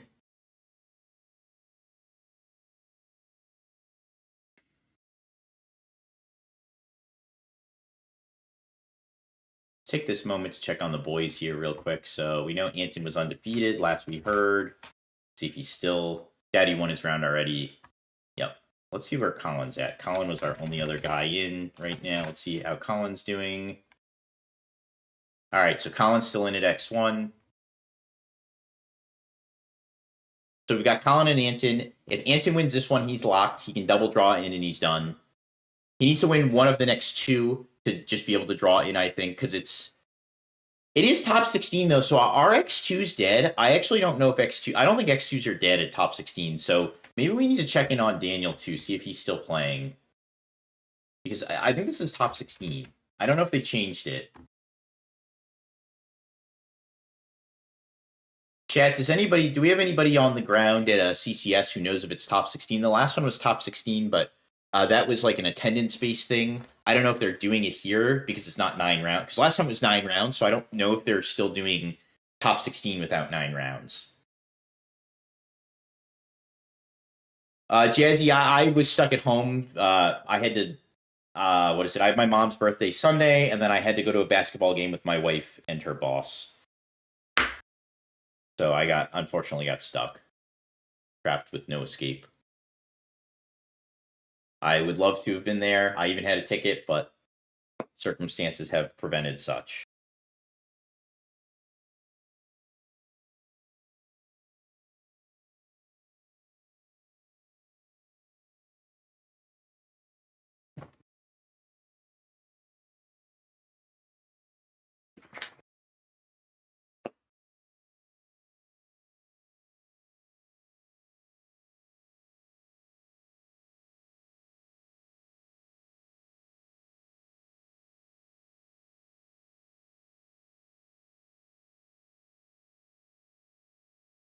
It is top 16. Okay. That's good to know. It is top 16. So X2s have a shot then. Then our boys are actually looking pretty good. Anton might just be, if it's 8 rounds, top 16 with 8 rounds is crazy. That seems like too much to me. There's only 200 people there. That seems like a lot. That's like what, 7% of the tournament getting in top cut? Seems like a lot to me.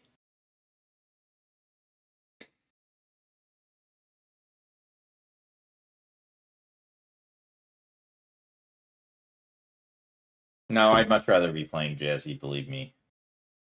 Much rather be playing.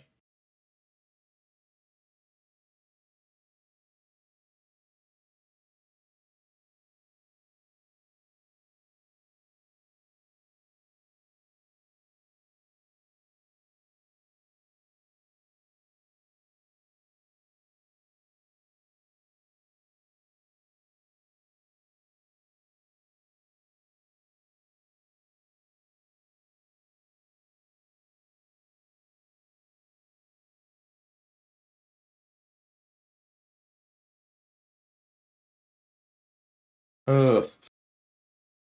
Wonder what they cited.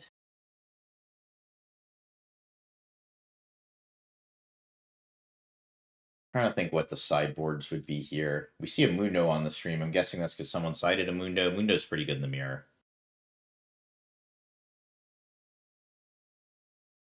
I think it was 252 entries. Even that wouldn't be 9 rounds, though. 257 is 9 rounds. Raffle Stomp, yeah, or Pwned. You remember Pwned?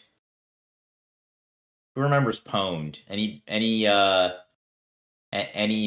motors in the chat remember Pwned? I do.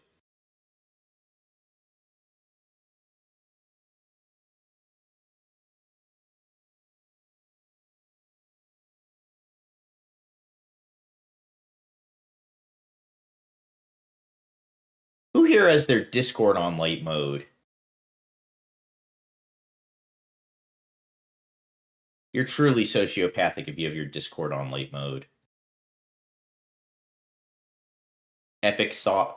So I have like a list of banned words I don't like, and one of them, I've only heard one person ever say it in my entire life, but it's like a list of like, if you entered my restaurant and said this phrase, you would be ejected. It was amazeballs. And the way the guy said it,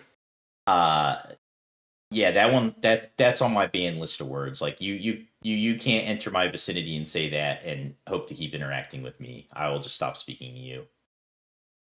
Oh my god. Arena's greatest game, missed turn 1 play.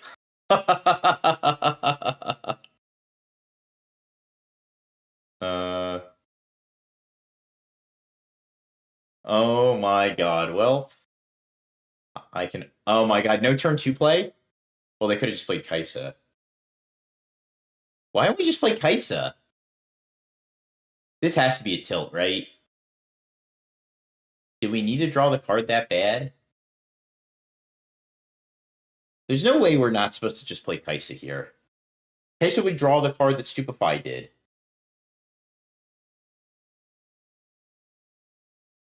Oh, you know why? I know why they did this. Okay. I see the plot here. They want to accelerate Kaisa if this Noxus Hopeful fails to get over the Pouty Pora. Okay, this was smart. They're smarter than me, clearly.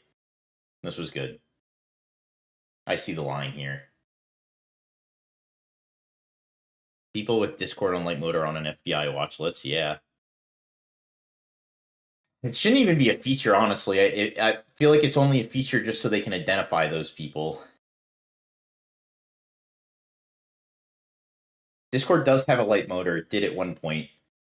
I remember like one of my boys was showing me something on his phone one time, and he pulled up his Discord and it was on light mode. I'm like, bro, there's no way. I didn't even know they had this. And this is coming from a guy who uses light mode.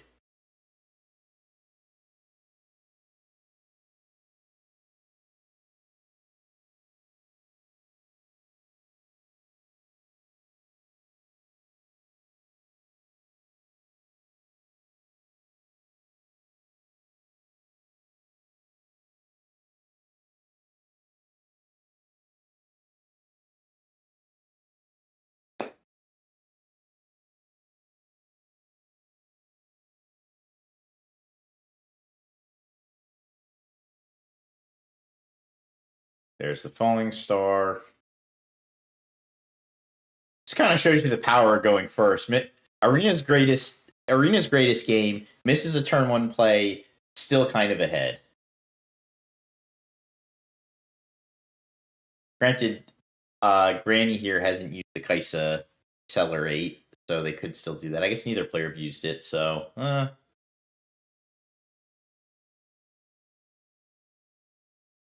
here we go. Play the 2. Play the cleave. Man, if there's a smoke screen here, we are just absolutely sick. No smoke screen. Okay. Lucky. Man, this Grove of the Godwillow makes the game so heinous. You're not even like, it's like the opposite of Reaver's Row, where instead of like just backing out, 2 people are just slamming heads into the Grove of the Godwillow over and over and over again. It's so awful. Like, it's such an awful play experience.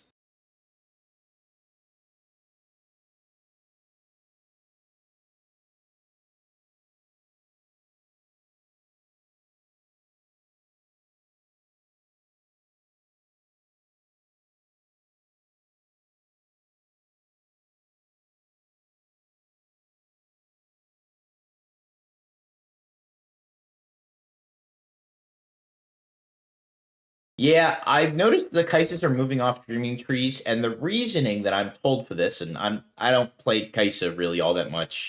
I especially not in set 1. I haven't looked at set 1 in a month and a half, but I'm told they've moved away from Dreaming Tree because the Annie uses it so much better than they do, and the Yi also gets to use it too. So they've kind of just moved away from it, mostly though because the Annie uses it so well.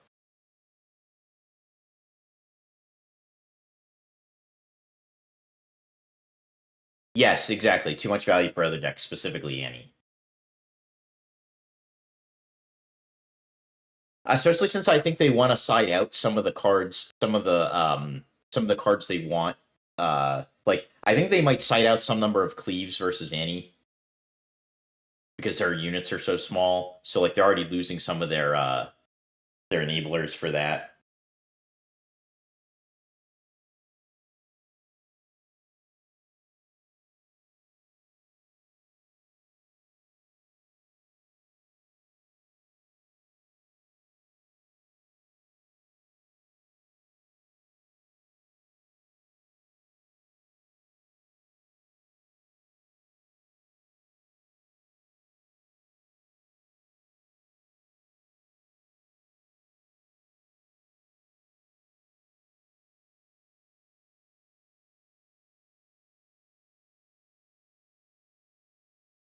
Just so back and forth, back and forth. Now player like just like this Grove of the Godwillow creates these game states that are so Falling Star or Bolt. Granny doesn't seem happy with his draws here. Oh, another Darius? Okay. Oh, Kaisa Accelerate. Oh, okay, sure. This is just like the work. Like, I kill your guy, you kill my guy. Like,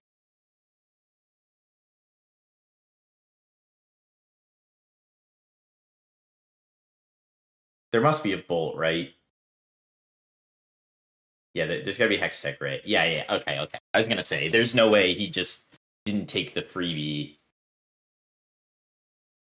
Why are we on the? So this is an interesting one because he could have done this the other way around, but opted not to because it seems that he wants to draw his opponent off the Grove. So, like, if you don't go into the Grove, you don't encourage your opponent to do the same. I don't know if I agree with this, but I think he was tired of playing the back and forth game. So he said, you know what, if this guy is another Darius, I'm gonna just move to the arena's greatest, so I don't have to deal with, so I don't have to put him on the Grove.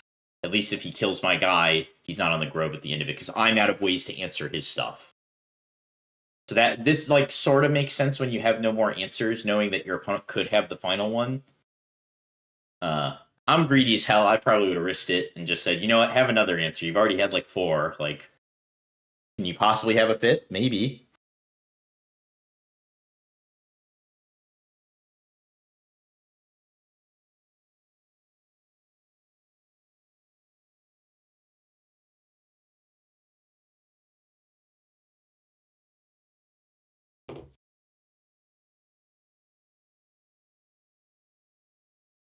D-ramp and not Kaisa tap. I mean, this is pretty solid right here. We're gonna delete the whole board.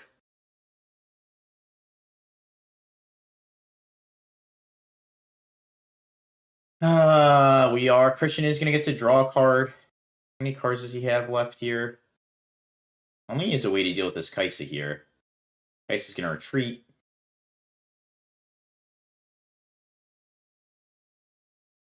Christian's at 10.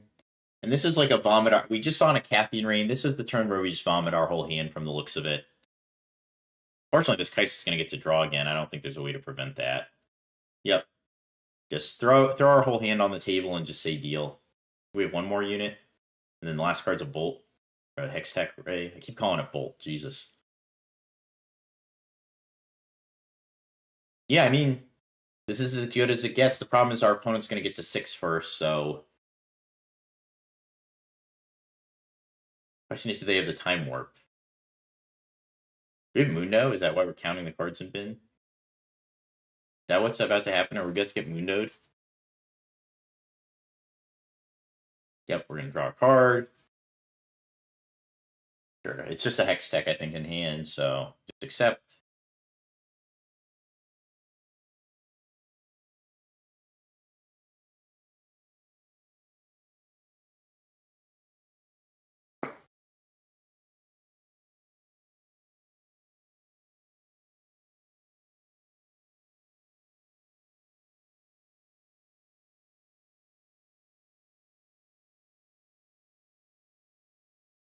Jeez, this was quite the pull out here. My God, that was what a pull that was. This guy's like the king of having it. Oh my God, Progress Day. His hand is Darius, Progress Day, Watcher. I mean, there's no. This is clean 2-0, I think here. Granny's got his hand is insane. All right, what do we got? So we gotta cast our Hextech on the Kaisen just trade. Unless we draw something good here. This guy is straight the king of habit. His hand is insane. Like, there's the smoke screen. Sure, we're gonna run in here. Do we have the Void Seeker too, or the Hextech? That would be crazy. No. Okay, so we're at 6. Christian have Time Warp. He would actually win with the Time Warp here. That would be insane. No, but it's the Hextech, right? We know that. We know the last card's a Hextech. That would be crazy.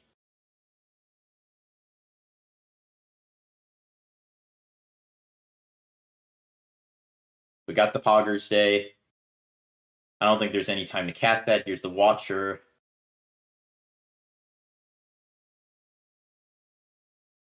Do we have the Bolt? Do we have a Hextech too? Do we have the other Hextech? That would be insane. Okay, clearly we don't, because we're not trying to spend extra power.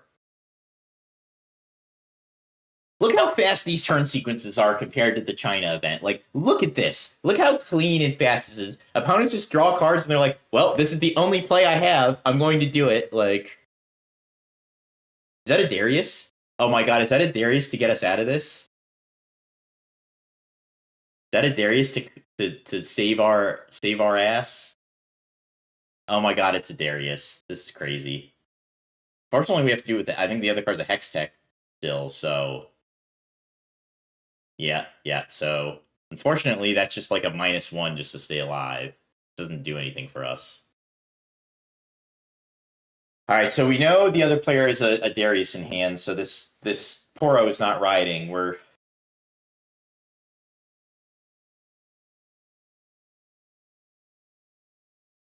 Yep, this Poro's not riding.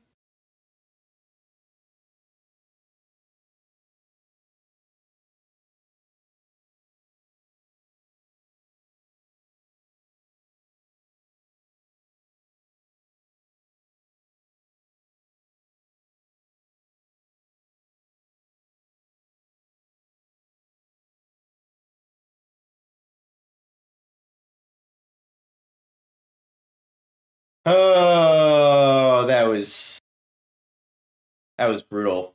Arena's greatest game into missed turn 1 play. Yeah, that was rough. This guy's hand was crazy too. He had another that another Darius in hand? Oh my god. I had Darius and Cleave.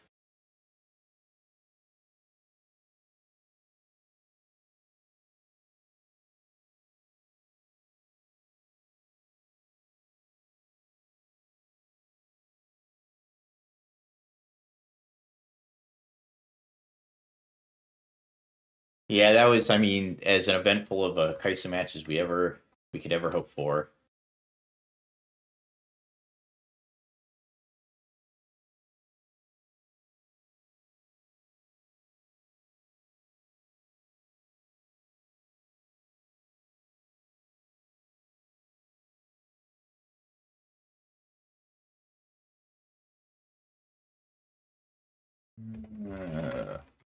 I'm gonna try I'm gonna try to fix it up here. So for our China stream now, I'm gonna use the Rift and Runes because I think they have the higher quality ones. Let's see.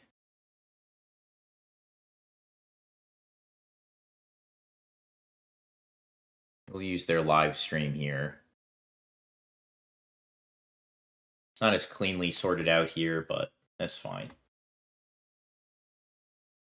I'm gonna use theirs just because they have. I'm tired of the low quality matches.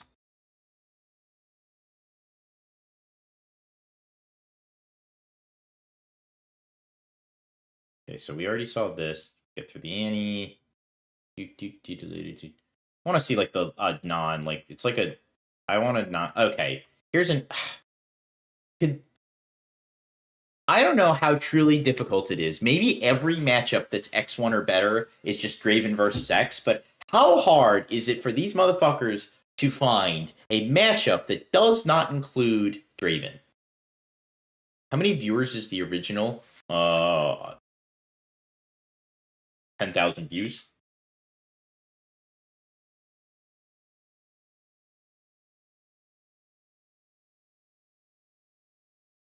Side. No, not this. Guess we'll check on the boys real quick while we know X2s are in. Daniels is still going on. Check on the fellas. Anton lost, unfortunate. So Anton should just need to win one of the next two, and he should be locked if the X2s are making it. So I think all our fellows are. Colin is still in progress.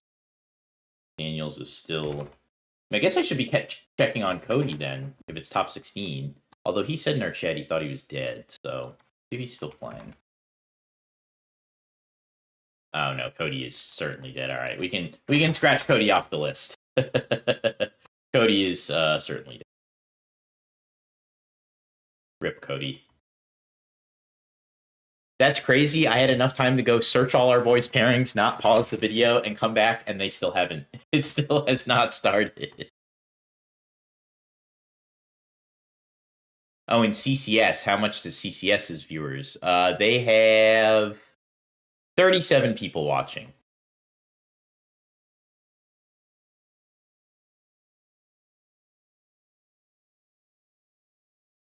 They have 37 people currently watching. Oh, that's on the YouTube. On their Twitch is probably bigger. I don't know off the top of my head what their. Let's see, Twitch. I'll check. 20 Lore Pro Twitch. Their Twitch probably has a shit ton. Their Twitch has 24.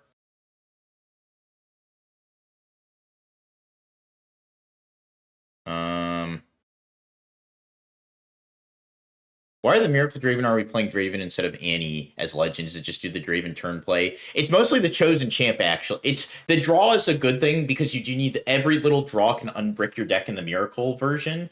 But it's actually it's part of it's the draw, the other part is the Chosen Champion because you always have a default turn 2 play. Because the Miracle deck needs to build up a little bit, and having just this default turn 2 play is really good.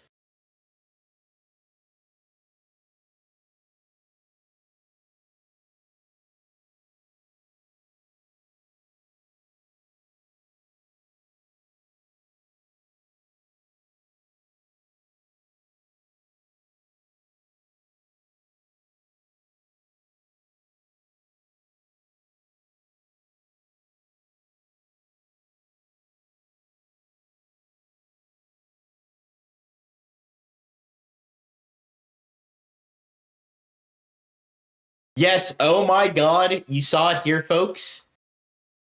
A man in China who did not cut his opponent's 2 cards. We are witnessing history in the making.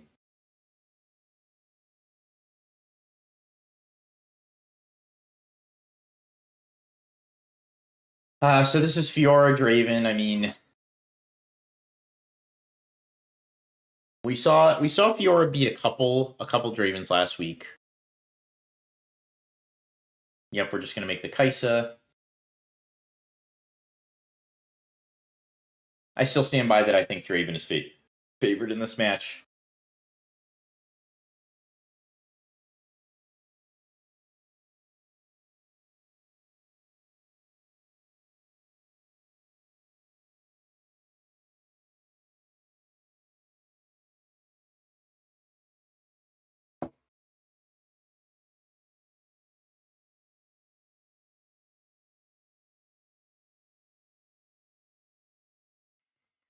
We're gonna retreat. Yep, we're gonna get the double conquer here. Force Draven to have the Darius to kind of mess with us. We're gonna take our draw. This is a pretty solid start for the Fiora. We're setting. Whoa, this seems. This is the nice thing though, is that Fiora actually can set kind of aggressively. This is a little aggressive still, in my opinion, but Fiora kind of can set aggressively because of the legend ability. This is not top cut. No, this is Swiss from yesterday.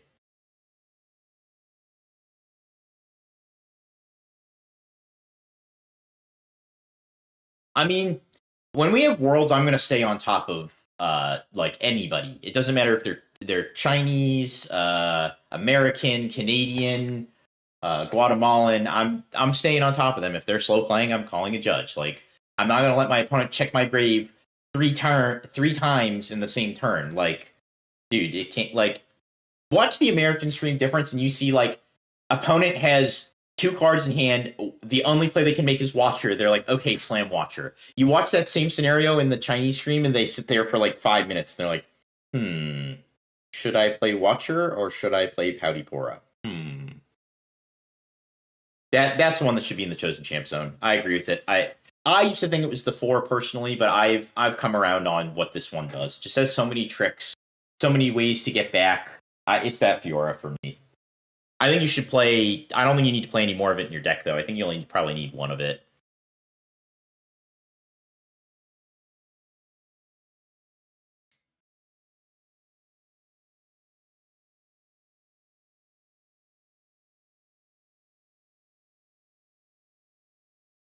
We're gonna get the. Yep, we're gonna get the trigger.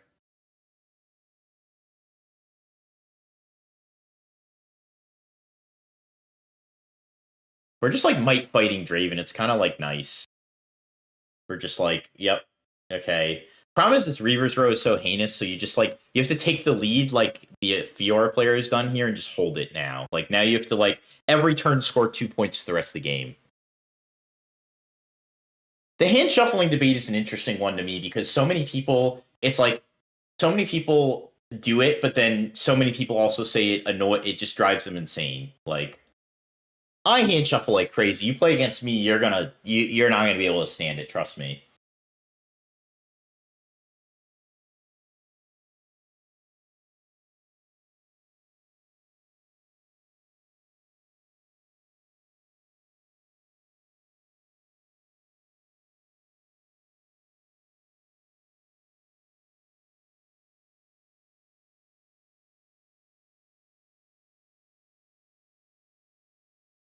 Getting our 2 cards, cashing in, keeping the value train running. I mean, this Draven player has a lot of cards in hand, but just can't perform on them without more tempo. Although I do think this Fiora player is going to need to keep going. He is going to get out advantaged. Like this Draven player has so many cards. Like it's only another turn or 2 before the window is kind of closed for winning on for the Fiora because all the interaction this Draven deck is going to be able to hold up.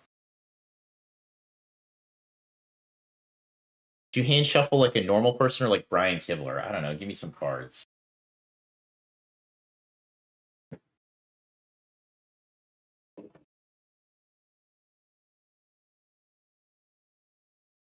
I don't know, how's a normal person? Sometimes I do this. This is like one of my common ways I hand shuffle is like this. Sometimes I do this.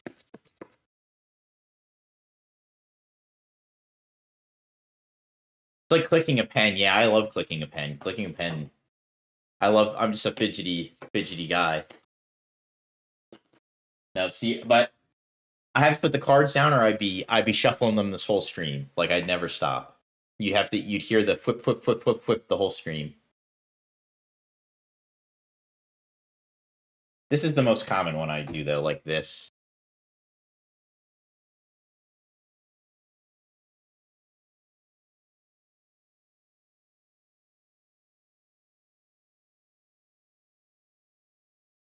Hmm.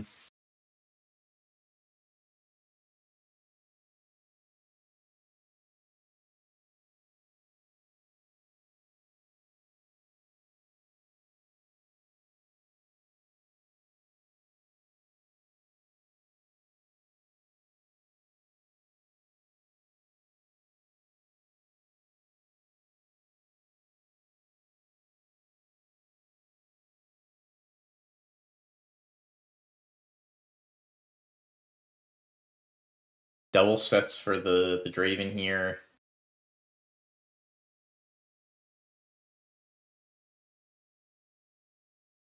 So what do we have on the Kaisa side? Like a fighter plate, maybe? This death grip is going to be crazy.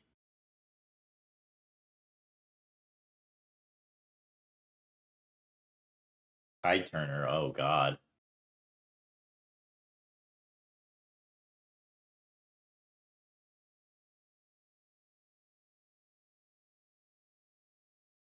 If it's annoying for them, it's just mental edge. I guess that's a way to think about it. So here's the death grip. We're getting 5 here. Triggering the Fiora. We're drawing a card off the death grip. Can't even see what we have in hand. Do we even have something that matters here? I see a repost. Rebuke. Now the repost actually... the repost still doesn't make us big enough to crack, though, is the problem.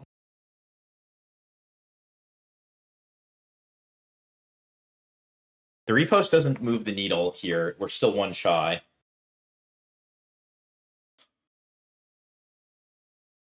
All hand shuffling gets banned. Agreed.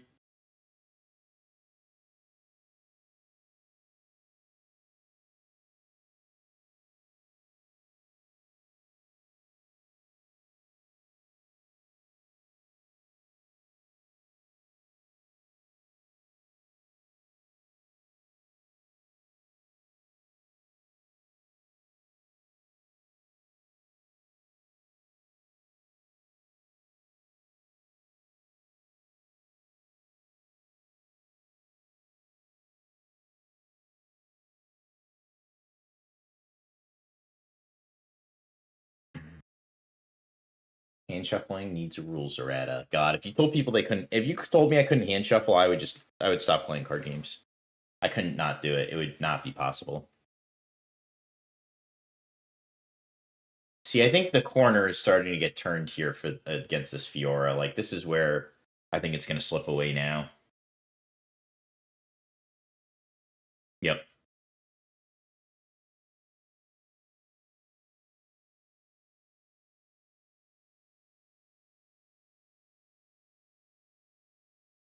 Make the hold to 5.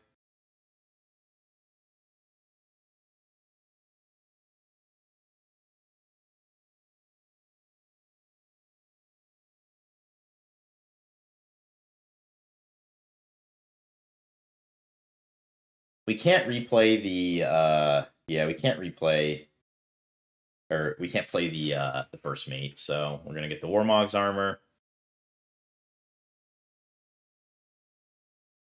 Our mans are gonna hold.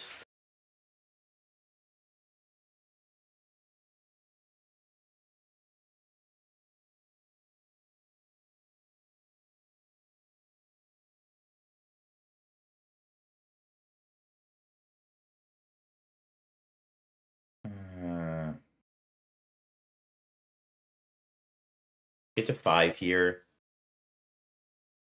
We're just gonna stack up. This is probably the safest thing, especially if we're holding a handful of interactions. So we got an axe, we got to ride the wind. I mean, we don't really have to do much except leave our mana up, I think, at this point. I don't even think we need to develop this guy. We have 2 things to play. We have a ride the wind and an axe. I don't think we need to do this.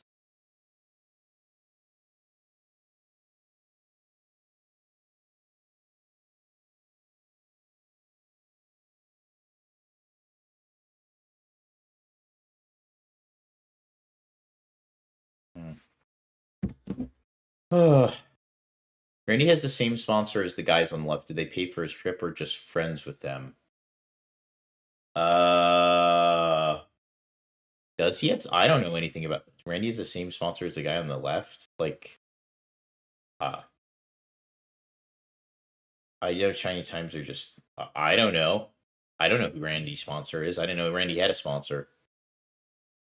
I could not tell you.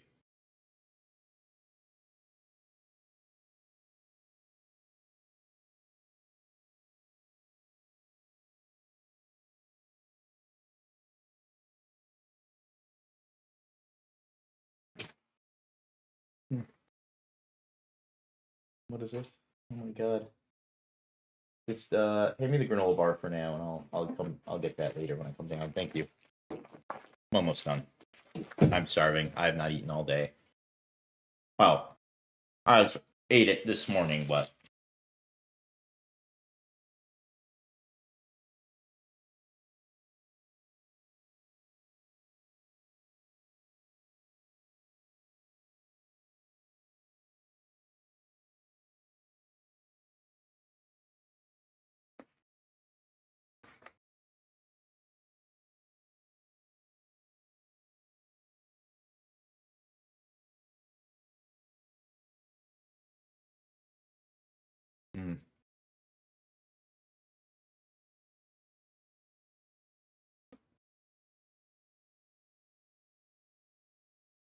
Fiora's kind of lost the. Feels like Fiora's kind of lost the tempo lead now. I do think this Draven player was supposed to leave up extra for the ride, the wind, and the axe. I think this could actually end up resulting in a little bit of a window for the Fiora player here. So we'll see though.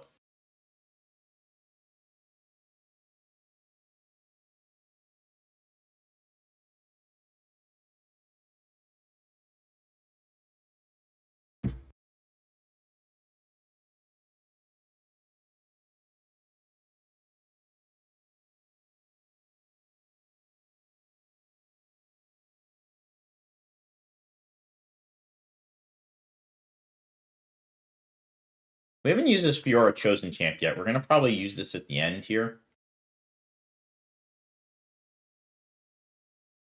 The Fiora has just had to spend so much power, though, so they haven't really been able to get out any explosive turns. Like, this is the lowest runes I think I've ever seen a Fiora deck at this point in the game, to be honest.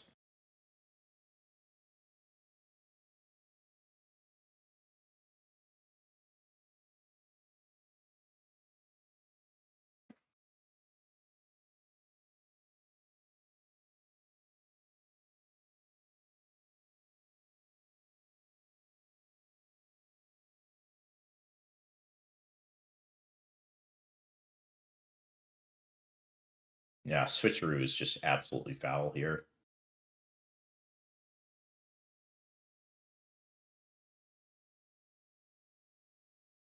Hold up to 7. I mean, yeah, I think the Fiora does get to strap up all these weapons. I don't know if they can break both sides, though. They do have a first mate, but I think they need 2 first mate.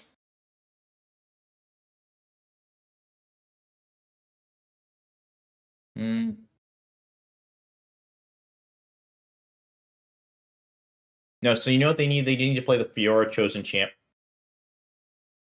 And then put a sword on any guy to ready it. That's what they need.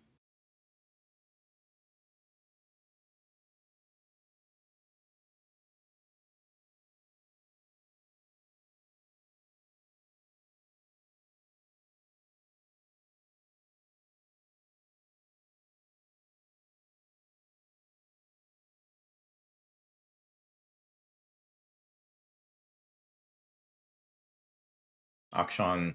Yeah, Akshan can steal a gold. Woo. When's top 64 start? Well, it's scheduled to start at 9:30. What time will it actually start? Who knows?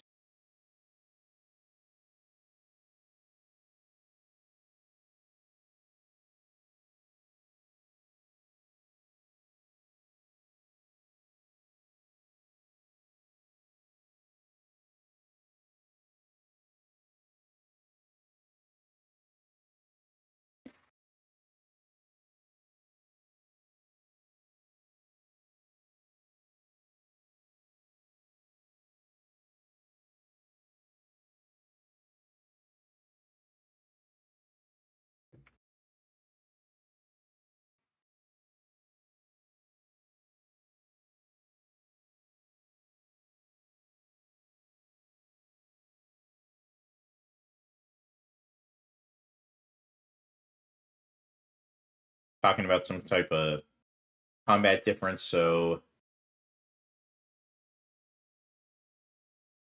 we're gonna play the first mate and gank over.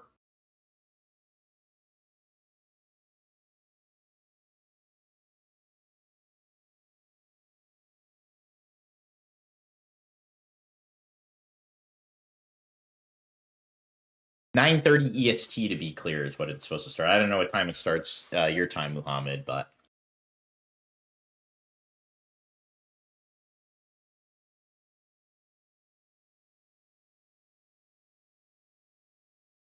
so it's first mate gank. Yep. Man, this Fiora has like she's stacked. Looking like Benkai the Samurai out here.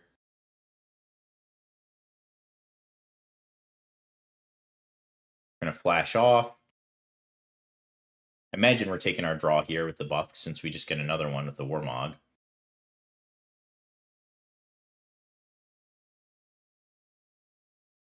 Did we pay for this first mate here? Did we? I don't think we paid for this first mate.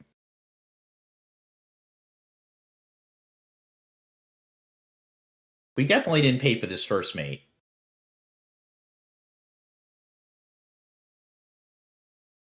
Am I crazy here?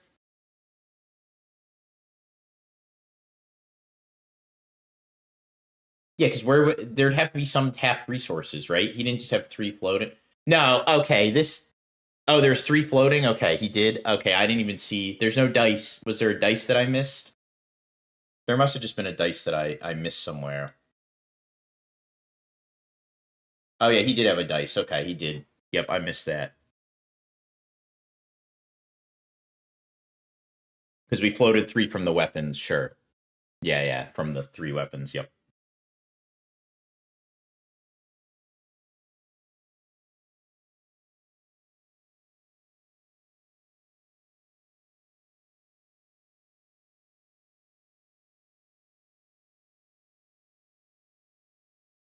I'm gonna be real. Surely this turn could not have taken this long, right? Like, I know I keep bitching about the time, but like, what other play did he actually have? Like, I mean, I don't know what's in his hand, but I can't imagine the play. Like, I don't know how many nuances he had to go through to like figure this out. So we have a repost up. Do we have a repost in hand? Is the question.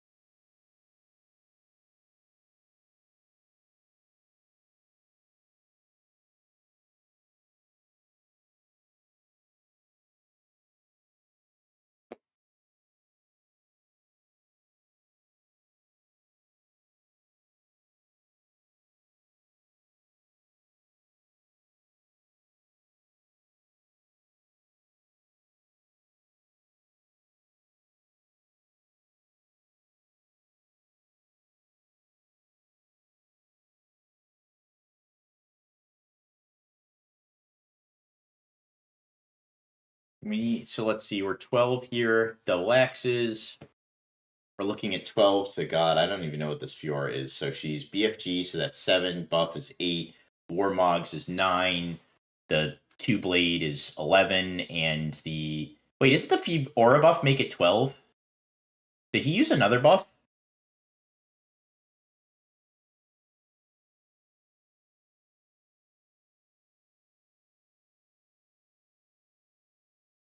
Am I great? Wait, am I doing the math wrong here? So it's 4 plus 3 on the BFG sword. That's 7. The blade is the blade plus 2 or plus 1? I can't remember if that was the plus 2 blade or the plus 1 blade. That must be the plus 1 blade. Okay, that's probably where I'm losing it here. Is that was the plus 1 blade?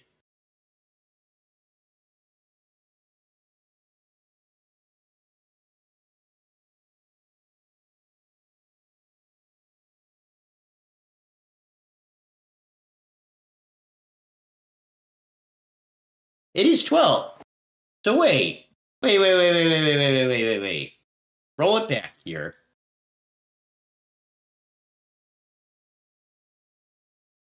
This is 12, right? I missed something. Oh, it's the other unit. It's that other unit in play. That's what I missed. Okay, I didn't see there was a. I must have missed the extra unit. Okay, that's what I missed here. Sure. Yeah, I didn't see this guy. The way this is set up, I didn't see this 4 mic guy. Okay, that's where I missed it. Yeah. Oh, okay, we went too far.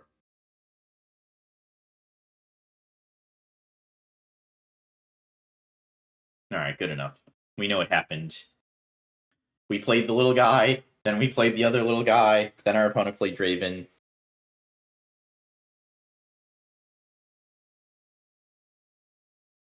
I have complained that I do feel that there's an unnecessary amount of hand holding in this game.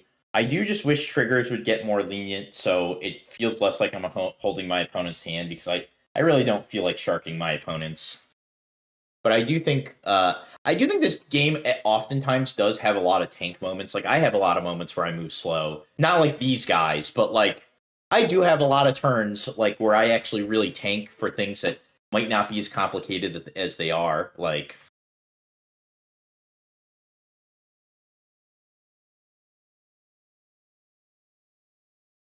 I do think players, one thing I've noticed, and this isn't just a China thing, this is an American thing too, that players don't scoop when they're supposed to. Like, I want to use Anton's match as an example of that's the perfect chance of, like, when he scooped, when his opponent just goes, he goes Sabo his opponent, no Aurora, his opponent goes draw Aurora off the top, play it, Mind Splitter, take yours. He just went scoop. Yeah, he knew. He's just like, all right, that's it. I'm good. I've seen enough. That's what players should be doing. Like, is there a 1% chance or 5% chance Anton might win that game? Yes. But there's a higher percent chance that if he doesn't take 20 minutes to lose that game, that he can actually win the next game. So it's about weighing your win percentages. Like, knowing when to concede is a skill. The only time you never concede is when time is not a factor. If you are in untimed matches, you never concede. There is no reason to. Like, the only reason I might concede a little early in an untimed match is if I'm just tilted and I know my win rate is 0%, and I know I'll just get tilted if I stay in the match. So that is the only reason I might do that.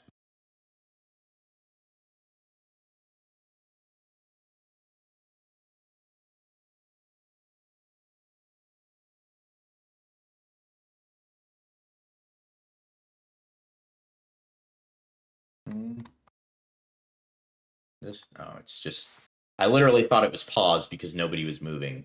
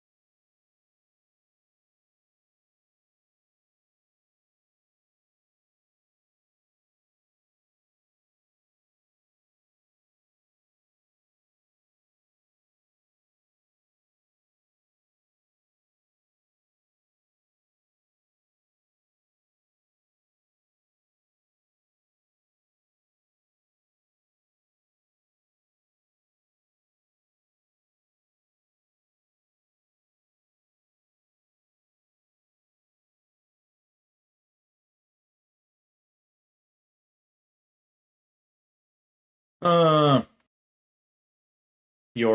yeah, like this Paris Forerunner is just like if you're not playing Rebuke in your deck, I hate this card. This is like a card that should have like. There's so many other cards on the ban chopping block.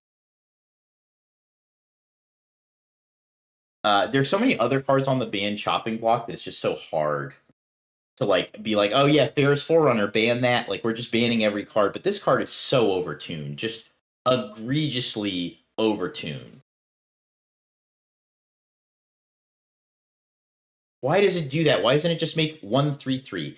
These Magic designers had to be like, oh, it's Worm Coil Engine, it's fine. Like, just do it. Like,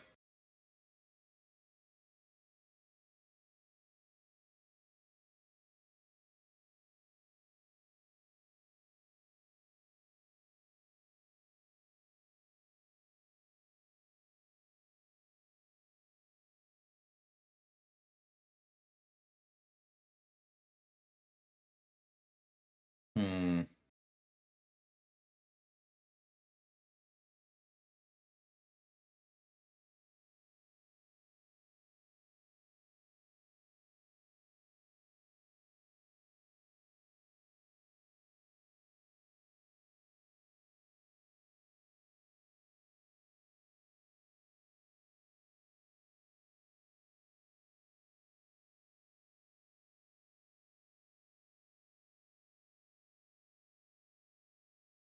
Hmm.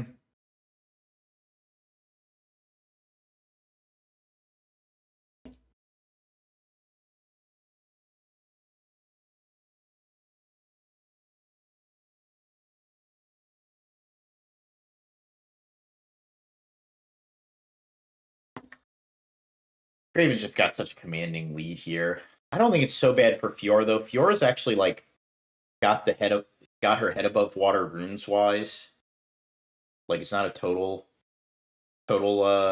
in the tank here.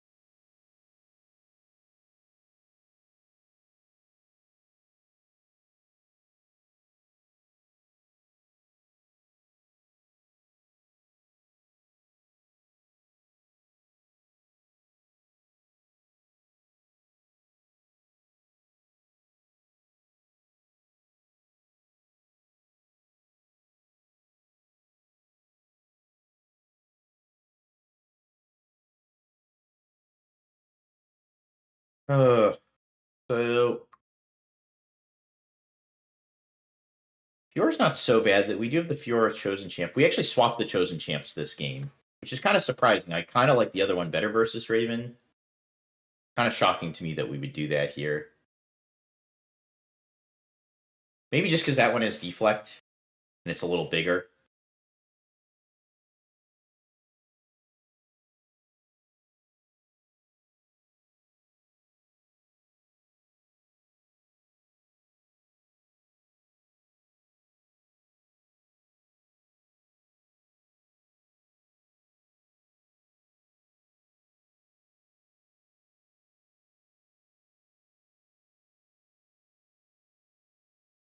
Hmm.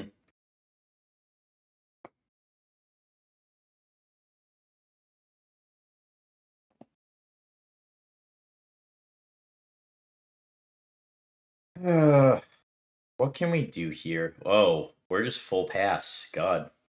I see a Bernier, I think, in that hand. That looks like a Bernier to me. We got double ride, Bernier, looks like another switch. We're just gonna try to play defense. It's rough because if my opponent's at 3, if I'm Fiora and Draven was at 3, I'd actually just use this turn to develop and do nothing else because I know my opponent's not getting to potential lethal the next turn, so I don't care. But because I know that my opponent is going to be pushing to lethal, it could be an issue here.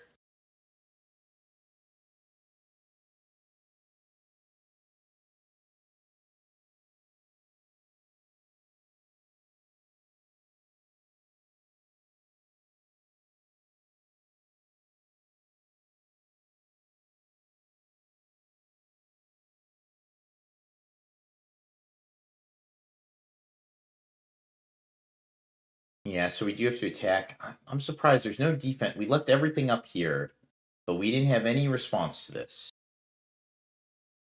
The Lucian, we're thinking about the Lucian return. Surely the Lucian has to stay there. We need to keep our opponent off the...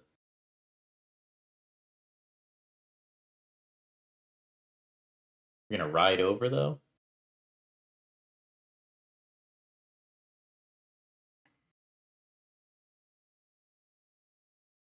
So the Lucian comes back.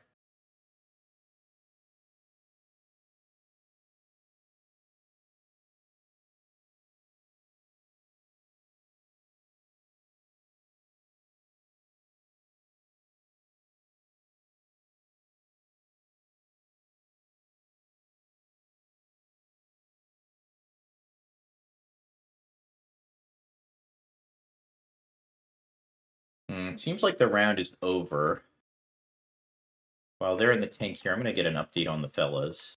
So, I think Anton was still playing. No, Anton lost. We know that. Colin was still playing. So let's see where Colin is.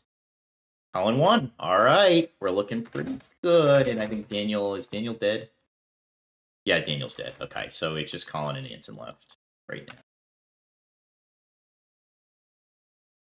All right. Boys are looking pretty solid here.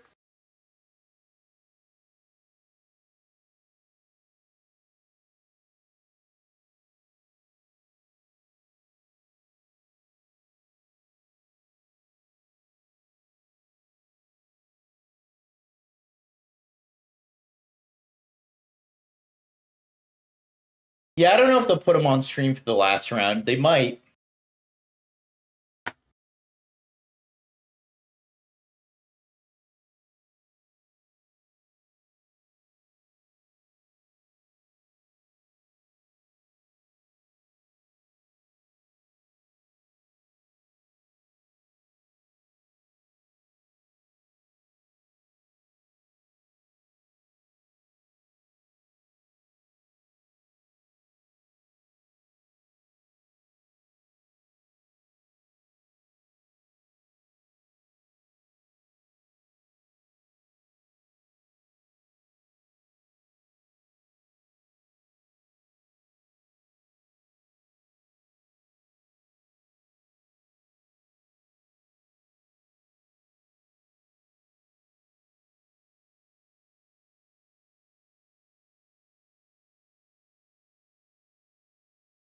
Let's get Colin on stream one time.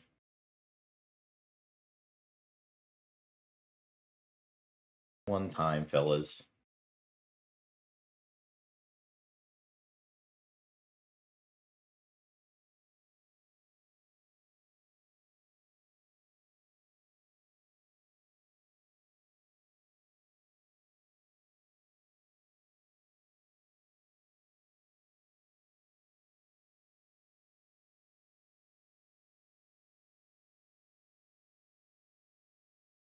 Yours got a pretty big board here. The problem is that the Draven is at match point right now. And with the grip of spells in hand, well, the Fiora doesn't need to develop anymore. The Fiora can probably just use what they have right now to win the game and try to hold and then just hold up all their spells. I don't know why people double sleeve at all.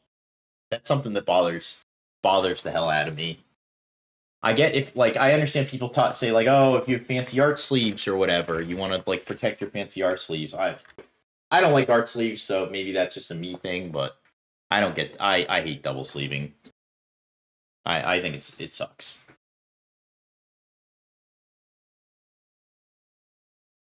Colin is playing set.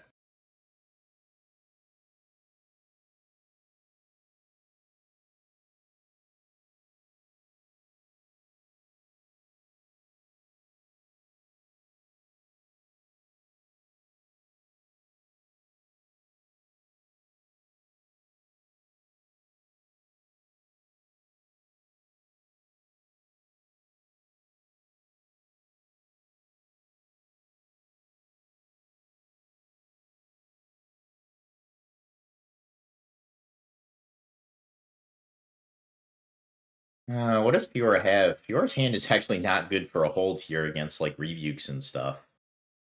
We got switcheroos. We got ride the winds. I mean, we've got a what? Wait, what was that set card? I didn't even see what that was. Is that a hidden blade?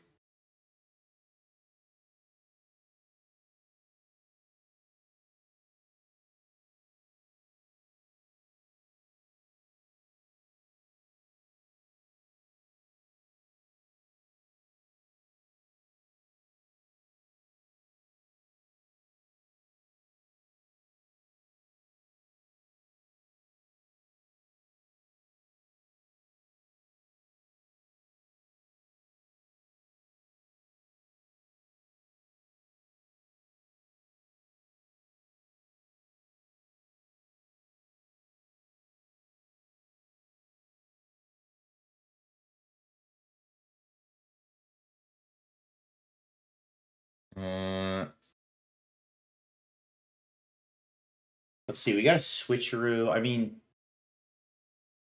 I don't know if I'm the Fiora player. Nah, I guess you just have to put all your chips in. I don't know why this Fiora is still in the back though. Why did we do that? Like, we know our opponent's trying to go for game here. I think we're supposed to shove that Fiora in. Yeah, because now this is like, okay, this is part of the problem now, though, is like, we shoved all our chips in the middle, but we didn't shove all our chips. We left ourselves with, like, this small stack of nothing. So we can't activate the knife here.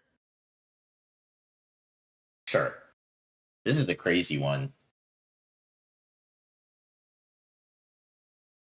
Unyielding Spirit? What is this even for? Like, Falling Star? That's it?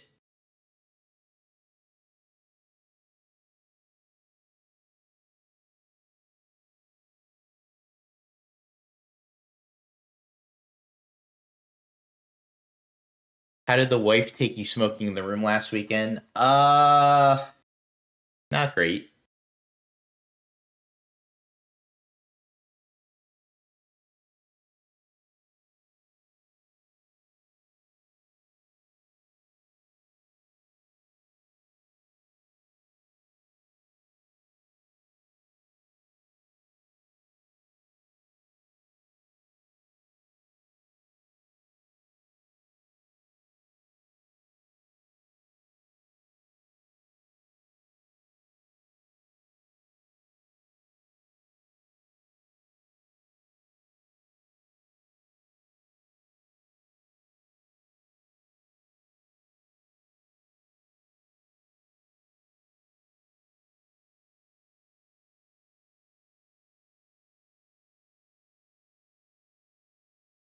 We've got the switcheroo.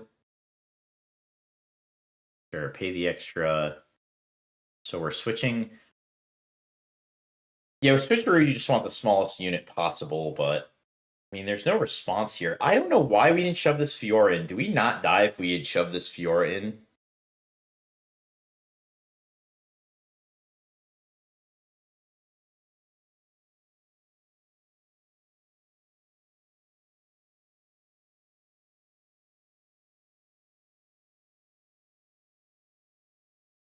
Maybe I'm just one of those people. I usually just re-sleeve every tournament. Like, I don't want the judge to be like, your sleeve is like marked or whatever, and I don't like the feel of double sleeves, so I re-sleeve every tournament I can.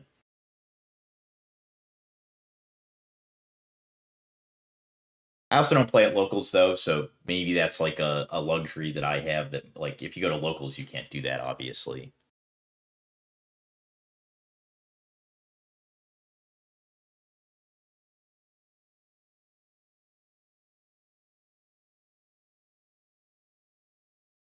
Why did we need to play this Thunder Song here? I think our hand had enough stuff in it that I think this Thunder Song was a like kind of a bait. Like, sure, that's probably a Hidden Blade, but like, we really spent 6 mana to stop a Hidden Blade? Like, did we need to do that? What is happening?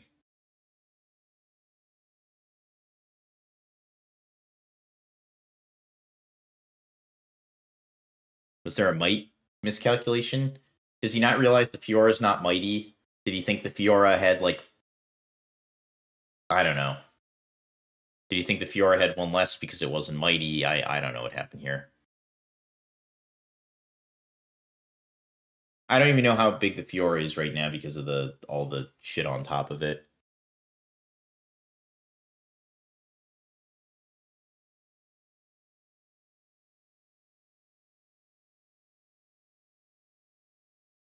That's the Hidden Blade. Sure, we broke the Hidden Blade here.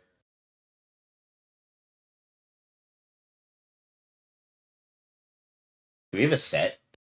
We do have a switcheroo set, so our opponent probably can't break us.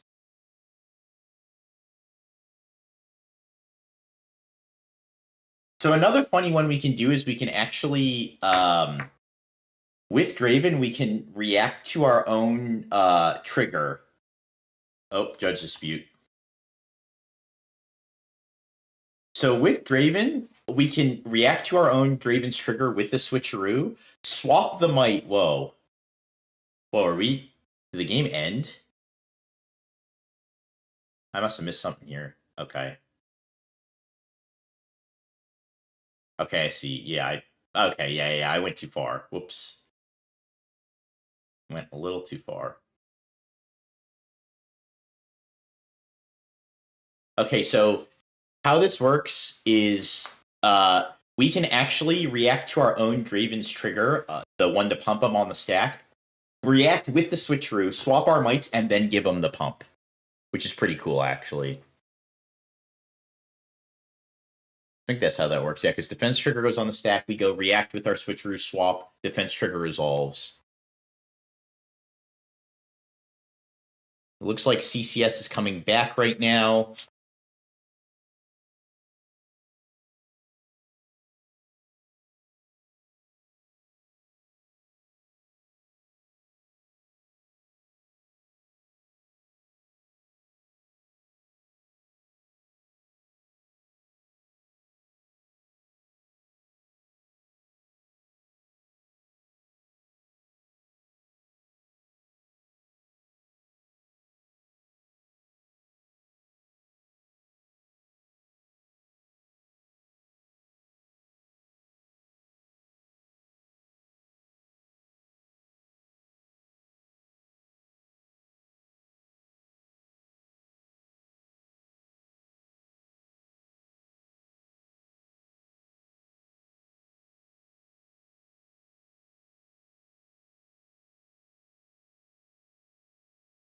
Yep, and the Fiora is going to get that one.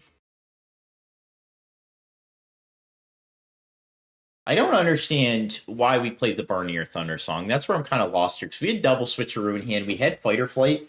I don't know why we couldn't just, like, yeah, I feel like we could have done something with the Fight or Flight and swapped the might on the Draven, because what we could have done is, we could have done, like, our original play without the Barnier. If we get Hidden Bladed, we just say, okay, then we try to repeat the same thing with the Draven, I guess. So we had a Darius in hand too. Like, I feel like I'd have to know the Draven player's whole hand to know for sure, but I feel like there's a better line there.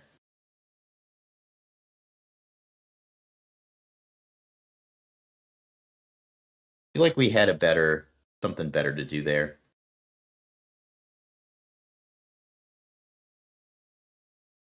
Why don't I have the audio on the stream? Because I don't want to have to talk over them talking over someone talking over, like, this is a stream of a stream of a stream, so, like, I don't want to have to talk over a bunch of people. I don't know if they have the audio on, but I don't want to have to talk over them. Someone asked, when we first started the day, I had the audio on, and someone was just like, can you please turn it off? I don't want to hear them talking, so I have not had it on since.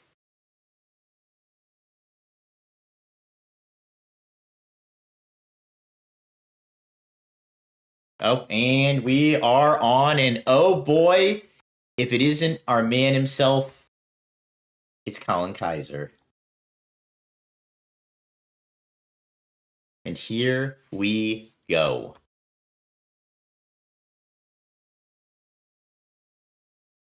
I have not decided if I'm going to CCS or Pro Play Games yet, so...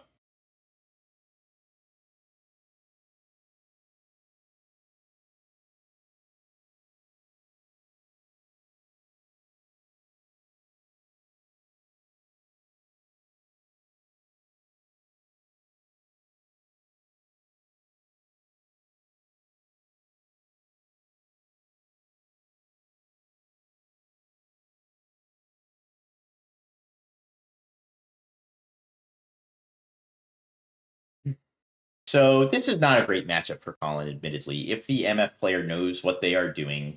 And Colin did fix his deck as much as possible to be able to beat this, but this is not the best. This is not the best matchup here, especially if they see their Aurora. Which, all right. Fortunately, Colin's going second. Not a big deal, so long as he sees a turn 1 play. And we've got Cythria. Ugh. Got a few too many. So we got 2 Cythrias, 2 Pookie. No, it's Cythria, Pookie, First Mate, Brawler. Okay, Pookie's good with Brawler. That's what we do want Brawler. Yeah, we've got the Catalyst start. Okay, it's on turn 3 Aurora on the play.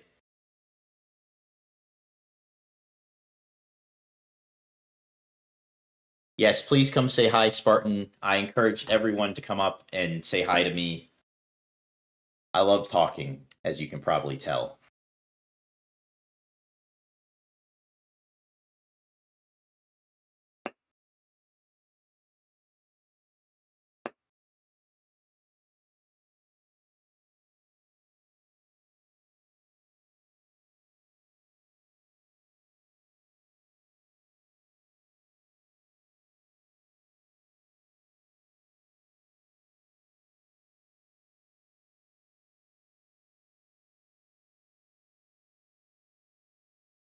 So off to an okay start. We do have the Brawler here. Unfortunately, our opponent can't see if he has. Let's see. It does look like he's Aurora in hand. Colin doesn't have the Sabo, so he's going to do a defensive Sabo here just to get an idea of what's going on.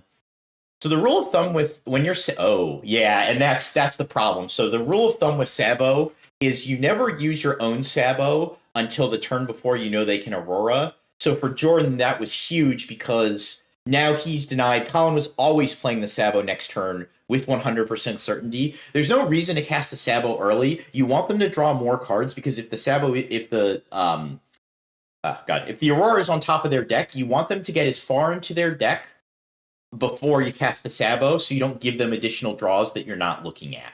So in doing this, Colin made the correct play by not playing the Sabo. He needed to develop the Brawler. He knows Jordan couldn't Aurora him that turn, so there's no reason to Sabo. He wants him to see one more draw, so Colin gets perfect information. Unfortunately, his opponent had 8, so he goes down to 7, and now he'll go back up to 9 and be able to cast the Aurora.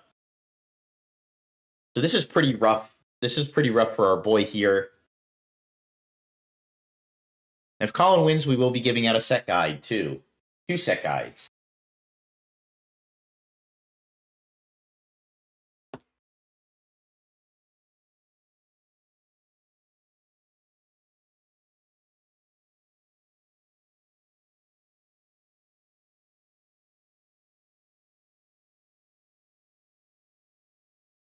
Okay, so we're getting a pretty wide board, though. This is good.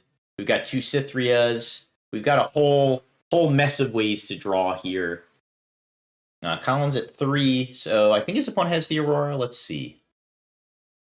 Oh, okay, we just did a little skip there. Okay, Volley's a better one for us, sort of. It's like big. He was already blocking Dead Bloom, so like, I mean, I guess Volley's like probably like it's better than Mind Splitter, I guess, like, or better in terms for us than Mind Splitter. Fortunately, this is the 9-point game, so Colin only needs to score on odd increments. But his opponent didn't have turn 3 Aurora on the play, and Colin's got a very wide board, which is what you want here. You want a lot of dudes. You want just dudes. And then you need, towards the end, you're going to need things like Primal Strength to finish out. Yes, we'll be raffling them to everyone, YouTube and Twitch. We pull the names from both. We don't do just one. So you will be eligible for the guide.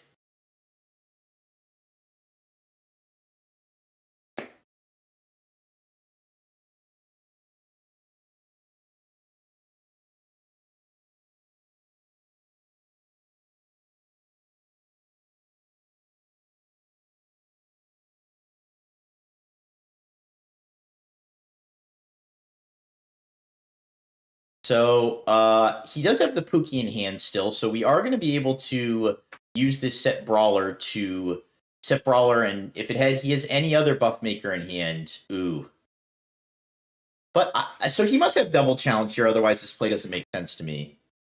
There must be another way to kill this here, because otherwise this play is quite bad, in my opinion. Why don't we Mind Splitter first? So this is just like, this is the RNGs before guarantees here. We're supposed to look at his hand before we make our play. Like, there's no reason to not just see what he has first. Like, this was a bit of a... If Colin had double... is there 2 coins here? So if Colin had double Call to Glory in hand, this guy would have been so sick.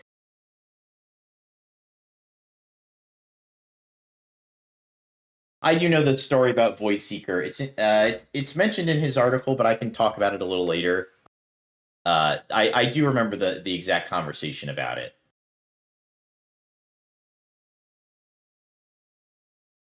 So yep, we're going to take the buffer. That makes sense. We're setting the fight or flight here. We're going to roll our trigger.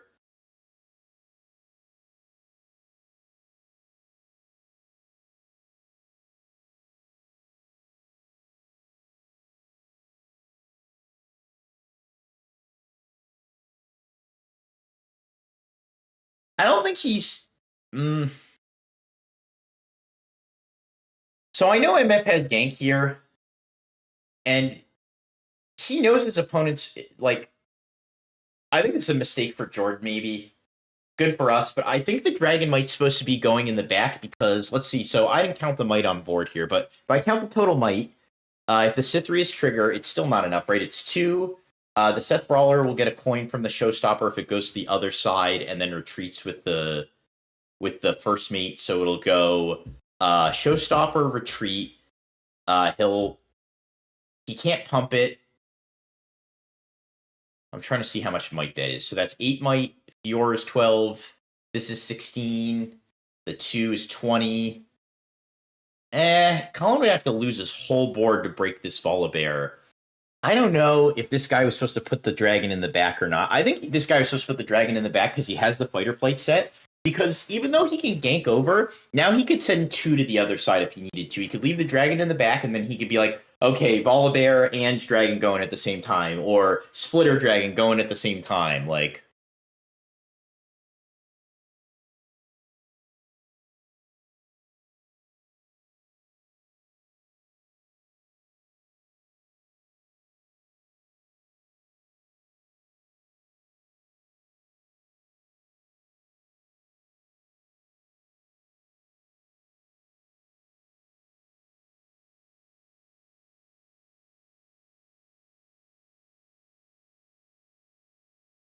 I don't actually know what his first loss was. I didn't know what he lost to.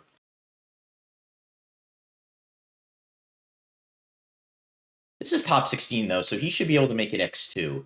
I think they're using opponent's match win percentage now, so he lost round 4, I think. I think he was 3-0, and then he lost round... Yeah, because Anton was the only 4-0, I think. Which isn't the worst round to lose in. I don't know what he lost to, because it's not... I can tell you what round he lost in, but I don't know what the deck he lost to was. I don't think there's a way to see that. I don't think it's public. So we're going to get the Sabo off. Okay, this is a pretty good Sabo for us here, but the hand, unfortunately, on the Aurora player is pretty solid. I mean, that volley's dead, but... So we're taking Primal here, I guess, because that's the... This is hard. They're both pretty awful for Colin. I think we have to take the Primal because our hand is so bad.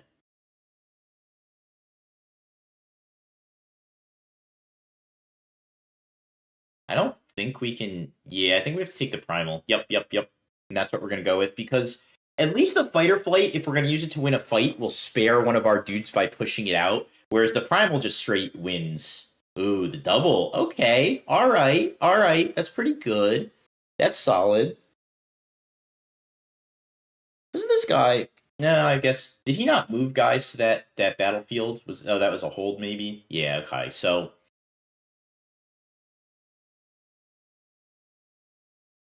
See what we drew. I can't see what we drew. Wish we had a hand cam here.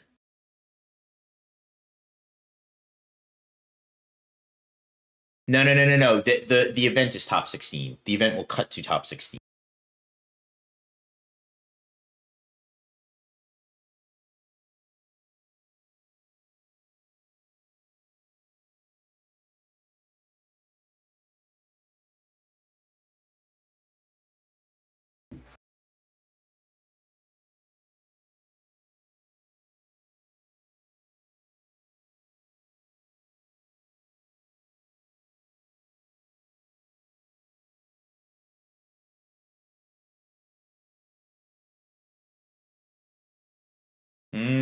I don't know what he drew here. Do we know he's fighter? Did he draw a splitter? Oh my god, this is brutal. Gonna take Colin's last. He knows Colin's last card is a showstopper. I don't even know if he's supposed to. I guess he's no other play here except leave the. He could catalyst, so he could catalyst, go to 9, then next turn go to 11, but he still won't be able to play the Volibear in his hand. Yeah, I guess he just takes the showstopper.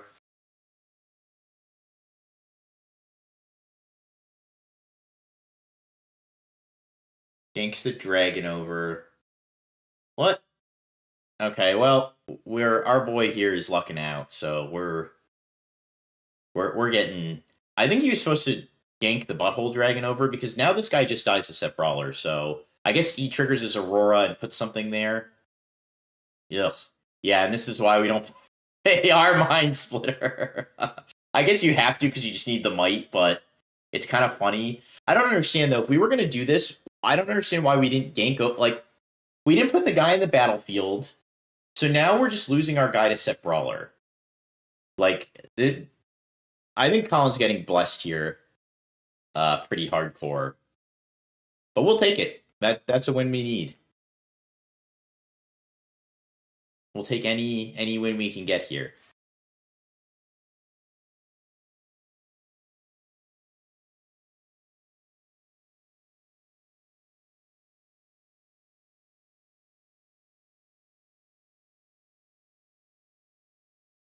We'll take the small wins here. Yeah, gank, then play dragon to battlefield, then Aurora. Exactly. Like I said, small victories, but now this guy just gets swallowed by. Because what's going to happen is, what Colin can do here now is Colin can actually just throw. Can't do it yet, but he can set up to throw everything on the battlefield with the set kingpin. I didn't see what he drew for turn. I missed that.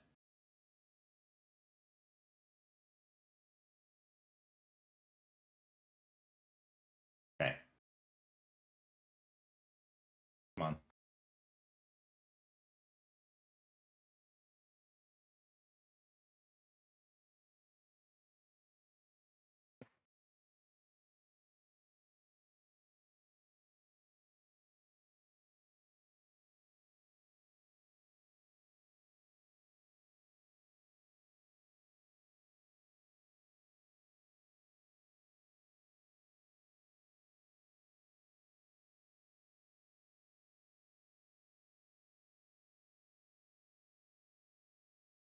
So yeah, he's gonna try to make the all-out hold after this, but the problem is he needs to be able to hold with this brawler here, which I don't know. I didn't see what the card in his hand is. He got Hidden Blade. Oh, that's pretty solid then.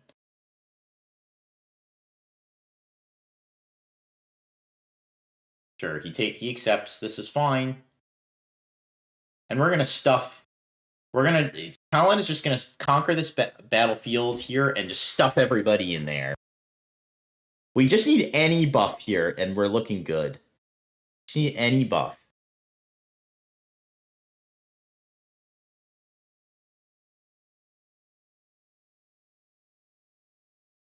I don't know if this guy understands that he's down. He's not ahead in this race right now. I guess he's going to Aurora guy if he has any left. Oh, yeah, he does. That was... Okay, well... I don't know what's in this guy's hand, but we might be getting blessed here, chat. this guy might just not know what's going to happen here.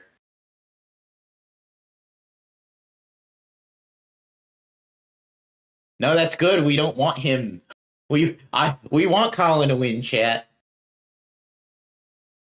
I don't know why he left keeps leaving the Mind Splitter out to die. Because Colin now has to stuff this side, and this guy just threw so much might away. Colin actually has the Kinko Monk in hand, it looks like. It looks like he's Kinko Monk.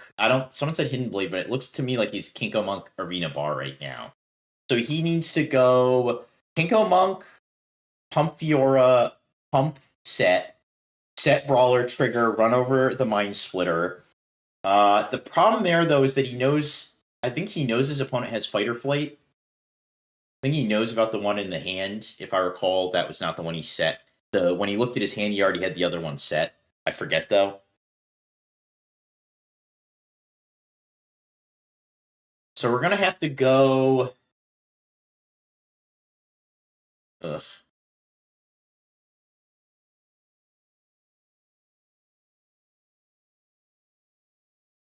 He's trying to bait out the Fight or Flight, I think.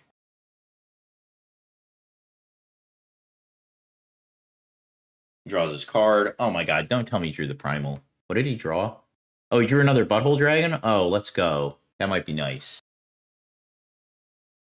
I can't tell what he drew. Oh, Bullet Time. Oh, that's fucking awful. Oh, that's like the literal worst thing that could happen to us here. Alright, let's hope this guy just has a brain aneurysm and forgets to cast the...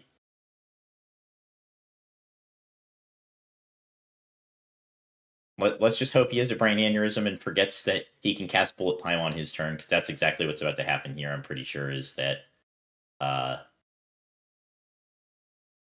Colin's going to stack this point, he's just going to go Bullet Time and just go, that's game.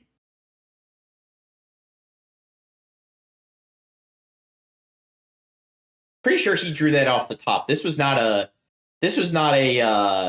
coordinated effort on his part. I feel like this was I feel like I don't want to use the word he got lucky because it makes me sound salty, but he didn't have that Bullet Time in hand.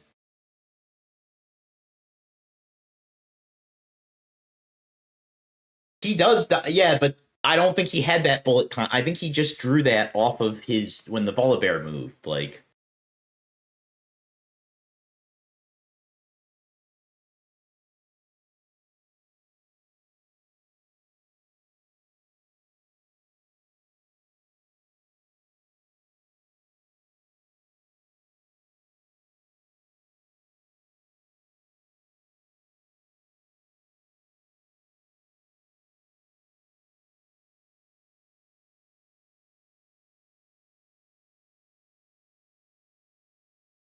He did have Showstopper that got ripped, right? You can see Colin's face. He's pretty defeated here. Yeah, and this guy's just going to stack up and just fire everything at him with Bullet Time. He needs to... I mean, I think he wins through double Call to Glory even. This guy's just like... He finds the ramp, another ramp, like he finds the trumpets, he actually just grabs them to ramp more. Colin kind of knows he's doomed. He knows he's dead to Bullet Time. He has to. Nope, he didn't have the brain aneurysm. Yep, and we're going to next game.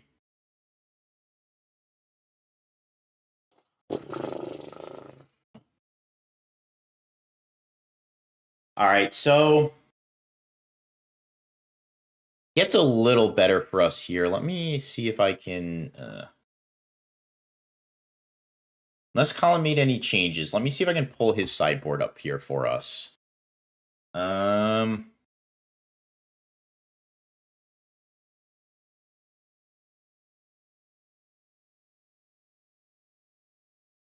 Let me see. I have it somewhere here. His most up-to-date list. Let's see.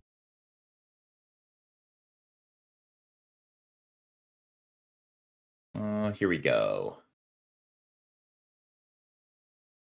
I think this is the most up-to-date list. So here we go. So,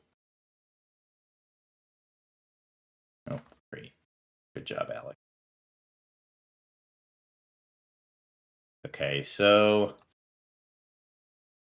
Oh, No. Come on.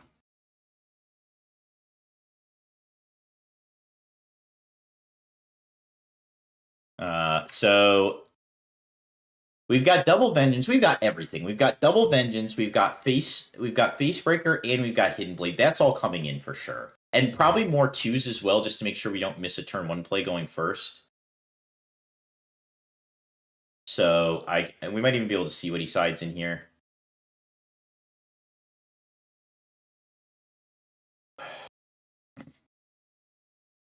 If we could actually see.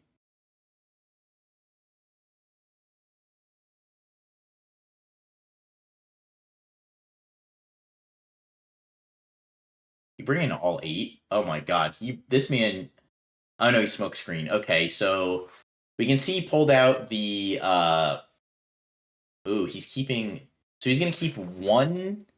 Looked like he kept one unyielding spirited maybe for the bullet time, but it looked like he brought in all 8 there.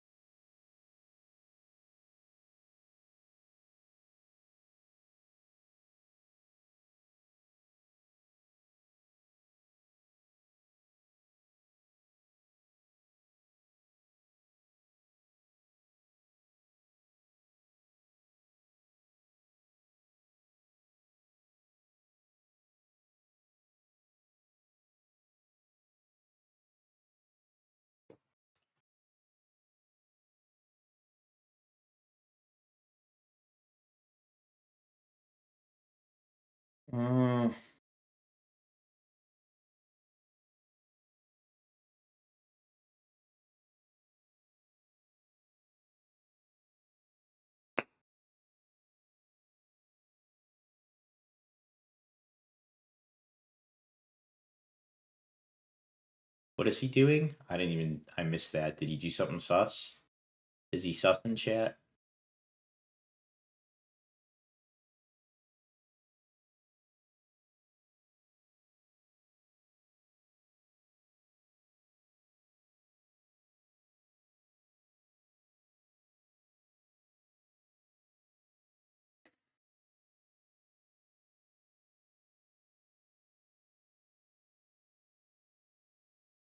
So, I mean, that was unfortunately the most important game for Colin, but even with the loss here, he's not dead for top cut. Not that we're counting him out yet, but he's just got to win his next 2.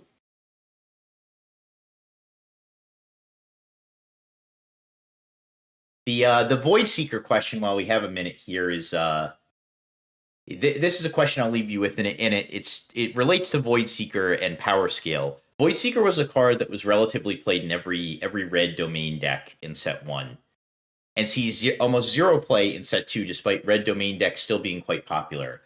Ask yourself this: how much damage does Void Seeker have to deal to become playable? And that will give you an idea of how much the power creep between set 1 and 2 is. And consider that the amount of 4 might units hasn't decreased. It's not like we're not playing 4 might units for 4. In fact, we're playing more now than we were before. So think about that question, and that is a great way to kind of explain how power scaling has worked in terms of damage-based removal.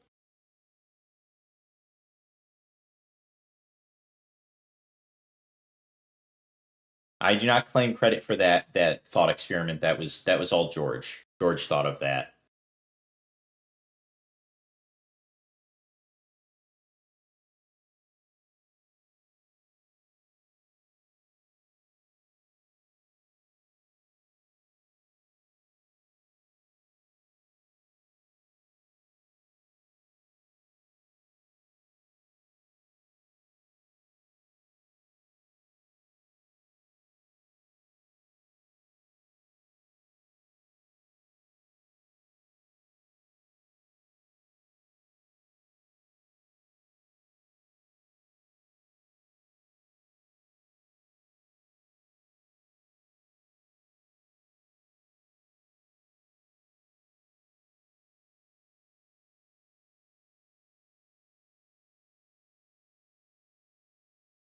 All right, Sabo, he's doing it early now. Do we get it? Oh my god, triple Sabo. Don't tell me he's hiding it on top. Oh my god, this is ridiculous. So we take the Fading Memories, because Fading Memories is actually like the perfect counter to our set ability. How Fading Memories will work is it will kill the guy after untap step, and if we decide to save it with set, the guy will come back tapped because it's after the untap step already, and he will still have Ephemeral, so it will still die the following turn. So I think we're taking, all things considered here, I think we're probably taking... I don't think we're taking a Sabo. There's 3 in hand. So I'm going to take a guess and say, yes, we're taking the Fading Memories. Oh my god, please, one time, not off the top.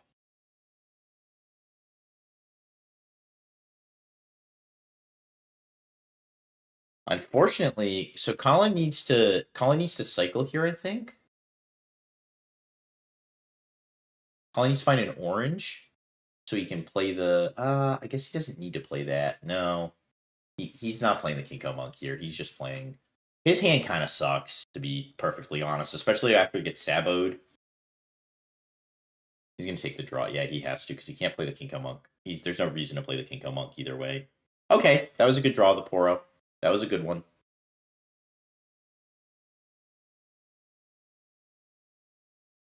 Please tell me this guy didn't draw Aurora off the top. No, he didn't. Looked like maybe a Butthole Dragon. I don't think it was an Aurora. Butthole Dragon? Yeah. Alright, this looks good for Colin. Holding the 5 here. Alright, alright. Alright. Let's go, baby. We're getting the double draw off the Grove.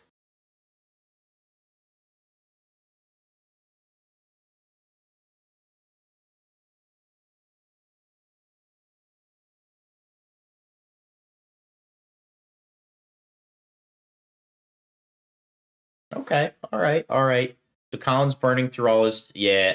See, this guy knew he had Vengeance, and I don't know why he played this Butthole Dragon. Like, he knew that. He saw that there and still decided, I'm gonna play it anyways. Like, getting 2 runes out of your opponent's hand is not what matters here. Like, I would have just developed... I would have sabbed and developed MF and just ran the MF in over the Kiana. I think Colin's getting... I think this guy's inting, again, word of the day for you League kids. Wait, did he just draw it? Bro, there's no way you're about to give me the spinning wheel right now. Did he draw it? No. He drew it. This guy literally top decked it. There's no way. Bro.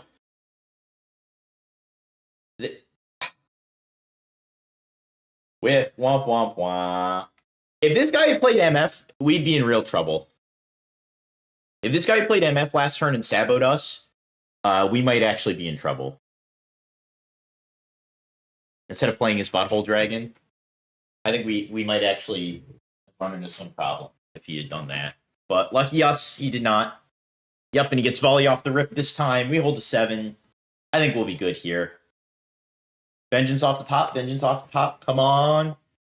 Runner, runner, baby. Let's go. Come on. Vengeance off the top. Double draw. Give me that Vengeance, baby. This guy had gone MF Sab instead of playing the Butthole Dragon. I think he would have been fine because he didn't even need to accelerate the MF. He just needed to play it. And then Sab, he goes down 2. He plays... If he top decks the Aurora, he plays it for 9. Dude, we didn't get the Vengeance. Okay.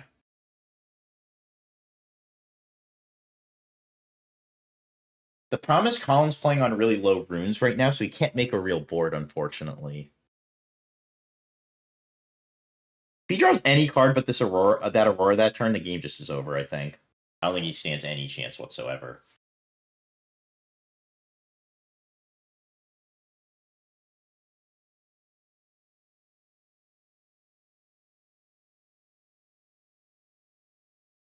If Colin can make 2... So Colin has a couple options here. He can try to make 2 battlefields above 5 so that the MF... No, that doesn't work, does it? No. He can't do that. So you can't try to make 2 battlefields above 5 because what'll happen is the Volibear will move and kill one side. The MF will then move to the Volibear's side, untap the Volibear, and then he'll give the Volibear ganking and move to the other side. So you'd have to make 2 battlefields above 10, which is just literally not possible here. This is unreal.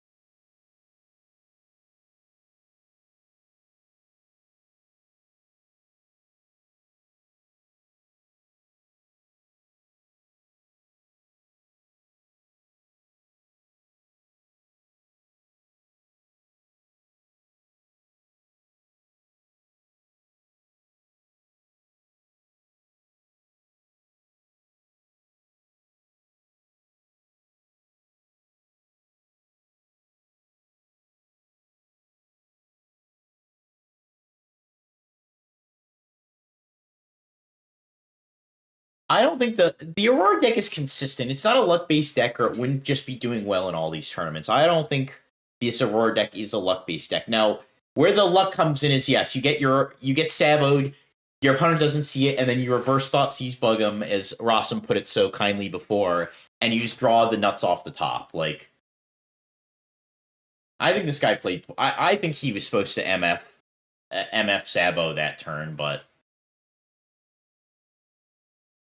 Here's the thing, though. Colin has a ton of time before this game is over. Like, I'm not counting him out at all here. He has so much time. Ugh, that's not great. That was kind of...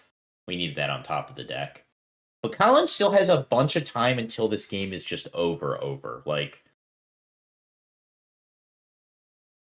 Yes, the MF is coming here. This guy could still make a mistake, I think. This is a really bad matchup. This is hands down, MF Aurora specifically is hands down Set's worst matchup.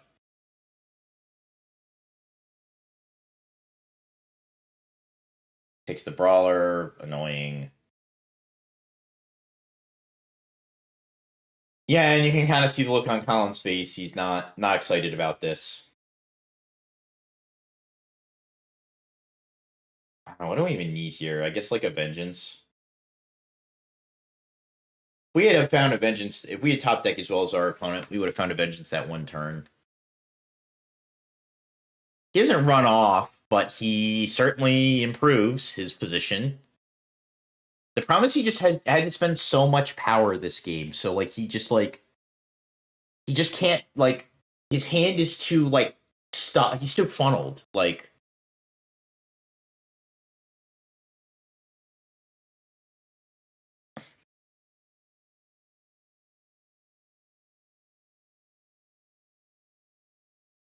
yeah, Hidden Blade would be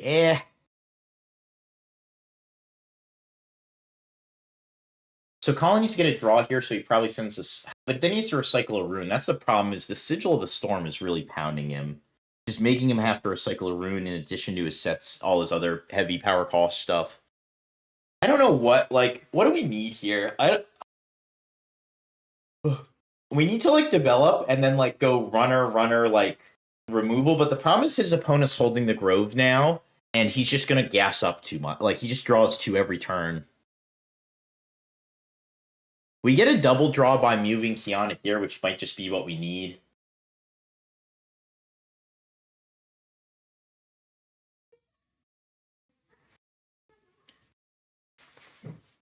This is just like... This is such... it's so rough to watch this. Because I know, like, hands down, just seeing him queue into this is his worst matchup.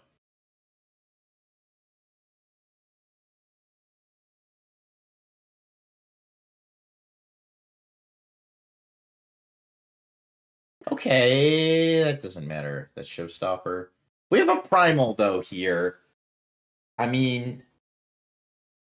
If our opponent has nothing, let's see. Primal on the Poro is 10, plus the 2 Cicereas is 14.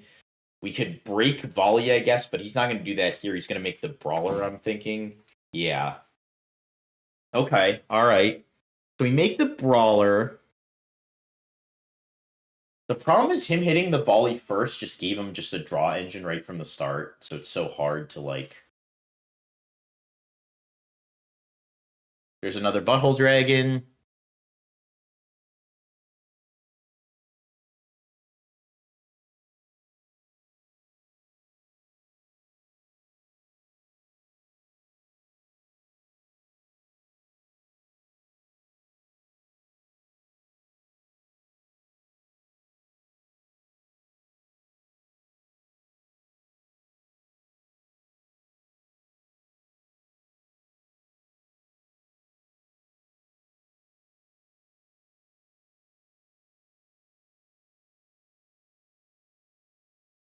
Mm.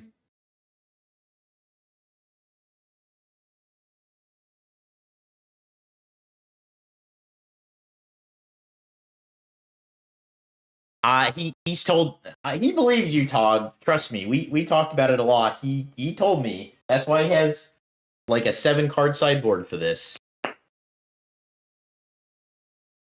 We discussed it. He learned real quick. When we talked about it, he's like, if they play, he told us, like, he's like, yeah, if they play the correct way and just never attack you with any of their guys for the whole game, it's unwinnable.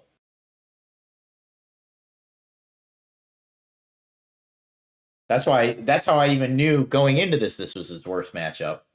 We've discussed and tried this matchup a lot, and there wasn't. You can get it to like a, I don't know, like a 30%er against a decent opponent. Like probably 40%er against 40%er against a decent opponent. Like,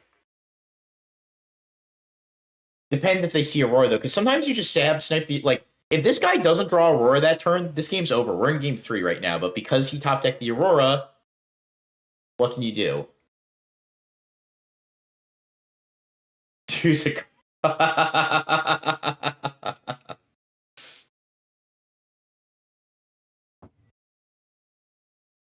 Feel like I'm watching the China stream.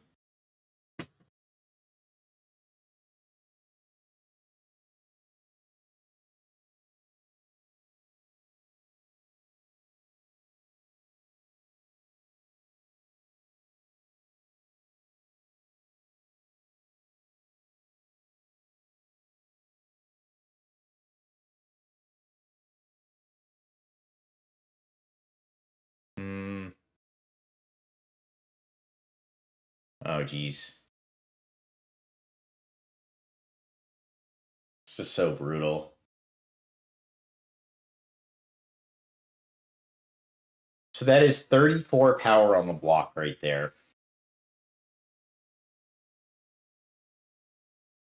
Yeah, he didn't play salvage. We had the salvage in there and he didn't like it, so he ended up cutting it. I don't remember what the reasoning was, but I think he just didn't like the salvage.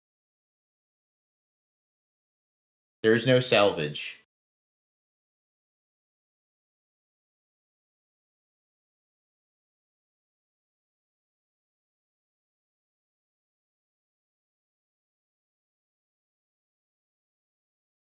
Yeah, I don't know. Maybe, like I said, this guy's got time to burn. He's just like, fuck it. I got like 4 time chips I'm gonna cash in on now since I'm probably gonna win.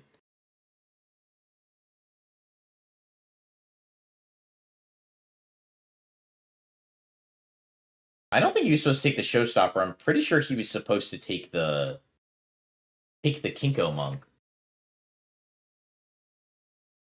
Can Colin actually break this? Let's see. Well, probably not all of it, but let's see. So it's 8. Kinko monk is 12. Pookie is 16. So we can make this guy a 16. So 16 will break Volibear. And if he throws another 4 in the mix, he gets a Mind Splitter for his troubles.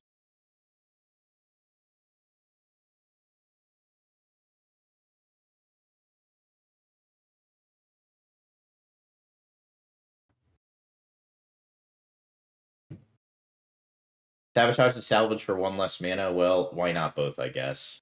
So he's going to send the Poro in, and he's going to crack exactly a Mind Splitter and the Volley.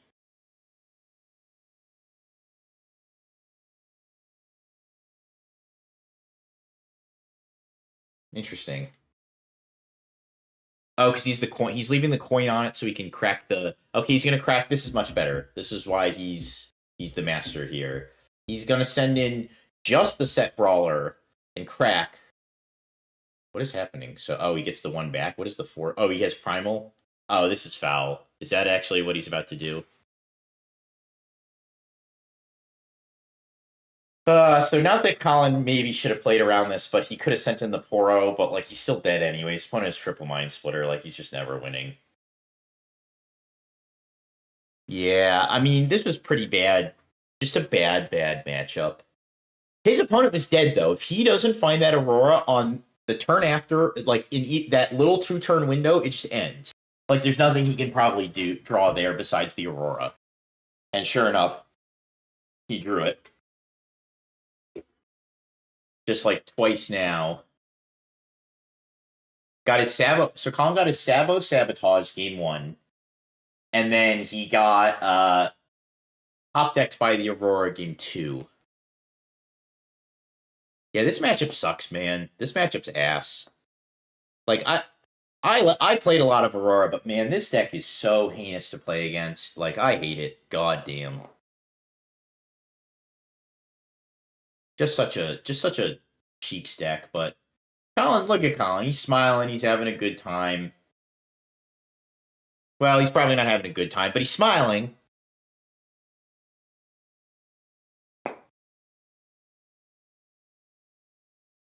Who's he talking to? Yeah, he's talking to one of the staff. Sure. Oh, no, he's talking to his opponent. It looked like he was talking to one of the staff, but yeah. He knows he's not dead, so like it's not like crushing. Like, if it's top 16, X2 is still in there, so he knows he's not dead. But yeah, rough match. I'm going to confirm that's the last round. Fantastic matches to watch. Oh, yeah. It's always great. I love watching Colin. And so, really cool to see. And then I'm really excited to see what tomorrow brings. This is our last round. Yeah. Again, it's good. Okay, so tomorrow is the last round. But, like some other good matchups too, because we said you got one round. Oh yeah, I think okay, sure. So that was that was the last round today, guys. So yeah. Unfortunately, whatever. We'll do a double giveaway. Yeah, why not? We'll bless you guys with some guides. Why not? He did lose, but whatever. I'll give out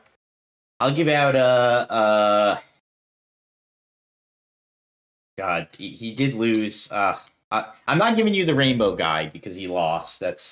I'll give out a set guide. There you go. We'll give out one set guide. Yeah, I'll give out one set guide in honor of our fallen soldier Colin. So type in Colin in the chat. Type in, we're going to do a giveaway for a set guide. If you want a chance to win that set guide, type Colin in the chat. This is Twitch and YouTube, guys. Twitch and YouTube. Nope, I'm just doing, he didn't win, but I'll give away a set guide in honor of our fallen soldier. So again, type Colin in the chat. That's Colin with 2 L's, not 1.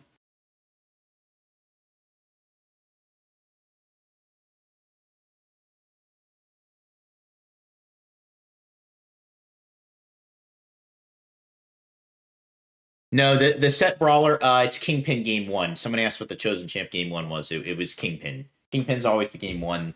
Brawler is 2 in the main, but you swap to it game 2 against Aurora. And now while I have you here, one last ad of the night. Make sure to check out our Metafy. We have a Discord in there, and with our Discord, you get access to all of the team members who are constantly posting, constantly talking about decks. If you get gold, you get all of our access to all of our deck lists. And those are being updated all the time. They're live updates. You get to see all the nonsense I try in my Rek'Sai deck, not Rockfall Path. That's never been in my deck. But you get to see all the crazy stuff we try out. At Diamond, you get access to everything below it. Every tier comes with everything below in the tiers below it. And then you also get access to our Tuesday live Diamond stream in Discord, where we do a VOD review submitted by you, the viewer. and we go over that. So that's pretty much just a free VOD review that comes with the service. You submit to us, we do it live, we record it even so you can watch it back if you miss it. And all of these tiers come with a guide discount. So just by getting in there, you get a guide discount. At Silver, you get 33% off. At Gold, you get 50% off. At Diamond, you get 100% off all of our guides while you're a Diamond sub. You can get them all free of charge. Currently, we have 4 with a 5th one coming out sometime next week. I mean, that's crazy, crazy value, guys. We also offer services like coaching. You can message us just to say hi. Yeah, I mean, it's the place to be, guys. Check it out. And okay, we're going to take another 30 seconds to take entries. That's Colin. Say Colin in the chat for your chance to win a free set guide.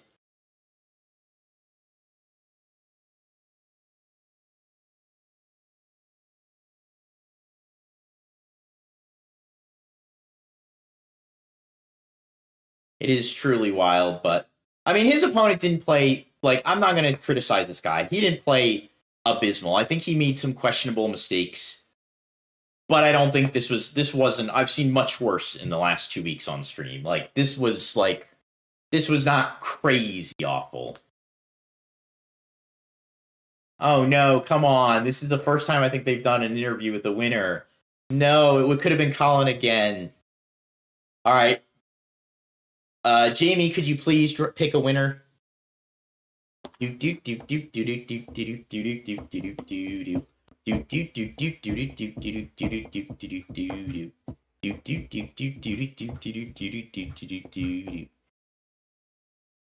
Let's see who's gonna win it. All the marbles. I don't know if my Jamie bot is working.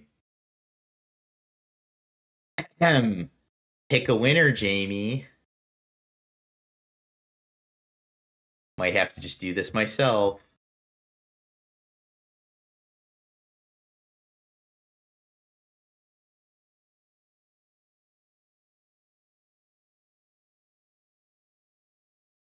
All right, might be doing this myself. Give me a sec here.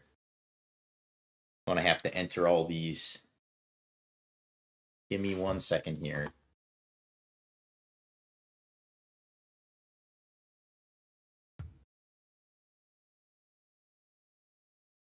I'm gonna do this, and he's gonna comment in the chat the moment I do.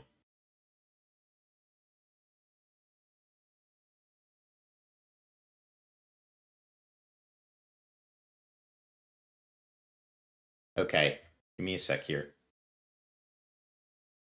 1 second.